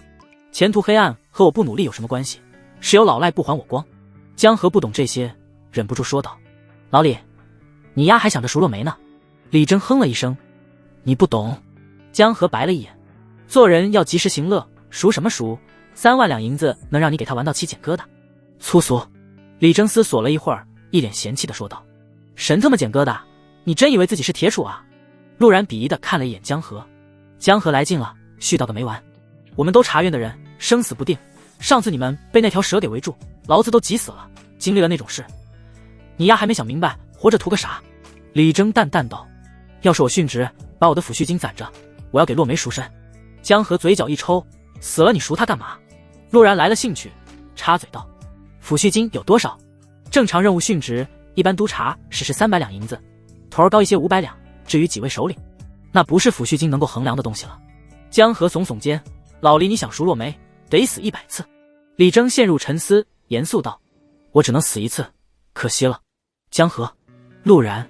江河连忙转移话题：督察院的待遇很不错了，提刑司那边50两打发，300两银子够妻儿过上富足生活。然而你睡蚊香一次就得花150两，这么贵都得怪该死的有钱人哄抬 X 价不对，好像我就是哄抬 X 价中的一员，那没事了。陆然打趣道：然后你媳妇改嫁，其他男人花你的抚恤金，睡你老婆，打你儿子。卧槽，好狠毒啊你！江河浑身一颤，面露惊恐：不行，我特么的好好活着。李征沉默半晌：还好我没有娶妻生子。陆然转移话题：刚才你们说正常殉职，还有不正常的？江河刀：也不是什么不正常，督察院有时候会替皇室中人办事，这种事情殉职抚恤金会高很多，尤其是霓裳公主，很舍得给帮她办事遇到危险的属下花钱，俗称撒币爱好者。等等，说起霓裳公主，我好像忘记了什么事，到底是什么事儿来着？这时江河对了他一下，打起精神，霓裳公主的凤辇过来了。陆然转头看去，心中的那股忘记了什么事儿的感觉越来越强烈。咔嗒，凤辇在瞭望台下停住，3人齐齐落下。卑职见过公主殿下。霓裳清冽的嗓音传出，目的明确：陆然，你随本宫走走。陆然大脑思索，立即想起来忘了什么事。他忘记了领导布置的第一个任务，向国师询问北伐一事。陆然干咳一声，慢慢悠悠地跟着凤辇离去，留下2位有些发懵的同事。江河不解道：什么时候霓裳公主肯单独见世子爷了？当初。李征抬起头，鼻孔出气：我怎么知道？你他妈真的好欠打啊！江河忍了又忍。没过一会儿，陆然折返回来，他如实说了自己没有问北伐，并且将国师做的事简单交代了一番。霓裳公主不愧是才情双全，胸怀伟岸，有容乃大。对于陆然忘记了他，居然一点不生气，反而简单说了一句知道了，并且嘱咐他不用去追问，国师不想回答这个问题，所以他才会忘记。那我是不是可以理解，我询问国师的问题，其实都是他想要告诉我的信息？这娘们儿也不像是好人啊！陆然对国师又畏惧了几分。翌日，陆然睡到下午才起床。这种倒班生活让他回忆起了大专巅峰修为时期的日子，想起了那电子厂中寒风吹，流水线上断魂锥的日子。我他娘的，现在明明是侯府世子，为什么还是与大专巅峰期修为一个调样？看着没睡醒的儿子，陆无舟心疼道：阿然，要不咱这个督察使别干了，爹带着重骑兵去和魏贤讲讲道理。陆然打着哈欠：不用了，就这样吧。他还得指望着依靠督察院搞提刑司呢，倒班也得上班啊。陆然叹了口气：躲天意，避因果，威武侯府困住我，顺天意，成因果，督察院里见真我，不过是些许夜班罢了。陆无舟听着嘴角微抽，还给老子押韵上了。见陆然想上班当牛马，他也没继续拦着。今天下午他要去青天剑一趟，这个玉牌越早搞出来越好，他已经迫不及待的想要拔开那群掉毛的马甲了。他让厨房热了一下菜，简单对付了一口后，又闲着没事在晒太阳的姨娘面前刷了一波存在感，气得姨娘想要和他决斗的时候溜回了房间。最近娇软世子妃有点太闲了，没事就水群，得给他找点事做。他拉着江婉在内堂讨论了一下罗密欧与祝英台的故事，让他写有用的话本去卖钱。江婉脑子晕乎乎的，不理解这个故事听起来为什么那么奇怪。读完书的陆游出来，听见陆然讲故事，想起了那天的诗句，顿时也来了兴趣，坐在一旁听。陆然为了装个小笔，又讲了一下梁祝的故事。江婉哭得稀里哗啦的，就连半途带着陆梦溪想过来找茬的姨娘都眼眶泛红。陆然看了一眼小老弟，发现他神色淡漠，居然没哭。为了给弟弟一个完整的童年，他给了弟弟眼睛一拳，小老弟终于哭了，这是他应该承受的。陆梦溪见亲弟弟被欺负，做事要和陆然斗法，陆然拍拍屁股，走得格外潇洒。他一瘸一拐的来到青天剑，这娘们儿下手真狠啊！我就给小老弟一个完整的童年，这娘们儿恨不得用那长枪给我屁股打肿。他敲门，吱呀，一个煤球打开门，煤球眼睛格外清澈，牙齿格外白。黑人牙膏的广告打到这里来了。没等陆然开口，那人兴奋地跑了回去。师傅，来了来了，人才来了，什么情况？陆然认真地后退半步。什么人才？这里莫不是大钱的 KK 园区专收黑奴？不一会儿，另一个煤球跑了过来。呸呸，煤球土灰也是黑的。陆然，世子爷，国师果然没有骗我，你真的回来？早说国师提前打过招呼吗？我还以为你们这是摘棉花的。陆然松了一口气。进入青天剑，随处可见的爆炸痕迹，整个青天剑内没有一个完整的地方，处处都是漏洞补丁。晚辈还不知大人如何称呼？陆然拱手问道。大号煤球干咳一声，露出洁白板牙，温和一笑。世子爷可称我为丹阳子，三品方士天宫师。世子爷想要的东西，国师已让童子传达于我，老夫也甚感有趣，但有些地方还需与世子爷详细交谈一番。三品方士，又一个上三品修士。陆然立即恭敬了一些，心中猜测着三品方士的能力，应该必定有一条能力是命硬吧，这样炸都炸不死。他与丹阳子详细讲解了一些基础的手机功能，让丹阳子茅塞顿开的同时，陆然也惊讶于这个老头的理解能力，很多东西居然一点就通。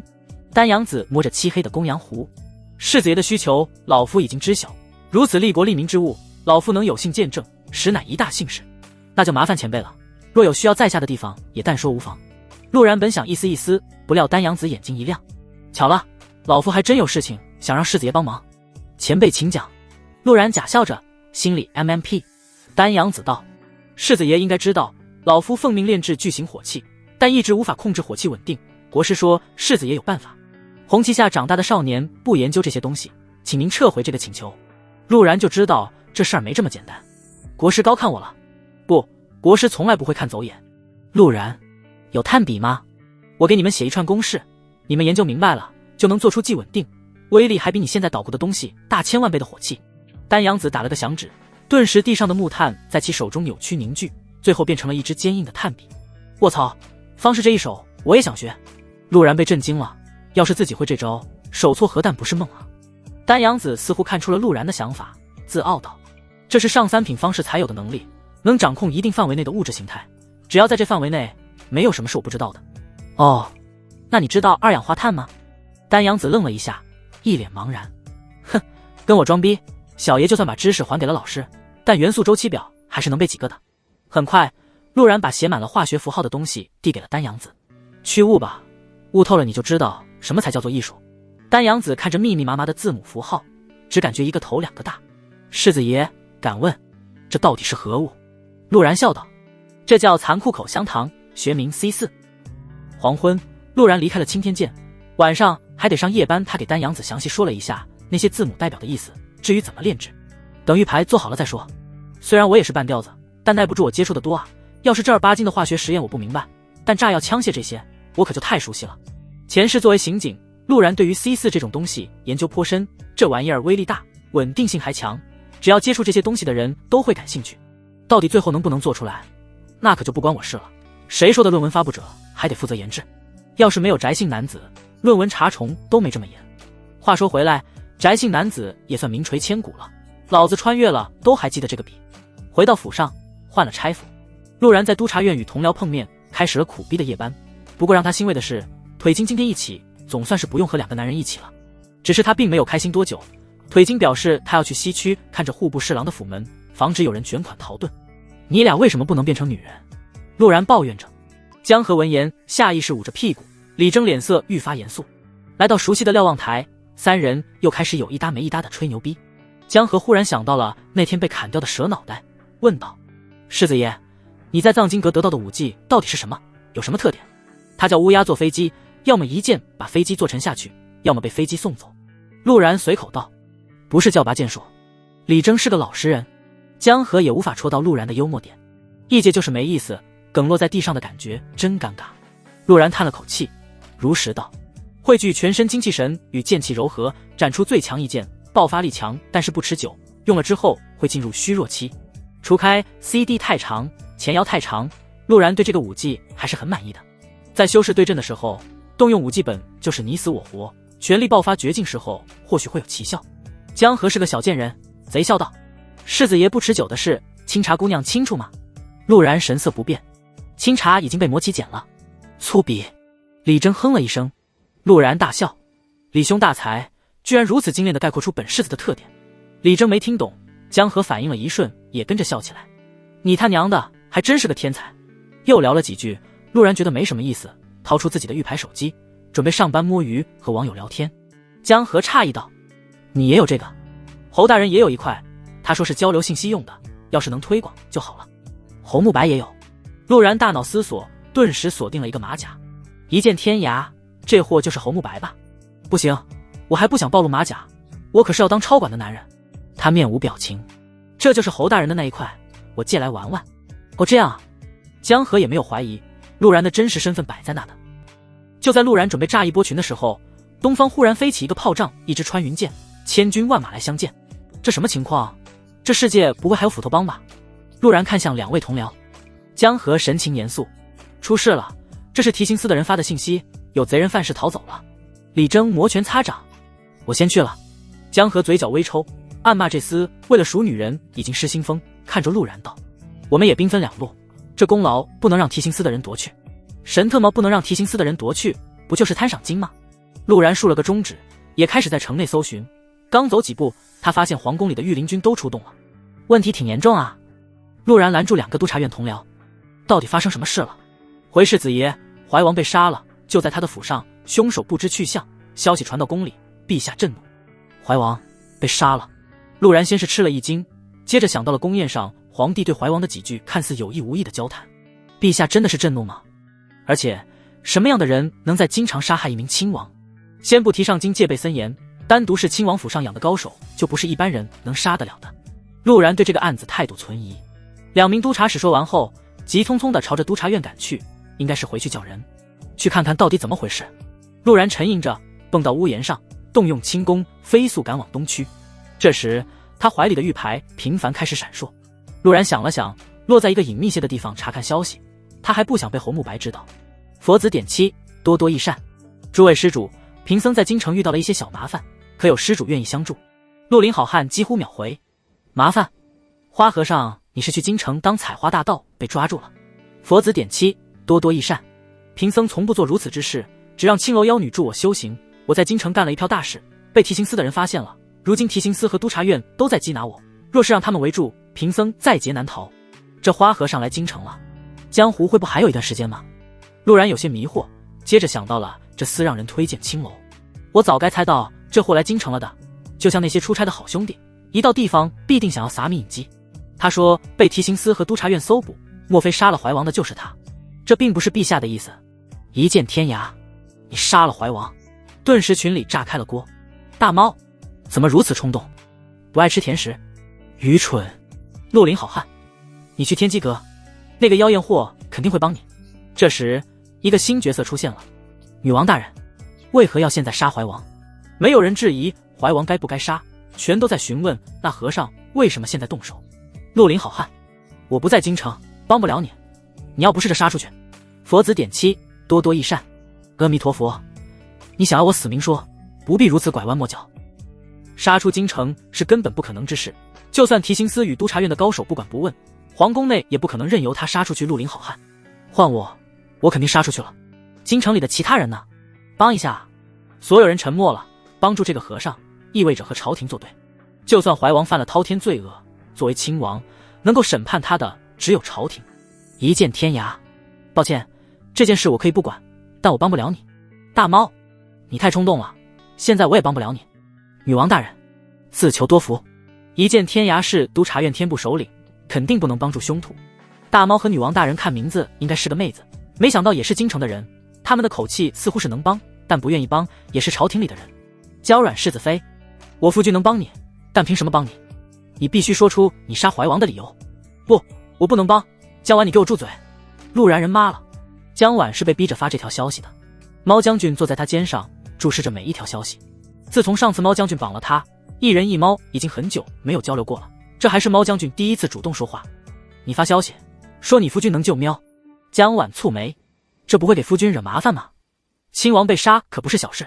别看他现在一脸淡定，其实心里慌的一批。他可没少在群里耀武扬威，声称自己御夫有方，陆然在他面前都得跪下求着上床。也不知道这些被臭猫看见没？猫将军吩咐道：你发就是，陆然自己会明白我的意思喵。江婉发的消息他全知道，只是懒得搭理这个无毛两脚兽。他的所有嚣张都被陆然看在眼里。这傻娘们儿，稷下学宫怎么挑了这么个玩意儿当传人？猫将军也替儒家感到担忧。江婉犹豫了一下，迅速手写发送消息：我夫君能帮你，但凭什么帮你？你必须说出杀怀王的理由。发完消息，他看向猫将军，这样可以了吧？猫将军摇晃着尾巴，死死盯着屏幕。陆然这时候觉得还是让江婉太舒服了，净给他找事。不对，江婉虽然憨憨的，但也只是在我面前，平时脑子还是很机灵，应该做不出这种事。他发这个消息，像是故意让我也看到。这不是江婉发的，是猫将军，他让我把这个秃驴救下。不过几息时间，陆然默契地领会了猫将军的意思。虽然不知道他为什么让我救下这个和尚，但肯定不会害我。而且既然说出来，他肯定有把握救下对方。陆然见状没有打字说话，等待着和尚的回应。绿林好汉，世子妃夫君挺有能量的嘛，这都敢救。花和尚也别隐瞒，到底怎么回事说出来。没等和尚发消息，江婉先回了一句：不然呢？也不看本小姐的身份，在我调教下，我夫君能文能武。哟呵，等我夜班结束，你晚上能睡个好觉，老子跟你姓。陆然已经想好了18般姿势，佛子点七，多多益善。阿弥陀佛，贫僧自西土大武而来，途中见闻一伢子组织掳掠女子，其罪不可赦。经过多方打探，得知怀王才是幕后之人，并且这样的伢子组织他手下有10几个，专拐卖童女，提供给青楼等其他需要女子的地方，或者赠送给其他达官显贵，笼络人心。陆然闻言，眉头皱起，发消息道：所以你便潜入其府中，将其杀害。佛子点七，多多益善。阿弥陀佛，贫僧先与其讲了佛法，劝其自首。怀王不听，欲要杀了贫僧灭口。贫僧不才，也略懂一些拳脚，便超度了他。好一个物理超度，这和尚也是个妙人。陆然心里吐槽着：女王大人，为何不上报督察院？绿林好汉讥讽道：有用，官官相护，当官的没一个好东西，以我之见，还是揭竿而起。女王大人，哼，占山为王也好意思在此狂吠。绿林好汉气急，但又无法反驳。佛子点七，多多益善。阿弥陀佛，非贫僧不愿报官，实乃这怀王杀人全家，只为抢夺妻女凌辱，贫僧实在无法容忍这般人存活于世，甚至还逼迫女子脱干衣物，当着父母之面与人下交欢，如此禽兽，我佛不容。女王大人，可有证据？佛子点七，多多益善。贫僧乃大武王朝，梵音寺佛子，出家人不打诳语，众人良久没有说话。一见天涯，以午饭尽，时乃不至。我只能帮你拖住一些督察院之人，其余的看世子妃的夫君有无办法。这时江婉发了消息：娇软世子妃，你在何处？群里沉默片刻，和尚发了消息：阿弥陀佛，贫僧在怀王第13房小妾房中床下。你还真会藏啊，一点不耽误别人叫你花和尚的外号。陆然哑然失笑：娇软世子妃，我明白了，你且藏好，若是听见圣火昭昭再现身，佛子点漆，多多益善。阿弥陀佛，此间事了，贫僧请世子妃夫君去青楼一起修行。江婉有些想立即把这死和尚位置报出来的冲动。陆然见状，对这种知恩图报的意识有了好感。他收起玉佩，猫将军暗示自己去救，定然有原因。提刑司和督察院的人都在搜捕，必须想个万全之策。用身份强行遮掩是最愚蠢的方式，道门弟子不会参与进来，意味着不管是督察院还是提刑司，都只有靠着经验地毯式搜索。最好的方式是跟着其他人一起搜查，吸引走其他人的注意力，一点点转移危险。想通后，陆然直奔怀王府跑去。此时怀王府已经被围住，一队又一队人在内搜索，眼看着就要靠近13房小妾的房间。房间内的绣床下，面容清秀的大卤蛋脑袋正双手合十躺在下面，外面火光逼近，和尚心弦也绷紧。忽然外面的脚步顿住，那边有动静，跟我去追。原本朝着房间靠近的一队人窸窸窣窣地离去，和尚长舒了一口气。这时房间窗口处传来一道声音：圣火昭昭，圣火耀耀，烦我弟子。喵喵喵喵！猫将军气愤地看向自己挑的左右护法：不是喵，不是喵，本将军说了多少次了？卤蛋脑袋疑惑地露出半个头打量。一只大黑猫插着腰训斥2只三花猫。为了避免暴露猫将军本体身份，猫将军刻意变了一下毛色。妖兽，这世子妃的夫君居然有妖兽做宠物，看来也不是一般人。别吵，一会儿人就回来了。陆然戴着面具推门而入：出来吧，我在这里守着，你跟着猫将军走。作为要当超管的男人，陆然觉得还是要继续保持神秘，默默看着这群比在群里装逼，然后等自己扒完他们马甲，一一射死。和尚江信犹豫了片刻，见其不似作假，才将信将疑地爬了出来，双手合十：阿弥陀佛，贫僧戒色，见过施主。戒色，你师父还真是一眼就看出了你的本性。陆然面皮微抽，也没有自我介绍，避免暴露江婉的真实身份。别贫僧了，快走，那些人正在赶回来。猫将军不耐烦地跳到卤蛋脑袋上呵斥道。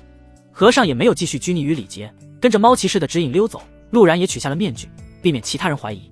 戒色和尚前脚刚走，提刑司的人陆续赶了回来，看见陆然顿时眼睛微眯，为首的打量了一番没有人影的房间，微微拱手后呵斥着后面的人离去。副司主说了，在抄家之前不要针对陆然。陆然打量着提刑司的人，自从回京以后，提刑司也就在一开始给自己添了堵，看这些人的样子，是准备在抄家的时候憋个大的。兵来将挡，水来土掩。陆然想了这么久也不明白，抄家有什么可行的方式来算计自己。想不明白，索性不想了，跟着迟迟赶来的督察院一行人继续搜查。侯慕白真替戒色和尚拖延了时间，看样子督察院内也并非全是迂腐之人，还是有辨别是非的能力。也不能这么说，我也没有和他们一起正儿八经的办过案子，到底怎么处理这种事件有待考究。陆然混在督察院人群里，偶尔关注群里的消息，直到戒色和尚彻底安全后才离队。江河找到了他后叹息道：真能躲啊，一定是被我的王霸之气给吓住了，下次捉人我得收敛一点。勾巴东西，脸都不要了，还王霸之气，上次在那条蛇面前慌得像条狗似的忘了。陆然不屑地看了他一眼。李征不一会儿也与他们会合，兴致不是很高的样子，似乎因为没有捉到罪犯很是气馁。这表情很对，就像上辈子眼巴巴看着红彤彤票子溜走的我。陆然想起了自己出警总是被人抢功的日子，对此表示同情。不行，我不能让凶手逍遥法外。李征目光坚定，再度离队。操，我的台词被抢了。江河不甘落后，跟着离队。你俩这是不想让凶手逍遥法外吗？我都懒得揭穿你们。陆然白了一眼。过了一会儿，他找了个僻静的地方准备摸鱼，上班嘛，一丝一丝得了。正在他准备窥屏的时候，一只猫拽了拽他的袖子，骚里骚气的叫了一声：喵！行了，小骚猫，我听不懂你的骚话，对着你的大母猫发骚去。陆然戴上面具，跟着猫去找戒色和尚。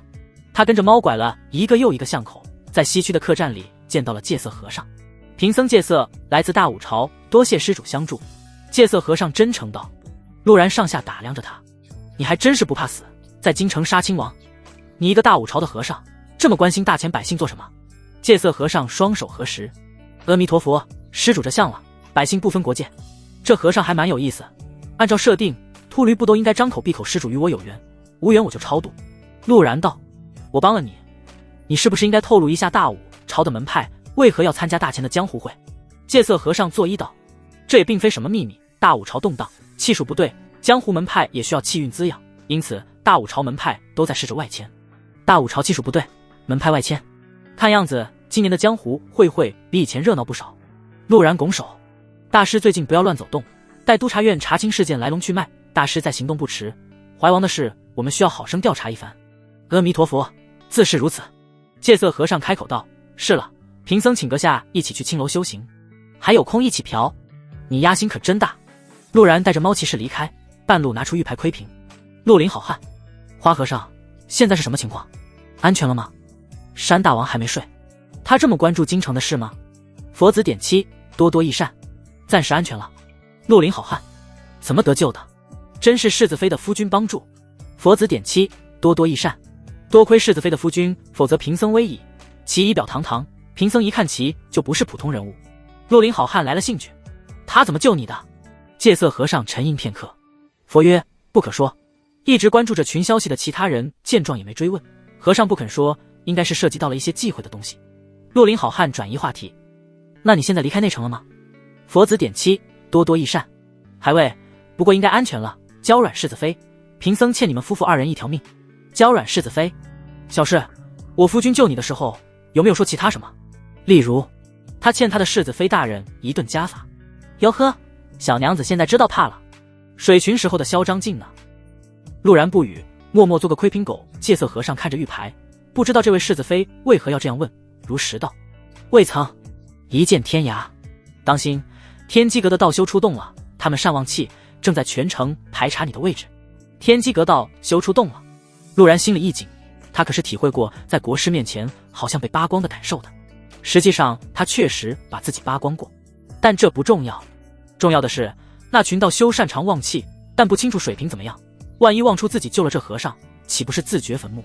忽然他想到了国师给他的令牌，他默默将令牌挂在腰上显眼位置，纵身一跃站在客栈楼顶。我是国师亲自见面的男人，你们这群小道士不要不识抬举，自己滚。陆然希望这群小道士懂点事。陆然显然小瞧了朝廷对亲王被杀的严重性，这件事居然惊动了督察院留在京城的几位首领，还有提刑司的指挥使。御林军都只是负责开道的陪衬。朝着西区这边来的是督察院杨灭，另一个穿着紫色云纹锦衣的是提刑司指挥使商安泰。对比杨灭五大三粗的模样，商安泰看起来40多岁，头发乌黑，眼角留着岁月与尾纹，目光冰冷，行走之时自带一股杀气。两人带着队伍起起落落，扫视着街道每个角落，各自都没有开口说话。天机阁的道修眼睛闪烁着光辉，观察着每片区域散发的气数，若有血气一眼就能看出。商安泰步子顿住，冰冷的脸上露出一丝恭敬之色。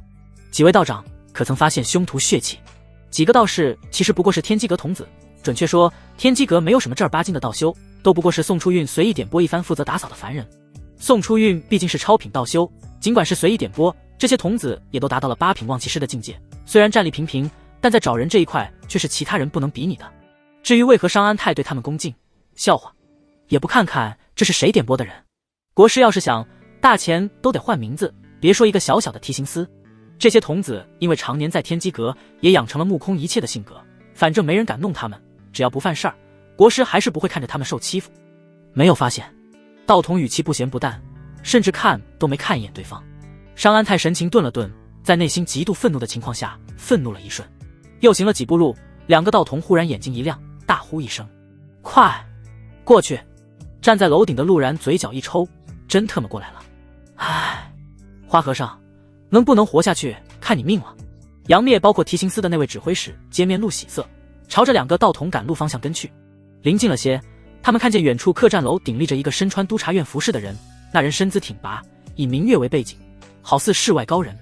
来到客栈下，杨灭认出来了是陆然，正欲开口询问，两个道童抢了话题：弟子见过小师叔。小师叔不只是跟着一块来的人，陆然自己都愣了片刻，这小师叔的名头从何而来？其余人面色怪异地看着毕恭毕敬的道童，这还是刚才连指挥使面子都不给的家伙。这俩专程过来，不是发现了贼人踪迹，而是过来给陆然打声招呼。商安泰眯了眯眼睛，审视着陆然。陆然扫了一眼两人，是不熟悉的人。他不知道自己的名头已经在天机阁传开了，国师近100年来第一次单独召见的人，第一次亲自送下摘星楼的人，第一次传达众弟子唤起小师叔之人。国师见不着，但能见到小师叔啊，多和小师叔打好关系，指不准什么时候就飞黄腾达了呢。小师叔，你那夜离去后，国师亲自传话，令我等唤你为师叔，以后还请小师叔多多关照。国师，那个坏女人。陆然不明白宋初韵到底想要做什么，不过既然有这个身份，保下秃驴倒是方便不少。而其余人已经震撼得无以复加，天机阁的道修一向恨不得用鼻孔看人，今天居然在一个年轻人面前点头哈腰。最重要的是，国师居然点名让他们叫陆然小师叔。虽然这些童子并未被国师收为弟子，但国师于他们有点波之恩，算是半个记名弟子。如今这些人称呼陆然为小师叔，岂不是说国师已经把陆然放在了与他平起平坐的位置上？陆然一脸平静，再聊吧，办案重要。这边一块我已经扫视完了，没有发现凶犯踪迹，尔等可看见了凶犯去向？还未发现，让小师叔见笑了。道童陪笑着，转头对督察院的人客气了不少。事不宜迟，我们继续吧。杨灭打量了陆然一眼，颔首带人离去。商安泰若有所思，挥手示意提心司的人进去搜一遍。虽然在他看来搜到人的几率很低，但总得试试，要是找到了还能反参督察院一本。只可惜花和尚机灵，加上有猫将军协助，提心司没有发现他的行踪，只能悻悻离去。督察院那边已经有人开始询问2个道童，二位能否告知为何惠国师会让尔等称呼那位督察使小师叔？其中一个道童解释道，国师几日前亲自传唤世子爷，与世子爷在摘星楼顶楼畅谈1个时辰后，亲自将小师叔送下来，具体为何我们也不知。畅谈1个时辰，不都说那陆然是纨绔吗？怎么和国师相谈甚欢？这下危机总该解除了，只要那和尚不继续搞事。陆然松了一口气，找了个地方开始窥屏。过了一会儿，一见天涯发消息，可以啊，居然能躲过道门搜寻。和尚也发了个消息，差点，贫僧也没想到世子妃的夫君竟是道门小师叔，多亏了他。绿林好汉，胡扯，道门哪来的小师叔？3宗主脉都是一脉单传。绿林好汉看样子是道门中人啊，居然对道门3宗了解得如此清晰。不过他是道门中人，怎么会对国师敌意那么大？和尚继续道，不会错的，贫僧听见了天机阁小道士称他为小师叔，世子妃应该最清楚。江晚这时候完全处于懵逼状态，我夫君什么时候成了道门小师叔了？我应该最清楚。我清楚什么？谁来解释一下？为了掩饰自己的尴尬，他只发了一个绿林好汉怀疑道，天机阁的道童喊他小师叔更不可能了，那个妖艳货除了让我抄东西还会什么？就他有师弟，早被他玩死了，不知活了多少年的老女孩。我呸，这绿林好汉看样子在道门是属于地位的，就差指着国师鼻子骂了，我在国师面前乖巧的像个孩子。这绿林好汉当真是个狠人。窥屏的陆然猜测着各方身份。女王大人，有点意思，有点意思，有点意思是什么意思？这个女王大人到底是谁？他是猜到了谁的身份？等等，和尚把我是小师叔的身份说出来了，那只要在上京的人岂不是很快就知道江晚的真实身份？我要不在外面给他一点面子，这妮子天天在群里吹嘘女主人和奴隶夫君的恩爱故事，我都替他尴尬。陆然已经能想到江晚马假抱了后红着脸埋进自己怀里的样子。一见天涯，既然危机结束，我有个新问题，若是谁能答上来，算我欠一个人情。你的人情还真便宜。陆然想到了这厮还欠自己人情。一见天涯，我想知道妖族最近有什么大动作没？例如大量囤积精盐。看到这个消息，新角色再度出现，狐狸都该死。大动作没有，精盐倒是前段时间囤积了不少，但没过多久又消失了。一见天涯，狐狸我欠你一个人情。狐狸都该死，别叫我狐狸。一见天涯，好的狐狸。陆然莫名有种看沙雕网友聊天的感觉。这个狐狸都该死对妖族情况很了解，看他的名字应该是和狐妖敌对的一个种族。陆然等了半天，不见群里有新的消息，猜测这群网友下线了。没素质的家伙都不互相道一声晚安。等我做好了全新平台，群里有多少人就不用猜了，一个个全给人肉出来。第二天，怀王被杀一事在朝堂上掀起了轩然大波，尤其是与怀王有交易的一众勋贵，借此机会联合文官一起弹劾督察院与提刑司。天佑帝不见喜怒，乐意见得2大权力组织被排挤。至于怀王，在他看来死不足惜。他虽不喜江湖人士不遵朝廷礼法随意杀人，但却又不得不承认，有些事交给江湖人来办比朝廷更加爽利。作为君王，天佑帝想的从来不是要如何替怀王报仇，替朝廷挽回颜面，他要的是敲打一些地方王侯，不听话的亲王可以死，地方王侯依旧可以死。他口头批评了一番御刀卫，同时收走了提刑司与督察院一半的巡查京城的职务，安插进了自己的人一起巡视。但往细了想，天佑帝是在敲打两方，不管是什么权力，他想给你们才能有，要是做不好，督察院也好，提刑司也罢，随时可以被取缔。后续的缉拿抓捕继续，陆然明显发现督察院的人对此热情不是很高。李征解释道，怀王被查出倒卖人口，逼良为娼，杀人全家，这种人督察院没有杀是我们的失责，被江湖人给杀了，这是在打我们的脸。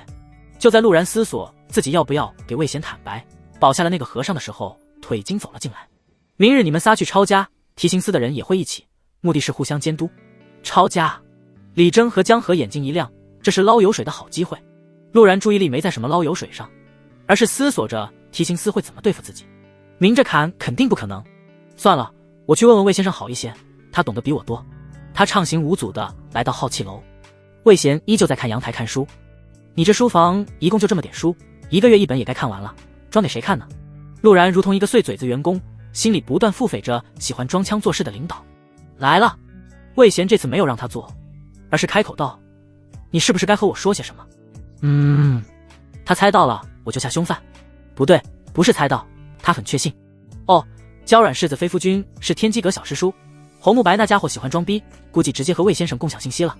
还好我的中分战神马甲保住了，这是我作为超管最后的底裤。陆然干咳一声，不瞒魏先生，是我救下了戒色大师。听到戒色，魏贤明显愣了一下，徐徐道，理由？陆然沉吟片刻，朗声道，为他人报心者不应受冻于风雪，戒色目的不坏，只是手段错了，若是被抓捕，定然会被定下死罪，这不应该。哼，算你过关。魏贤放下书，转过身道，坐吧，找我何事？陆然松了一口气，拱手道，卑职预感抄家之时，提刑司会对我做文章，但却不知道会从哪里下手。魏贤颔首，你不懂官场规矩，确实容易犯一些原则性错误。你且记住，不管是你们还是提刑司，都只是互相监督，能够审讯对方的只有直系上司以及陛下。抄家之时，不管遇到如何挑衅，莫要动武。原来是这样，那他们无非就是逼我动手砍他们呗。比起嘴碎，小爷还没怕过，希望他们不会被我阴阳怪气的血怒。陆然拱手，谢过魏先生指点。待他离去后，云竹才从阳台旁出来。先生，这般放过他是不是太轻松了？今日包庇下凶徒，他日定会酿下大祸。魏贤摇头道，他是剑修，相信就是，可我们也因此失去了京城的一些监视权。云竹蹙眉道，魏贤面色不变，这是必要的退让，陛下欲要再度北伐，只有一个掌握在皇权手中的京城才让他放心，否则10年前顾家的案子就是教训。你也回去休息吧，江湖会再急，怀王的事只是开端，虽然那个和尚做得不错，但此举却也打了我们的脸，日后的巡视还需加强，等那些真正的高手抵京，想要休息也不可能了。娇小女子摇头，云竹不累，早就习惯了。离开好气楼，陆然斗了一会儿腿筋。骆青宁不经斗，表示要去演武场对练，这次腿筋一点没留手。陆然意识到自己除了拔剑术，若是不动用剑典的特性剑气，也就比寻常8品强一点。痛定思痛，陆然思索着可不可以将拔剑术削弱一点，每一剑都融合自己的精气神，这样不至于把它掏空，同时威力也不容小觑。有腿筋陪练，陆然用木剑一点点摸索着，虽然效率比启天问剑差了很多，不过一下午总归有了一些进步。拔剑术在于拔剑时候积蓄剑势，待剑势继续至巅峰，再挥砍出如同高山滚石的一剑，出剑便再无收回可能。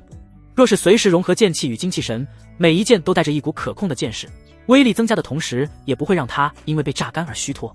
骆青宁感受着陆然一剑比一剑强，心中也暗暗心惊，他是见识过陆然全力挥出的那一剑的。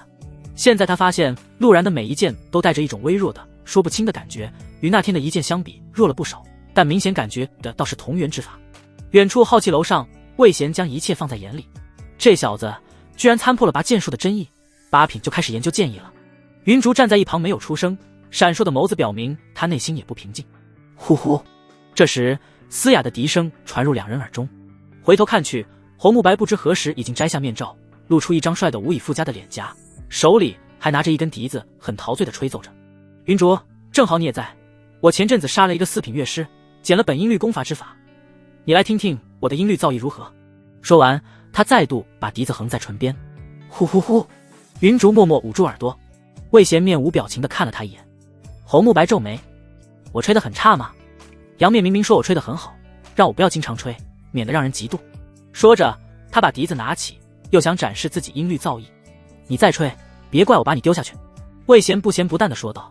侯慕白脖子一僵，悻悻然地收起笛子：“你们这群没品的家伙，稍后我去找陆然那小子。”魏贤心里替陆然默哀3分钟。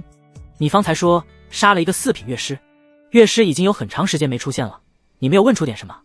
侯慕白摇头，他没有回我，还自己在哪里吹笛子不回应，姿势还比我帅，忍不住就杀了。魏贤神色怪异：“你不知道乐师都是聋子？”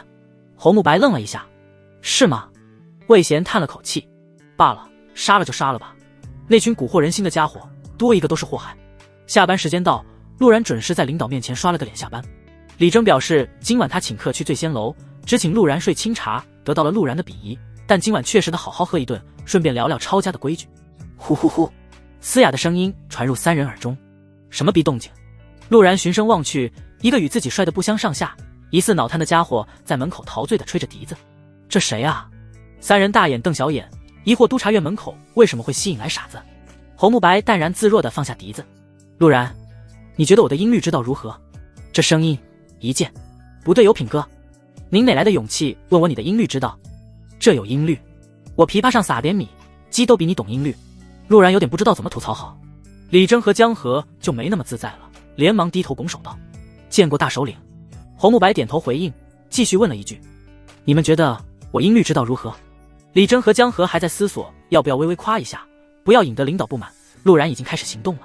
如听仙乐耳暂明，侯兄之音律，只因天上有，人间难得闻。今日有幸听一曲，实乃人生一大幸事。陆某佩服得五体投地。李征和江河已经懵了，你他妈真不要脸啊！这玩意儿你能夸出花？还如听仙乐耳暂明，您之前是聋子吗？侯慕白被夸得心花怒放，有品，我果然没看错你。陆然松了一口气，领导觉得满意就行。既然你如此喜爱，那我便给你再演奏一曲。侯慕白兴致上来，提着笛子就要再次吹奏。卧槽，我特么让你开心，你想要我狗命？你是人吗？陆然嘴角一抽，脑子飞速运转，连忙道：“侯兄此举不妥。”侯慕白听后皱眉：“你不是说听我一曲，人生幸事，莫不是在骗我？”侯某最讨厌他人欺瞒。陆然连忙道：“非也，侯兄误会，我的意思是，既然是仙乐，就应有它该有的格调，如此随意演奏，岂非辱了侯兄的音律造诣？有点道理。”侯慕白思索着：“那你觉得如何才好？”陆然干咳一声：“我觉得侯兄应当吹奏于那些舍得花钱认可的人。金银财宝虽然俗气，但却能体现侯兄笛声之价值，像这般随意吹奏落了下乘。”李征和江河替陆然捏了一把汗，这么忽悠天部首领，不是找死吗？总有一天会被揭穿的吧。不料侯慕白大笑道：“有品，我怎么没想到这一点？世间之物须有金银财宝衡量价值才可传送，我怎么没想到这一点？这也行。”两人对视一眼，目光中除了错愕还是错愕。求解，我家首领脑子好像有坑，该吃什么药？在线等，挺急的。侯慕白继续道：“那你3人可愿付银子听我弹奏一曲？”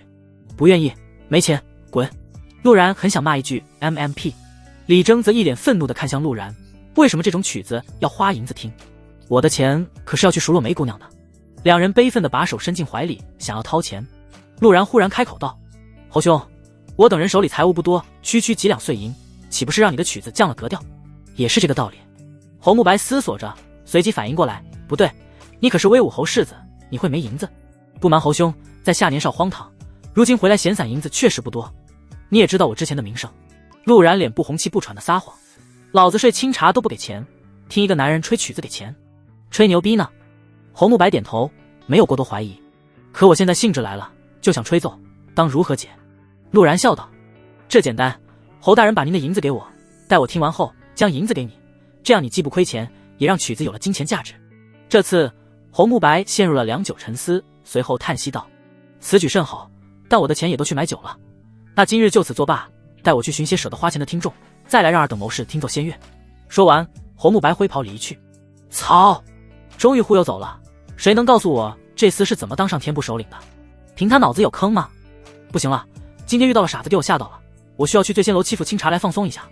阿弥陀佛，陆施主，贫僧来兑现承诺了。去醉仙楼的路上，戒色和尚拦住了去路。承诺？什么承诺？江河与李征对视一眼，脑子有些发懵。戒色和尚目光真挚，贫僧说了，要请陆施主与贫僧一起去寻那青楼妖女，助我修行。和尚，去青楼？这对吗？陆然表示出了自己的不屑。你有钱？阿弥陀佛，贫僧在路上向山贼施主们化了些缘。戒色和尚从袖口里拿出了一袋金条，几人面面相觑，神特么向山贼施主化缘？你当是去山里走业务？这和尚真他娘的是个妙人。不过有人请客总归是好的，本着能白嫖绝不花钱的准则，还是带着戒色和尚去了醉仙楼。戒色和尚很对得起他的法号，进了青楼本性毕露，左手一个妹子，右手一个妹子，嘴里不停地念叨：阿弥陀佛，色即是空，空即是色，我不入地狱谁入地狱？佛祖知道了，你这样理解这句话，估计能从棺材里爬出来。接待李征的依旧是落梅，只有江河这厮得知不用自己花钱，大手一挥，换一个。落梅接走李征的时候，娇润的红唇娇嗔了一声：这次可不许做一晚了哦。上次那些银子落梅拿的都感觉不真实，第一次安安稳稳的睡了一晚还能拿钱。陆然则直奔山茶院，不知是不是错觉，今天的清茶似乎很开心，服侍的时候卖力了不少。话里话外都在打听怀王世子晕车的事，在听到怀王世子不仅没有事，反而因为怀王出事，皇室为了保留颜面，没有公开怀王恶事，怀王世子反而比以前活得更滋润了些后，小绿茶又不开心了。这女人怎么给我一种想要怀王一家暴毙的感觉？之前不还对云彻情根深重的模样吗？今晚陆然三人没有留宿，用着坚强的意志离开了温柔乡，明天还得抄家，有正事办。江河如沐春风，显然今晚的姑娘她依旧很满意。李征也如沐春风，看其双腿不发软的样子，刚才估计又坐着聊天，啥也没干。真特娘的浪费银子，虽然不是我的银子。戒色和尚叫了10几个姑娘，到底在做什么？不提也罢。回去路上，江河讲了一些抄家注意事项，简单总结：可以捞油水，但不能贪多；一些碎银、私房钱可以小贪，其他东西不能拿走。陆然不屑这样做，但也清楚这种事是官场里必有的，反正是最官家的碎银，拿了是薅朝廷羊毛。他不反对，但也不认同，决定明天睁只眼闭只眼得了。这次户部侍郎家眷并没有连坐，只是没收家产驱逐出京，其后人永不能入仕。理论上走私官沿这种触及国本的案子，满门抄斩都正常，最次女眷也会被冲入教坊司，没想到居然没有对家眷连坐。这样看来，天佑帝也算仁慈。江河嘱咐道：要是明儿提刑司的人做出格的事，你切记不要直接出手，不爽的记着禀告魏先生，这才是我们该做的。李征也颔首，一般抄家都会出现一些混账事，你要懂得和光同尘。和光同尘，没人比我更懂怎么苟。陆然笑了笑，完全没当回事。几人路过青菊店，默契地买了几个遮掩气息，瞬间从嫖客成了青菊品尝师。回到府上，娇软世子妃因为担心猫将军泄露他的小秘密社死，陆然回去的时候他就已经睡下。刚交了粮的陆然打算护着一点老妖饶他一命，只可惜世子妃自己不老实。于是乎，陆二爷在世子妃的包围中杀了个7进7出，最后力竭，口吐鲜血，与其同归于尽。战场萧索，陆家军阵亡数亿，江家女将也死伤惨重，于是两方决定换到小床上休养生息。第二天一早，陆然陪着家人吃了早饭，然后他这个耕地的牛骑着载人的马去了督察院，从腿金那里取过文书，带着10几个督察驶去了户部侍郎府上。提刑司的人姗姗来迟，带头的目中无人的走着，路过陆然身边时候，可以肩膀一顶将陆然挤到了一边。陆然眯了眯眼睛，并没有多说什么。督察院的一帮孬货，屁都不敢放一个。提刑司的头头大笑道，其余人也跟着讥讽着看向督察院这边。陆然淡淡道：提刑司这般霸道，是想代替陛下接管了我督察院不成？提刑司的头头面色微变，世子爷倒是生了一张巧嘴，就和那青楼的女人一样，能说会道。陆然也不恼，故作思索道：看样子是我理解错了，提刑司这般嚣张，我想想，莫不是要把我们督察院排挤在外，好让你们中饱私囊，以权谋私？你血口喷人！提刑司的头头哼了一声，血口喷人的是嫩娘，我可没有你娘的血口喷出你这么个东西。陆然语气舒缓，吐字清晰。霎时间，督察院这边的人全都笑了起来，大家都是老爷们儿，怎么听不懂这种荤话？就连提刑司那边的人都抿唇憋笑。提刑司的头头气得瞪大眼睛，手放在腰间刀柄上，又无奈松开。陆然嬉笑着：哟，生气了？不会吧，不会真有人挑事儿，还把自己给气到了吧？那头头气的胸口起伏，最后咬着牙扭头进入户部侍郎府内，还是一个输人者神归的，这样阴阳怪气都没血怒。陆然有些惋惜，对着督察院的人吩咐道：所有人听着，不该拿的不要拿，别让我逮着了，不然按规矩论处。督察院的人也陆续进入府内，只在府内转悠，时不时看一眼提刑司的人。陆然对抄家这种事很排斥，因为10年前他便见证过一场屠杀式的抄家。突然，陆然听见了痛呼声，他连忙赶到现场，一名督察使被提刑司的人打断了一条腿，正在地上抱着腿打滚。狗日的，居然敢偷拿银子，老子打死你！一边说着，那边的提刑司人员还挑衅地看了一眼陆然，似乎在说打了你的人又怎样。陆然阴沉着脸，俯身看了一眼那位督察使的伤势，已经伤到骨头，然后又询问他是不是拿了银子。那位督察使颤颤巍巍地从怀里拿出了几两碎银。陆然见状，面色更加阴沉了。他抬头看了一眼那位提刑司的人，命人将断腿的督察使抬出去，单手覆盖在剑柄上，随后深吸一口气又松开。不管从哪方面看，自己这边都理亏。这时府上深处忽然传来女子的哭喊声，陆然面色一变，带着江河两人迅速赶了过去。推开房门，正好看见一个陌生的提刑司人在撕扯着一个端庄妇人的衣物。文书上不是说女眷遣散？陆然提高了些分贝，拳头紧握着。那提刑司人被忽然的声音吓住了，手上动作也停了下来。见势，陆然讥讽道：“犯官女眷，婉婉怎么了？你他妈装什么清高？”说着，那提刑司人不管不顾，准备继续撕扯那妇人衣物。忽然他脖子一紧，一只手捏住他喉咙拖拽出来，直直砸在石桌上。那提刑司人顿时头破血流，昏倒在地上。江河愣了一下，提醒道：“世子爷，你这样动手会出事的。”陆然这时候也心跳加速，并不是因为害怕，而是想到了10年前的那场抄家，听着其他院子里陆续响起的女子悲呼声，他沉声道：“出事我担着，这帮狗杂碎。”他一言不发地起身，对着江河两人道：“你们去安抚女眷，送出府。”“你想做什么？”江河拉住了他胳膊：“只是犯官女眷，这种事很常见，你这样真的会出事。”陆然转头盯着他，声音冰冷：“朝廷判他们无罪，这种事凭什么常见？放开！”李征也开口道：“你别动手，先阻止他们，事后再禀告给上面。这种事你今天拦住了，以后你拦得住吗？”陆然深吸一口气，心绪平静了些。我知道。他收敛了一些，不至于出手就揍得人半死。玩弄犯官女眷者，有提刑司的人，也有督察院的人，干这事儿的，不管是哪个部门都有渣子。贪钱陆然可以不管，钱是死物，况且本就是赃款，但有人是活的。古代女子地位本就不高，抄家凌辱比杀了他们还残酷，陆然做不到熟视无睹。就在他以为阻止了所有人后，一声尖锐的呼叫声从另一个方向传出。陆然面色一沉，纵身跃上女墙，朝着那方向飞奔过去。刚落入院中，一个明显未出阁的小女孩握着剪刀护在了已经头破血流的少女面前，而她对面狞笑的正是这次带领提刑司的百户头头。看着陆然的身影，小女孩眼里闪过绝望，剪刀从正对着那位百户转而慢慢放到了自己脖子上。目视小女孩无助的模样，还有地上衣衫褴褛想要死守清白的少女，陆然的怒火烧了起来。他用最后的理智开口道：“你若敢动她，督察院必定弹劾你提刑司。”小女孩闻言，眼里渐渐有了光，像是抓住了救命稻草一般，眼含期待。那百户察觉到了陆然的怒火，不怒反喜。今天抄家的主要任务就是逼陆然动手，然后自己将其格杀。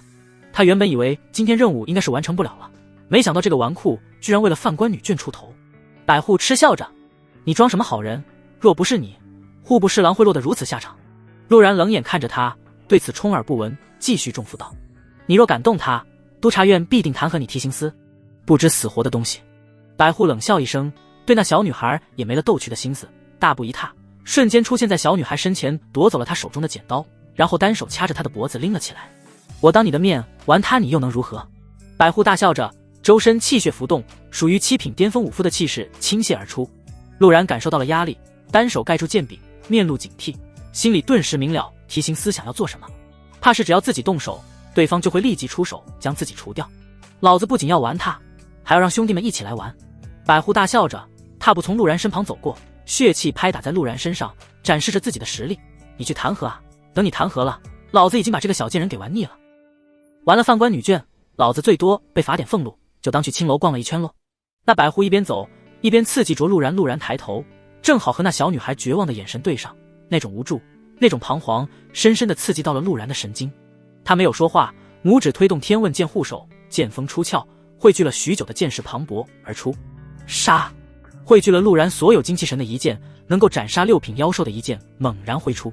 早有准备的百户瞬间反应，转身想要格挡，可那剑如同划破空间，瞬间出现在了他脖子上。剑锋带着必杀信念出鞘，溅起月牙般弯曲的鲜血。那百户瞪大眼睛，眼睁睁看着自己脑袋与身体分家，瞳孔里闪烁着震惊和恐惧。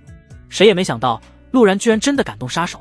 督察院与提刑司明争暗斗这么久，从未有人敢在京城明着对对方下死手。鲜血溅射在陆然脸上，也溅射在每个人的心间。所有人直勾勾地看着平静收剑归鞘的陆然，心里不由得升起惧意。这种畏惧远超对一位侯二代的畏惧。我掰倒户部侍郎，是因为他走私官盐有罪；我要救下这些女眷，是因为他们无罪，仅此而已。他嘴角带着笑意，剑插在地上支撑着身体，心绪格外的轻松。人总有要坚守的东西，若是为了留在上京复仇，舍弃了自己坚守的信念，那他活着的意义究竟为何？昏厥感传来，陆然身体再也支撑不住，向后倒下。场面寂静了一瞬，江河立即反应过来，迅速来到陆然身后，大呼道：督察院的所有人，快捉住世子爷，带入督察院审讯。话音落下，整个场面顿时混乱起来，两方人员齐齐拔刀，虎视眈眈。江河带着督察院的人手着陆然，李征则快马加鞭回督察院禀报，提刑司的百户被督察院的人杀了。就算事出有因，但确实僭越了皇权。两个不同的监察部门互相永远只有监督权，生杀大权只有直属上司和陛下才能定夺。陆然杀了提刑司百户，这事儿就算威武侯府也得谨慎处理，稍不留意就会被冠上谋逆罪名。洛清宁正在避案堂办公，听见急促的马蹄声，眉头微蹙，抬头看着急匆匆跑回来的李征。何事如此慌张？洛清宁问道。李征一向给人稳重的形象，这般急切定有大事发生。他语速极快。陆然杀了提刑司百户，江河此时正带着督察院的人将其捉拿回来，提刑司肯定会立即得到消息，我怕他们不会给陆然回来的机会。洛清宁面色凝重，没有继续追问，起身朝着浩气楼赶去。能保住陆然安稳进入督察院大牢的只有几位首领，其他人去若是遇上提刑司的指挥使不会有用。两人脚步飞快，洛清宁询问道：到底怎么回事？他为什么要杀提刑司百户？不知道我们不能动手对付提刑司的人吗？李征喘息着讲解来龙去脉，一些督察使和提刑司的人欲要凌辱犯官女眷，陆然阻止，其余人收手。但那百户嚣张至极，要当着所有人的面凌辱一位出阁少女，陆然拔剑而出，杀了那位百户。听着李征的话，洛清宁也没再责问。一开始他恼怒陆然不守规矩，把世子爷的臭脾气带到官场，但听到凌辱犯官女眷之后，他没了责怪，只剩担心。就算理由充沛，僭越权力是事实，稍后见了魏先生，将情况一五一十地说出来，不要做任何修辞。洛清宁嘱咐道。如今能做的就是塑造陆然秉公执法，督察院与提刑司本就互相监督，一方违反规矩，动手也是情理之中。将在外，军令有所不受，他只能祈祷陛下宽宏大量了。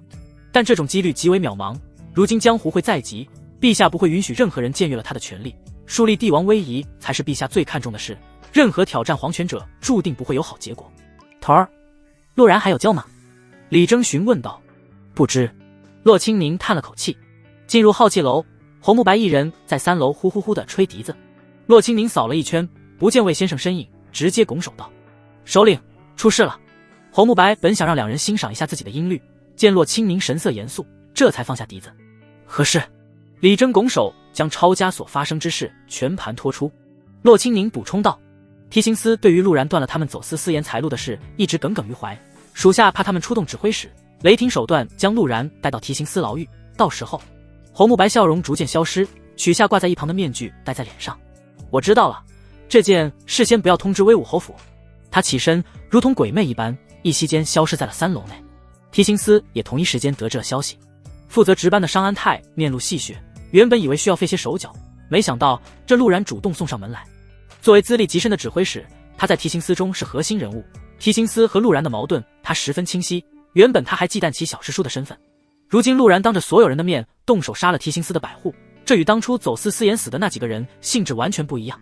走私私盐是死罪，而且还是在蜀州，杀了也就杀了。但现在是在京城，在陛下的眼皮子底下，陆然杀了并未犯下死罪的百户，这完全可以当作是陆然对皇权的挑衅。提刑司有充足动手的理由，若是国师亲自出面拦住提刑司，提刑司可以不动手，但陛下那里脸上可就挂不住了。至于威武侯府，1万众骑兵虽强，但不至于无敌。高平武夫也有高平武夫的傲气。他心念一动，化作一股劲风，消失在提刑司府衙内，朝着户部侍郎府门方向赶去。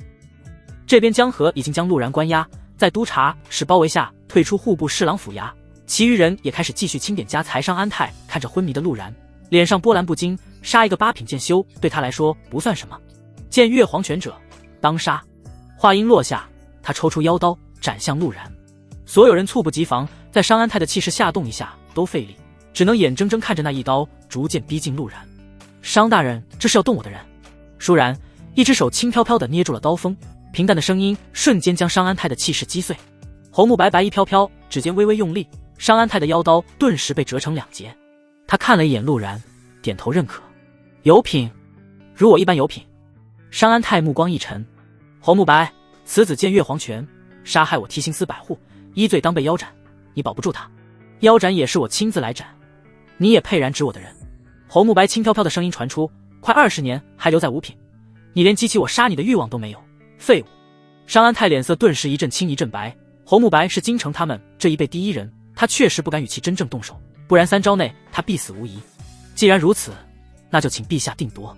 侯慕白淡淡的看着商安泰离去，不屑的嗤笑一声，低头看着陆然挥手便将其带走。其余人继续抄家，若有不按文书办事者，杀无赦。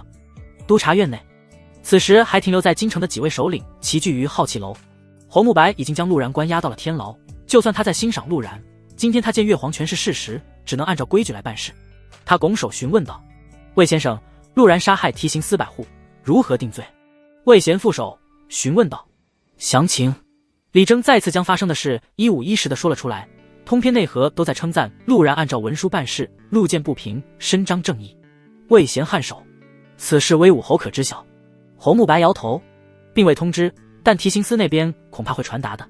陆无州一股子莽劲，加上这次陆然做的事在结果上没有错，若是陆然被判处死刑，那1万重骑怕是会引发动乱。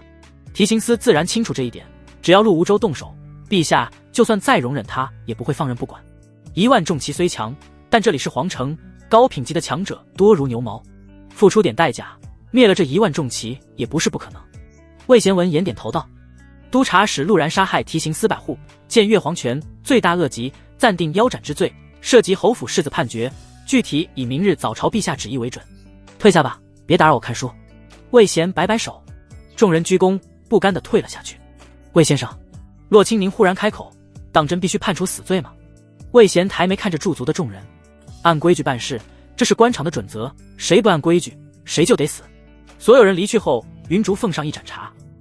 先生，当真要杀了他？杨灭也把目光放了过来。魏贤看向侯慕白，我的处罚有什么不对吗？两人目光又转移过去，理应如此。侯慕白单眯着眼睛检查着自己的竹笛。杨灭皱眉，那小子是你的人，而且是个人才，你不替他说话。侯慕白叹了口气，我虽然不屑官场上的那些弯弯绕绕，但想要陆然活下来的同时上京不出乱子，这是必要的处罚。云竹若有所思，倒是杨灭气劲更大了，这是哪门子歪理？好人就该被处死。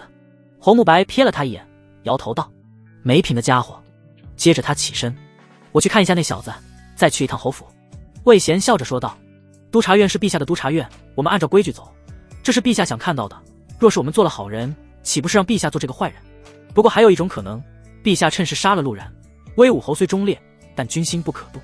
接着他起身走向阳台，望向天机阁的方向，沉吟不语。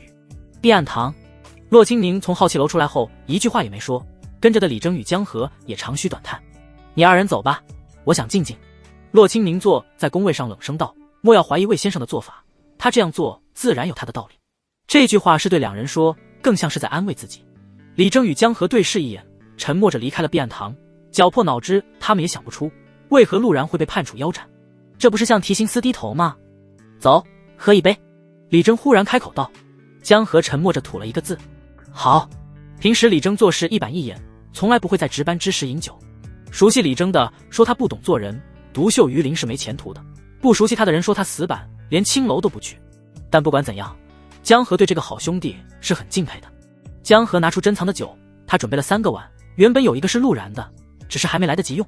李征一碗一碗下肚，说道：说来我们还没有和陆然好好喝一顿，总觉得他是世子爷，和我们不一样。那有什么不一样？也是一个有武力没脑子的蠢货，那时候动手不就是找死吗？魏先生有他的难处，督察院上上下下几千号人，不能乱了规矩。陆然这是世子爷脾气来了，确实做错了。提刑司百户，凌辱一个犯官女眷，这不年年都有。口头威慑一下得了，事后检举不就行了？非得给人砍死？要我说，魏先生就不该给他武技。像我有心无力，自然就老实了。江河在一旁一碗一碗陪着，一句话也说不出来。李征打开了话匣子，絮叨着：“我以为我够蠢了，当了快6年督察使，几万两银子都拿不出来，没想到这家伙比我还蠢，把自己脑袋送给别人砍。早知道当初就离这家活源点省的闹心。”他以为是柿子就能动手了，就算他资质好，是个人才，背景通天，可这事儿很快满朝皆知，谁敢不按照规矩办事？想必以后很长时间，督察院和提刑司的人都得规规矩矩的。陆然这个纨绔，死的也不冤了。说着，他看向自己的腰牌，嗤笑一声：“什么狗屁世道，做好人就得死。”穿着囚服的陆然躺在牢房的草席上，嗅着腐败的臭味，他不觉得后悔。上辈子当警察，这辈子蹲牢房，这人生真他娘的有意思。他自嘲一笑，实际上他比谁都清楚自己面临的结果，现在也可以立马逃走，但他不想现在就走，想看看这朝廷到底会怎么判决。侠之大者，为国为民，说起来简单，做起来才知道到底有多难。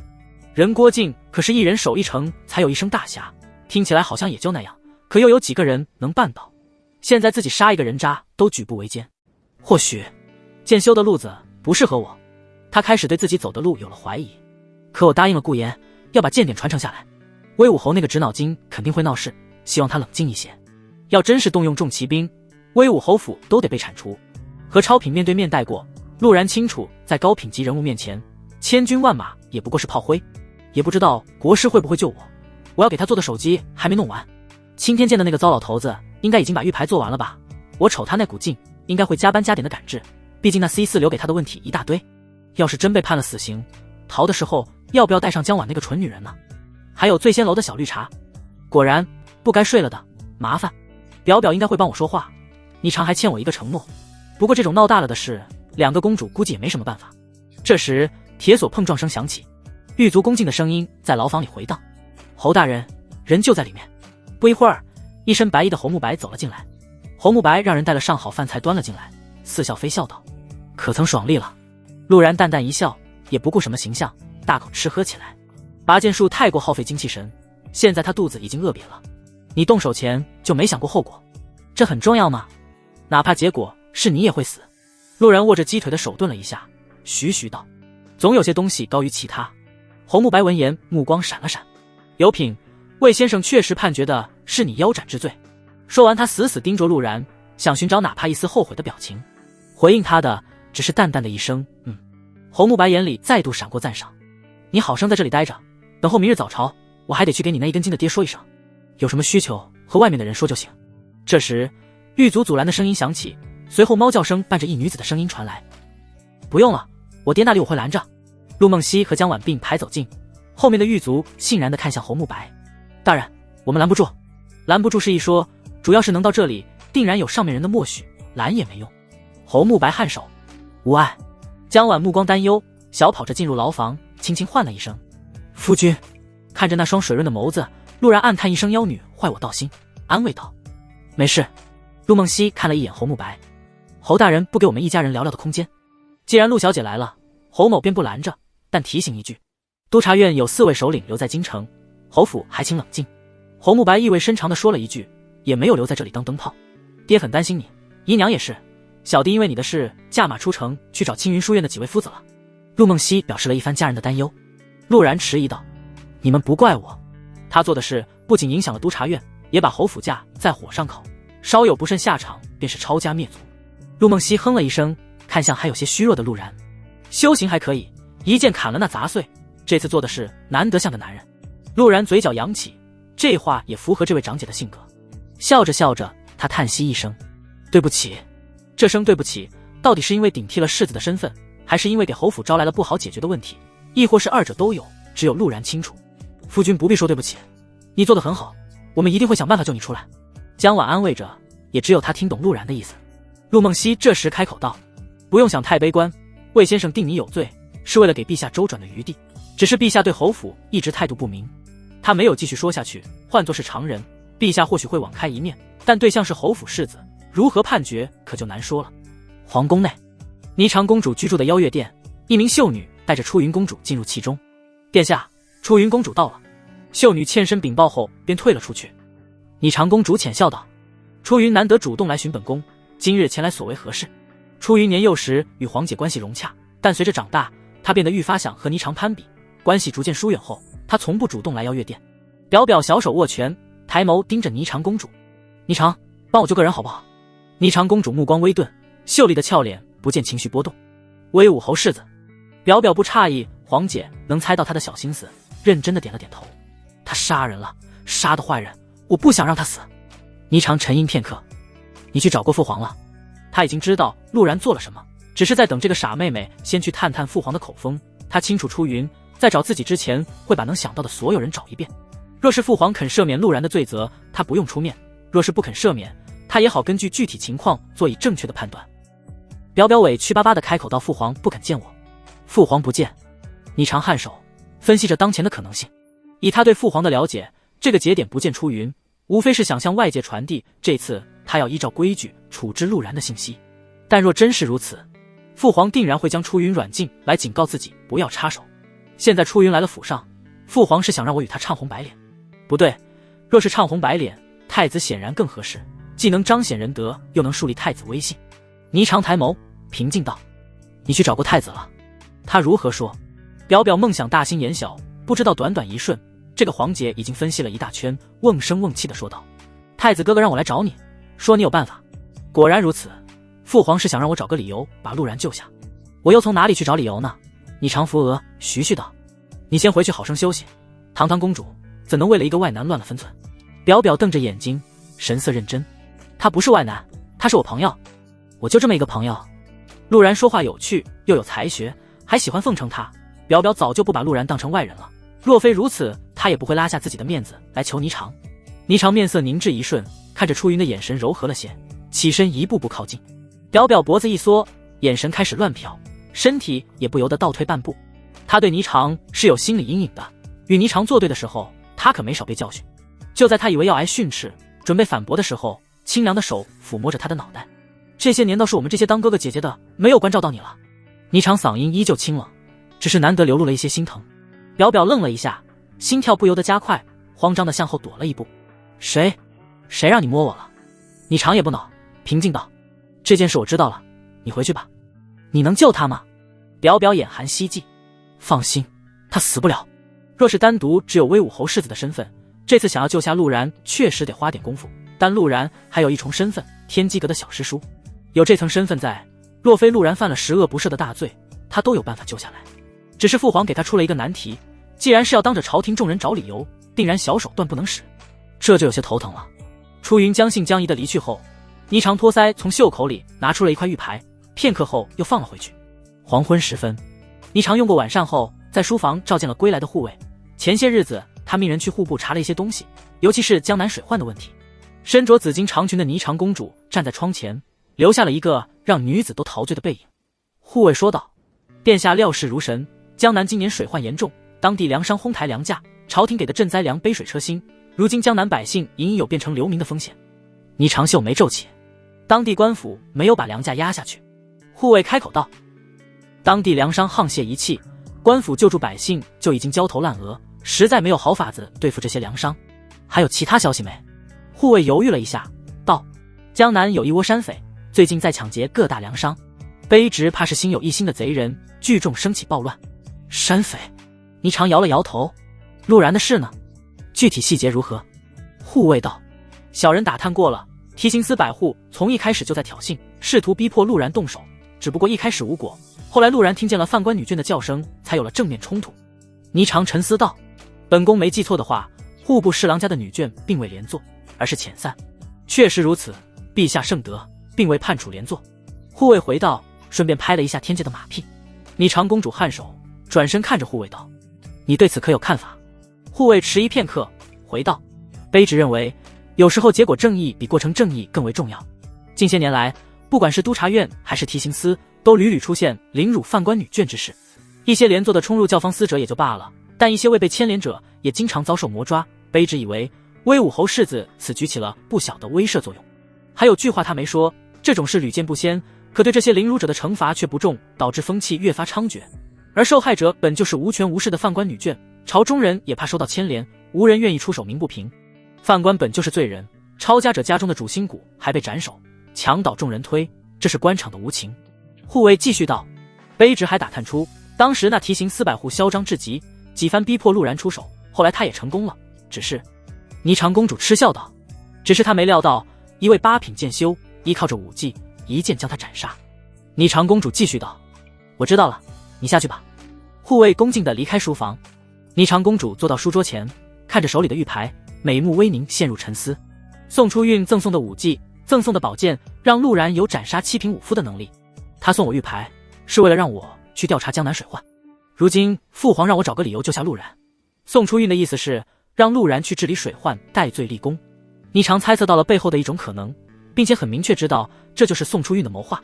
超平想要悄无声息地谋划一件事，不会让人看出任何破绽，而自己所看到的都是宋初韵想让他看到的东西，并且他只能照着宋初韵的规划去做。除开让陆然戴罪立功，再无其他正当理由免其罪责。唉，罢了。霓裳公主没再纠结，不论是因为他对陆然的承诺，还是因为陆然这次的举动深得他心，陆然他必定要救下。既然国师铺了路，走走也无妨。翌日早朝格外热闹，除开提刑司那位必死官的司主，所有大臣都来了金銮殿，包括几乎不来此地的魏贤。所有人都在交头接耳，各怀心思。陆然的身份太过敏感，除开一些跟随天佑帝多年的老臣，谁也想不透这位陛下意欲何为。所有大员就位，尖嗓子的太监吆喝着，有本起奏，无事退朝。话音刚落，魏贤第一个站了出来，拱手道，臣有本奏。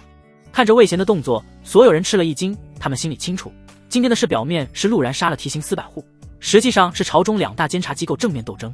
原本他们以为今日是提刑司宫、督察院房，不料反倒是督察院先上奏。天佑帝颔首，准奏。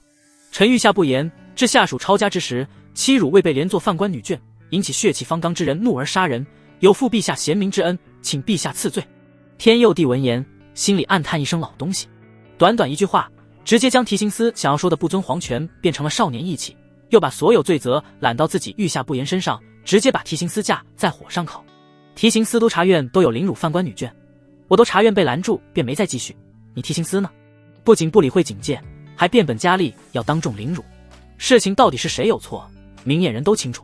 同时，魏贤还给当皇帝的留了后路，少年侠气行正义之事，进可成，退可恕。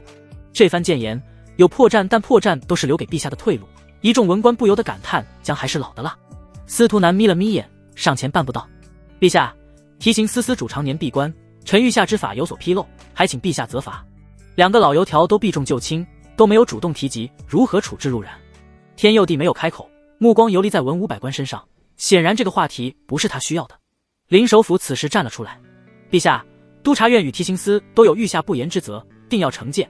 然陆然见越皇权，以督察使身份杀害提刑司百户，虽出之有理，但礼法不可同语。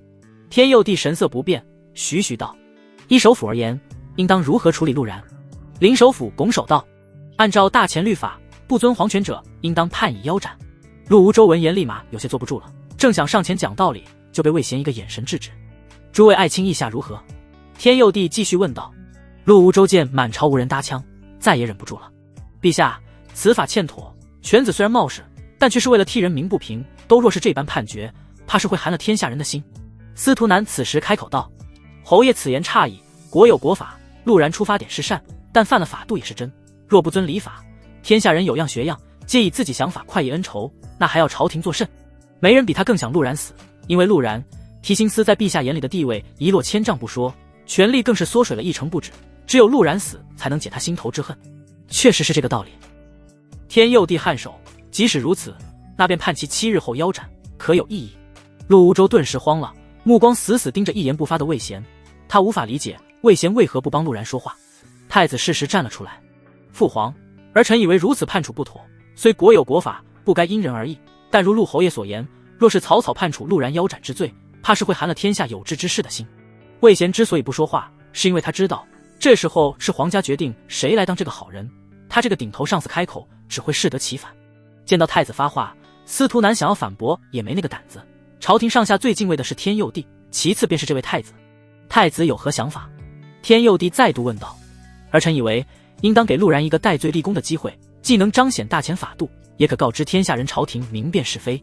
就在这时，一个太监急匆匆进来：“陛下，霓裳公主求见。”天佑帝开口：“宣。”身着金缕衣的霓裳快步进入金銮殿内，拱手道：“父皇，千阴阁传来消息，江南水患严重，粮价暴涨，百姓苦不堪言。”说完，他余光看了一眼户部尚书，并未多说。天佑帝气势一震，目光扫了一眼户部。霓裳公主继续道：“儿臣与陆然有些交情，其才情无二，又让国师看重，且其心怀大义，敢为犯官家眷出头，是带领治理水患的不二人选。儿臣请让其戴罪立功，彰显朝廷圣德。”他并未过多为陆然辩驳，因为这些都不重要，眼前的问题是谁能用。至于陆然到底做了什么，其实天佑帝并不在意，若真在意，今日便不会有单独的朝会，罪责早已定下。瞬间，朝中大臣纷纷看向他，心里齐齐冒出一个想法：陆然还是霓裳的人。霓裳公主从未在朝廷如此点名提拔过某人，陆然是头一个，他们这样想也不意外。司徒南这时候才陡然醒悟，从一开始陛下就没有打算治陆然的罪，难怪魏贤一直波澜不惊。天佑帝没有做多余思考，颔首道：“既然朕的霓裳求情，那朕就给他将功补过的机会。作为主办官治理江南水患，限时2月，若2月内无法压下粮价，朕便斩了他。”父皇圣明。当天下午，宫里传了口谕抵达督察院：“魏先生，陛下可没想过让咱世子爷死，但要真没办好这差事，掉脑袋可就怨不得别人了。”传达口谕的小宦官语气谦卑：“陛下也觉得世子爷浪子回头实属难得，还请魏先生好生替他谋划一二。”送走宦官后，杨灭愁色松了下来，叹息道：“官场的事，还真不是我这种人能玩明白的。这一波三折，既维护了朝廷法度，又给了陆然正当脱罪的理由。但转念一想，压低粮价可没那么容易。”杨灭皱眉道：“先生，若是陆然半月后没有解决水患，应当和解。”魏贤笑道：“那边是死罪，京城会彻底少一个叫陆然的世子爷，但江湖会多出来一位剑侠。”骆清宁带着2个下属去牢房里把陆然接了出来。江河大笑着说道：“世子爷，你不用死了，陛下口谕允许你戴罪立功。”戴罪立功。陆然思索片刻，瞬间明白了前后逻辑。戴罪立功是在不用处死自己的情况下最好的解决办法，只是自己能不能活下去，全看能不能立功。骆清宁开口将事情前前后后说明白，陆然顿时开心不起来。治理水患，压低粮价，这不是古代最头疼的问题吗？陛下可有说期限？什么时候让我出发？陆然问道。骆清宁道：“2月。至于何时出发，陛下并未规定，没有规定出发时间，意味着期限2月是从现在就开始算。或许我该规划一下跑路，这比压低粮价靠谱。”陆然觉得皇帝是在玩他。上京到江南，哪怕一个人快马加鞭，没日没夜的跑，也得7天时间。下江南处理水患，定然不可能是他一个人，估计到江南就得花半个月。算了，总归是没有献计受命逃生。陆然督察院熟人打了招呼，急匆匆的回侯府，浑身臭烘烘的，他得洗个澡。回到家，姨娘难得没有和他吵架，老侯爷一直在叹息。治理水患，阿然怎么治理？要不直接带着侯府重骑给那些粮商全抢了。陆然不语，只是默默竖起拇指。屏障这种事还得你来，军队都能想着当土匪，皇帝能忍你这么多年也不容易。洗完澡后，陆然陪着一家人吃了晚饭，诧异地没有看见小老弟。没等他询问，外面传来少年的声音：“我回来了，夫子去了皇宫找陛下，想必大哥不会。”陆游看着坐在内堂弟陆然，面色倏然僵住。大哥回来了，那夫子？此时皇宫内，青云书院的院长陆游的夫子李默气冲冲地冲进御书房：“陛下好威风，老夫真是白教了你这么个徒弟。那陆然此举何罪之有？你要判其腰斩。”天佑帝脑子有些发懵，看着突然出现的白发老人，一种幼时被戒尺支配的感觉油然而生。天佑帝看着面前的老头，心情颇为复杂。恩师还是那般，离手拱手。老夫还以为陛下是当年那个混账小子，还请陛下恕罪。他说是这样说，可举手投足间对这位人间帝王没有过多的敬畏，反倒像是多年不见的长辈见后辈飞黄腾达了，有些弯酸。又发达了，开始给老子面前装逼了是吧？混账小子！天佑帝哼了一声，倒是有些年没人敢这么和朕说话了。李守不为所动，掖住袖口：“那你让人砍了老夫，老夫倒要看看，教出来谋逆的好弟子准备怎么对付我这个穷酸秀才。”天佑帝身体僵了一下，低眉叹息道：“恩师还在怪朕。”李守哼了一声，转移话题道：“听说你又准备北伐，非要开战来解决问题。”他盯着眼前这步入中年的帝王，很想找出与几十年前那个孩子相似的地方，只可惜已然物是人非。他叹息道：“你当初答应过我，当一个贤王。”天佑帝回道：“我现在是帝王，离守陈生，开战北方必定生灵涂炭。”天佑帝放下奏折：“恩师就是专程来训诫朕的，那朕知错，还请恩师莫要生气。想来朕已经好些年没有和恩师共饮了，不如今晚畅快喝几杯。”见对方再度转移话题，李守清楚再说下去也没用。很快，几个太监搬了酒水，又端了佳肴来，一对都不再年轻的师徒一杯一杯对酌。这次江湖会，没想到恩师也会来。天佑帝忽而道：“赵守随意道，新收了个弟子，江湖会后秋闱，老夫不放心那小子的学业，故而来看看。”天佑帝沉吟着，脸上不见情绪：“那岂不是朕的师弟了？不知是何人能让老师青睐？江湖各地都是你的探子，你会不知道？朕探查天下事，怕有奸人扰乱江湖，但朕从未监视过青云书院，这是朕答应过恩师的。你还答应过老夫要做个贤王。”酒桌再度陷入寂静。罢了罢了，若不是你，这大钱也只不准会成什么样。李守摇头道：“这明明不该是你该担起的东西。”天佑帝没有接话，只是斟酒的频率高了些。算了，你们赵家人一个个都是牛脾气。李守神色有些烦躁，这酒喝的也没意思，你让人送些到威武侯府。翌日，侯府早餐多了一个老头子。按照以往，陆然兴许会想着抱大腿多聊几句，但现在他有公务在身，江南水患一事越早出发越好，但出发之前他还得处理完京城的一些事务。魏先生分给他的只有10号人，避案堂的2个好基友以及腿精，另外的就是天部的几位小队长。这些人是不太服陆然当主办官的，不过陆然家里银子多，随手撒了一点币，这些人立马恨不得叫陆然爸爸。这就是超能力。陆然道：“头儿，你分2拨人，一拨人去户部，一拨人去工部，把江南近半年的所有收支调度都给翻出来，等去了江南，很多事就没那么方便了。”腿精弯了一眼，哼声道：“我一会儿就去。”哟，还有脾气，怎么骑你身上你不爽了啊？谁让我是主办官呢？陆然心里嘿嘿一笑，接着对众人道：“好好办事，等从江南回来，大家都有会所嫩模，要么会所嫩模，要么小爷溜溜球。”陆然心底补充了一句，他不喜欢用什么报答皇恩来说道，这些鸡贼心里明得很，什么报皇恩虚的，会所嫩模才是真的。那你呢？腿精听着会所嫩模不是很愉悦，转头问道：“我要去一趟青天街拿一些东西，然后再去醉仙楼把小绿茶给带走。我有预感，这次下江南不会只是治理水患那么简单，定然会遇到地方势力的威胁，说不定提刑司又会在路上做文章，得把补魔器给带上。”陆然心里计划着。驾马来到青天涧，最近丹阳子都在研究陆然给他的化学公式，因此爆炸少了很多。今天的丹阳子从采棉花的老黑奴成了精瘦老头，看起来还真有仙风道骨的感觉。世子爷你可算来了，你要的玉牌都做好了，按照你的想法，应该是能接通国师的八卦盘。丹阳子拽着陆然，急匆匆地跑去锻造室。这里一共有2000枚，你先看看够不够用。做这玩意儿虽然不难，但挺费神的。你要用了，觉得可以我这边再加制。陆然拿了一块玉牌掂量了一下，比国师之前不成熟的想法顺手太多了。那些是边角料。陆然余光看见了地上的一堆切割成小方块的玉石。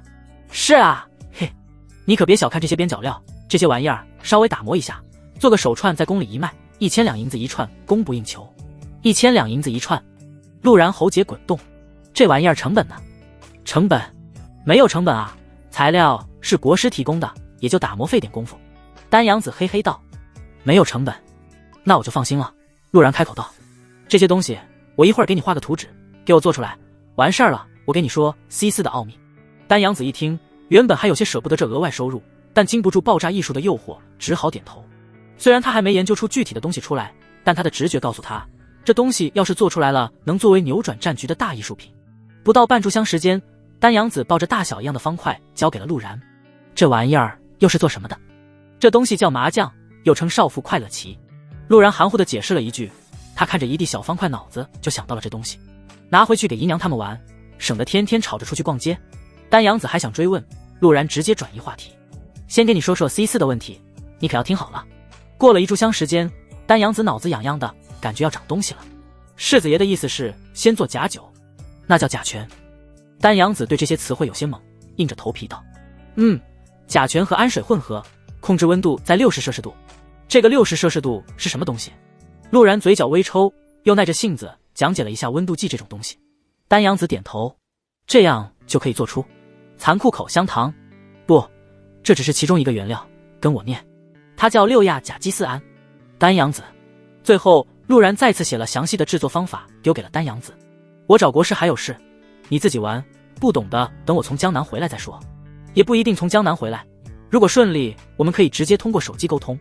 不行，手机这个词语怎么看都和这个时代违和，应该换个名字。道机、仙机，还是仙机吧。对不起，又犯错了，说机不说吧，文明你我他。陆然心情不错的朝着天机阁走去，他畅通无阻的来到摘星楼下，在道童们一声声小事书中上了楼。八卦盘麒麟已经唤醒，你自己与他说吧。宋初韵似早就预料到了陆然会来，开门见山的说道。陆然拱手把一大箱玉丢在了八卦盘前，和麒麟捣鼓了许久。陆然眼睛一亮，拿着一块玉牌放到宋初韵面前。国师帮我实验一下。宋初韵不解一个文字沟通的东西为何要自己帮忙实验，他也没询问，问多了掉逼格。他刚接过玉牌，玉牌立刻闪烁着光芒，上面出现了接通挂断2个选项。宋初韵面露好奇，点了一下接通，顿时手机里传来了陆然的声音。国师，成了。我成了。不错。宋初韵略微诧异了一瞬，将玉牌还给陆然。陆然笑道，这块国师留着，万一我在江南遇到麻烦，想要国师帮忙怎么办？宋初韵面无表情，放心，本座不会帮你。陆然，本座的意思是轮不到我出手，配得上我出手者，你撑不到我帮你的那时候。宋初韵难得解释了一句，想了想，还是把玉牌收了起来。此番下江南，对你只有好处没有坏处，不必担忧。他果然什么都知道，你越这么说我越慌啊，感觉我活在楚门的世界。陆然心里叹息着，多谢国师提点。他心口不一地感谢了一句。宋初韵也没在意，继续道，这些玉牌你留在此处便是，有需要者本座自会交于其手中。啊，你想白给？这不赚一波？苹果一部1万块，我一个2000两银子不过分吧？宋初韵似是看透了陆然的想法，就算你想赚钱，也需有人帮你宣扬，这个道理你不应该不懂。本座乏了，你下去吧。没等陆然开口，他的身体再度被拖起送到楼下。不对，我都还没拿那个玉牌的马甲，我得保护好。陆然想到了严肃的问题。下一刻，一枚玉牌落到了他手上。哎呦，国师是老爹肚子里的蛔虫吗？陆然嘴角微抽，觉得自己的小心思完全躲不过国师。陆然刚离开皇城，直奔工部而去。户部侍郎刚出了事，户部这边就算有问题，短期内定然十分谨慎。这时候查户部拨款的账本不是那么轻松的。如今先机出来了，他可以正大光明的水群让侯慕白帮忙。江南水患在玉牌群聊里早就有人提到过，显然是有一段时间了。如今朝廷才知晓，说明有人刻意瞒着从中牟利。设立有水利司的工部自然是重点调查对象。账册这玩意儿很好造假，只用在支出填报上做些手脚就能贪污。而查账的手段无非就是核对、比对、逻辑验证和实物盘点。这些方法说起来简单，但要比对起来极为费心费力。一般没有出现大型贪污，没人肯费这个心思去查账。这也导致古代贪污最严重的部门就是工部。当然也不只是古代，毕竟建筑行业懂的都懂。陆然不信工部官员说的话，因此才叫人去查账。当然依靠几个人肯定不行，离开皇城的时候他又从青天监要了10几号人。这些搞研究的对于数据敏感，查账会迅速很多。然而当他来到工部大门，发现江河带着几个人面色阴沉地站在门口。发生什么事了？陆然询问道。江河看见陆然，面露喜色，愤然道，工部也受了皇命，负责赈灾修筑，不让我们查账，果然有问题。陆然面无表情的点头。腿筋，腿儿呢？江河看了一眼陆然，一副你俩果然有一腿的表情道。腿儿去督察院申请文书，要查工部尚书。查工部尚书，不愧是你啊，腿筋。这个节点查工部尚书，不是摆明了让其他部门弹劾提刑司吗？魏先生怎么可能批下来？临阵换将，不管是官场还是战场，都是很忌讳的事。陆然颔首，直接带人想要强闯工部。门口护卫手盖在刀柄上，工部重地，擅闯者杀无赦。一众督察是齐齐站在陆然身后，颇有一言不合动手的架势。之前主办官没来，他们不敢乱做主张，主办官一到，他们只需要跟着主办官办事就行。江河额头青筋爆出，干了这么久督察使，还是头一遭被一个小喽啰给拦在门外。七护卫嗤笑一声，眼神里满是讥讽。工部正在计划如何修缮河堤，擅闯者格杀勿论，速速退去。他刚喊完，陆然面无表情地掏出表送他的火枪，嘴角闪过戏谑。砰！炸裂的枪声响起，一名侍卫肩头中枪，开始躺在地上哀嚎。太久没用过这玩意儿，枪法都变差了。陆然温和地把枪抵在另一个侍卫的脑门，这么近，应该不会歪了。那侍卫顿时双腿发软，火枪整个京城只有出云公主有，谁也没料到陆然能掏出来。大，砰！那护卫话没说完，脑门出现一口窟窿。陆然掏出金牌，本官奉旨担任江南水患主办官，谁敢拦，我杀谁。他凌厉地扫了一圈工部围上来的一群人，见这些人低头退下，才冷哼一声，带人浩浩荡荡地进了工部大门江河，忍不住问道：闹出人命了事就大了，事后工部弹劾怎么办？事后，这次水患解决，工部户部都得大换血。根据工部不让查账的反常状况，陆然肯定江南水患一定有工部豆腐渣工程的原因在内。况且，你觉得我现在有闲心管什么事后？京城到江南就得半个月，越早查清京城这些官搞了什么事，我时间越充裕。而且提刑司和我们督察院不对付，这次江南之行定然会受到提刑司捣乱。我不想到了地方才发现，问题全在京城。江河觉得陆然和头儿很像，遇到事都喜欢正面刚，但差别就是头儿还是喜欢按规矩办事，陆然完全不讲规矩。他很庆幸这样的人是督察院的同僚，而不是提刑司的对头。陆然随便找了一个吏员带路，直奔工部账房。所有工部的人3息内滚出去。工部的人一开始还不以为意，直到陆然鸣了一声空枪。这火枪真不好用，打一枪装一次子弹，青天剑就没想过不用火药驱动吗？陆然觉得青天剑的方式是人才，但思维还是太狭隘了。一群工部吏员屁滚尿流地跑了出去，他们可不敢招惹督察院的人。麻烦诸位帮忙查账，只查黄河上下游的水利建设方面的账目就行。陆然拱手道，这些方式兴致缺缺，对这些事显然不怎么感兴趣。陆然继续道，在下手里有几道来自神秘国度的炼金术法，试了作为给诸位的答谢。方士们闻言顿时眼前一亮，开始干活，完全不担心陆然骗他们，就连青天监正都对陆然毕恭毕敬，陆然肯定是有真本事的。陆然看了一下账单记录，复杂的记录方法也是拖延查账时间的因素。他想了想，把这群方士的老大叫了出来，我教你一个简单的计数方法。你可以叫他了。陆然数字。那方士一开始还满眼怀疑，等陆然讲完后，发现自己已经跪在了地上，心中有种叫爹的冲动。别激动，跟着本世子混，帮你们研究出什么才是真正的艺术。陆然拍拍他肩膀，把这种技术传下去，明天早上之前查完，能做到吗？世子爷放心，肯定没问题。那方士兴奋地开启小课堂，不到1刻钟，一群方士觉得自己应该跪在地上才对，站着直面如此伟大的神明，有点太不恭敬了。陆然数字，这将改变整个青天剑。不对，改变整个大钱。嘿，老子这下也算名垂千古了。陆然满意的点了点头。什么阿拉伯？抱歉，不熟。就在这时，外面传来盔甲碰撞的声音。陈尚书以来直接扣了高帽，看着满屋的青天剑人，他的心顿时沉入谷底。世子爷未免也太嚣张了，先杀提刑司百户，如今连我工部也敢杀上门来，你将陛下置于何地？来人，将这些人给本官捉到提刑司去。陆然不语，只是默默给火枪上了一发子弹，枪口对准工部尚书。陈大人觉得我敢不敢杀你？本官负责江南水患一切事务，谁拦我查相关信息，本官就杀谁。现在本官怀疑工部尚书中饱私囊，导致江南年年水患。卧槽，这神这么刚！青天剑方士咽了咽口水，眼尖的那个方士默默从怀里拿出了玉牌，这是青天剑自己的玉牌，是监正根据国师的想法自己捣鼓的东西，范围不如国师那般可以覆盖整个大钱，不过在京城互相传话还是可以的。大师姐，快来工部，有人要杀青天剑的方士了。发完消息，那名方士淡定地收起玉牌，眼神示意了一番其他方士。所有人齐齐掏出了一根银针，扎了拇指一下。啊，我们受伤了，工部干的。陆然不知道他们的骚操作，正一步步靠近工部尚书，枪口抵在了他脑门。大胆！江南账目繁多，只是查清麻烦，我们自己自然会查下面的人有没有贪腐。你敢构陷工部尚书，该当何罪？工部官员暴怒道。陆然更狂，仰天大笑，火枪再次对了一下工部尚书的脑门。构陷？你们工部查得清的账，我们督察院要查；工部查不清的账，督察院更要查。还有，忽然他抬手对天放了空枪，谁拦督察院办案，我就杀谁。我说你们有罪，你们就有罪。敢阻挠，我督察院连工部都给你平了。先斩后奏，皇权特许，这就是督察院，懂了吗？倏然，整个工部账房内外一片寂静，谁也没想到督察院的人敢如此蛮横，这和以往督察院只讲规矩的作风完全不同，反倒是有了提刑司办案的影子。这货真的不是提刑司派到督察院的卧底。陈尚书面色阴沉，双腿有些发软，目光阴郁地看着陆然。这是魏贤的意思，还是你的意思？陆然冷笑一声，想要天下太平，国泰民安，就要清剿蛀虫。这是陛下的意思？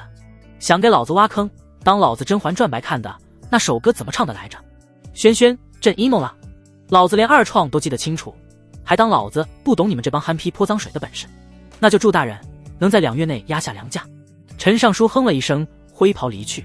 然而就在他们要离开账房的时候，院门口出现了一个小萝莉。听说你们要杀我青天剑的小师弟们？回答我。小萝莉一身粉白如裙，双马尾带着绢花，小脸圆润，五官精致，手腕上的铃铛声音清脆，腰间酒葫芦晃晃悠悠，显然赶来得很匆忙。陈怀，老娘问你话呢。小萝莉迈着短腿一步步靠近，双马尾左摇右晃，明明没什么压迫感，却让工部尚书噤若寒蝉。秦大人大驾，本官有失远迎，还请恕罪。陈尚书额头冒出细汗，方才与陆然对峙时的趾高气昂之态全无。秦仙儿哼了一声，老娘用得着你来欢迎？快说，准备怎么赔偿？陈尚书陪笑着。秦大人说笑了，我工部怎么敢对青天剑的大人们动手？那你的意思是说，我青天剑的小师弟们撒谎骗我了？秦仙儿声音逐渐泛寒，小手上不知何时出现了几根银针。而陈尚书闻言连忙拱手，本官岂敢，秦大人不如进去看看，青天剑的各位大人好着呢。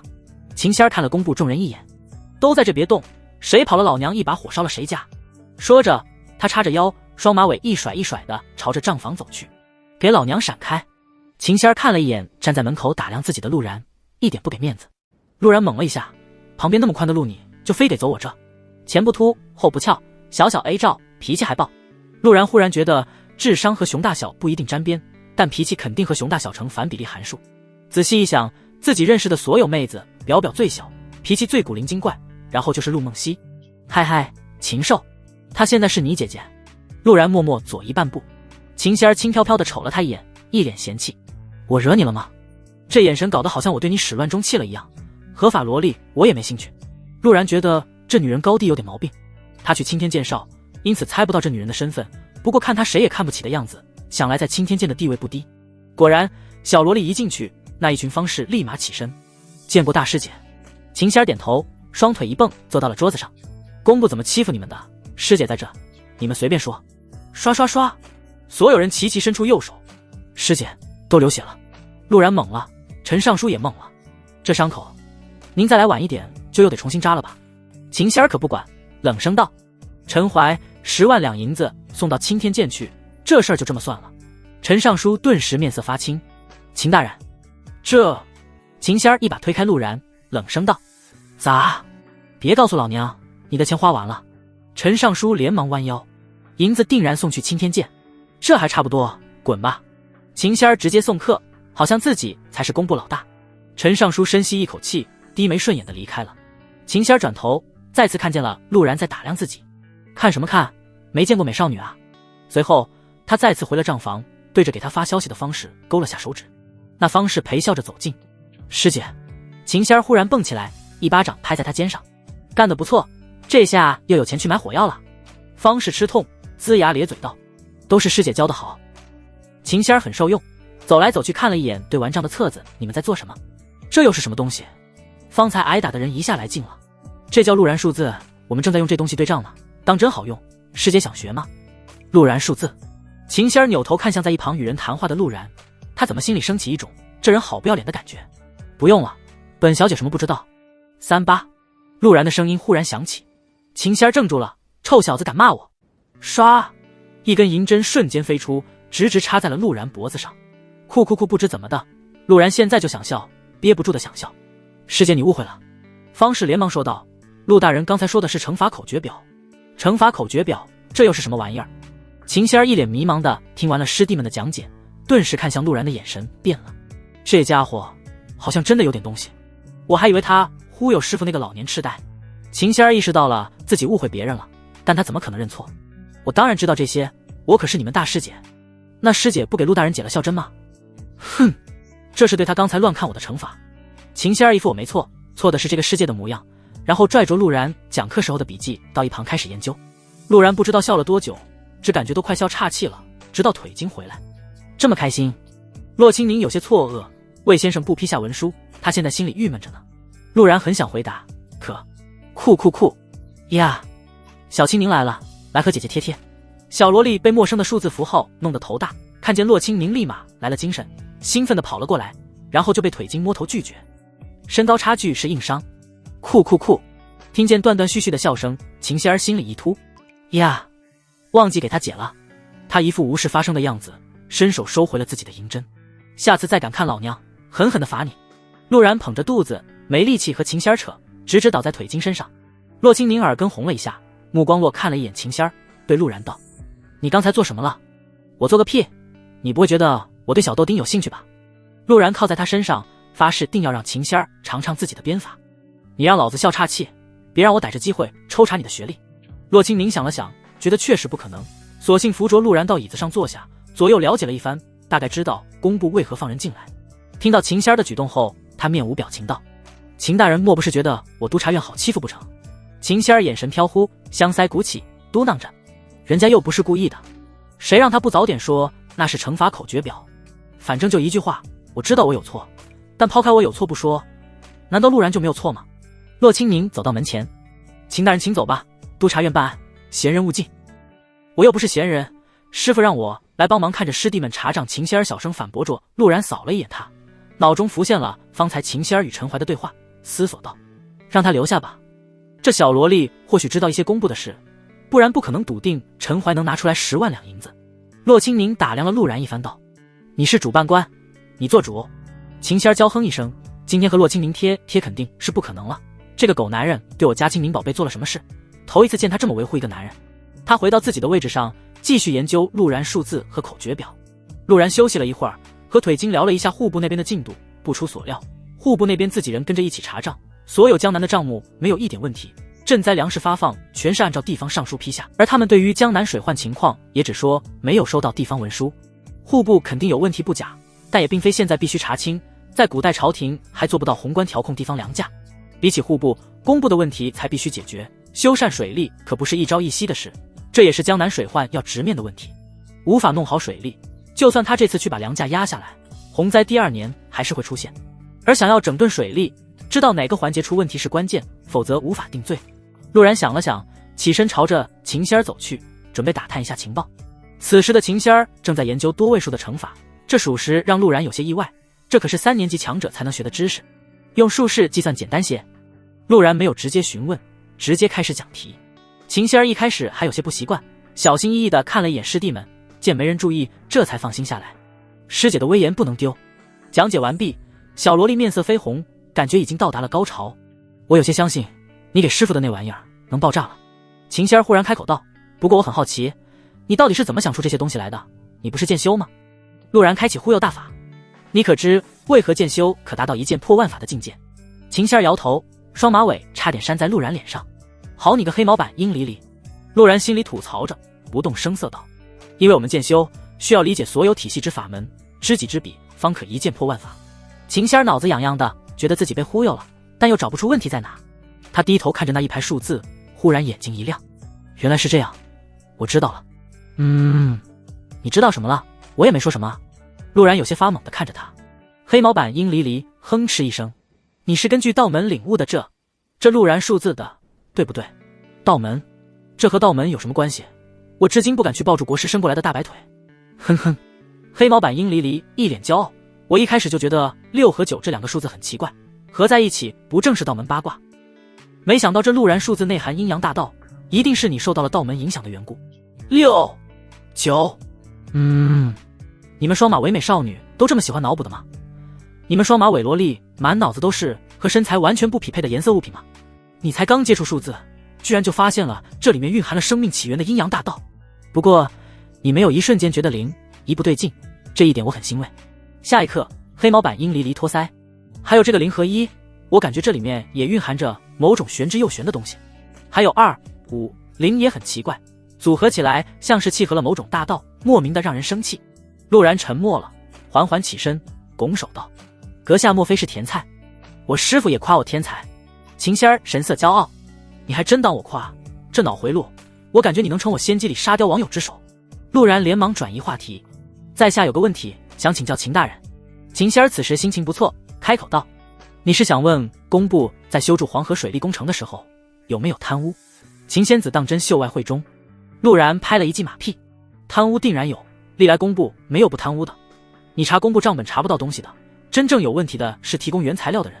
我没猜错的话，那人应该也是一名方士，陆然想到了永宁县矿盐的案子，追问道：秦大人如何得知？秦仙儿坦然道：我有次寻找一味药材的时候，遇到了陈怀交易。陆然逐渐皱起眉头。哎，你这眼神什么意思？怪老娘没有把人捉住。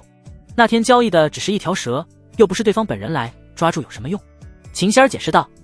一条蛇？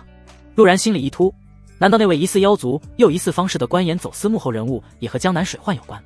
而且根据我的经验和那条巨蛇的气息来看，那个方士的品级恐怕至少是五品通灵师。五品通灵师，那方士前期的名称我知道的差不多了。9品方士是药师，8品提炼师，7品炼金术师，6品御兽师，5品通灵师。怎么感觉方士5品以前都没啥战斗力啊？适合与如修做一桌。有没有可能那人是妖族？陆然询问道。不知道。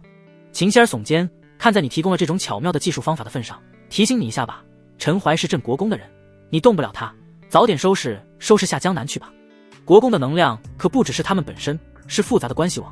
上次你老爹陆无州带人把国公府私兵全废了，还从护国公府掏出了皇家东西，最后不也不了了之。这位镇国公比护国公崔成更加谨慎老练，而且他的义子是西域边境的兵马大元帅，是真正掌握了兵权的人物。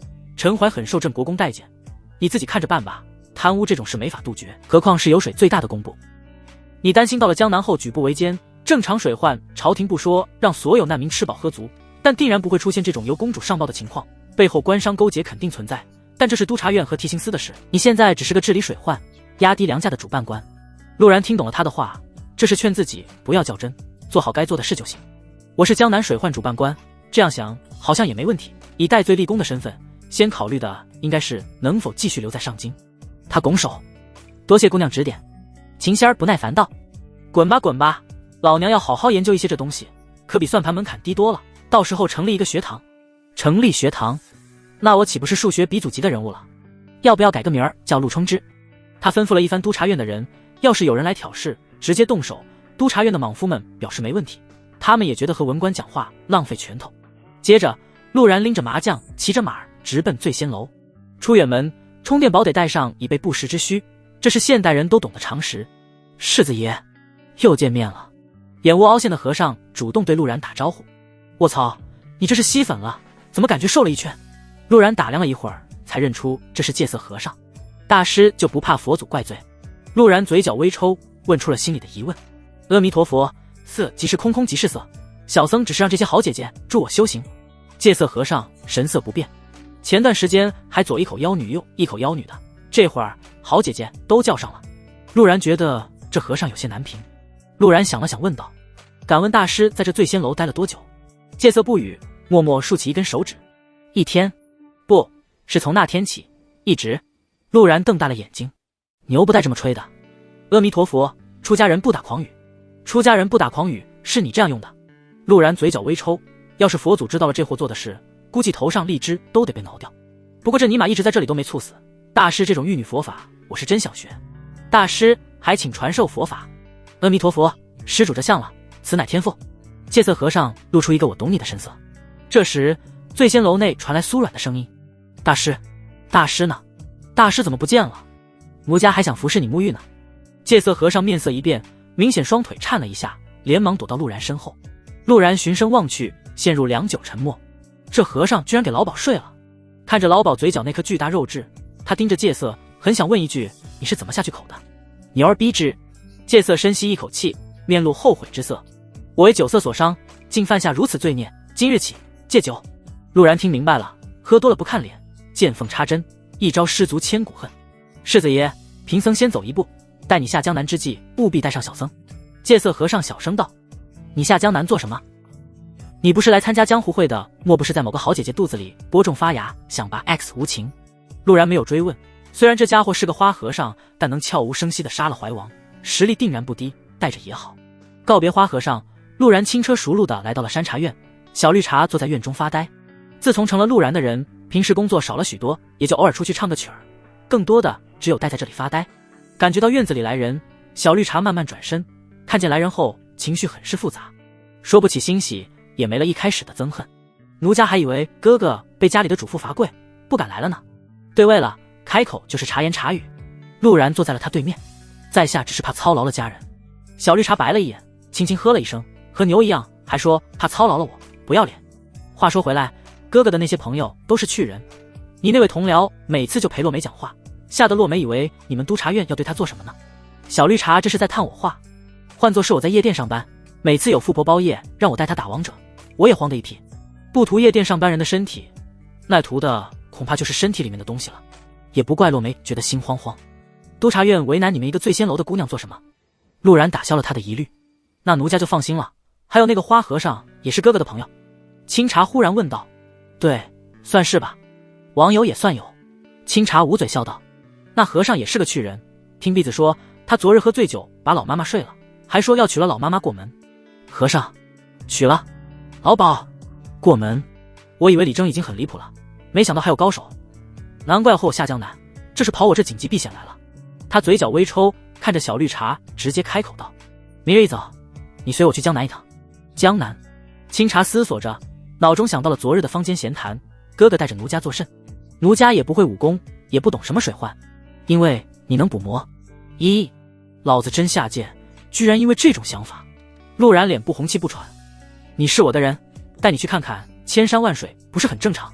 小绿茶只是茶里茶气，但不代表他傻，怪异地看向陆然。哥哥带女子看千山万水，就是去看水患洪灾，你就说有没有山水吧。小绿茶嘴角微抽，并没有因此改变自己的人设。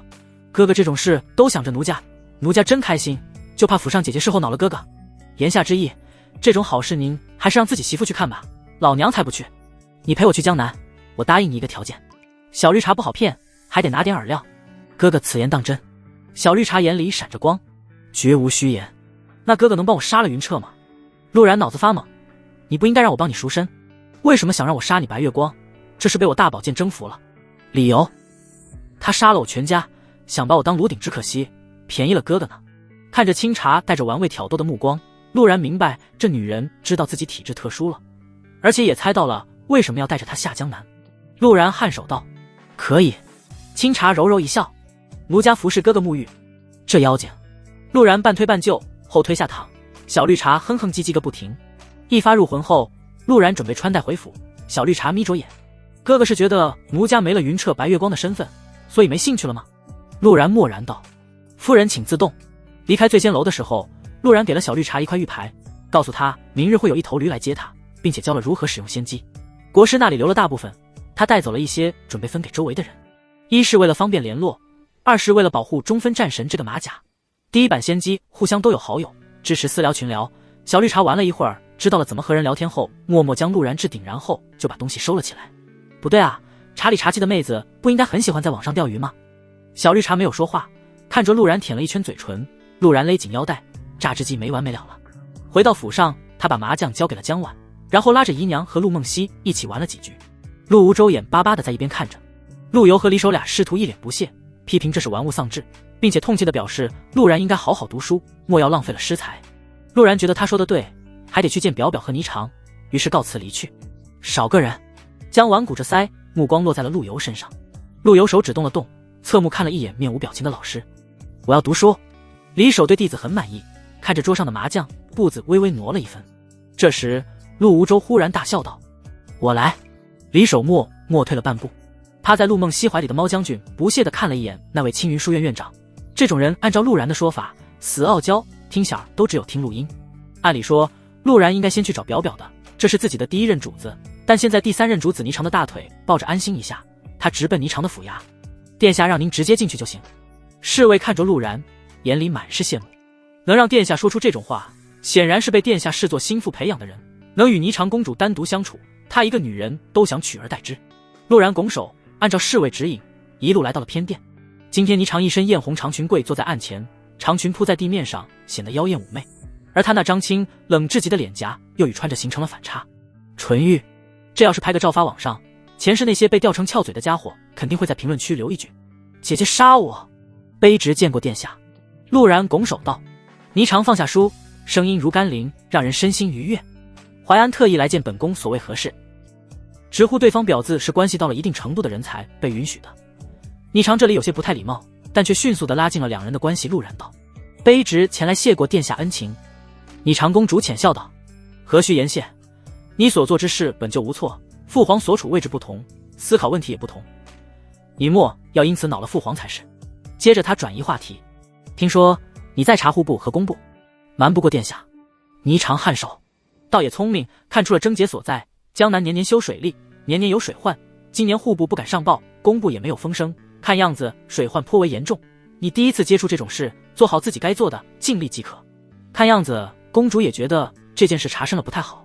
陆然得到了自己想到的信息，随后从怀里掏出了一块玉牌，此物为仙机，是卑职在国师指点下做的东西，用于联系用，殿下请收下。仙机。霓裳眸子微微闪了一瞬，接过了玉牌，等待着陆然下话。卑职教殿下如何用这东西。陆然一屁股坐在了霓裳的长裙上，霓裳面色不变，看着陆然操作，也没有呵斥，只是微微挪了一下身子，避免那股男性的热气扑打在身上，倒是个好东西。等陆然讲述完后，霓裳评价了一句：“卑职在江南的时候，殿下若有什么吩咐，直接发消息就是。”陆然笑道。霓裳余光扫了眼陆然：“你有需要本宫协助的事，通过此物告知本宫即可。”得到了需要的答案，陆然这才起身：“那卑职就告辞了。”霓裳点点头：“江南之行以自身为重，切莫再意气用事。”殿下，你这话像极了送别远行丈夫时候的嘱咐。霓裳越来越有大妇之风了，可惜你注定只能当小，卑职谨记于心。待陆然离去后，霓裳看了一眼被做得有些褶皱的裙摆，摇头道：“无礼。”离开了霓裳府，陆然直奔表表的出云府。侍卫通传后，很快就有人带他进去。表表比起霓裳差了很多段位啊！霓裳让我直接进去，一路设置了提醒方向的人，既让人感受到信任，又避免了自己乱走。也难怪你只能当妹妹。表表坐在凉亭，时不时打着哈欠，黑眼圈有些重。等下人走后，他才哼斥道：“狗奴才，那天你和霓裳单独说了什么？为什么这么久不来见我？我现在是3姓家奴，隐隐有朝着4姓家奴的方向发展，很忙的了。那日霓裳公主想要招揽我。”陆然如实道。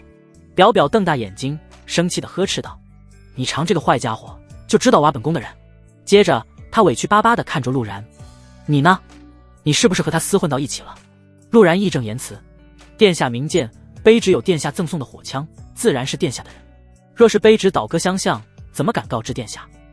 表表心思单纯，觉得陆然说的很有道理，也没再追问，反而开口道：“你还知道本宫给了你火枪，为什么杀那个提刑400户不用本宫给你的火枪？用了你也不会遇到现在的麻烦了。治理水患很危险的，每年都有人因此被砍头。殿下，你不要吓我好不好？你姐姐才说了，让我尽力就行。”陆然虽然心里暖暖的，但也被表表给的压力给整无语一瞬。若是自己用火枪，所有问题都可以归咎到火枪上，而表表这个唯一拥有火枪的皇女就会承受所有压力。表表虽然小性子多，但对自己确实好的不像话。不对，我好像有些低估表表笼络人心的手段了，怎么突然让我有再给他买一罐气，叫做不离不弃的冲动？陆然转移话题：“卑职明日就要下江南，特此来与殿下告别。”表表眼里的光暗淡了一瞬：“路上注意安全，要是遇到不长眼的，就拿小本本记上，本宫帮你收拾他。拿小本本记上，然后再念诵魔法画个圈圈诅咒你是吧？”表表可爱的有点过分了。还有早点回来，可不是想和你玩，我一个人这么多年，谁稀罕你陪我玩了？哎呦，再说就要掉小珍珠了。陆然通过观察，也发现了这位皇女平日里的生活很单一。作为贵女，她定然不能和寻常女子一样去结识许多闺蜜。皇姐性子冷，太子温和却又要监国，二皇子痞里痞气，只会舞刀弄枪，三皇子更是个吃货。表表这活泼的性子，怕是早就憋坏了。表表难得遇到能和他玩的人，定然有些舍不得。殿下这是感受到寂寞了，不如有空去威武侯府上找婉他们玩，府上还有卑职新研究的小游戏消遣。先让表表熟悉婆家环境，以后嫁过来直接打成一片。我他娘的真是个天才。寂寞，那是什么？表表有些迷茫地眨着眼睛，许久没有感受到陪伴的快乐，自然也模糊了寂寞的印象。随后他叉腰道：“既然是你邀请，那本宫就屈尊去看看霓裳未来的姐姐。”“别霓裳未来的姐姐了，大家以后都是姐妹，一家人不说两家话。”陆然拿出一块玉牌，此物是卑职与国师一起做出来的小玩意儿，殿下若是想卑职了，可以用这个与卑职聊天。表表眼里闪着好奇，接过玉牌道：“这个怎么玩？卑职手把手教你。”陆然坐在表表身侧，开始指导如何使用这东西。表表心领神会，眼里闪烁着兴奋，当着陆然的面直接将他置顶。“狗奴才，你也置顶我，快点！还好我特么没有弄特别关心这个功能。”陆然嘴角微抽，忽然有种中学谈恋爱的感觉。我给你发消息，你必须立即回，听见没？表表嘱咐道。殿下，卑职是去江南办事，公务繁忙，恐怕有些时候看不见啊。陆然为难道。表表鼓着腮。好吧，那你必须回消息，反正本宫肯定会立即回你的。卑职遵命。陆然暗叹表表当真是体贴的好姑娘，有三房之姿。表表娇哼道，才不是命令，水患容易出现山匪，你当心安危，事后与本宫说说就是。陆然温和一笑，那卑职就先告退了。出云不说话，安静坐在凉亭，低头玩着玉牌，一种孤寂感弥漫开来。啊，这女人克我。陆然叹了口气，再度坐下。殿下会下棋吗？表表叉腰道，不会，太简单了，本宫不爱学。那臣教你一个极为困难的棋。表表有些懵，狗奴才是傻子吗？听不出本宫是学不会。过了半炷香，表表认可了五子棋的难度，确实比围棋难太多，正好适合本宫这样的棋女子。一边玩，陆然一边观察着表表的状态，显然困得不行，但又不舍得自己走，硬撑着在玩。殿下，不如我们去划船吧。陆然提议道。划船？你又要写诗吗？出云眨着大眼睛，一脸希冀。划船和写诗有什么关系？陆然不想让这丫头失望，是有些想法。是那首诗的上半阙吗？我也想把上半阙抄过来，但我没记住啊。陆然心里跑过羊驼。听到陆然否定，出云公主兴致少了些，但依旧和陆然坐到了船上。船晃悠悠的，她很快就困意上涌睡了过去。陆然叫来侍女，抱着熟睡的表表回床上休息。侍女看着自家沉睡的殿下，想了想道，世子爷，殿下真的很在意你。那天你被判腰斩的消息传出来，殿下一天一夜没合眼，从陛下到太子，就连霓裳公主殿下都去求了，就为了救你出来。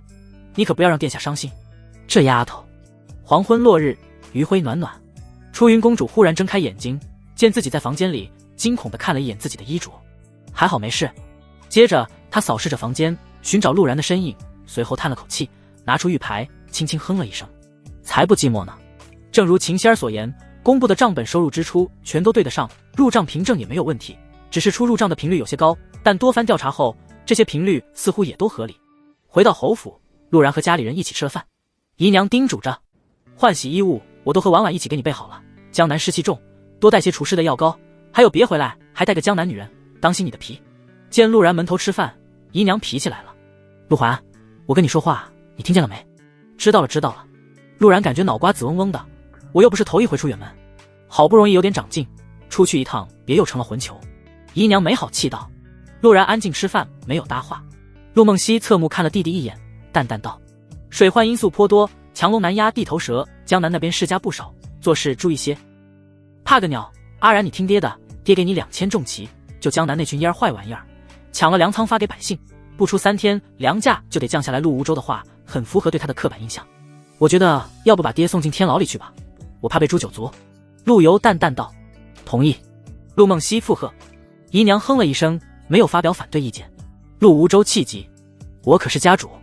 阿然，你说句公道话，爹的方法好不好使？陆然沉默片刻，送到督察院吧。陆无州感到了疏离。江婉转移话题道，李院长呢？怎么不见他出来吃饭？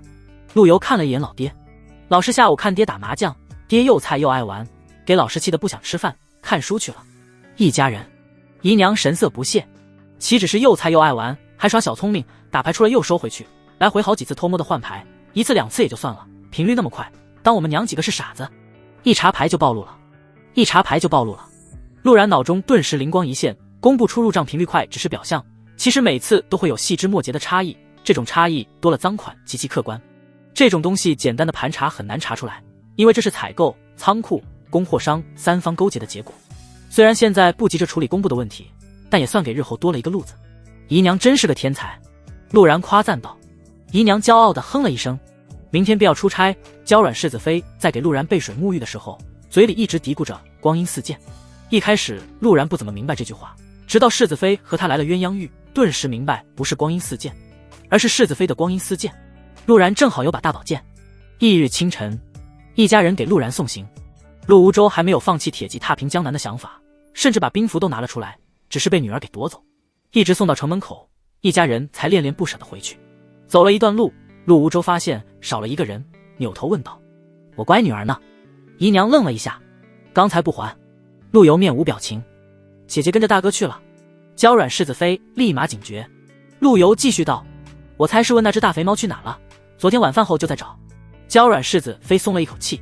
城门处正要与同僚会合的陆然也察觉到了陆梦溪的举动，心里感动着这位姐姐真好，居然送自己这么远。你其实可以回去了，婉儿他们都走远了。陆然看着他，我知道你舍不得我这么优秀的弟弟，我又不是不回来，我舍不得你做什么？陆梦溪觉得眼前的人脑子有病。猫呢？给我。陆然。京城到江南路程遥远，此次一同去的除开督察院的10余人外，还有提刑司的3位提刑官，一名叫做周燕的钦差，还有一些随行官员，加上戒色和尚，里外加起来20多人。若是走官路会慢不少，为了节省时间，众人走水路，并弃汉道猫将军运船。从上船后就一直趴在陆然肩上一动不动。倔驴看起来很不开心，陆然觉得这是自己冷落了他的缘故。猫将军嗤笑着当了翻译。驴护卫觉得你有病，好好世子爷不当，非要进官场，害得他又得出来饱一顿饿3顿。陆然听后深感愧疚，于是把倔驴关在了船底，禁止人投喂。晨间和面天寒，哥哥多穿一些。小绿茶娇滴滴的给陆然披了件袍子，惊醒了猫将军。换做平时，猫将军定然要展示一番将军威仪，只是现在人多耳杂，猫将军觉得开口就想吐，还是饶了这野女人一条小命吧，绝不是因为本将军晕船。洛清宁听到这声音冷哼一声，拿着手里的袍子扭头回了房间。还得是世子爷会玩啊，出趟远门都把清茶姑娘带上，头儿还吃醋了。江河羡慕道，随后对了一下身边的李征，哎，你银子筹了多少？李征面色平静，竖起3根手指，3000两。可以啊。300两。江河愣了一下，你怎么还越筹越少了？李征平静道，花了。江河愕然道，你又给慈幼局钱了？给了一些。李征言简意赅。江河看着他许久，拱了拱手朝着陆然走去。他觉得自己和这家伙待久了也会变成傻子。世子爷还真是痴情，到了江南都不忘记清茶姑娘。江河打趣道。清茶没有说话，笑盈盈地站在陆然身侧。戒色也走了过来，经过几天休息，花和尚气色好了一些。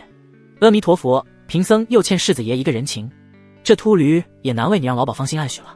陆然摇头道，大事严重了。戒色面色一松，觉得陆然当真是可结交之人。陆然继续道，是2个人情，别忘了是我掩护你离开醉仙楼的。可结交个屁。戒色笑容僵住。江河笑问道，水换世了，世子爷可要去体验体验江南女子的滋味？听说江南青楼出了名的好，女子身子软，声音酥，别有一番风味。妈的，还没到出差地儿就在想嫖了，你他妈真是个人才。陆然白了一眼，看着浑浊的河面道，先办好正事吧，这次的事恐怕没那么好处理。戒色和尚双手合十，阿弥陀佛，罪过罪过，大师何出此言？陆然看着戒色。花和尚叹息一声，一副悲天悯人的样子。这洪水死了不知多少冤魂，才会试图逆流至今，只可惜有人拦住了。阿弥陀佛。小绿茶听得一颤一颤的，忍不住挽住了陆然胳膊。哥哥，人家怕。陆然，大师是怎么看出来的？陆然诧异道，据他了解，佛门可没有关气的手段。戒色盯着河面道，善哉善哉。佛门有一佛法用于超度冤魂，贫僧修行过此法，因此对冤气很是熟悉。冤魂。陆然看着不见尽头的河流，一股压抑感猛地扑面而来。能有冤气，说明此事乃人祸而非天灾。江南水患，深的不只是黄河水啊。到了中午，众人饿得饥肠辘辘，厨子端菜出来，20余号人分了3桌。督察院这边最为拥挤，周燕及其随行官员一桌，提刑司3人单独一桌。开饭时，陆然端起碗筷起身，坐到了周燕身边。周大人，你熟悉到江南的路线，从京城走水路要经过哪些地方，可否与本官说说？周燕面色有些苍白，这些文官身体素质本就不如练武之人，刚上船就有不少人发出呕的声音。他正好没什么食欲，索性就给陆然细讲了一番。走水路要先绕到青州，再从青州直达江南，大概也就1巡10天左右的时间。青州。陆然拿出地图翻阅，抵达青州的路上会经过一处断崖，若有人伏击，十死无生。虽然他从截止到现在一共只在京城耗了1天时间，江南那边的人无法得知会有人过去整治水患的事，可提刑司的人呢？陆然余光看了一眼单独一桌的3人，2个中年人带着一个年龄较小的青年。上船后，3人一直窝在房间里，也不知道在私自谋划什么。陆然不太信任这仨。腿金看了一眼陆然的举动，沉思片刻后起身道，也不用一定走青州，可以在云州下船，走官道去楚州督察院，知道一条从楚州到江南的小路，兴许还能快几天。一旁的提刑司三人吃饭的动作明显慢了一些，互相对视一眼，没有插嘴。周燕开口道：“骆大人，若是你们都查院几人走自然快些，但加上我们这些文官，陆路可能会耽误行程。”他说的也没有问题，走水路累了可以去船上的房间里休息，但陆路累了只有去客栈休息，一来二去水路确实快很多。清茶原本不想参与话题的，见骆青宁开口，他也走到了陆然身后。我可以和哥哥先走一步，哥哥是主办官，早点抵达，说不定可以杀当地官员一个措不及防。骆青宁握紧拳又松开，好生说话，这里哪有你哥哥？清茶无辜的眨眨眼睛，陆郎就是人家哥哥嘛，姐姐不会听见我叫陆郎哥哥吃醋了吧？腿筋有点血怒了，长腿绷紧，这是要动手的标志。这时啪的一声脆响，陆然淡定的把手从腿筋的大腿上拿下来。办案呢，别闹。骆青宁冷眼看着陆然，面色冰冷，迈开长腿，扭头朝着自己屋子走去。江河与李征对视一眼，头儿这是生气了，还得是醉仙楼培养的妹子啊，第一回见头儿这样生闷气。兄弟俩唏嘘着埋头干饭。周燕脑子一时间也有些转不过来，看着陆然那张连男人都自愧不如的帅脸，他只有叹息人与人的区别有时候比人和狗还大。陆然也没有去追，嘀咕道：“这时候还耍小性子，倒反天罡。”接着他看向周燕，清茶的建议不错，大人觉得呢？周燕想了想，也点头道：“此举确实可行，但你二人独行是否太危险了些？”这倒无碍，若是真有人想要刺杀我，或许我离开这里更加安全，前提是没人泄密的话。陆然大声密谋着，转头看向提刑司的三人：“3位大人应该不会在这种公事上对我出手吧？”三人动作一致，为首的中年人拱手道：“大人说笑了，水患为公事，我三人只是奉命协助大人，都为陛下办事，何来异心？”此人名叫范庸，提刑司千户，6品武夫。这样本官就放心了。陆然笑着点头，拱手道：“那此事可就这样说定了。若是本官行程泄露，不管遇险与否，督察院都不会放过在座各位。”三人对视一眼，也回了个微笑。陆然起身，带着小绿茶回到自己座位上，随便扒了几口后，打包了一些，朝着腿经房间走去。小绿茶不依，拽着陆然胳膊，大眼睛直勾勾地盯着他。陆然慢慢附身，侧在他耳畔，冷声道：“再闹可就过了。”小绿茶僵了一瞬，接着秀发被陆然抚摸，耳畔传来温和的声音：“乖，听话，晚上让你和我住一个屋。”一群大老爷们儿会心一笑，完全没有留意到清茶的笑容有些僵硬。陆然敲了敲腿经的门，本以为会吃闭门羹，没想到刚敲响门，咔嗒一声打开了。骆青宁面无表情地看了陆然一眼，目光落在了他手中的饭菜上，冰冷道：“进来吧。”陆然走进去，女生的房间就是神奇，明明船上每个房间都一模一样，但腿经的房间就是比自己的要香一些。我还以为你真的生气了。陆然把饭菜放到桌上，用开玩笑的语气打趣道：“我确实生气了。”腿经看着陆然，直接认了下来。陆然大脑有些短路，与腿经对视着。腿经挪开眼睛，解释了一句：“办公执法，你带个青楼女子随身，把督察院的名声置于何地？”骆青宁立即转移话题道：“东西我给你收拾好了，等到了江西你再下船，然后直奔楚州去找当地的督察院分部，他们会给你带路。清茶跟着我，你一人更安全，带着他碍手碍脚。你不是说在云州下吗？”陆然愕然道。骆青宁皱眉：“这不是你想要的结果。提刑司的人肯定会找机会对你动手，云州只是给提刑司和周燕他们听的，具体路线我会给你画出来。到了云州不出意外是夜里，我会扮作你下船，提刑司的人定然会借此机会动手，这样可以确保你能安稳抵达江南。”陆然皱眉：“你在找死？那个范庸都是6品武夫，袭杀的人的定然只比6品武夫更强。”骆青宁面色严肃：“你才是主办官，你的任务是到江南整治水患问题，其余的事都不应该你操心。你既然知道我要的结果是这样，那就更应该清楚，我不会让任何人去送死。”陆然摇头道：“这件事你就不用操心了，我有更好伪装我的人选。”骆青宁劝说着：“那个和尚，他毕竟是大武朝的人，不管什么原因，你不应该如此信任他。我何时说了信任他了？”陆然觉得腿经有时候很聪明，有时候又傻得可爱。你觉得江南水患如此严重，魏先生真的是让我当主办官，这种事几位首领更加合适吧？骆青宁沉思片刻：“你的意思是……别藏了，出来吧。”陆然对着屋内喊了一声，没有任何人回应。“没人啊，没人，我可就要脱衣服了。”陆然手放在腰带上，做事要解开。骆青宁耳根发烫，呵斥道：“你想做什么？我可是你上司，不是妹子。你这个话会加公诉暴击的，你知道不？”陆然没好气的看了一眼腿经，这不更好？骆青宁拳头紧握，正想发作的时候，房间里传来声音：“你是怎么发现我的？木质墙壁忽然泛起涟漪，云竹的身影出现在房间内。我从未在你们面前展示过隐秘之法。我不知道，但我带着一只神兽白虎。不对，应该是白胖橘虎才对。陆然心里嘀咕着，云大人故意录了一丝气息给在下不是吗？陆然笑道。云竹皱眉，没有深究下去，淡淡道：确实是魏先生让我来的。我就说嘛，我何德何能当主办官，原来只是推在明面上让人放松警惕的。陆然松了一口气，对于江南水患问题更有把握了。不过主办官是你，我只是负责保护船上的官员。云竹冷冷道：别想让我帮你治理水患，侯慕白都不敢接手的事，我定然也不行。轰的一声，陆然顿时有些懵了。侯慕白不敢接手？你刚才用的词是不敢吧？我觉得我应该规划一下逃跑路线了。陆然心里默念着。陆然不明白这件事难度有多高才会让侯慕白都不敢接手，一直到吃了晚饭，他人都是恍惚的。原本以为只是简单单压一下粮价，现在越看越不简单。夜里明月高悬，万籁俱寂，陆然独自站在甲板上，吹着冷风。诺，穿着。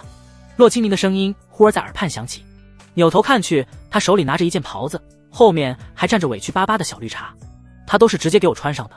陆然没有动手。骆清明刚想呵斥，看着一旁跃跃欲试的小绿茶，他冷着脸把袍子披在陆然肩上。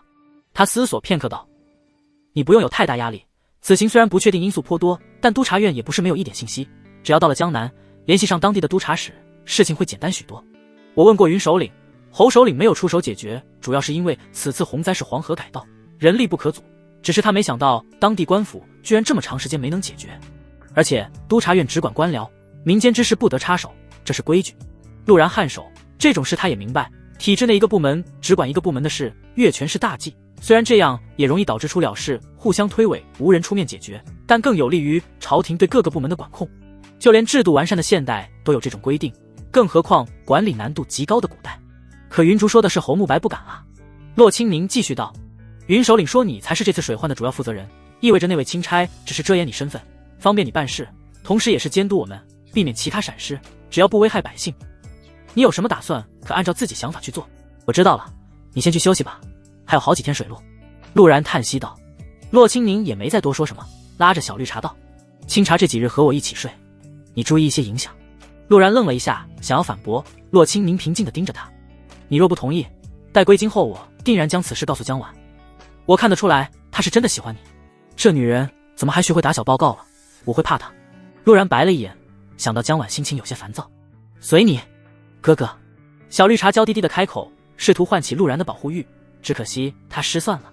待两人离去后，陆然看向因为船舶移动而使映月碎圆圆的江面，良久后叹了口气：先试试吧，我就说要管好第三条腿。他记得江婉说过，若是陆无舟发现亲儿子去世，不管什么原因，江婉都得陪葬。我终究练不出拔 X 无情的境界哟。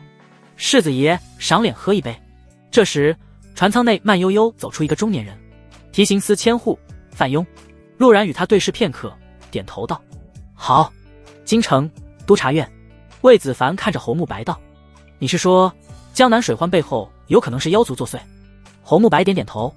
我在江南时特意调查过河流改道的地方，不似自然发生，更像是有人将河水引导过去，我在那里感受到了妖气。杨灭开口问道：可妖族这样做的目的呢？坏大前气运，这种事根本做不到这一点。晋升。魏子凡忽然开口道：纵观历史长河，每次大规模屠杀的目的都只有一个，献祭生灵晋升品级。虽然我不清楚妖族每个品级。魏贤一直没有插嘴，坐在一旁听着几人的分析。魏先生觉得呢？杨灭想不明白，索性直接问在座最权威者。自从国师当年与万妖国签下互相贸易协定，妖族已经有100余年没有挑过事了。魏贤淡淡道：先生的意思是？魏贤正色道：有时候人心可比头脑简单的妖族可怕得多。这时有人急匆匆地上楼禀报：魏先生，诸位首领，司徒南离京了。什么时候的事？侯慕白肃然道：已经有几日了，据说离开当日，司徒南仔细检查了被世子爷杀的那名百户，随后便进宫向陛下求了圣旨离京，到底是什么原因，无人知晓。我知道了，退下吧。待那名督察使离去后，魏贤沉吟片刻：侯慕白，当日你可曾去见死者尸体？未曾。侯慕白也意识到了一些问题。先生意思是陆然杀掉那百户的时候用了剑典里的东西？魏贤没有开口，反而问道：你初次得知江南水患问题，是因为国师给你的那个玉牌了。侯慕白听后，以为是魏贤终于对那个玉佩有了兴趣，将玉牌放在桌上道：“就是这东西，千里之外都能与人交流。”魏贤看了看，也从自己袖口掏出一块。今日早间，天机阁的道童也给我送了一块，有些差距，但不大。侯慕白愣了一下，接着其余几位首领也拿出一块玉牌。我来教你们如何使用这东西。不一会儿，众人明白了这东西的用法，都兴奋地开始自己捣鼓。只有魏贤看着玉牌一言不发。司徒南的事，你们不用理会。魏贤收起玉牌，来到阳台上，看着天机阁的方向，若有所思。国师，你到底想要做什么？威武侯府内，胡牌的声音此起彼伏。我又胡了，老爷拿钱。姨娘开心地把牌推倒。陆无舟老脸黑如炭，拿了最后几粒碎银交给了姨娘，怒斥道：“垃圾玩意儿，老子再也不玩了。”过了一炷香，陆无舟祈求道：“梦溪，先欠着，爹还能赖了你们的银子不成？”又过了一炷香，江婉有些看不下去了：“爹，您都已经把明年的俸禄输完了。”正好李守陪着陆游买完宣纸回来，一边走一边笑道：“爹啊，老夫说过，你那大哥有些失才，但人外有人，天外有天，那手却乔仙，当为七夕辞作之罪。陆游，自定安。”小老弟面无表情，嗤笑一声，没有说话。江婉眨着眼睛：“可是李院长，那手词也是我夫君写给我的。”李守笑容僵住，转移话题道：“我是说，那半阙最后不知天在水，满船清梦压星河，意境之深远，非常人所能做。”陆无舟自信一笑：“这也是阿然写的，都在宫里传开了。”李守笑不出来了，怒目圆睁：“陆无舟，你个老匹夫，如此读书种子，你竟然让他习武！要是能跟老夫钻研儒道，此子定然成就不可限量。”陆无舟眼睛转了转，干咳一声：“李夫子是想收阿然为弟子，是又如何？”陆无舟嘿嘿一笑：“5000两银子，阿然回来，我押着他拜师。”铜袖莽夫。李守呵斥一声，不愿掏钱。5000两，那对于这位清正廉洁的大儒来说，可是一笔巨款。陆无舟无所谓一笑，转头看着江婉：“婉婉，稷下学宫应该也喜欢阿然这样文采斐然的年轻人吧？”江婉有些发懵。学宫和青云书院不一样，一代弟子只收一次，夫君要是入了学宫，那就是我徒弟或者师侄了。霸道世子爷不要，我是你师傅。娇软世子妃脑子里已经写完了一册话本，想想都让人脸红心跳。然而没等他继续开口，李守急了：“不就是5000两吗？老夫给。”陆无舟满意的收了银子，还了赌资：“来，我们继续打牌。”原来是没钱了。李守见状面色一喜，直接抢了他的位置：“没钱了就别玩，定安你去看书，为师稍后就来指点你。”又过了一炷香，李守和陆无舟坐在院子里借酒消愁。垃圾游戏，两人异口同声地骂了一句。小绿茶和腿精睡一起，陆然只好和大老爷们们挤一堆。听着江河的鼾声，陆然有点羡慕这厮没心没肺的活得爽利。他躺在床上，脑中闪烁着范庸说的话：“从云州下船会有人劫杀，你是好人，不该这样死。”他不清楚这个中年人到底说什么目的，与其说是善意，他更觉得这是在试探自己有没有后手。江河鼾声越来越大，扰得陆然无法沉思，索性闭眼睡觉。左右为难的房间里，只有平躺着睡才有安全感，当然前提是没遇到蜀州兄弟。遇到蜀州兄弟，只有铁裤衩加针操锁才能守住清白，前提是冈坂日穿墙者不会出现。这时敲门声响起：“世子爷，钦差大人有事相商。”“我稍后就来。”陆然撑坐起来，不小心按到了江河的小老弟。陆然先发制人，龇牙咧嘴。刚想痛呼的江河一猛：“你差点断了我老江家的后，你龇牙咧嘴做啥？”“没什么，你随身带针干嘛？扎手。”陆然面无表情。江河裂开，大呼要和陆然决斗。陆然默默把手放在一边的天问剑上。江河悻悻躺下，问就是刚才梦游了。寒风起，水灵灵，和中月泛起涟漪。周燕的房间亮着灯，陆然敲敲门，在里面人应允后推门而入。周燕面色还是有些不好，没日没夜的奔波让这位不怎么远行过的文官有些吃不消，但他一路上没有抱怨，反倒是乐呵呵的陪着一众粗人聊着众人感兴趣的话题。“世子爷，半夜吵醒你，还请莫怪。”周燕替陆然斟了一杯茶。他的年纪不大，只看面庞比陆无舟看起来要年轻一些，但若是摘下官帽露出花白头发，他的年纪又成了谜。对于这位敢为犯官家眷出头的世子爷，他是由心的赞叹。在朝为官，尤其是走到了他这种位置的人，又有几人能够善终？与陆然交好也算结个善缘。若他日自己也被抄家，妻儿被辱的话，说不定也有人出头。陆然看着那一杯茶，嘴角微抽：“我怀疑你是怕我睡眠太好，半夜叫我来喝茶。”我喜欢去青楼喝茶。陆然入座后询问道：“不知周大人这个时间叫我来此，所谓何事？”周燕是御史大夫，在文官集团中地位仅次于林首府。原本陆然以为这种身居高位的老头鼻孔朝天，看不起这些粗鄙武夫，没想到一路上相处颇为融洽，因此陆然也没有太过拘谨。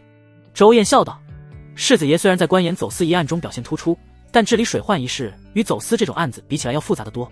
想到世子爷自己已经想到兵分两路，老夫叫你来只是想与你商讨一些事宜。”他说话很有分寸，没有一点命令的口吻，听起来好似朋友叙旧一般，但却又一直掌握着主动权。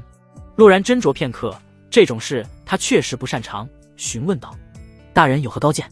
周燕开口道：“世子爷可是谁将江南水患严重一事传入朝廷？”“我当然知道，表给我的头号小妾你长公主呗。”陆然点点头：“你长公主心怀天下，胸怀广阔，不愧是让天下男儿神魂颠倒的女子。”周燕也认可道：“可惜霓裳公主是女子身，若是男儿，不提也罢。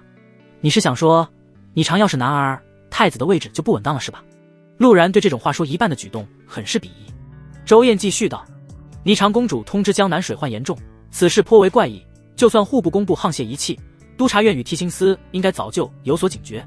来之前我问了魏先生，督察院天部首领知晓此事也是在不久前，还是他亲自去了江南一趟才知晓。这种情况只有两种可能，一是因为水患严重，督察院与提刑司的人都没办法把消息传出来，整个江南都被水淹没；二则是……”说到这里，周燕语气顿了一下，督察院与提刑司在江南的案子都被拔掉，这场水患并非天灾，而是人为。陆然听后认可的点点头，这一点他早已有猜测，尤其是看见云竹跟随后，更是坚定了这个猜想。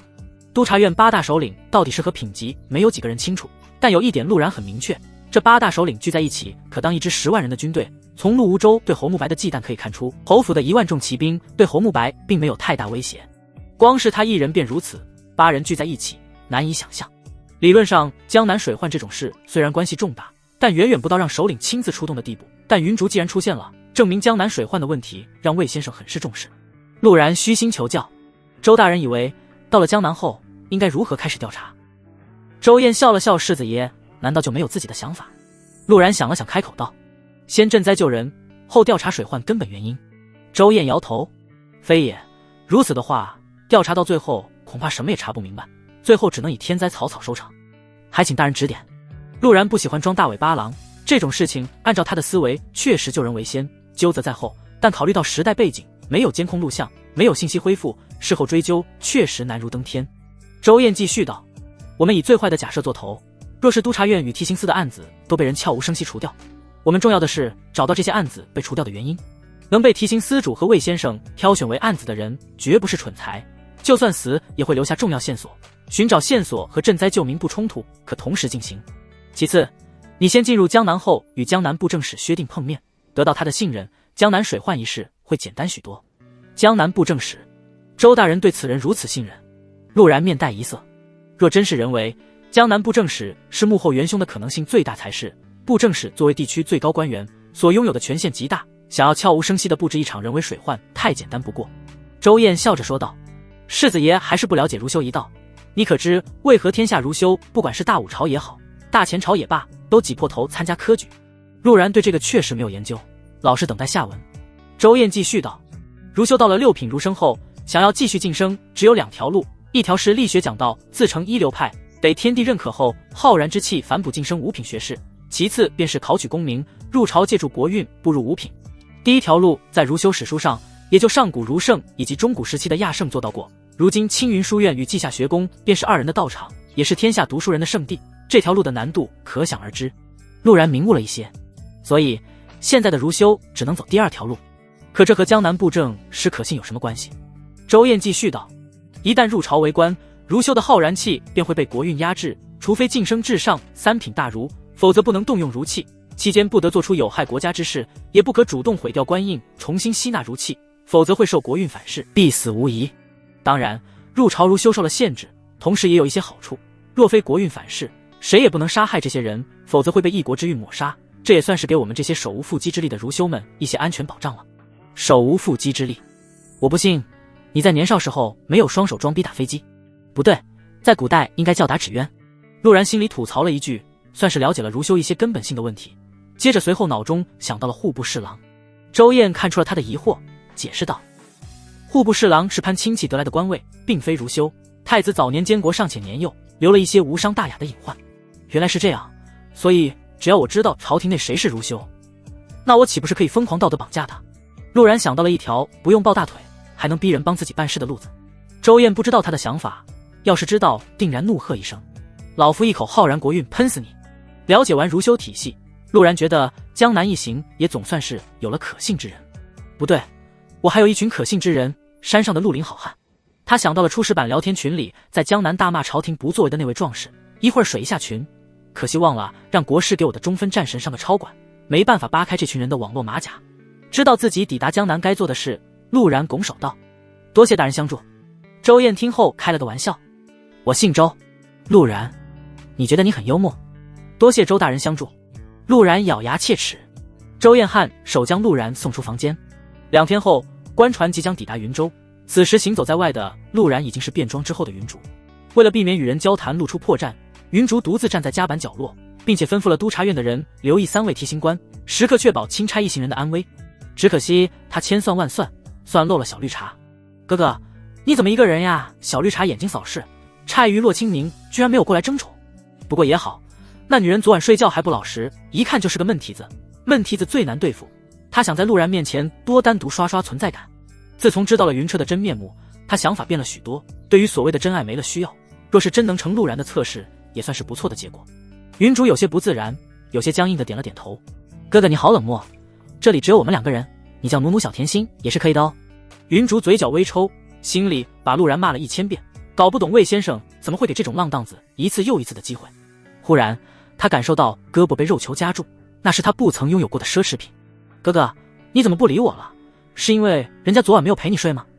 不能忍，如此被羞辱他不能忍。就在他想要发作的时候，远处驶来一艘官船，工部的船。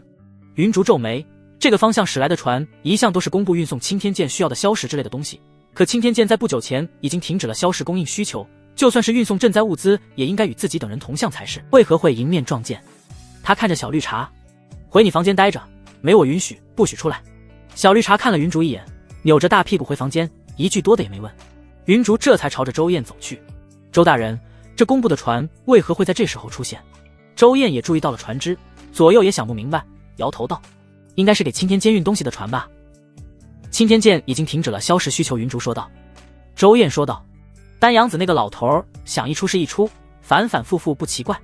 云竹不以为然，但他也想不透工部的船为什么会出现在这里，索性召集督察院的人将船截停。让他诧异的是，工部的船居然只是一声呵斥就乖乖停下。待人上船后，他出示令牌，督察院查案，所有人抖出来。那些工部的人眼里没有一点慌张，有条不紊地在甲板上集合。云竹则使了眼色，让洛清明带人去搜查船内。可有文书？云竹质问道。有的大人。领头者陪笑着掏出文书，这是给江南布政使薛大人送火药去的。云竹诧异道：火药？薛大人要火药做甚？大人有所不知，黄河改道，想要重新引回正轨，要用火药炸一些地方，具体的只有薛大人才清楚。这时洛清明带人出来了，交代道：陆大人，运送的东西是火药，里面还有一些残留物。工部船领头的陪笑着说道：大人，若是没事，我们就先走了，还得回去复命呢。等等，云竹阻拦道：工部早知道江南水患严重，为何不上报？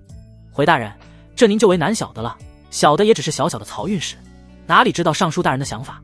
云竹亲自进船查验一番，没有发现任何异常。回去告诉尚书大人，督察院有空请他喝一杯茶。云竹冷声道，随后带人回了自家船只。洛清明找机会和云竹单独待在一起。大人，这船有何问题？云竹摇头道：没有任何问题，文书货物都对得上，说辞也有理有据。但船没有问题，不代表工部没有问题。你把这件事告诉陆然，让他留个心，我感觉这件事没那么简单。远处的周燕看着说悄悄话的2人颔首道：陆大人和骆大人倒是郎才女貌，只可惜世子爷已经有家室了，不然老夫真想当一回月老。从房间里出来想找陆然聊天的江河2人愣了一下，看着远处的2个人认可点头。李征询问道：江河，你发现没，今天的头格外顺从陆然，怎么回事？江河想了想，给出了答案：这就叫调教，头恐怕已经是陆然的形状了。夜间抵达云州，云竹伪装的陆然抱着猫，牵着饿得没精打采的倔驴下了船。云竹平静地跟在后面。自从白天被赶回房间后，他一刻也没出来过。倔驴，灰儿，草。倔驴一声咆哮，表现自己的不满。云竹冷眼看着他。倔驴，我不怕你。云竹牵着缰绳步子一转偏离，赶向草地的方向。砰！倔驴直接跪下叫了一声：“爸爸！”此时，洛清宁房间内，陆然正在用仙机和网友聊天。也是赶上好时候了，老子在古代都能往上冲浪，陆然觉得这辈子有了。这时，仙机一个群里弹出消息：“大猫，陆林好汉，过阵子我弟弟会去江南治理水患，你帮他一下。”你弟弟？陆然懵了一下，第一反应是这船上还有朝廷里大佬的后辈，但看着这个 ID， 陆然顿时猜到了对方身份。这个大猫就是陆梦溪。过一会儿，屏幕上弹出一个消息，大猫撤回一条信息。陆然，早知道不让那个气灵弄这个功能了。这是一个新 ID 发了的消息，54188，撤回做什么？怀孕就直说啊，大家一起想办法。撤回你也找不到孩子他爹。阿拉伯？不对，陆然数字做 ID， 莫非他是大师姐？得了，都不用超管身份，就又猜出2个人的身份。陆然觉得这群沙雕网友遮掩马甲的能力当真垃圾。大猫将54188，今年1个月。陆梦溪居然是群管理。陆然扯了扯嘴角，自己也就几天没有看仙机，这些人已经把新功能玩得这么溜了。大猫，陆林好汉，我有个朋友要去江南治理水患，你帮他尽快了解当地情况。消息石沉大海，无人回应。大猫，陆林好汉，不爱吃甜食，他被他师傅给关禁闭了，据说在抄道经，原本是3天抄写1000遍，他不听，现在变成10000遍。大猫，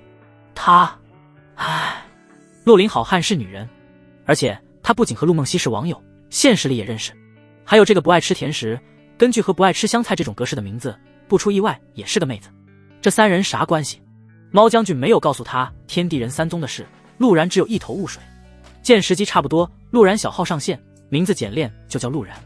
陆然，没想到好汉居然在江南，也算缘分。虽然他看不见，但万一呢？佛子点7，多多益善。阿弥陀佛，有人去江南治理水患，好急好急。戒色和尚想要保护自己马甲，他意识到抱马甲的尴尬了。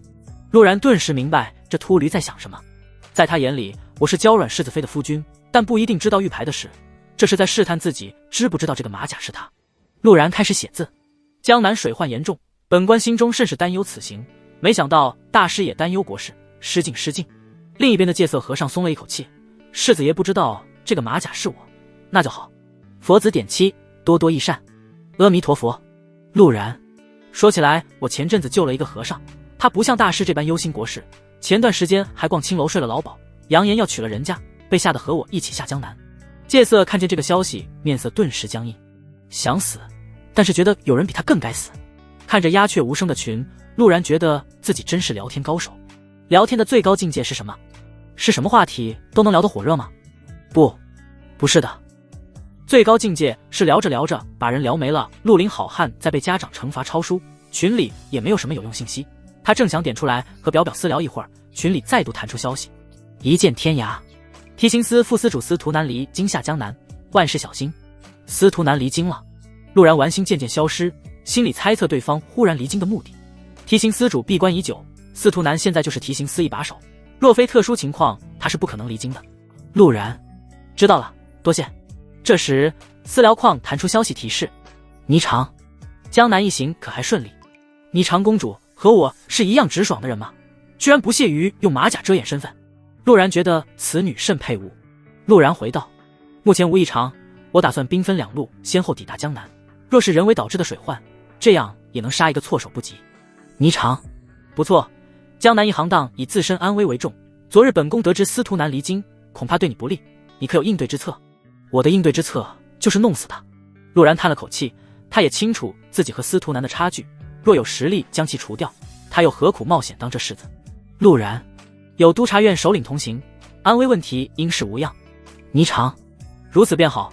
你让我打听的青天剑输送火药一事，本宫亲自去了青天剑一趟，他们最近没有对外运输火药。没有运输火药，工部的船有问题。陆然想了想，继续询问：工部不应该犯如此低级的错误才对，这种事情随时可以比对。霓裳公主回话了，所以我又让人去了一趟工部，确实有这批记录，只是签字的是工部郎中冯瑜，这一点有些反常。工部郎中，工部三把手，怎么会是他签下文书？陆然留了个心眼，到了江南核对一番。结束完头号小妾的对话，陆然点开表表的消息框，从离京第一天开始，每一天都在给自己发信息，无非是京城发生的趣事。小到他伍子棋打遍出云府无敌手，大到朝廷中哪些人被弹劾，一直在输出信息，哪怕自己一个字也没回。而此时，表表正趴在绣床上，白嫩的小腿不断晃悠，目不转睛地捧着仙姬。一天过去了，依旧没有回应。狗奴才，真有那么忙吗？也不知道回本宫一句，等你回来，本宫要你好看。他鼓着腮，纤细的手指再度于令牌上书写着。今天我去了威武侯府，那个麻将看着好好玩的样子，但是我去了，他们就不玩了。明明我也想玩来着。狗奴才有没有什么办法？本宫觉得他们不想带我玩。发完消息，表表把仙姬放在枕头旁，扭头看着外面波光粼粼的湖面，呢喃着：我好像是有点寂寞了，都怪狗奴才。接着他眼含希冀地瞅了一眼仙姬，没有回应。烦死了。这时玉牌忽然闪起亮光，表表立即来了精神，急匆匆地把玉牌捧到手里。陆然殿下果然聪慧如我，想必伍子棋这种难度极高的东西已经是大前第一。户部尚书那个老登，我早就看他不顺眼了，活该被弹劾。这次水患要是让我带着把柄，非得让他掉脑袋。陆然事无巨细的从第一个分享的东西开始一一回应，忙活了半天才到今天的事。你是公主，到了府上他们还敢赌博才怪。陆然想了想回了消息，下次殿下去的时候不要带护卫进去，带着1、2个婢女就行，也不要让人通报，展现你对麻将的兴趣，婉儿会明白你想玩的。表表看着陆然一个个回，脚丫子晃悠得更快了。他喜欢这种被在意的感觉，虽然很不及时，但狗奴才有负皇下的差务在身，他肯定能理解了。他迅速写字发送。好的。他没有去询问陆然之前为什么没有回他信息，自己发了那么多，能现在一个个回应已经很好了，毕竟他忙嘛。忽然他又想到了倪常说的话，不能对下属太过纵容，否则会失了主子的威仪。于是他又打字道：以后3天必须抽出时间回我信息，不然本宫就狠狠地罚你。陆然看着仙姬，甚至能想到表表奶凶的样子。没等他回话，消息再度传来：我给你定做了好多衣裳，不能让人觉得出云府财政出了问题，你可是我的手下。这就是被小富婆包养的感觉吗？陆然脸上挂着姨母笑。陆然迅速打字：殿下之恩没齿难忘，唯有以身相许。平时出云府有你长的探子，我得收敛一点，仙姬可是在我的。不对，我和国师的地盘上，这里不放飞自我，去哪里放飞？表表红着脸回消息：呸，无礼。接着陆然就看见表表的头像挥了下去。你灰色头像不会再跳动。陆然下意识哼了一曲，余光看见娇软世子飞发来消息：夫君，猜猜我是谁？我有点怀疑你的。不对，整个上京贵女们的智商了，这种问题是号称第一才女的你问出来的。陆然迅速回应：夫人请自重，我不是你夫君。娇软世子妃：呸，你混蛋！为什么？你可以用这个聊天不跟我说，害得人家每天只能写话本想你。几日不见，这女人情话功夫见长啊。对了夫君，姐姐翻遍全城都没找到猫将军，说等你回来要让你这个带着猫吃苦的家伙好看。陆梦溪，我现在称呼她大猫合适一些。陆然回了消息：让她穿黑色绸袜，不然我不看。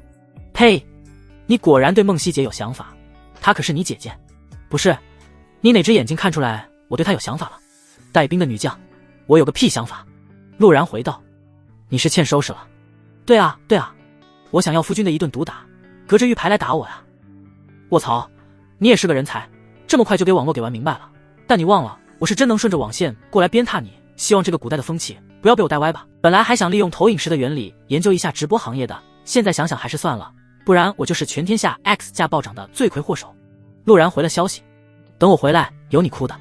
娇软世子妃：好的哦，人家特意定制了黑色绸袜哦。陆然：娇软世子妃：对了夫君，工部郎中失踪了，我爹来府上的时候告诉我的。陆然看着这个消息，更是认定了工部背后肯定在搞大事。前脚刚查出火药文书是工部郎中签署，后脚人就失踪了，说没问题，谁信啊？他回道：我知道了，你最近在京城不要出门闲逛。还有，如果出云公主来府上，你带她一起玩玩麻将，和陛下宠爱的公主走近，对我们没坏处。娇软世子妃：只是走近，不用我替你说说好话。搞笑，我需要你帮我说好话。我现在可是就差和公主管鲍之交了。陆然义正言辞：我与公主乃君子之交，夫人不要画蛇添足。还是那句话，伪君子。他也是君子吗？娇软柿子飞。呵，我知道了，你在外面注意安全，你行囊里有我给你做的换洗新衣裳，你大男人不会洗衣服，脏了扔掉就是。衣服？对了，表表那里还有一堆衣服，他说一堆，估计真的是一大堆。陆然立即铺垫道，我前阵子也托出云殿下做了些衣裳，到时候你帮我整理一下。娇软柿子飞。知道了，姐姐叫我打麻将，妾身等你回来哦。看样子陆梦溪的马甲还没在江婉面前爆掉，不过我估计江婉的马甲已经稀碎了。陆然正想收起玉牌，腿筋回了房间。你捧着玉牌笑什么？我来的不是时候。不，你来的正是时候。陆然拉着他坐到床边，拿出事先准备好的玉牌，这叫先机，以后大钱信息交流的主要手段。腿筋翘脸红扑扑的，也没有拒绝这种讲述方法，他理解能力很不错，很快就学会了这东西怎么使用。所以你刚才是在和江婉聊？对，他让我在外面要保护好自己，不要被女人占了便宜，尤其当心头。腿筋面色顿时冷了下来。滚起来，今晚你睡地上。陆然在抵达江西前只能待在洛清宁房间，看着腿筋忽然变了的脸色，陆然有些懵，这女人怎么翻脸这么快？明明说好的晚上他禽兽不如画好3-8线睡一张床的。避免动静弄太大，陆然也只好打了地铺。我特么也有变成江晚的一天。过了一会儿，腿筋往里面挪了挪，冷声道，上来睡，明日就到江西，我会制造一场走水，你趁机离开。我就说嘛，母猫见我都得翘屁股，腿筋怎么舍得让我打地铺？陆然喜滋滋地爬上床一日，腿筋早早地起床，挪开了把陆然夹得紧紧的大长腿，见陆然没醒他才松了一口气，拍了拍脸颊离开房间。门合上后，陆然才慢慢睁开眼睛，揉着被夹得发酸的腰。我禽兽不如，你是真禽兽啊。他想到了腿筋大长腿惊人的 Q 弹，此女与我甚是有缘。不对，我他妈怎么把和尚的那一套给用上了，都怪戒色和尚。陆然找到了借口，更加心安理得。在房间待了一天，吃饭都是腿筋送来，没事他就打作参悟见点。如今他不过参悟第一重，之前从群里得知江南有顾家人的身影，不管是真是假，值得探查一番。若是能参悟见点2重，御敌手段也会多一个。抵达江西码头旁，正好又到了夜里，果然船上发生了不大不小的火灾。陆然趁着所有人注意力都在火灾上的时候，一头扎进水中。抵达岸边后，他转头看着平息下来的火情，扭头准备按照既定的路线离开。刚转身，锄头鱼叉齐刷刷地堆在陆然面前。为首的麻衣汉子说着一口客家话，就说那河里不断扑腾的是什么玩意儿，还以为是条大鱼，乖乖，还给咱抓到一个从官船上跳船的逃犯。嘿，这要是送到官府，那可是有奖金的。等等，水里还有一颗圆球里。这时他们口中的圆球冒了出来。世子爷，你走不带上。平孙咕噜噜，戒色和尚又把头扎进水里。俩逃犯带走。麻衣汉子大笑一声。戒色和尚觉得自己和大钱犯冲，刚到上京就打探出了亲王贩卖人口的事，逛个青楼醉酒，和极品老鸨好上了，想逃到江南避避风头，结果被当成逃犯。人生不要太无常，我可是佛门佛子，大武王朝皇室都得礼让3分的人物。看着被一群渔夫架着悠哉悠哉前行的陆然，他怒了。佛门不可如此被辱。他停下脚步，气沉丹田，牵引佛气沉于咽喉。梆，锄头敲在他屁股上。发送么呆，好好走路听见没？别以为是和尚俺就不打你，大钱可不信佛。可恶，欺人太甚。戒色和尚忍不住了，怒将手伸入怀中。几个渔夫见状大呼不妙，小心这个和尚，他看着不像好人嘞。一行人齐齐顿足，忌惮地看向戒色。陆然错愕地看着他，连忙道，大师不要，到了衙门再说。戒色怒喝一声，佛气四溢。到了衙门，阿弥陀佛，贫僧不受这气。他愤怒地把手从怀里拿出，周围人齐齐捂住眼睛。这刺眼的金光。戒色和尚挥手将金子撒出去，带贫僧去青楼。所以你一怒之下决定当一个傻逼。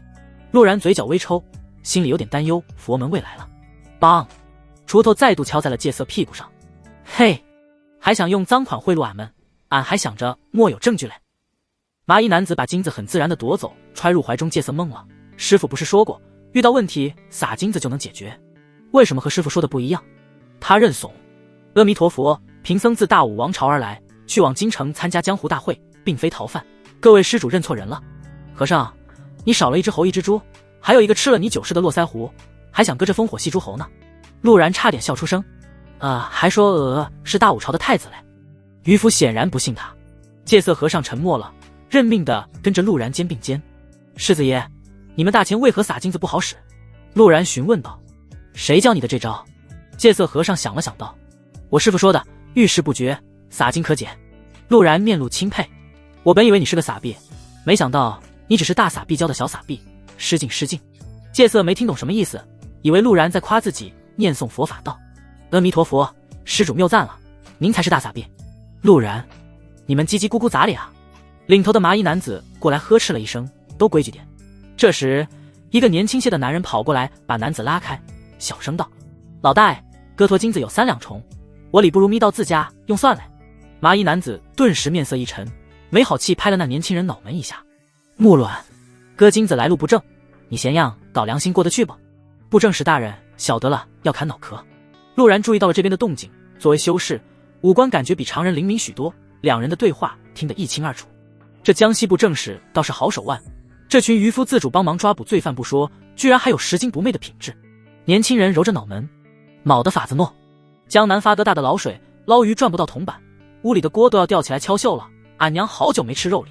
江西也属江南一带，如今下游爆发洪灾，影响的不只是下游百姓，这些靠打鱼为生的确实困难。麻衣男子怒斥道，缠头木卵，布政使大人不话事发2两银子，让你给花了。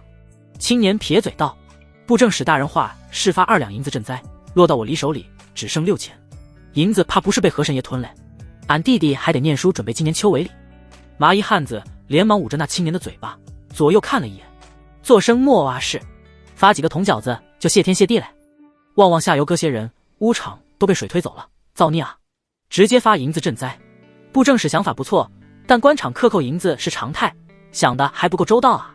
陆然大致上了解了江西的现状，水患影响了当地百姓的收入，布政使发了银子赈灾，但被下面的人克扣不少，克扣的人也很聪明，让百姓都活得起，不至于冒险举报。我可以与那布政使聊聊江南水患的情况，说不定能得到一些有用信息，但也要防止这布政使与下游的一些人貌离神合，也是一丘之貉，所以我还是得隐藏身份。不对，我现在是逃犯，似乎不用刻意去隐藏身份，充当难民便是。陆然心思活络，想到了怎么开展调查。几位大哥，江西布政使听起来人还不错啊。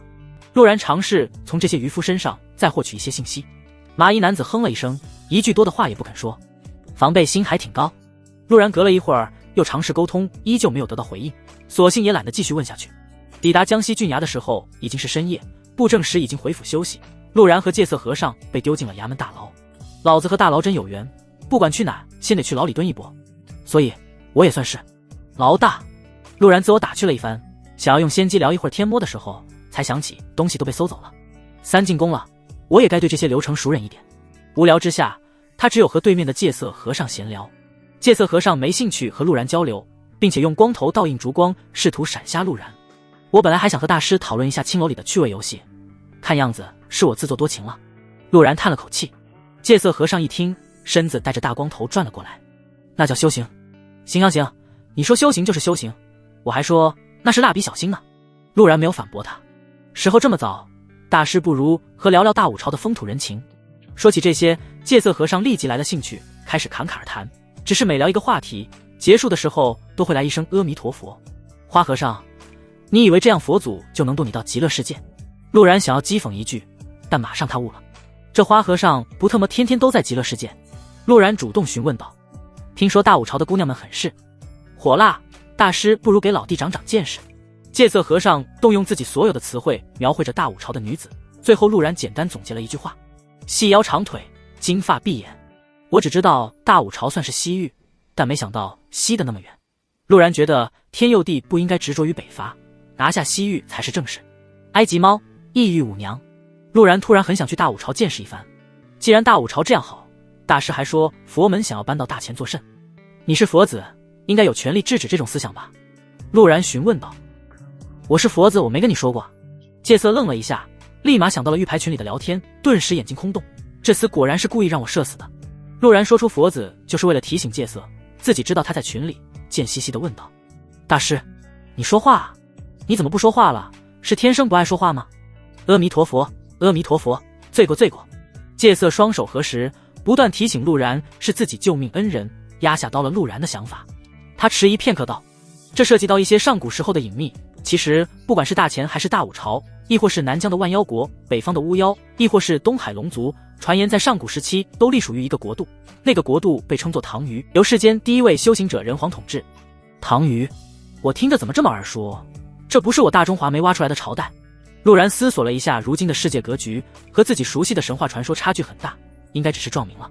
唐虞因伐天之战失败，人皇陨后，国家分崩离析。为了延续大地香火，人皇将自身修行之法分作各大体系传承世间，各大体系领头人步入超品后压下动乱，万年后才有了第二个国度道门之祖庇佑的虞朝。那时各大体系都在同一国度，百家争鸣也不为过。只是后来各大体系壮大，将虞朝国运蚕食，惹来天道之罚，道祖身遇，大虞崩散，这才有了如今的天下格局。后来各大体系深知若无国运协助，体系也无法延续，但各大体系聚在一起又会过度蚕食气运，引来天罚，于是每个体系都选择了自己的国度辅佐。佛门与大武朝相辅相成，道门与大前互帮互助，其余体系也都有着自己协助的国度或者种族。陆然错愕道：可据我所知，大前的体系可不止道门一个，五夫与如修也是大前的主要体系之一。按你的说法，这么多体系蚕食大前国运，大前早该亡了才对。戒色双手合十：阿弥陀佛，体系蚕食国运不假，但也会反哺气运给自身依存的国度，只要有超品镇压调节，众多体系没有聚合在一起，这便是良性循环。上古人皇在的时候，天下总共一国，也不见天罚，只因为人皇足够强大。不对啊，这种说法漏洞一大堆。如果真是这样，每个国家势力互相平稳发展才对，可北方巫妖总想着南下，大武朝与大前也互相想着吞并对方，南方10万大山的妖族更是在300年前大举入侵人族疆域。干，我忘了这和尚开始说了个传言，什么人皇天道，谁见过？传说听听就行，当真输了。阿弥陀佛，施主问的东西，贫僧都已回答。戒色和尚双手合十：施主方才说的趣味游戏，贫僧也想增长一些见识。终于到了我的领域了吗？陆然自信一笑：大师可曾听过俄罗斯转盘？戒色脑子一片空白，在听了片刻后，嘴角疯狂上扬，大呼善哉一夜学习。戒色和尚觉得已经打开了新世界大门，开始憧憬重回青楼大展雄风。当然，现在的问题是他需要离开大牢。尽管陆然两人是被以逃犯之罪捉进来，但狱卒官两人衣着华丽，并没有太过为难，一而一夜还算过得安宁。随着一缕阳光射入牢房，窸窣的锁链声将两人吵醒。听说昨夜有渔夫捉了俩逃犯。中年人的声音在牢房回荡，急促的脚步声逐渐靠近。陆然也起来打量这位江西部正使，见眉星目，气宇轩昂，颇有正气之态。与此同时，钱元也在打量陆然，他看了一眼陆然的衣着，随后又扭头查看了和尚，扶额道：你们快将二人放出来，紫禅寺做的衣物，这是京城的人。他一早就盘问了那几个渔夫，得知昨晚的船上有火光，就隐隐猜测抓错人了。看着陆然的衣着后，更加确定。陆然也松了一口气，还好这人不是蠢货。不一会儿，陆然和戒色换了身干净衣物，坐在公堂之上。钱元看着陆然的面相，有些怀疑。公子意思是，你是京中商贾，跟随赈灾官船去江南查探自家商铺？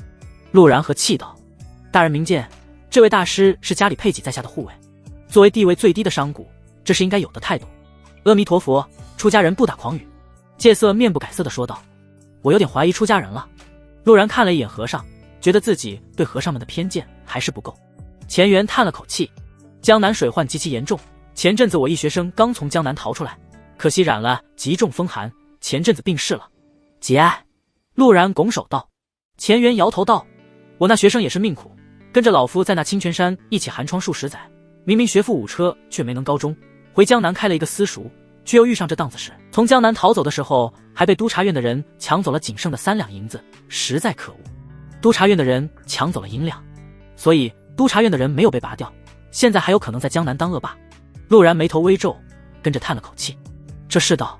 钱元跟着摇头，可惜了他的诗才，弥留之际只能感叹灵身全冷，无心怆然罢了。这种事不提也罢，今日多有得罪，如今水患严重，本官也只有口头赔个不是了。作为布政使，面对地位低贱的商贾，钱元的态度已经算很和善的了。陆然对这位没什么架子的大官也有好感。想了想，他提醒了一句：来之时在下听闻钱大人发放银两给收入欠家的百姓，就不怕中间有人克扣？钱元皱眉：本官自是清楚，可无人来举报，就算本官亲自去问，也无人敢说。本官清楚又能如何？民不与官斗，这是这个时代的人客在骨子里的东西，只要能活着，没人有冒着全家人被杀的风险检举官员。陆然闻言也不多说什么，起身准备离去，随口道：大人何不采取以工代赈，利用灾后重建工作，让郡衙亲自发钱？钱元听后顿时眼前一亮，起身拱手道：本官受教了。陆然颔首，如今当务之急是要赶往楚州，再转至江南，他也没准备逗留。为了表示感谢，钱元专程叫了马车送陆然两人去驿站。以工代赈，施主这脑子当真聪明，这种办法可比直接发钱合适多了。马车上，戒色和尚夸赞道。陆然微微点头，目光放在外面的街道上，街上的人脸上都挂着愁容，显然这次水患的影响之大，超乎想象。很快，马车到了驿站，两人正想找车夫之时，耳畔传来吵闹声。马夫，这告示都挂了多久了？杨工人都死了，你还挂着？你们懂个屁！老子收了杨秀才的钱，督察院的人抢他银子，这种事挂一辈子都行，让大伙儿看看京官的嘴脸。戒色和尚叹息道：就算是魏贤，也不能保证所有督察使清廉，山高皇帝远啊。陆然也深以为然地点了点头，正想往里走的时候，马夫的声音再度响起：要我说，这倒不是给我们看的，是给督察院的对头们看的，这不就是举报他们的罪证吗？不是给百姓看的。陆然的步子忽然顿住，戒色和尚猝不及防撞了上去。你停下来干什么？戒色和尚不明所以。陆然没有说话，转头看了一眼小戒色，嗤笑一声：真细。戒色被气得面红耳赤，就差脱了裤子证明清白。快走吧，去江南的马车本就少，晚些可就没马车了。谁知陆然忽然笑道：不急，好不容易来一次江西，不去青楼逛逛？戒色眼睛一亮，随后立即道：我们不是还得去江南？去江南捉些流离失所的江南女子回去当妾吗？急什么急？陆然直接打断了他。戒色眼神变了变，没有多问，点头道：有道理。两人折返出了驿站，一路打听直奔青楼，包了单间厅去。戒色和尚问道：你到底想干什么？虽然我很想玩转盘，但江南的事……虚陆然比了个噤声手势，肃然道：杨公有问题。戒色和尚不解道：有问题？不就是钱大人的学生吗？人都死了，有什么问题？陆然摇头：如果你是平民，在自己身患风寒的情况下，第一反应是找熟悉的老师治病，还是先把钱被抢的告示贴出来？戒色和尚道：我要是有钱元这样的老师，干嘛要多此一举，自己在驿站贴告示？布政使可是大官，要是在京城确实有点不够看，但在地方谁能比他还大？所以那个告示就是给我们看的。陆然分析道：不出意外，江南的督察使恐怕很危险。戒色和尚更加迷糊了：你这是什么意思？陆然分析道：这条路线是洛清宁告诉我的，准确的说，这次不管是督察院谁下江南，都会有人走这条线。要走这条线，那就必定会经过驿站，只要经过驿站，那就会看见那个告示，而杨公的目的就是这个。戒色和尚面色终于凝重起来。所以你的意思是？陆然分析道：杨公是督察院的案子，他在江西一定留了重要信息，而用督察院的人抢钱来做告示，就是为了让京城下派的督察使关注他。作为案子，除了几大首领以及魏先生，没人知道他们的真实身份，所以这种方式是最合适提醒经过的督察使的。戒色想了想问道：就算你的分析正确，可我们只知道他是案子，怎么找他留的信息？陆然摇头道：你是督察使，了解了这件事，第一反应是找谁？戒色脑子有些转不过来。找江西的督察院分部。陆然扶额：你是不是蠢？若是江西督察院分院可信，他为何不直接去找督察院分院，然后让这里的督察使在驿站外等候？戒色恍然大悟：你的意思是，因为江南水患问题原因特殊，他不相信任何人？不出意外，是这样的。陆然点点头，开始闭眼沉思。那如此，那就更没线索了啊，还能把整个江西翻个底朝天。戒色错愕道：会不会是你多想了？那杨公就是个认死理的读书人，被抢了钱不服就要贴个告示？陆然没有回应，任凭戒色和尚巴巴个不停。他心如止水，尝试将自己带入成杨公，思索着一个案子在无人可信的情况下会选择如何告诉其他人他留了信息。过了一会儿，就在戒色和尚嘴都要说干的时候，陆然猛然睁眼，打断了喋喋不休的戒色和尚。不，有线索。戒色下意识问道：什么线索？他的恩师钱元。陆然目光锐利：还记得钱元怎么与我们说杨公的吗？戒色扣光脑袋，感觉脑子痒痒的。别扣了，你那是要长脑子了。陆然白了一眼：我们只是被误抓的人，钱元都忍不住回忆起杨公，如果我们主动上门询问，钱元可能会把自己这个徒弟从小到大的事都说一遍。哦，原来是这样，我们现在回去找钱元就行。戒色和尚恍然大悟，陆然却摇头：“不，钱元已经在无意间把杨公想说的信息告诉了我们。什么时候？”戒色刚清晰的脑子再次懵了。陆然低头沉思道：“林深泉冷，无心怆然。林深泉冷，无心怆然。”戒色不知不觉跟着陆然的节奏开始深入分析。可这两句诗能说明什么？两句诗能有什么特殊含义？不仅戒色和尚陷入迷茫，陆然一时间也没有头绪。林深泉冷，无心怆然，两句诗横竖看都只是在表达孤独悲痛这种情绪，就算想强行关联其他线索都不行。不对，这是一个误区，任何时代的案子留下线索都不会让对接人强硬关联，而且不会埋藏太深，因为线索是为了给对接人看的，藏得太深的线索没有任何意义。陆然继续带入杨公的视角，江南距离江西足足有8天脚程，一个案子为什么要跋山涉水这么远留下线索？是害怕被奸人找到？不对，不应该是这样。杨公一人来江西，这一点就很不寻常。虽然案子基本上都单独行动，但这只是表象，每个案子理论上都会有一个明着替他打掩护的队友，遇到危险时候，队友自爆来保护案子的任务正常完成。可杨公是一人来的江西，我可以理解为江南督察使全军覆没已是事实，能把整个江南督察院分部悄无声息连根拔除，不应该察觉不到杨公才是，为什么会让他一路赶到江西，而杨公又正好在江西感染风寒而亡？有人故意放杨公来江西，拿走杨公的线索，这也不对。我是反贼，在途中就有无数计划拿走线索，并且可以杀人抛尸，不留一点痕迹。这一套流程我很熟悉，所以反贼还有其他目的。会是什么目的呢？陆然再度陷入头脑风暴中，一边站在杨公的角度分析，同时又把自己想象成反贼进行逻辑推理。忽然他猛然抬起头，眉头紧皱，目的就只有一个，杨公之前就在江西留下了线索，反贼是想放线钓鱼，拿走所有信息。陆然越分析越觉得这个可能性更大，甚至杨公所谓的感染风寒都不过是凶手的一些手段。他的面色逐渐难看，如果这个猜测没错，意味着江西已经没了线索，没了线索意味着这次下江南会步步受制，甚至可能被暗杀。不对，有漏洞。我只是假设杨公自以为没人跟踪的前提条件下，可杨公作为督察院老人，又充当多年案子，定然会意识到这一点，为何还会老老实实地带人来江西？他清楚反贼知道江西有他留下的信息，并且明白只要在抵达江西之前他很安全。如果我是他，作为专业案子，肯定要利用反贼想一锅端的心理来到江西，用这次带的线索引导反贼去错误的地方，以此来掩藏之前留下的线索。所以反贼能得到的信息我们也能得到，而我们唯一的突破点就是反贼无法得到的信息。钱元。陆然忽然畅快地笑道，有种忽然茅塞顿开的感觉。这突然的声音吓得戒色和尚一跳。你怎么了？有线索了？那两句诗是什么意思？陆然笑着摇头道，现在还不知道，但很快就知道了。钱元是有官爵的如修，受国运庇佑，反贼不敢杀他。江晚说过，如修可官人好然气，反贼若是以杨公好友的身份贸然造访，定然会被钱元察觉到问题被抓捕，所以杨公利用了他老师钱元的身份，把所有的宝都压在了钱元身上，而杨公自己用命替真正想要交给同僚的线索打掩护。陆然想了想，把自己督察院的腰牌交给戒色大师，劳烦你以督察使的身份回一趟郡衙，询问钱元的生活习性以及死前去所有地方。为什么你不亲自去？戒色和尚不解道。陆然沉声道，不出我所料，这次我需要大师帮我打掩护，去拿走钱元留在明面上的东西，而我则需要去拿他专程留给督察使的东西。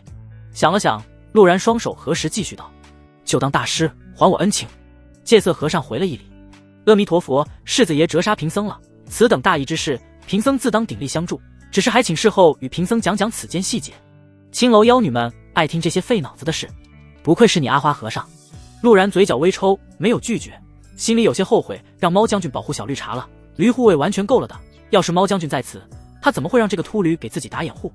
事后去清泉山脚会合，不要叫我，用仙机沟通。陆然嘱咐道。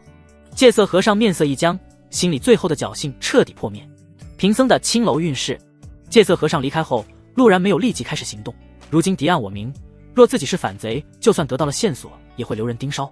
好消息是，自己进入江西郡衙的方式足够奇葩，谁也不会想到督察使会被人当作逃犯抓进去，这也算意外有了遮掩真实身份的法子。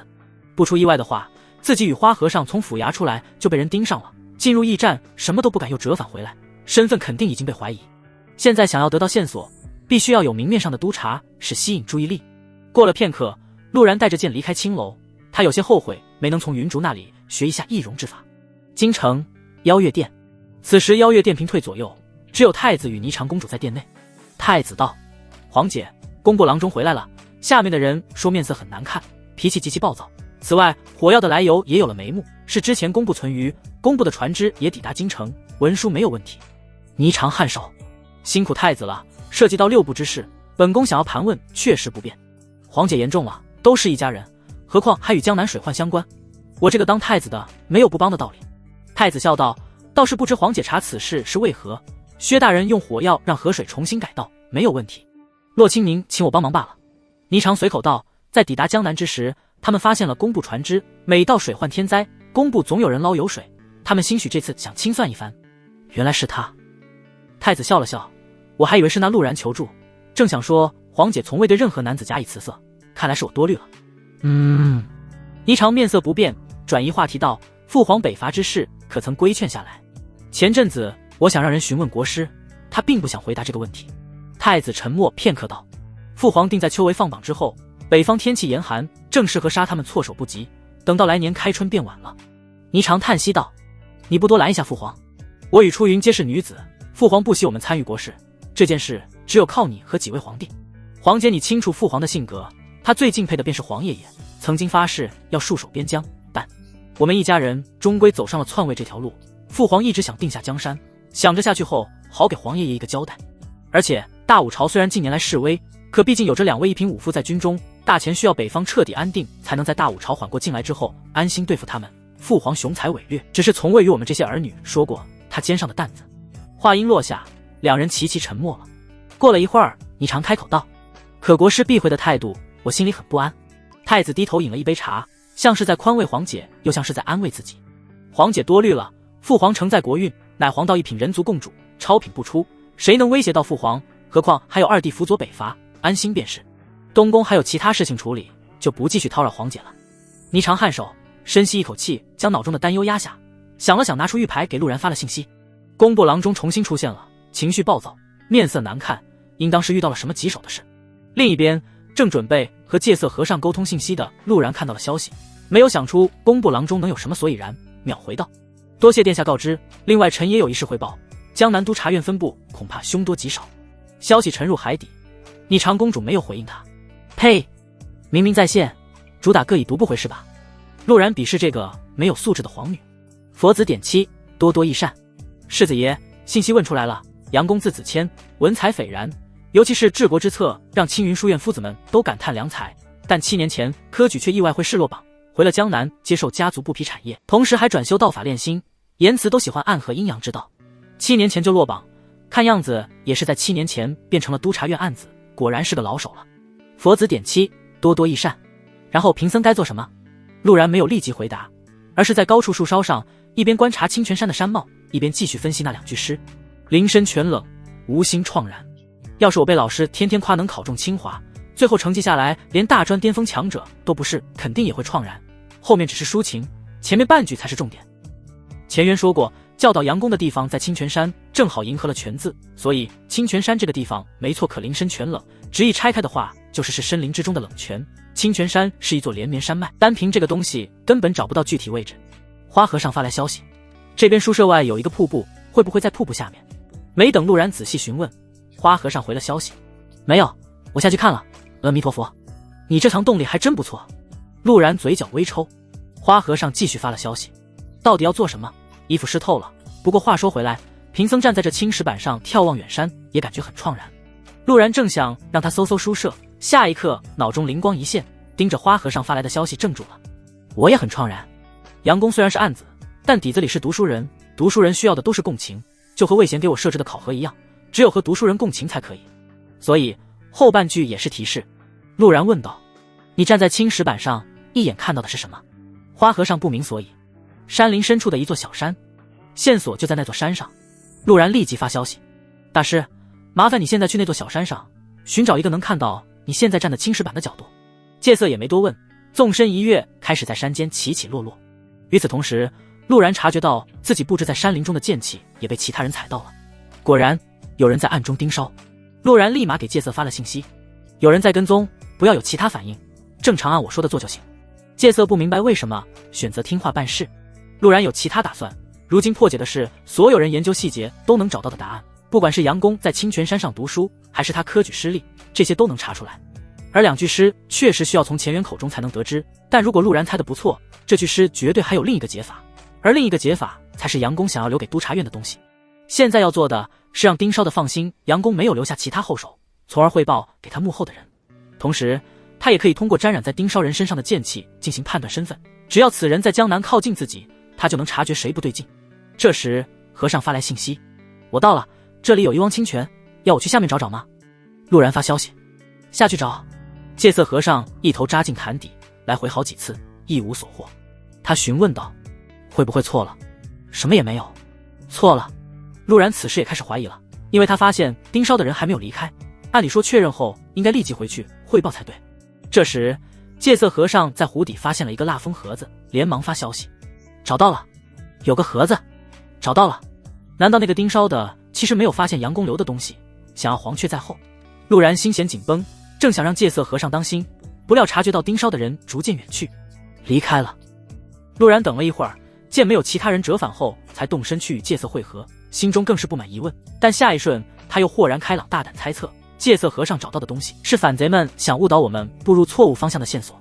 这些反贼不应该都没什么脑子吗？为什么做事如此缜密？要不是我也是个老六，这波就被阴了。陆然心里轻叹一声，他接过戒色递来的盒子与腰牌，拱手道，今日多谢大师，阿弥陀佛，举手之劳，不足挂齿。戒色和尚挤眉弄眼，提醒着陆然不要忘了答应他的事，看看盒子里装的是什么东西。装的是一场欺诈游戏。陆然模棱两可地说着，随后撬开了盒子，里面躺着一封信件。摊开后信件上面只写了一句话，江南布政使薛定炸毁堤坝，导致黄河改道，密谋贪污赃款，督察院与提刑司之人皆死于其下属之手。要不是我听了周燕对薛定的评价，说不定还真会对薛定保持怀疑态度。现在吗？可恶，这狗官！戒色和尚怒不可遏。陆然正愁不知道应该用什么态度去江南，现在明白了，学着花和尚就行。接下来就该解答真正的问题了。陆然带着花和尚找一处僻静的地方坐下。陆然一言不发，思索着杨公会把真正的信息藏在何处。戒色也没打扰他，觉得陆然是得知一地布政使做出如此行径出离愤怒了，这时候再闭目养神。陆然脑中不断回忆前缘的一言一行，回忆着戒色打探来的消息。会试落榜，失意回家继承家业。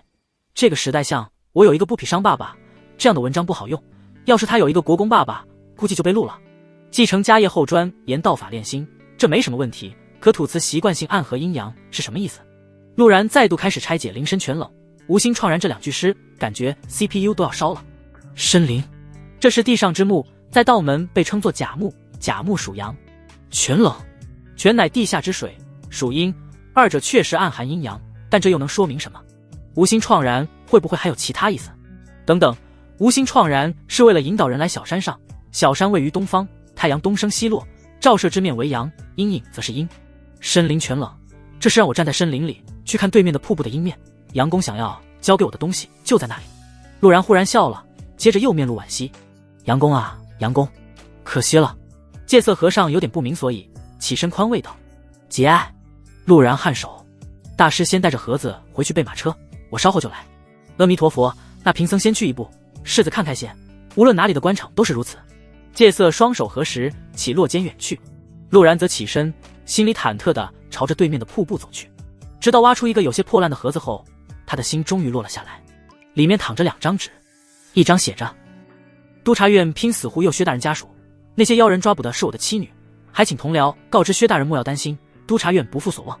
陆然见状心里一沉，心中不知道对杨公该怎么评价。虽然你心怀大义，但我觉得当你妻女那可遭老罪了。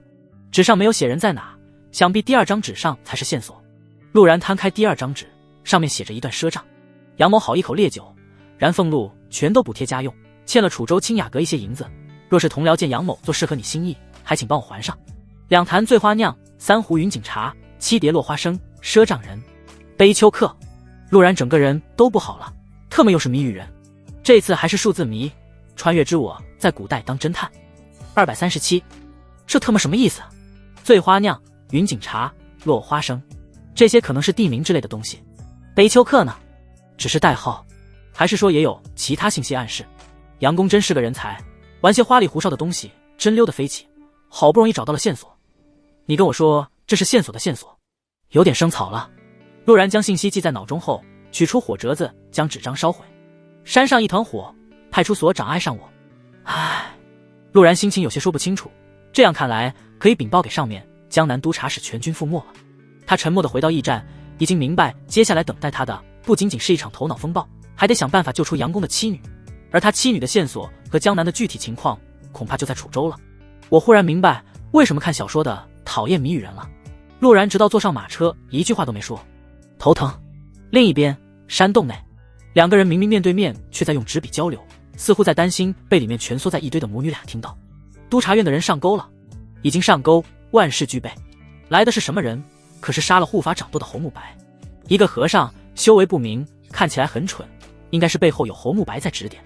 知道了，带着他们，我们回江南见大人。3日昼夜不停地赶路，陆然抵达楚州，距离江南只隔了一座绵延的山脉。若是有路线翻过山脉，确实能比水路快上不少。陆然没有第一时间去楚州督察院，而是与戒色和尚找了一家客栈暂住。此时他独自待在房间，花和尚则出门打听楚州的消息。陆然用丹阳子炼的硬笔在草纸上把得来的数字与物品分开写了下来：2坛醉花酿，3壶云锦茶，7碟落花生。什么人喝酒下花生还喝茶啊？陆然抠破脑袋也想不出个所以然。现在他只能期待这3个东西在楚州都是特色产品，可以迅速找到地点的那种，不过这种几率微乎其微。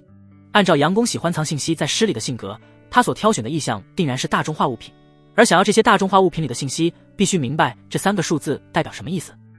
不出所料，戒色和尚很快就带着信息回来了阿弥陀佛。贫僧去打听了一番，这3个东西在楚州都是地方特色，醉花酿是楚州一处酒庄的特色，云锦茶也是本地的上好茶叶，这腊花生则是一种油酥花生的名字。陆然听后点点头，大师，你觉得什么人会喝酒的时候又喝茶？戒色和尚肯定是不懂的，只能无辜的耸耸肩继续道，不过贫僧打探到了一个消息。有消息？陆然的眼睛亮起来，等待下文。贫僧得知那清雅阁是楚州有名的青楼，贫僧有个大胆的想法。我怎么会对一个花和尚有期待？陆然嘴角微抽，督察院也有一套完善的刑法。戒色和尚立马闭嘴。难道杨公只是想让我们传达薛定的妻女无恙这个消息到江南，剩下的只是单纯想要让人帮忙把钱结清？陆然面无表情地站起来，走吧，去清雅阁结账。戒色嘴角顿时比 AK 还难压。知我者，陆世子是也。但很快戒色和尚笑容不在，陆然还真就单纯去结账了。柜台前，陆然直接对店小二说道：结账，赊账人悲秋客。那店小二瞎了一只眼，翻阅账本的速度却很快，抬头看了一眼陆然两人，嬉笑道：4坛玉奴香，9壶迷仙茶，1头烤乳猪，一共是30两银子。陆然皱眉反问道：你再说一遍，多少？店小二看着账本，流利地重复了一遍。这次没等陆然开口，戒色和尚不依了：不是2坛醉花酿，3壶云锦茶，还有7碟落花生，你这厮怎么还坐地起价？店小二连忙缩了缩脖子，陪笑道：客官稍等，小的兴许是看错了。他又翻了几页，笑道：确实如这位大师所言，小的记错了，一共是3两银子。3两银子？陆然觉得这个数目很耳熟，不就是杨公诬陷督察院的人抢了他3两银子？戒色和尚怒斥一声：你这小厮做生意也忒不老实。陆然深深看了那店小二一眼，付钱离去。这时店小二忽然开口道：哎，客官，之前典当的玉佩您还没拿走。玉佩？陆然默默接过，对着店小二抱拳离去。离开清雅阁，戒色和尚一直愤愤不平，这店家也忒不是东西了，坐地起价翻10倍也好意思。坐地起价？陆然笑了笑，或许是这样吧，不过至少我们终于得到了一个东西，就是不知这块玉佩有何用。杨公当真是个人才，可惜了。戒色和尚气性去的也快，询问道：我们接下来去啊？去楚州督察院，拿了东西后直奔江南。陆然开口道。戒色和尚诧异道：江西督察院不可信，楚州就可信了。陆然点头。杨公说了，督察使抢了他3两银子，这不是江西的告示。对啊，杨公是在告诉我们，江西督察使他信不过，楚州我们帮他还了3两银子，这是告诉我们楚州的督察使可信。戒色和尚有些蒙圈，这是什么逻辑？如果我们没有得到他留的东西，不肯帮他还银子，我们会知道他欠了3两吗？陆然徐徐道：而且我怀疑我们得到的信息也是错误的。陆然脑中想起了店小二在念账单时候的神情，翻阅迅速，念诵流畅，可不像随口造假的。两人来到督察院，戒色和尚拿着腰牌说明来意。这里的督察使虽然疑惑大钱怎么有和尚当督察使，但腰牌是青天监炼制，造不得假，于是将督察院开辟的从楚州直达江南山林路线说了出来。马背上，戒色和尚有些不解：我们就这样走了？那些数字呢？而且这么光明正大，不怕有人违行啊？陆然摇头：不光明正大，也会有人杀了店小二违行而来，多一事不如少一事。大师，若是这山路遇到歹人伏击不敌的话，你我二人分开跑，务必确保把薛大人妻女的信息送到江南。戒色和尚迟疑了一下，点头道：阿弥陀佛，善哉。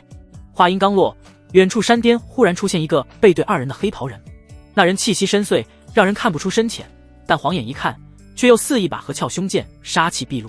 下一刻，黑袍人的身影瞬间消失在山巅。陆然心里感觉到危机逼近，大师小心！他瞬间拔出天问，双脚一蹬，出现在戒色的身边。与此同时，戒色也没有闲着，浑身散发金光，脸上的猥琐神色瞬间消失，整个人散发着佛性。铮！长剑碰撞声响起，弥留的剑气瞬间在陆然胸口划了一道口子。身后的戒色和尚身上的金光也暗淡了几分，至少是五品剑修，怎么会出现这种级别的高手？戒色和尚面色凝重：五品？不，刚才那种感觉是剑点一中特性，剑气破空。陆然脑中忽然想起了前不久得到的信息，司徒南也下江南了。这人是司徒南。大师，分头跑！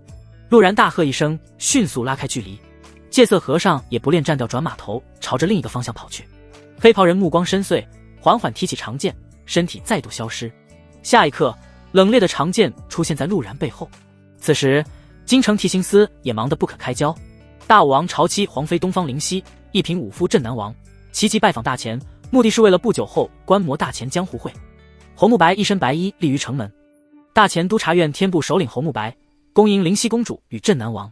本王素闻督察院天部首领乃大钱京城武道同辈第一人，本王没什么兴趣，就喜欢指点年轻人，不知侯大人可否赐教一二？侯慕白眸子微眯，明白对方这是想给自己下马威，平静道：镇南王谬赞了。他嘴角上扬：一篇诗一壶酒，一曲长歌，一剑天涯我侯慕白，是这天下同辈第一人。狂！此时城门所有人心中只升起了这个想法。那城墙上的人白衣飘飘，面对一品武夫完全没有惧色，他怎么能狂到这种程度？轰！下一刻，一位两鬓花白的中年人从马车里迸射而出，一品武夫动手，顿时天地色变，拳风带着万鬼哀嚎冲向了侯慕白。侯慕白不躲不避，轻轻转动手中竹笛，横在身前应接这一拳。砰的一声，竹笛皲裂，背后城墙上的炮楼轰然化作阴粉，而侯慕白依旧云淡风轻，并没有任何不适。退！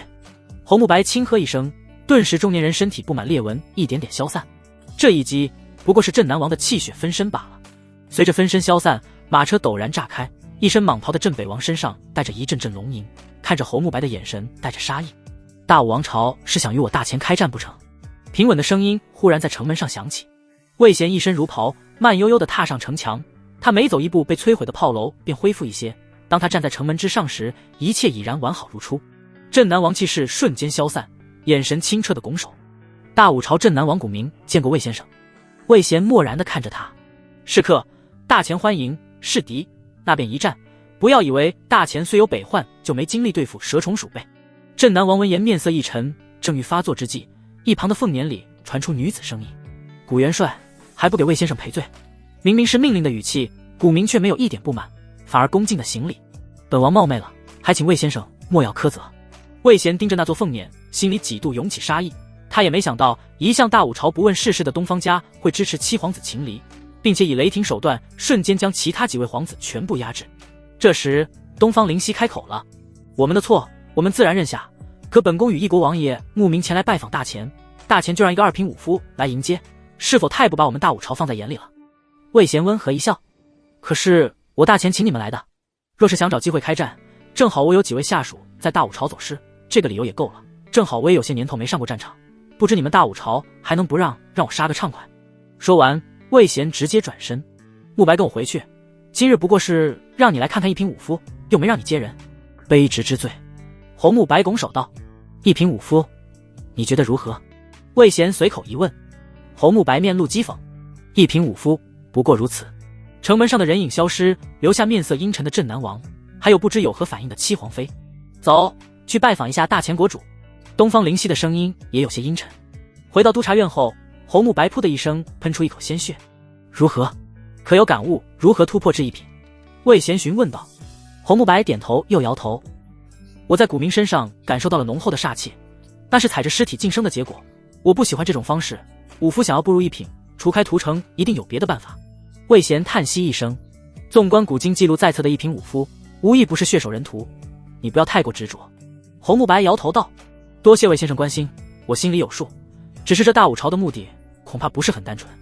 魏贤颔首，这件事我会安排人处理，你最近养伤便是，有空指点一下陆然关于水患的问题。云州通往楚州的路上，小绿茶坐在倔驴背上，猫将军安心地躺在只有女人才拥有的柔软赘肉上。我们是不是该去找哥哥了？小绿茶忽然娇滴滴地说道。猫将军意外道，你知道和我们一起下来的不是陆然？小绿茶撇撇嘴，我怎么不知道？那个色胚怎么可能会让我单独做一匹驴？肯定会挤在后面，趁着颠簸顶撞我的。倔驴打了个喷嚏，也不知在嘲笑谁。猫将军喵了一声，懒洋洋地趴在小绿茶胸口。这不就是在去楚州的路上吗？你们认路吗？清茶好奇问道。一开始他对这个会说话的大猫还是很害怕的，直到他尝试了一波投喂后，才发现这猫软乎乎的，比女孩子还好弱，相处之下畏惧少了很多。倔驴不屑地出了一口大气。倔驴，驴护卫说什么？清茶话说一半，改口问道。猫将军白了一眼。倔驴说看不起谁呢？谁好驴认路？你们不知道，那要是歪了怎么办？清茶面色惊恐。一只猫，一头驴，一个只有腹肌之力的弱女子，这不妥妥的荒野团灭队。歪了就把你卖到你老家，然后我和驴护卫吃香的喝辣的。猫将军打了个哈欠。卖到我老家？清茶有些懵，看着大猫一本正经的样子，噗呲一声笑出来。你知道我老家在哪吗？不就是青楼吗？猫将军无辜地眨着大眼睛。小绿茶笑不出来了。忽然猫将军一个机灵站了起来，他感受到体内属于陆然的本源剑气一阵波动，可片刻波动后，那道剑气瞬间安静。这是剑气破空被斩断了，陆然有危险，而且还是知道剑典秘密的剑修。猫将军倏然开口，驴护卫快点去楚州。小绿茶不解为什么一下急了。驴护卫我才不去，这路上多悠闲。猫将军蹦到倔驴头上，陆然有危险，快点。驴护卫眼睛瞪大，身上闪烁着一股祥和的光辉，嘴边长出两缕仙气飘飘的胡须，啼叫一声辉儿。小绿茶只感觉耳畔疾风呼啸，身体却出奇的稳固。这匹驴也不是凡物。楚州到江南的山脉中，陆然与戒色浑身鲜血背靠在一起。大师，你先走。陆然深吸一口气，把怀里的主办官金牌放到他手里，去江南把信息传到，不用担心我还有事没有完成，不会死的。戒色和尚沉默片刻，世子爷的请求，贫僧定然完成。倏然，陆然察觉到了剑气逼近，一脚将戒色踢开，自己也反方向翻滚，险而又险避开这突如其来的一剑。走，他的目标是我。陆然大喝道。也他所言，黑袍人并没有理会戒色，持剑盯着陆然，好似猎人在戏耍猎物一般。就在陆然刚吸一口气，黑袍人的身影再度消失，剑芒在其左边闪烁。又是这招。陆然肌肉记忆的挥剑抵挡。铮，长剑碰撞的声音响起，陆然虎口已经被震裂开，身体也倒飞出去。几个翻滚卸力后，他握剑的手颤抖，不理解司徒南为什么可以连续的利用剑气破空来瞬移。司徒南，你是怎么发现我身份的？随着戒色和尚走远，陆然没了战意，准备利用藏在猫将军体内的本源剑气遁走。黑袍人没有回答，准确的说，从袭击开始，黑袍人一句话都没说，每一剑都是杀招。若非戒色和尚配合，陆然定然撑不了这么久。妈的，不说算了，老子先跑为敬。陆然心里一横，也不顾折寿的事，沟通剑气准备遁走。然而意外横生，黑袍人再度消失，一剑斩在陆然身后。短短一瞬间，陆然彻底失去了与那缕本源剑气的联系。这是剑心通明之境才有的一剑破万法。陆然难以置信地看着黑袍人，剑心通明需要心无杂念才可达到，这种坑害忠良之辈怎么可能达到剑心通明？下一刻，陆然的错愕变为愤怒，这意味着司徒南坑杀了整个顾家，这10几年来没有哪怕一丝的悔意。可顾家家主可是你司徒南的师傅啊！陆然深吸一口气，气沉丹田，如今已是破釜沉舟，他只有尝试把剑术结合剑气破空能否产生奇效。而黑袍人此时似乎也不再着急，就这样看着陆然凝聚剑势，甚至把手中满是缺口的长剑插在地上，睥睨地注视着陆然。唰！陆然如同奔雷，几乎是一瞬间出现在黑袍人面前，手中的剑破碎虚空，眨眼间出现在黑袍人脸上。轰！剑气四处溢散，周围树木全被剑气砍断。然而黑袍人纹丝不动，单手捏住了天问剑，所受的伤不过是眼角的面具落了一片，露出一道狰狞的疤痕。闹够了！黑袍人终于开口了，声音有些沙哑，不带一丝一毫多余的情绪。接着司徒南慢慢拔起自己的剑，不带任何多余技巧，动作明明很慢，但却给人无法躲避之感，就连周围呼啸的剑气也被这一剑压制下去。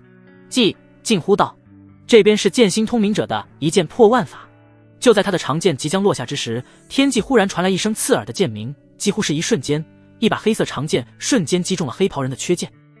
两把剑碰在一起，齐齐断成两截。黑袍人眼睛里终于露出了凝重，身形闪烁，落在了不远处的礁石上，目光灼灼地盯着突然出现的神秘剑修。又是剑气破空。陆然虚弱的单膝跪地，盯着忽然出现的神秘人，这背影总感觉在哪见过，可是身体实在虚弱，昏睡的感觉涌上脑门，最后脑中浮现的人影定格在了顾言身上。黑袍人看着站在陆然面前的人，眼神不断闪烁着，最后冷哼一声，扬长而去。神秘剑修也没有继续追逐，挥手将自己断裂的长剑收回，接着转头看向陆然。没等他有所动作，远处忽然传来一声虎啸。猫将军扑在半空中，身上橘黄色的毛发一根根变色，体型也开始不断膨胀，下一刻便化作一头神韵流转的白虎，将陆然护在身下，瞳孔里满是愤怒与警惕。神秘剑修轻笑一声，将缺口断剑踢到了陆然面前，身体不断倒退。猫将军死死盯着神秘剑修，等其彻底消失后，才心疼地看着陆然，良久后叹息一声，想了想，带着陆然与断剑离开了山头。远处神秘剑修眼神戏谑，两个修炼剑典的剑修，有意思。浑浑噩噩，大脑混沌，陆然的思绪难以汇聚，脑中总会浮现那个背影。他可以确定那人不是顾言，但肯定在顾家抄家一案中见过。现在他脑子里乱糟糟的，身体不断颠簸，似乎躺在一个板车上，只能仰着头看灰蒙蒙的天空。江南的天乌云密布，压抑至极，山路也很崎岖，颠簸的他屁股蛋子疼。偶尔有逃难的灾民走过，看着自己前行的毛驴与破烂马车格格不入的美人，还有那只气息萎靡的大橘猫，纷纷好奇这是哪户水患落难人家的少爷小姐。江南水患严重，淹没了近半村庄，只有这江南中心的洛城没有被水患影响太大，至少街道上不至于被水盖住。看着病恹恹的，兴许是得了寒症，可惜了这么年轻，要是遇上山匪可救。街边有人对着陆然一行指指点点，有唏嘘，有讥笑。天灾面前，谁都是一样的。陆然没有搭理这些闲言碎语，准确的说，他现在连睁眼都做不到，但总归捡回了一条命，同时也见识到了剑典一重特性如何巧妙运用，结果是好的。还好没把江婉带上，还有表表，这件事不能给他们说。一个性子软，一个胆子小，动不动就爱哭。要是知道我差点死了，不知道会难过成什么样。至于江河与李征，途中偶遇五品剑修，殊死一搏，衣角微脏，不过是些许风霜罢了。接着他又想到了陆无舟和陆梦溪，不知是不是现在大脑处于安静的世界里，京城发生的一切事格外清晰。陆无舟没有发现我顶替了他儿子的身份，可平日里与我的交谈却感觉有些疏远。还有陆梦溪，除开一开始的试探，后面似乎对我的态度也很奇怪，不亲近也不憎恶。这可是差点强了他的弟弟啊！算了，不管了，我现在算是把魏贤这条腿抱紧了，其他的事再说吧。他一向心态不错，司徒南下江南的目的是杀自己，如今即将与大部队会合，安全系数提高不少。不过为什么司徒南才5品剑修？按理说他至少应该是4品才对。陆然现在回想与黑袍人的对打，两人互有往来，黑袍人负责往，他负责来回头。但明显的是，黑袍人完全可以将自己抹杀，为何要追打如此之久？猫系老鼠。就在陆然沉思的时候，驴车忽然停住，嘈杂的声音在耳畔响起：兄弟们，有逃荒漂亮女人，抓回去献给老大。我他妈又遇到马匪了。陆然是被一股腐臭味熏醒的，浑身无力的他艰难地睁开了眼睛，顿时脑子发懵。石墙木栏，又是牢房，我是谁？我在哪？这给我干哪来了？人醒了，快去叫老大！惊喜的声音从光亮处传来，陆然看去，麻衣细腰，硕果累累，女土匪，莫不是我被抓到了女儿国？这是什么天堂？等等，我记得猫将军变成本体把我带走了来着，猫将军呢？没过一会儿，牢房门口出现一个人影，走在前面的是一个扎着高马尾的英气女子，修身劲装，显得整个人干练有力。而一旁的人齐齐弯腰叫老大，女匪头子也是女匪，我不会被绿林好汉给抓了吧？于飞烟瞄了一眼陆然，开口道：“带到刑讯堂，把我带到刑讯堂，我可是督察使。”这对吗？陆然摸了一下身上，玉牌还在，他们只是把我的武器拿走了，并没有搜身，专业能力严重不足啊。女马匪打开锁链大门，示意陆然出去，没有感受到杀意，证明目前还是安全的。陆然跟着离开牢房，忍不住问道：“好姐姐，不知我的妻子和猫在何处？”硕果马匪娇媚地看了一眼陆然，这可是机密，所以要钱。马匪话锋一转，硕果颤巍巍：“不过，看在小弟弟长得好看的份上，姐姐可以给你说哦。这是想让我肉偿？可恶，妖女岂能如我？”硕果女士继续道：“老大看上了清茶妹妹和你那只猫了呢，他们比你安全多了。不是，我都准备好，你暴力脱我衣裳，我半推半就遭受凌辱了。你现在直接说了，还有行规吗？还有 KPI 考核吗？你们这是什么山寨？不过，你说你们老大看上小绿茶和猫将军了？”陆然心弦绷紧：“你们老大是就刚才过来看你的那个呀？”陆然，那个不疑似绿林好汉本汉的女人吗？你跟我说她喜欢墨水豆腐。这对吗？刑讯堂内，于飞烟哼着曲子，心情十分美丽。没想到刚从禁闭室里出来，不仅得到一个美人儿，还捡了一只没人要的猫。要是带着这只猫去江湖会，二师姐肯定愿意和我贴贴了。于飞烟想着陆梦溪英姿飒爽的样子，脸颊不由得泛红。要是二师姐一边打我一边贴贴，那就更好了。哗啦啦，锁链声响起，硕果女士带着面色怪异的陆然进了刑讯堂内。老大，人带来了。于飞烟正色道：“你们先出去，我要和这位公子商量一些事。”硕果女士弯腰，硕果垂下恭敬道：“是。”离开时，他顺手带上了房门，只留陆然和于飞烟在房间里。陆然迟疑了一番，坐在了于飞烟对面。这女人姿容典雅，眉眼带着一股先天的魅力，配上干练的装扮，别有一番韵味。于飞烟如同女霸总一样躺在靠椅上，随手丢出一枚护身符：“你拿着这个，某答应你一个条件，只要不违背公良秩序，什么事都行。要求是你与你妻子和离，并且那只肥猫也给我。”陆然此时很想打一个问号出来，这刑讯还真是别具一格，直接摇头到拒绝。于飞烟蹙眉，又丢了一个护身符出来，2个条件。陆然依旧不为所动。于飞烟咬牙，为了美人和师姐，老娘拼了。他再次丢出3个护身符，最多5个条件。死你这，还真是会讲价啊。陆然嘴角一抽，看着对方有些不知道放在哪的小手，猜测5个条件应该确实是极限了，询问道：“只要不违背公良秩序，什么事都可以。”于飞烟坚定点头。某家一言既出，驷马难追。陆然摇头道：“我不相信你，除非你发誓。”上钩了，上钩了。于飞烟开口道：“我于飞烟以道祖之名发誓，所言一切绝无虚言，若违背承诺，就嫁给你当小妾。”陆然抿唇，有点想笑，怎么回事？我直接用掉1个条件，让你给我当小妾呢？答应吧，你是我小妾；不答应吧，你还是得给我当小妾。我怎么有种变态大叔哄骗御姐版小萝莉的既视感？好，我答应了。陆然点头，收了3个护身符道：“现在我要用掉2个条件。”于飞烟愣了一下，还没有意识到问题的严重性，懵懂地点点头：“可以，你说吧。第一，我要清茶；第2，把猫将军还给我。先就这俩吧，剩下3个我再想想。”陆然觉得自己真是个大善人，还没有缠你身子，我高尚。于飞烟彻底傻眼了，这还能这样？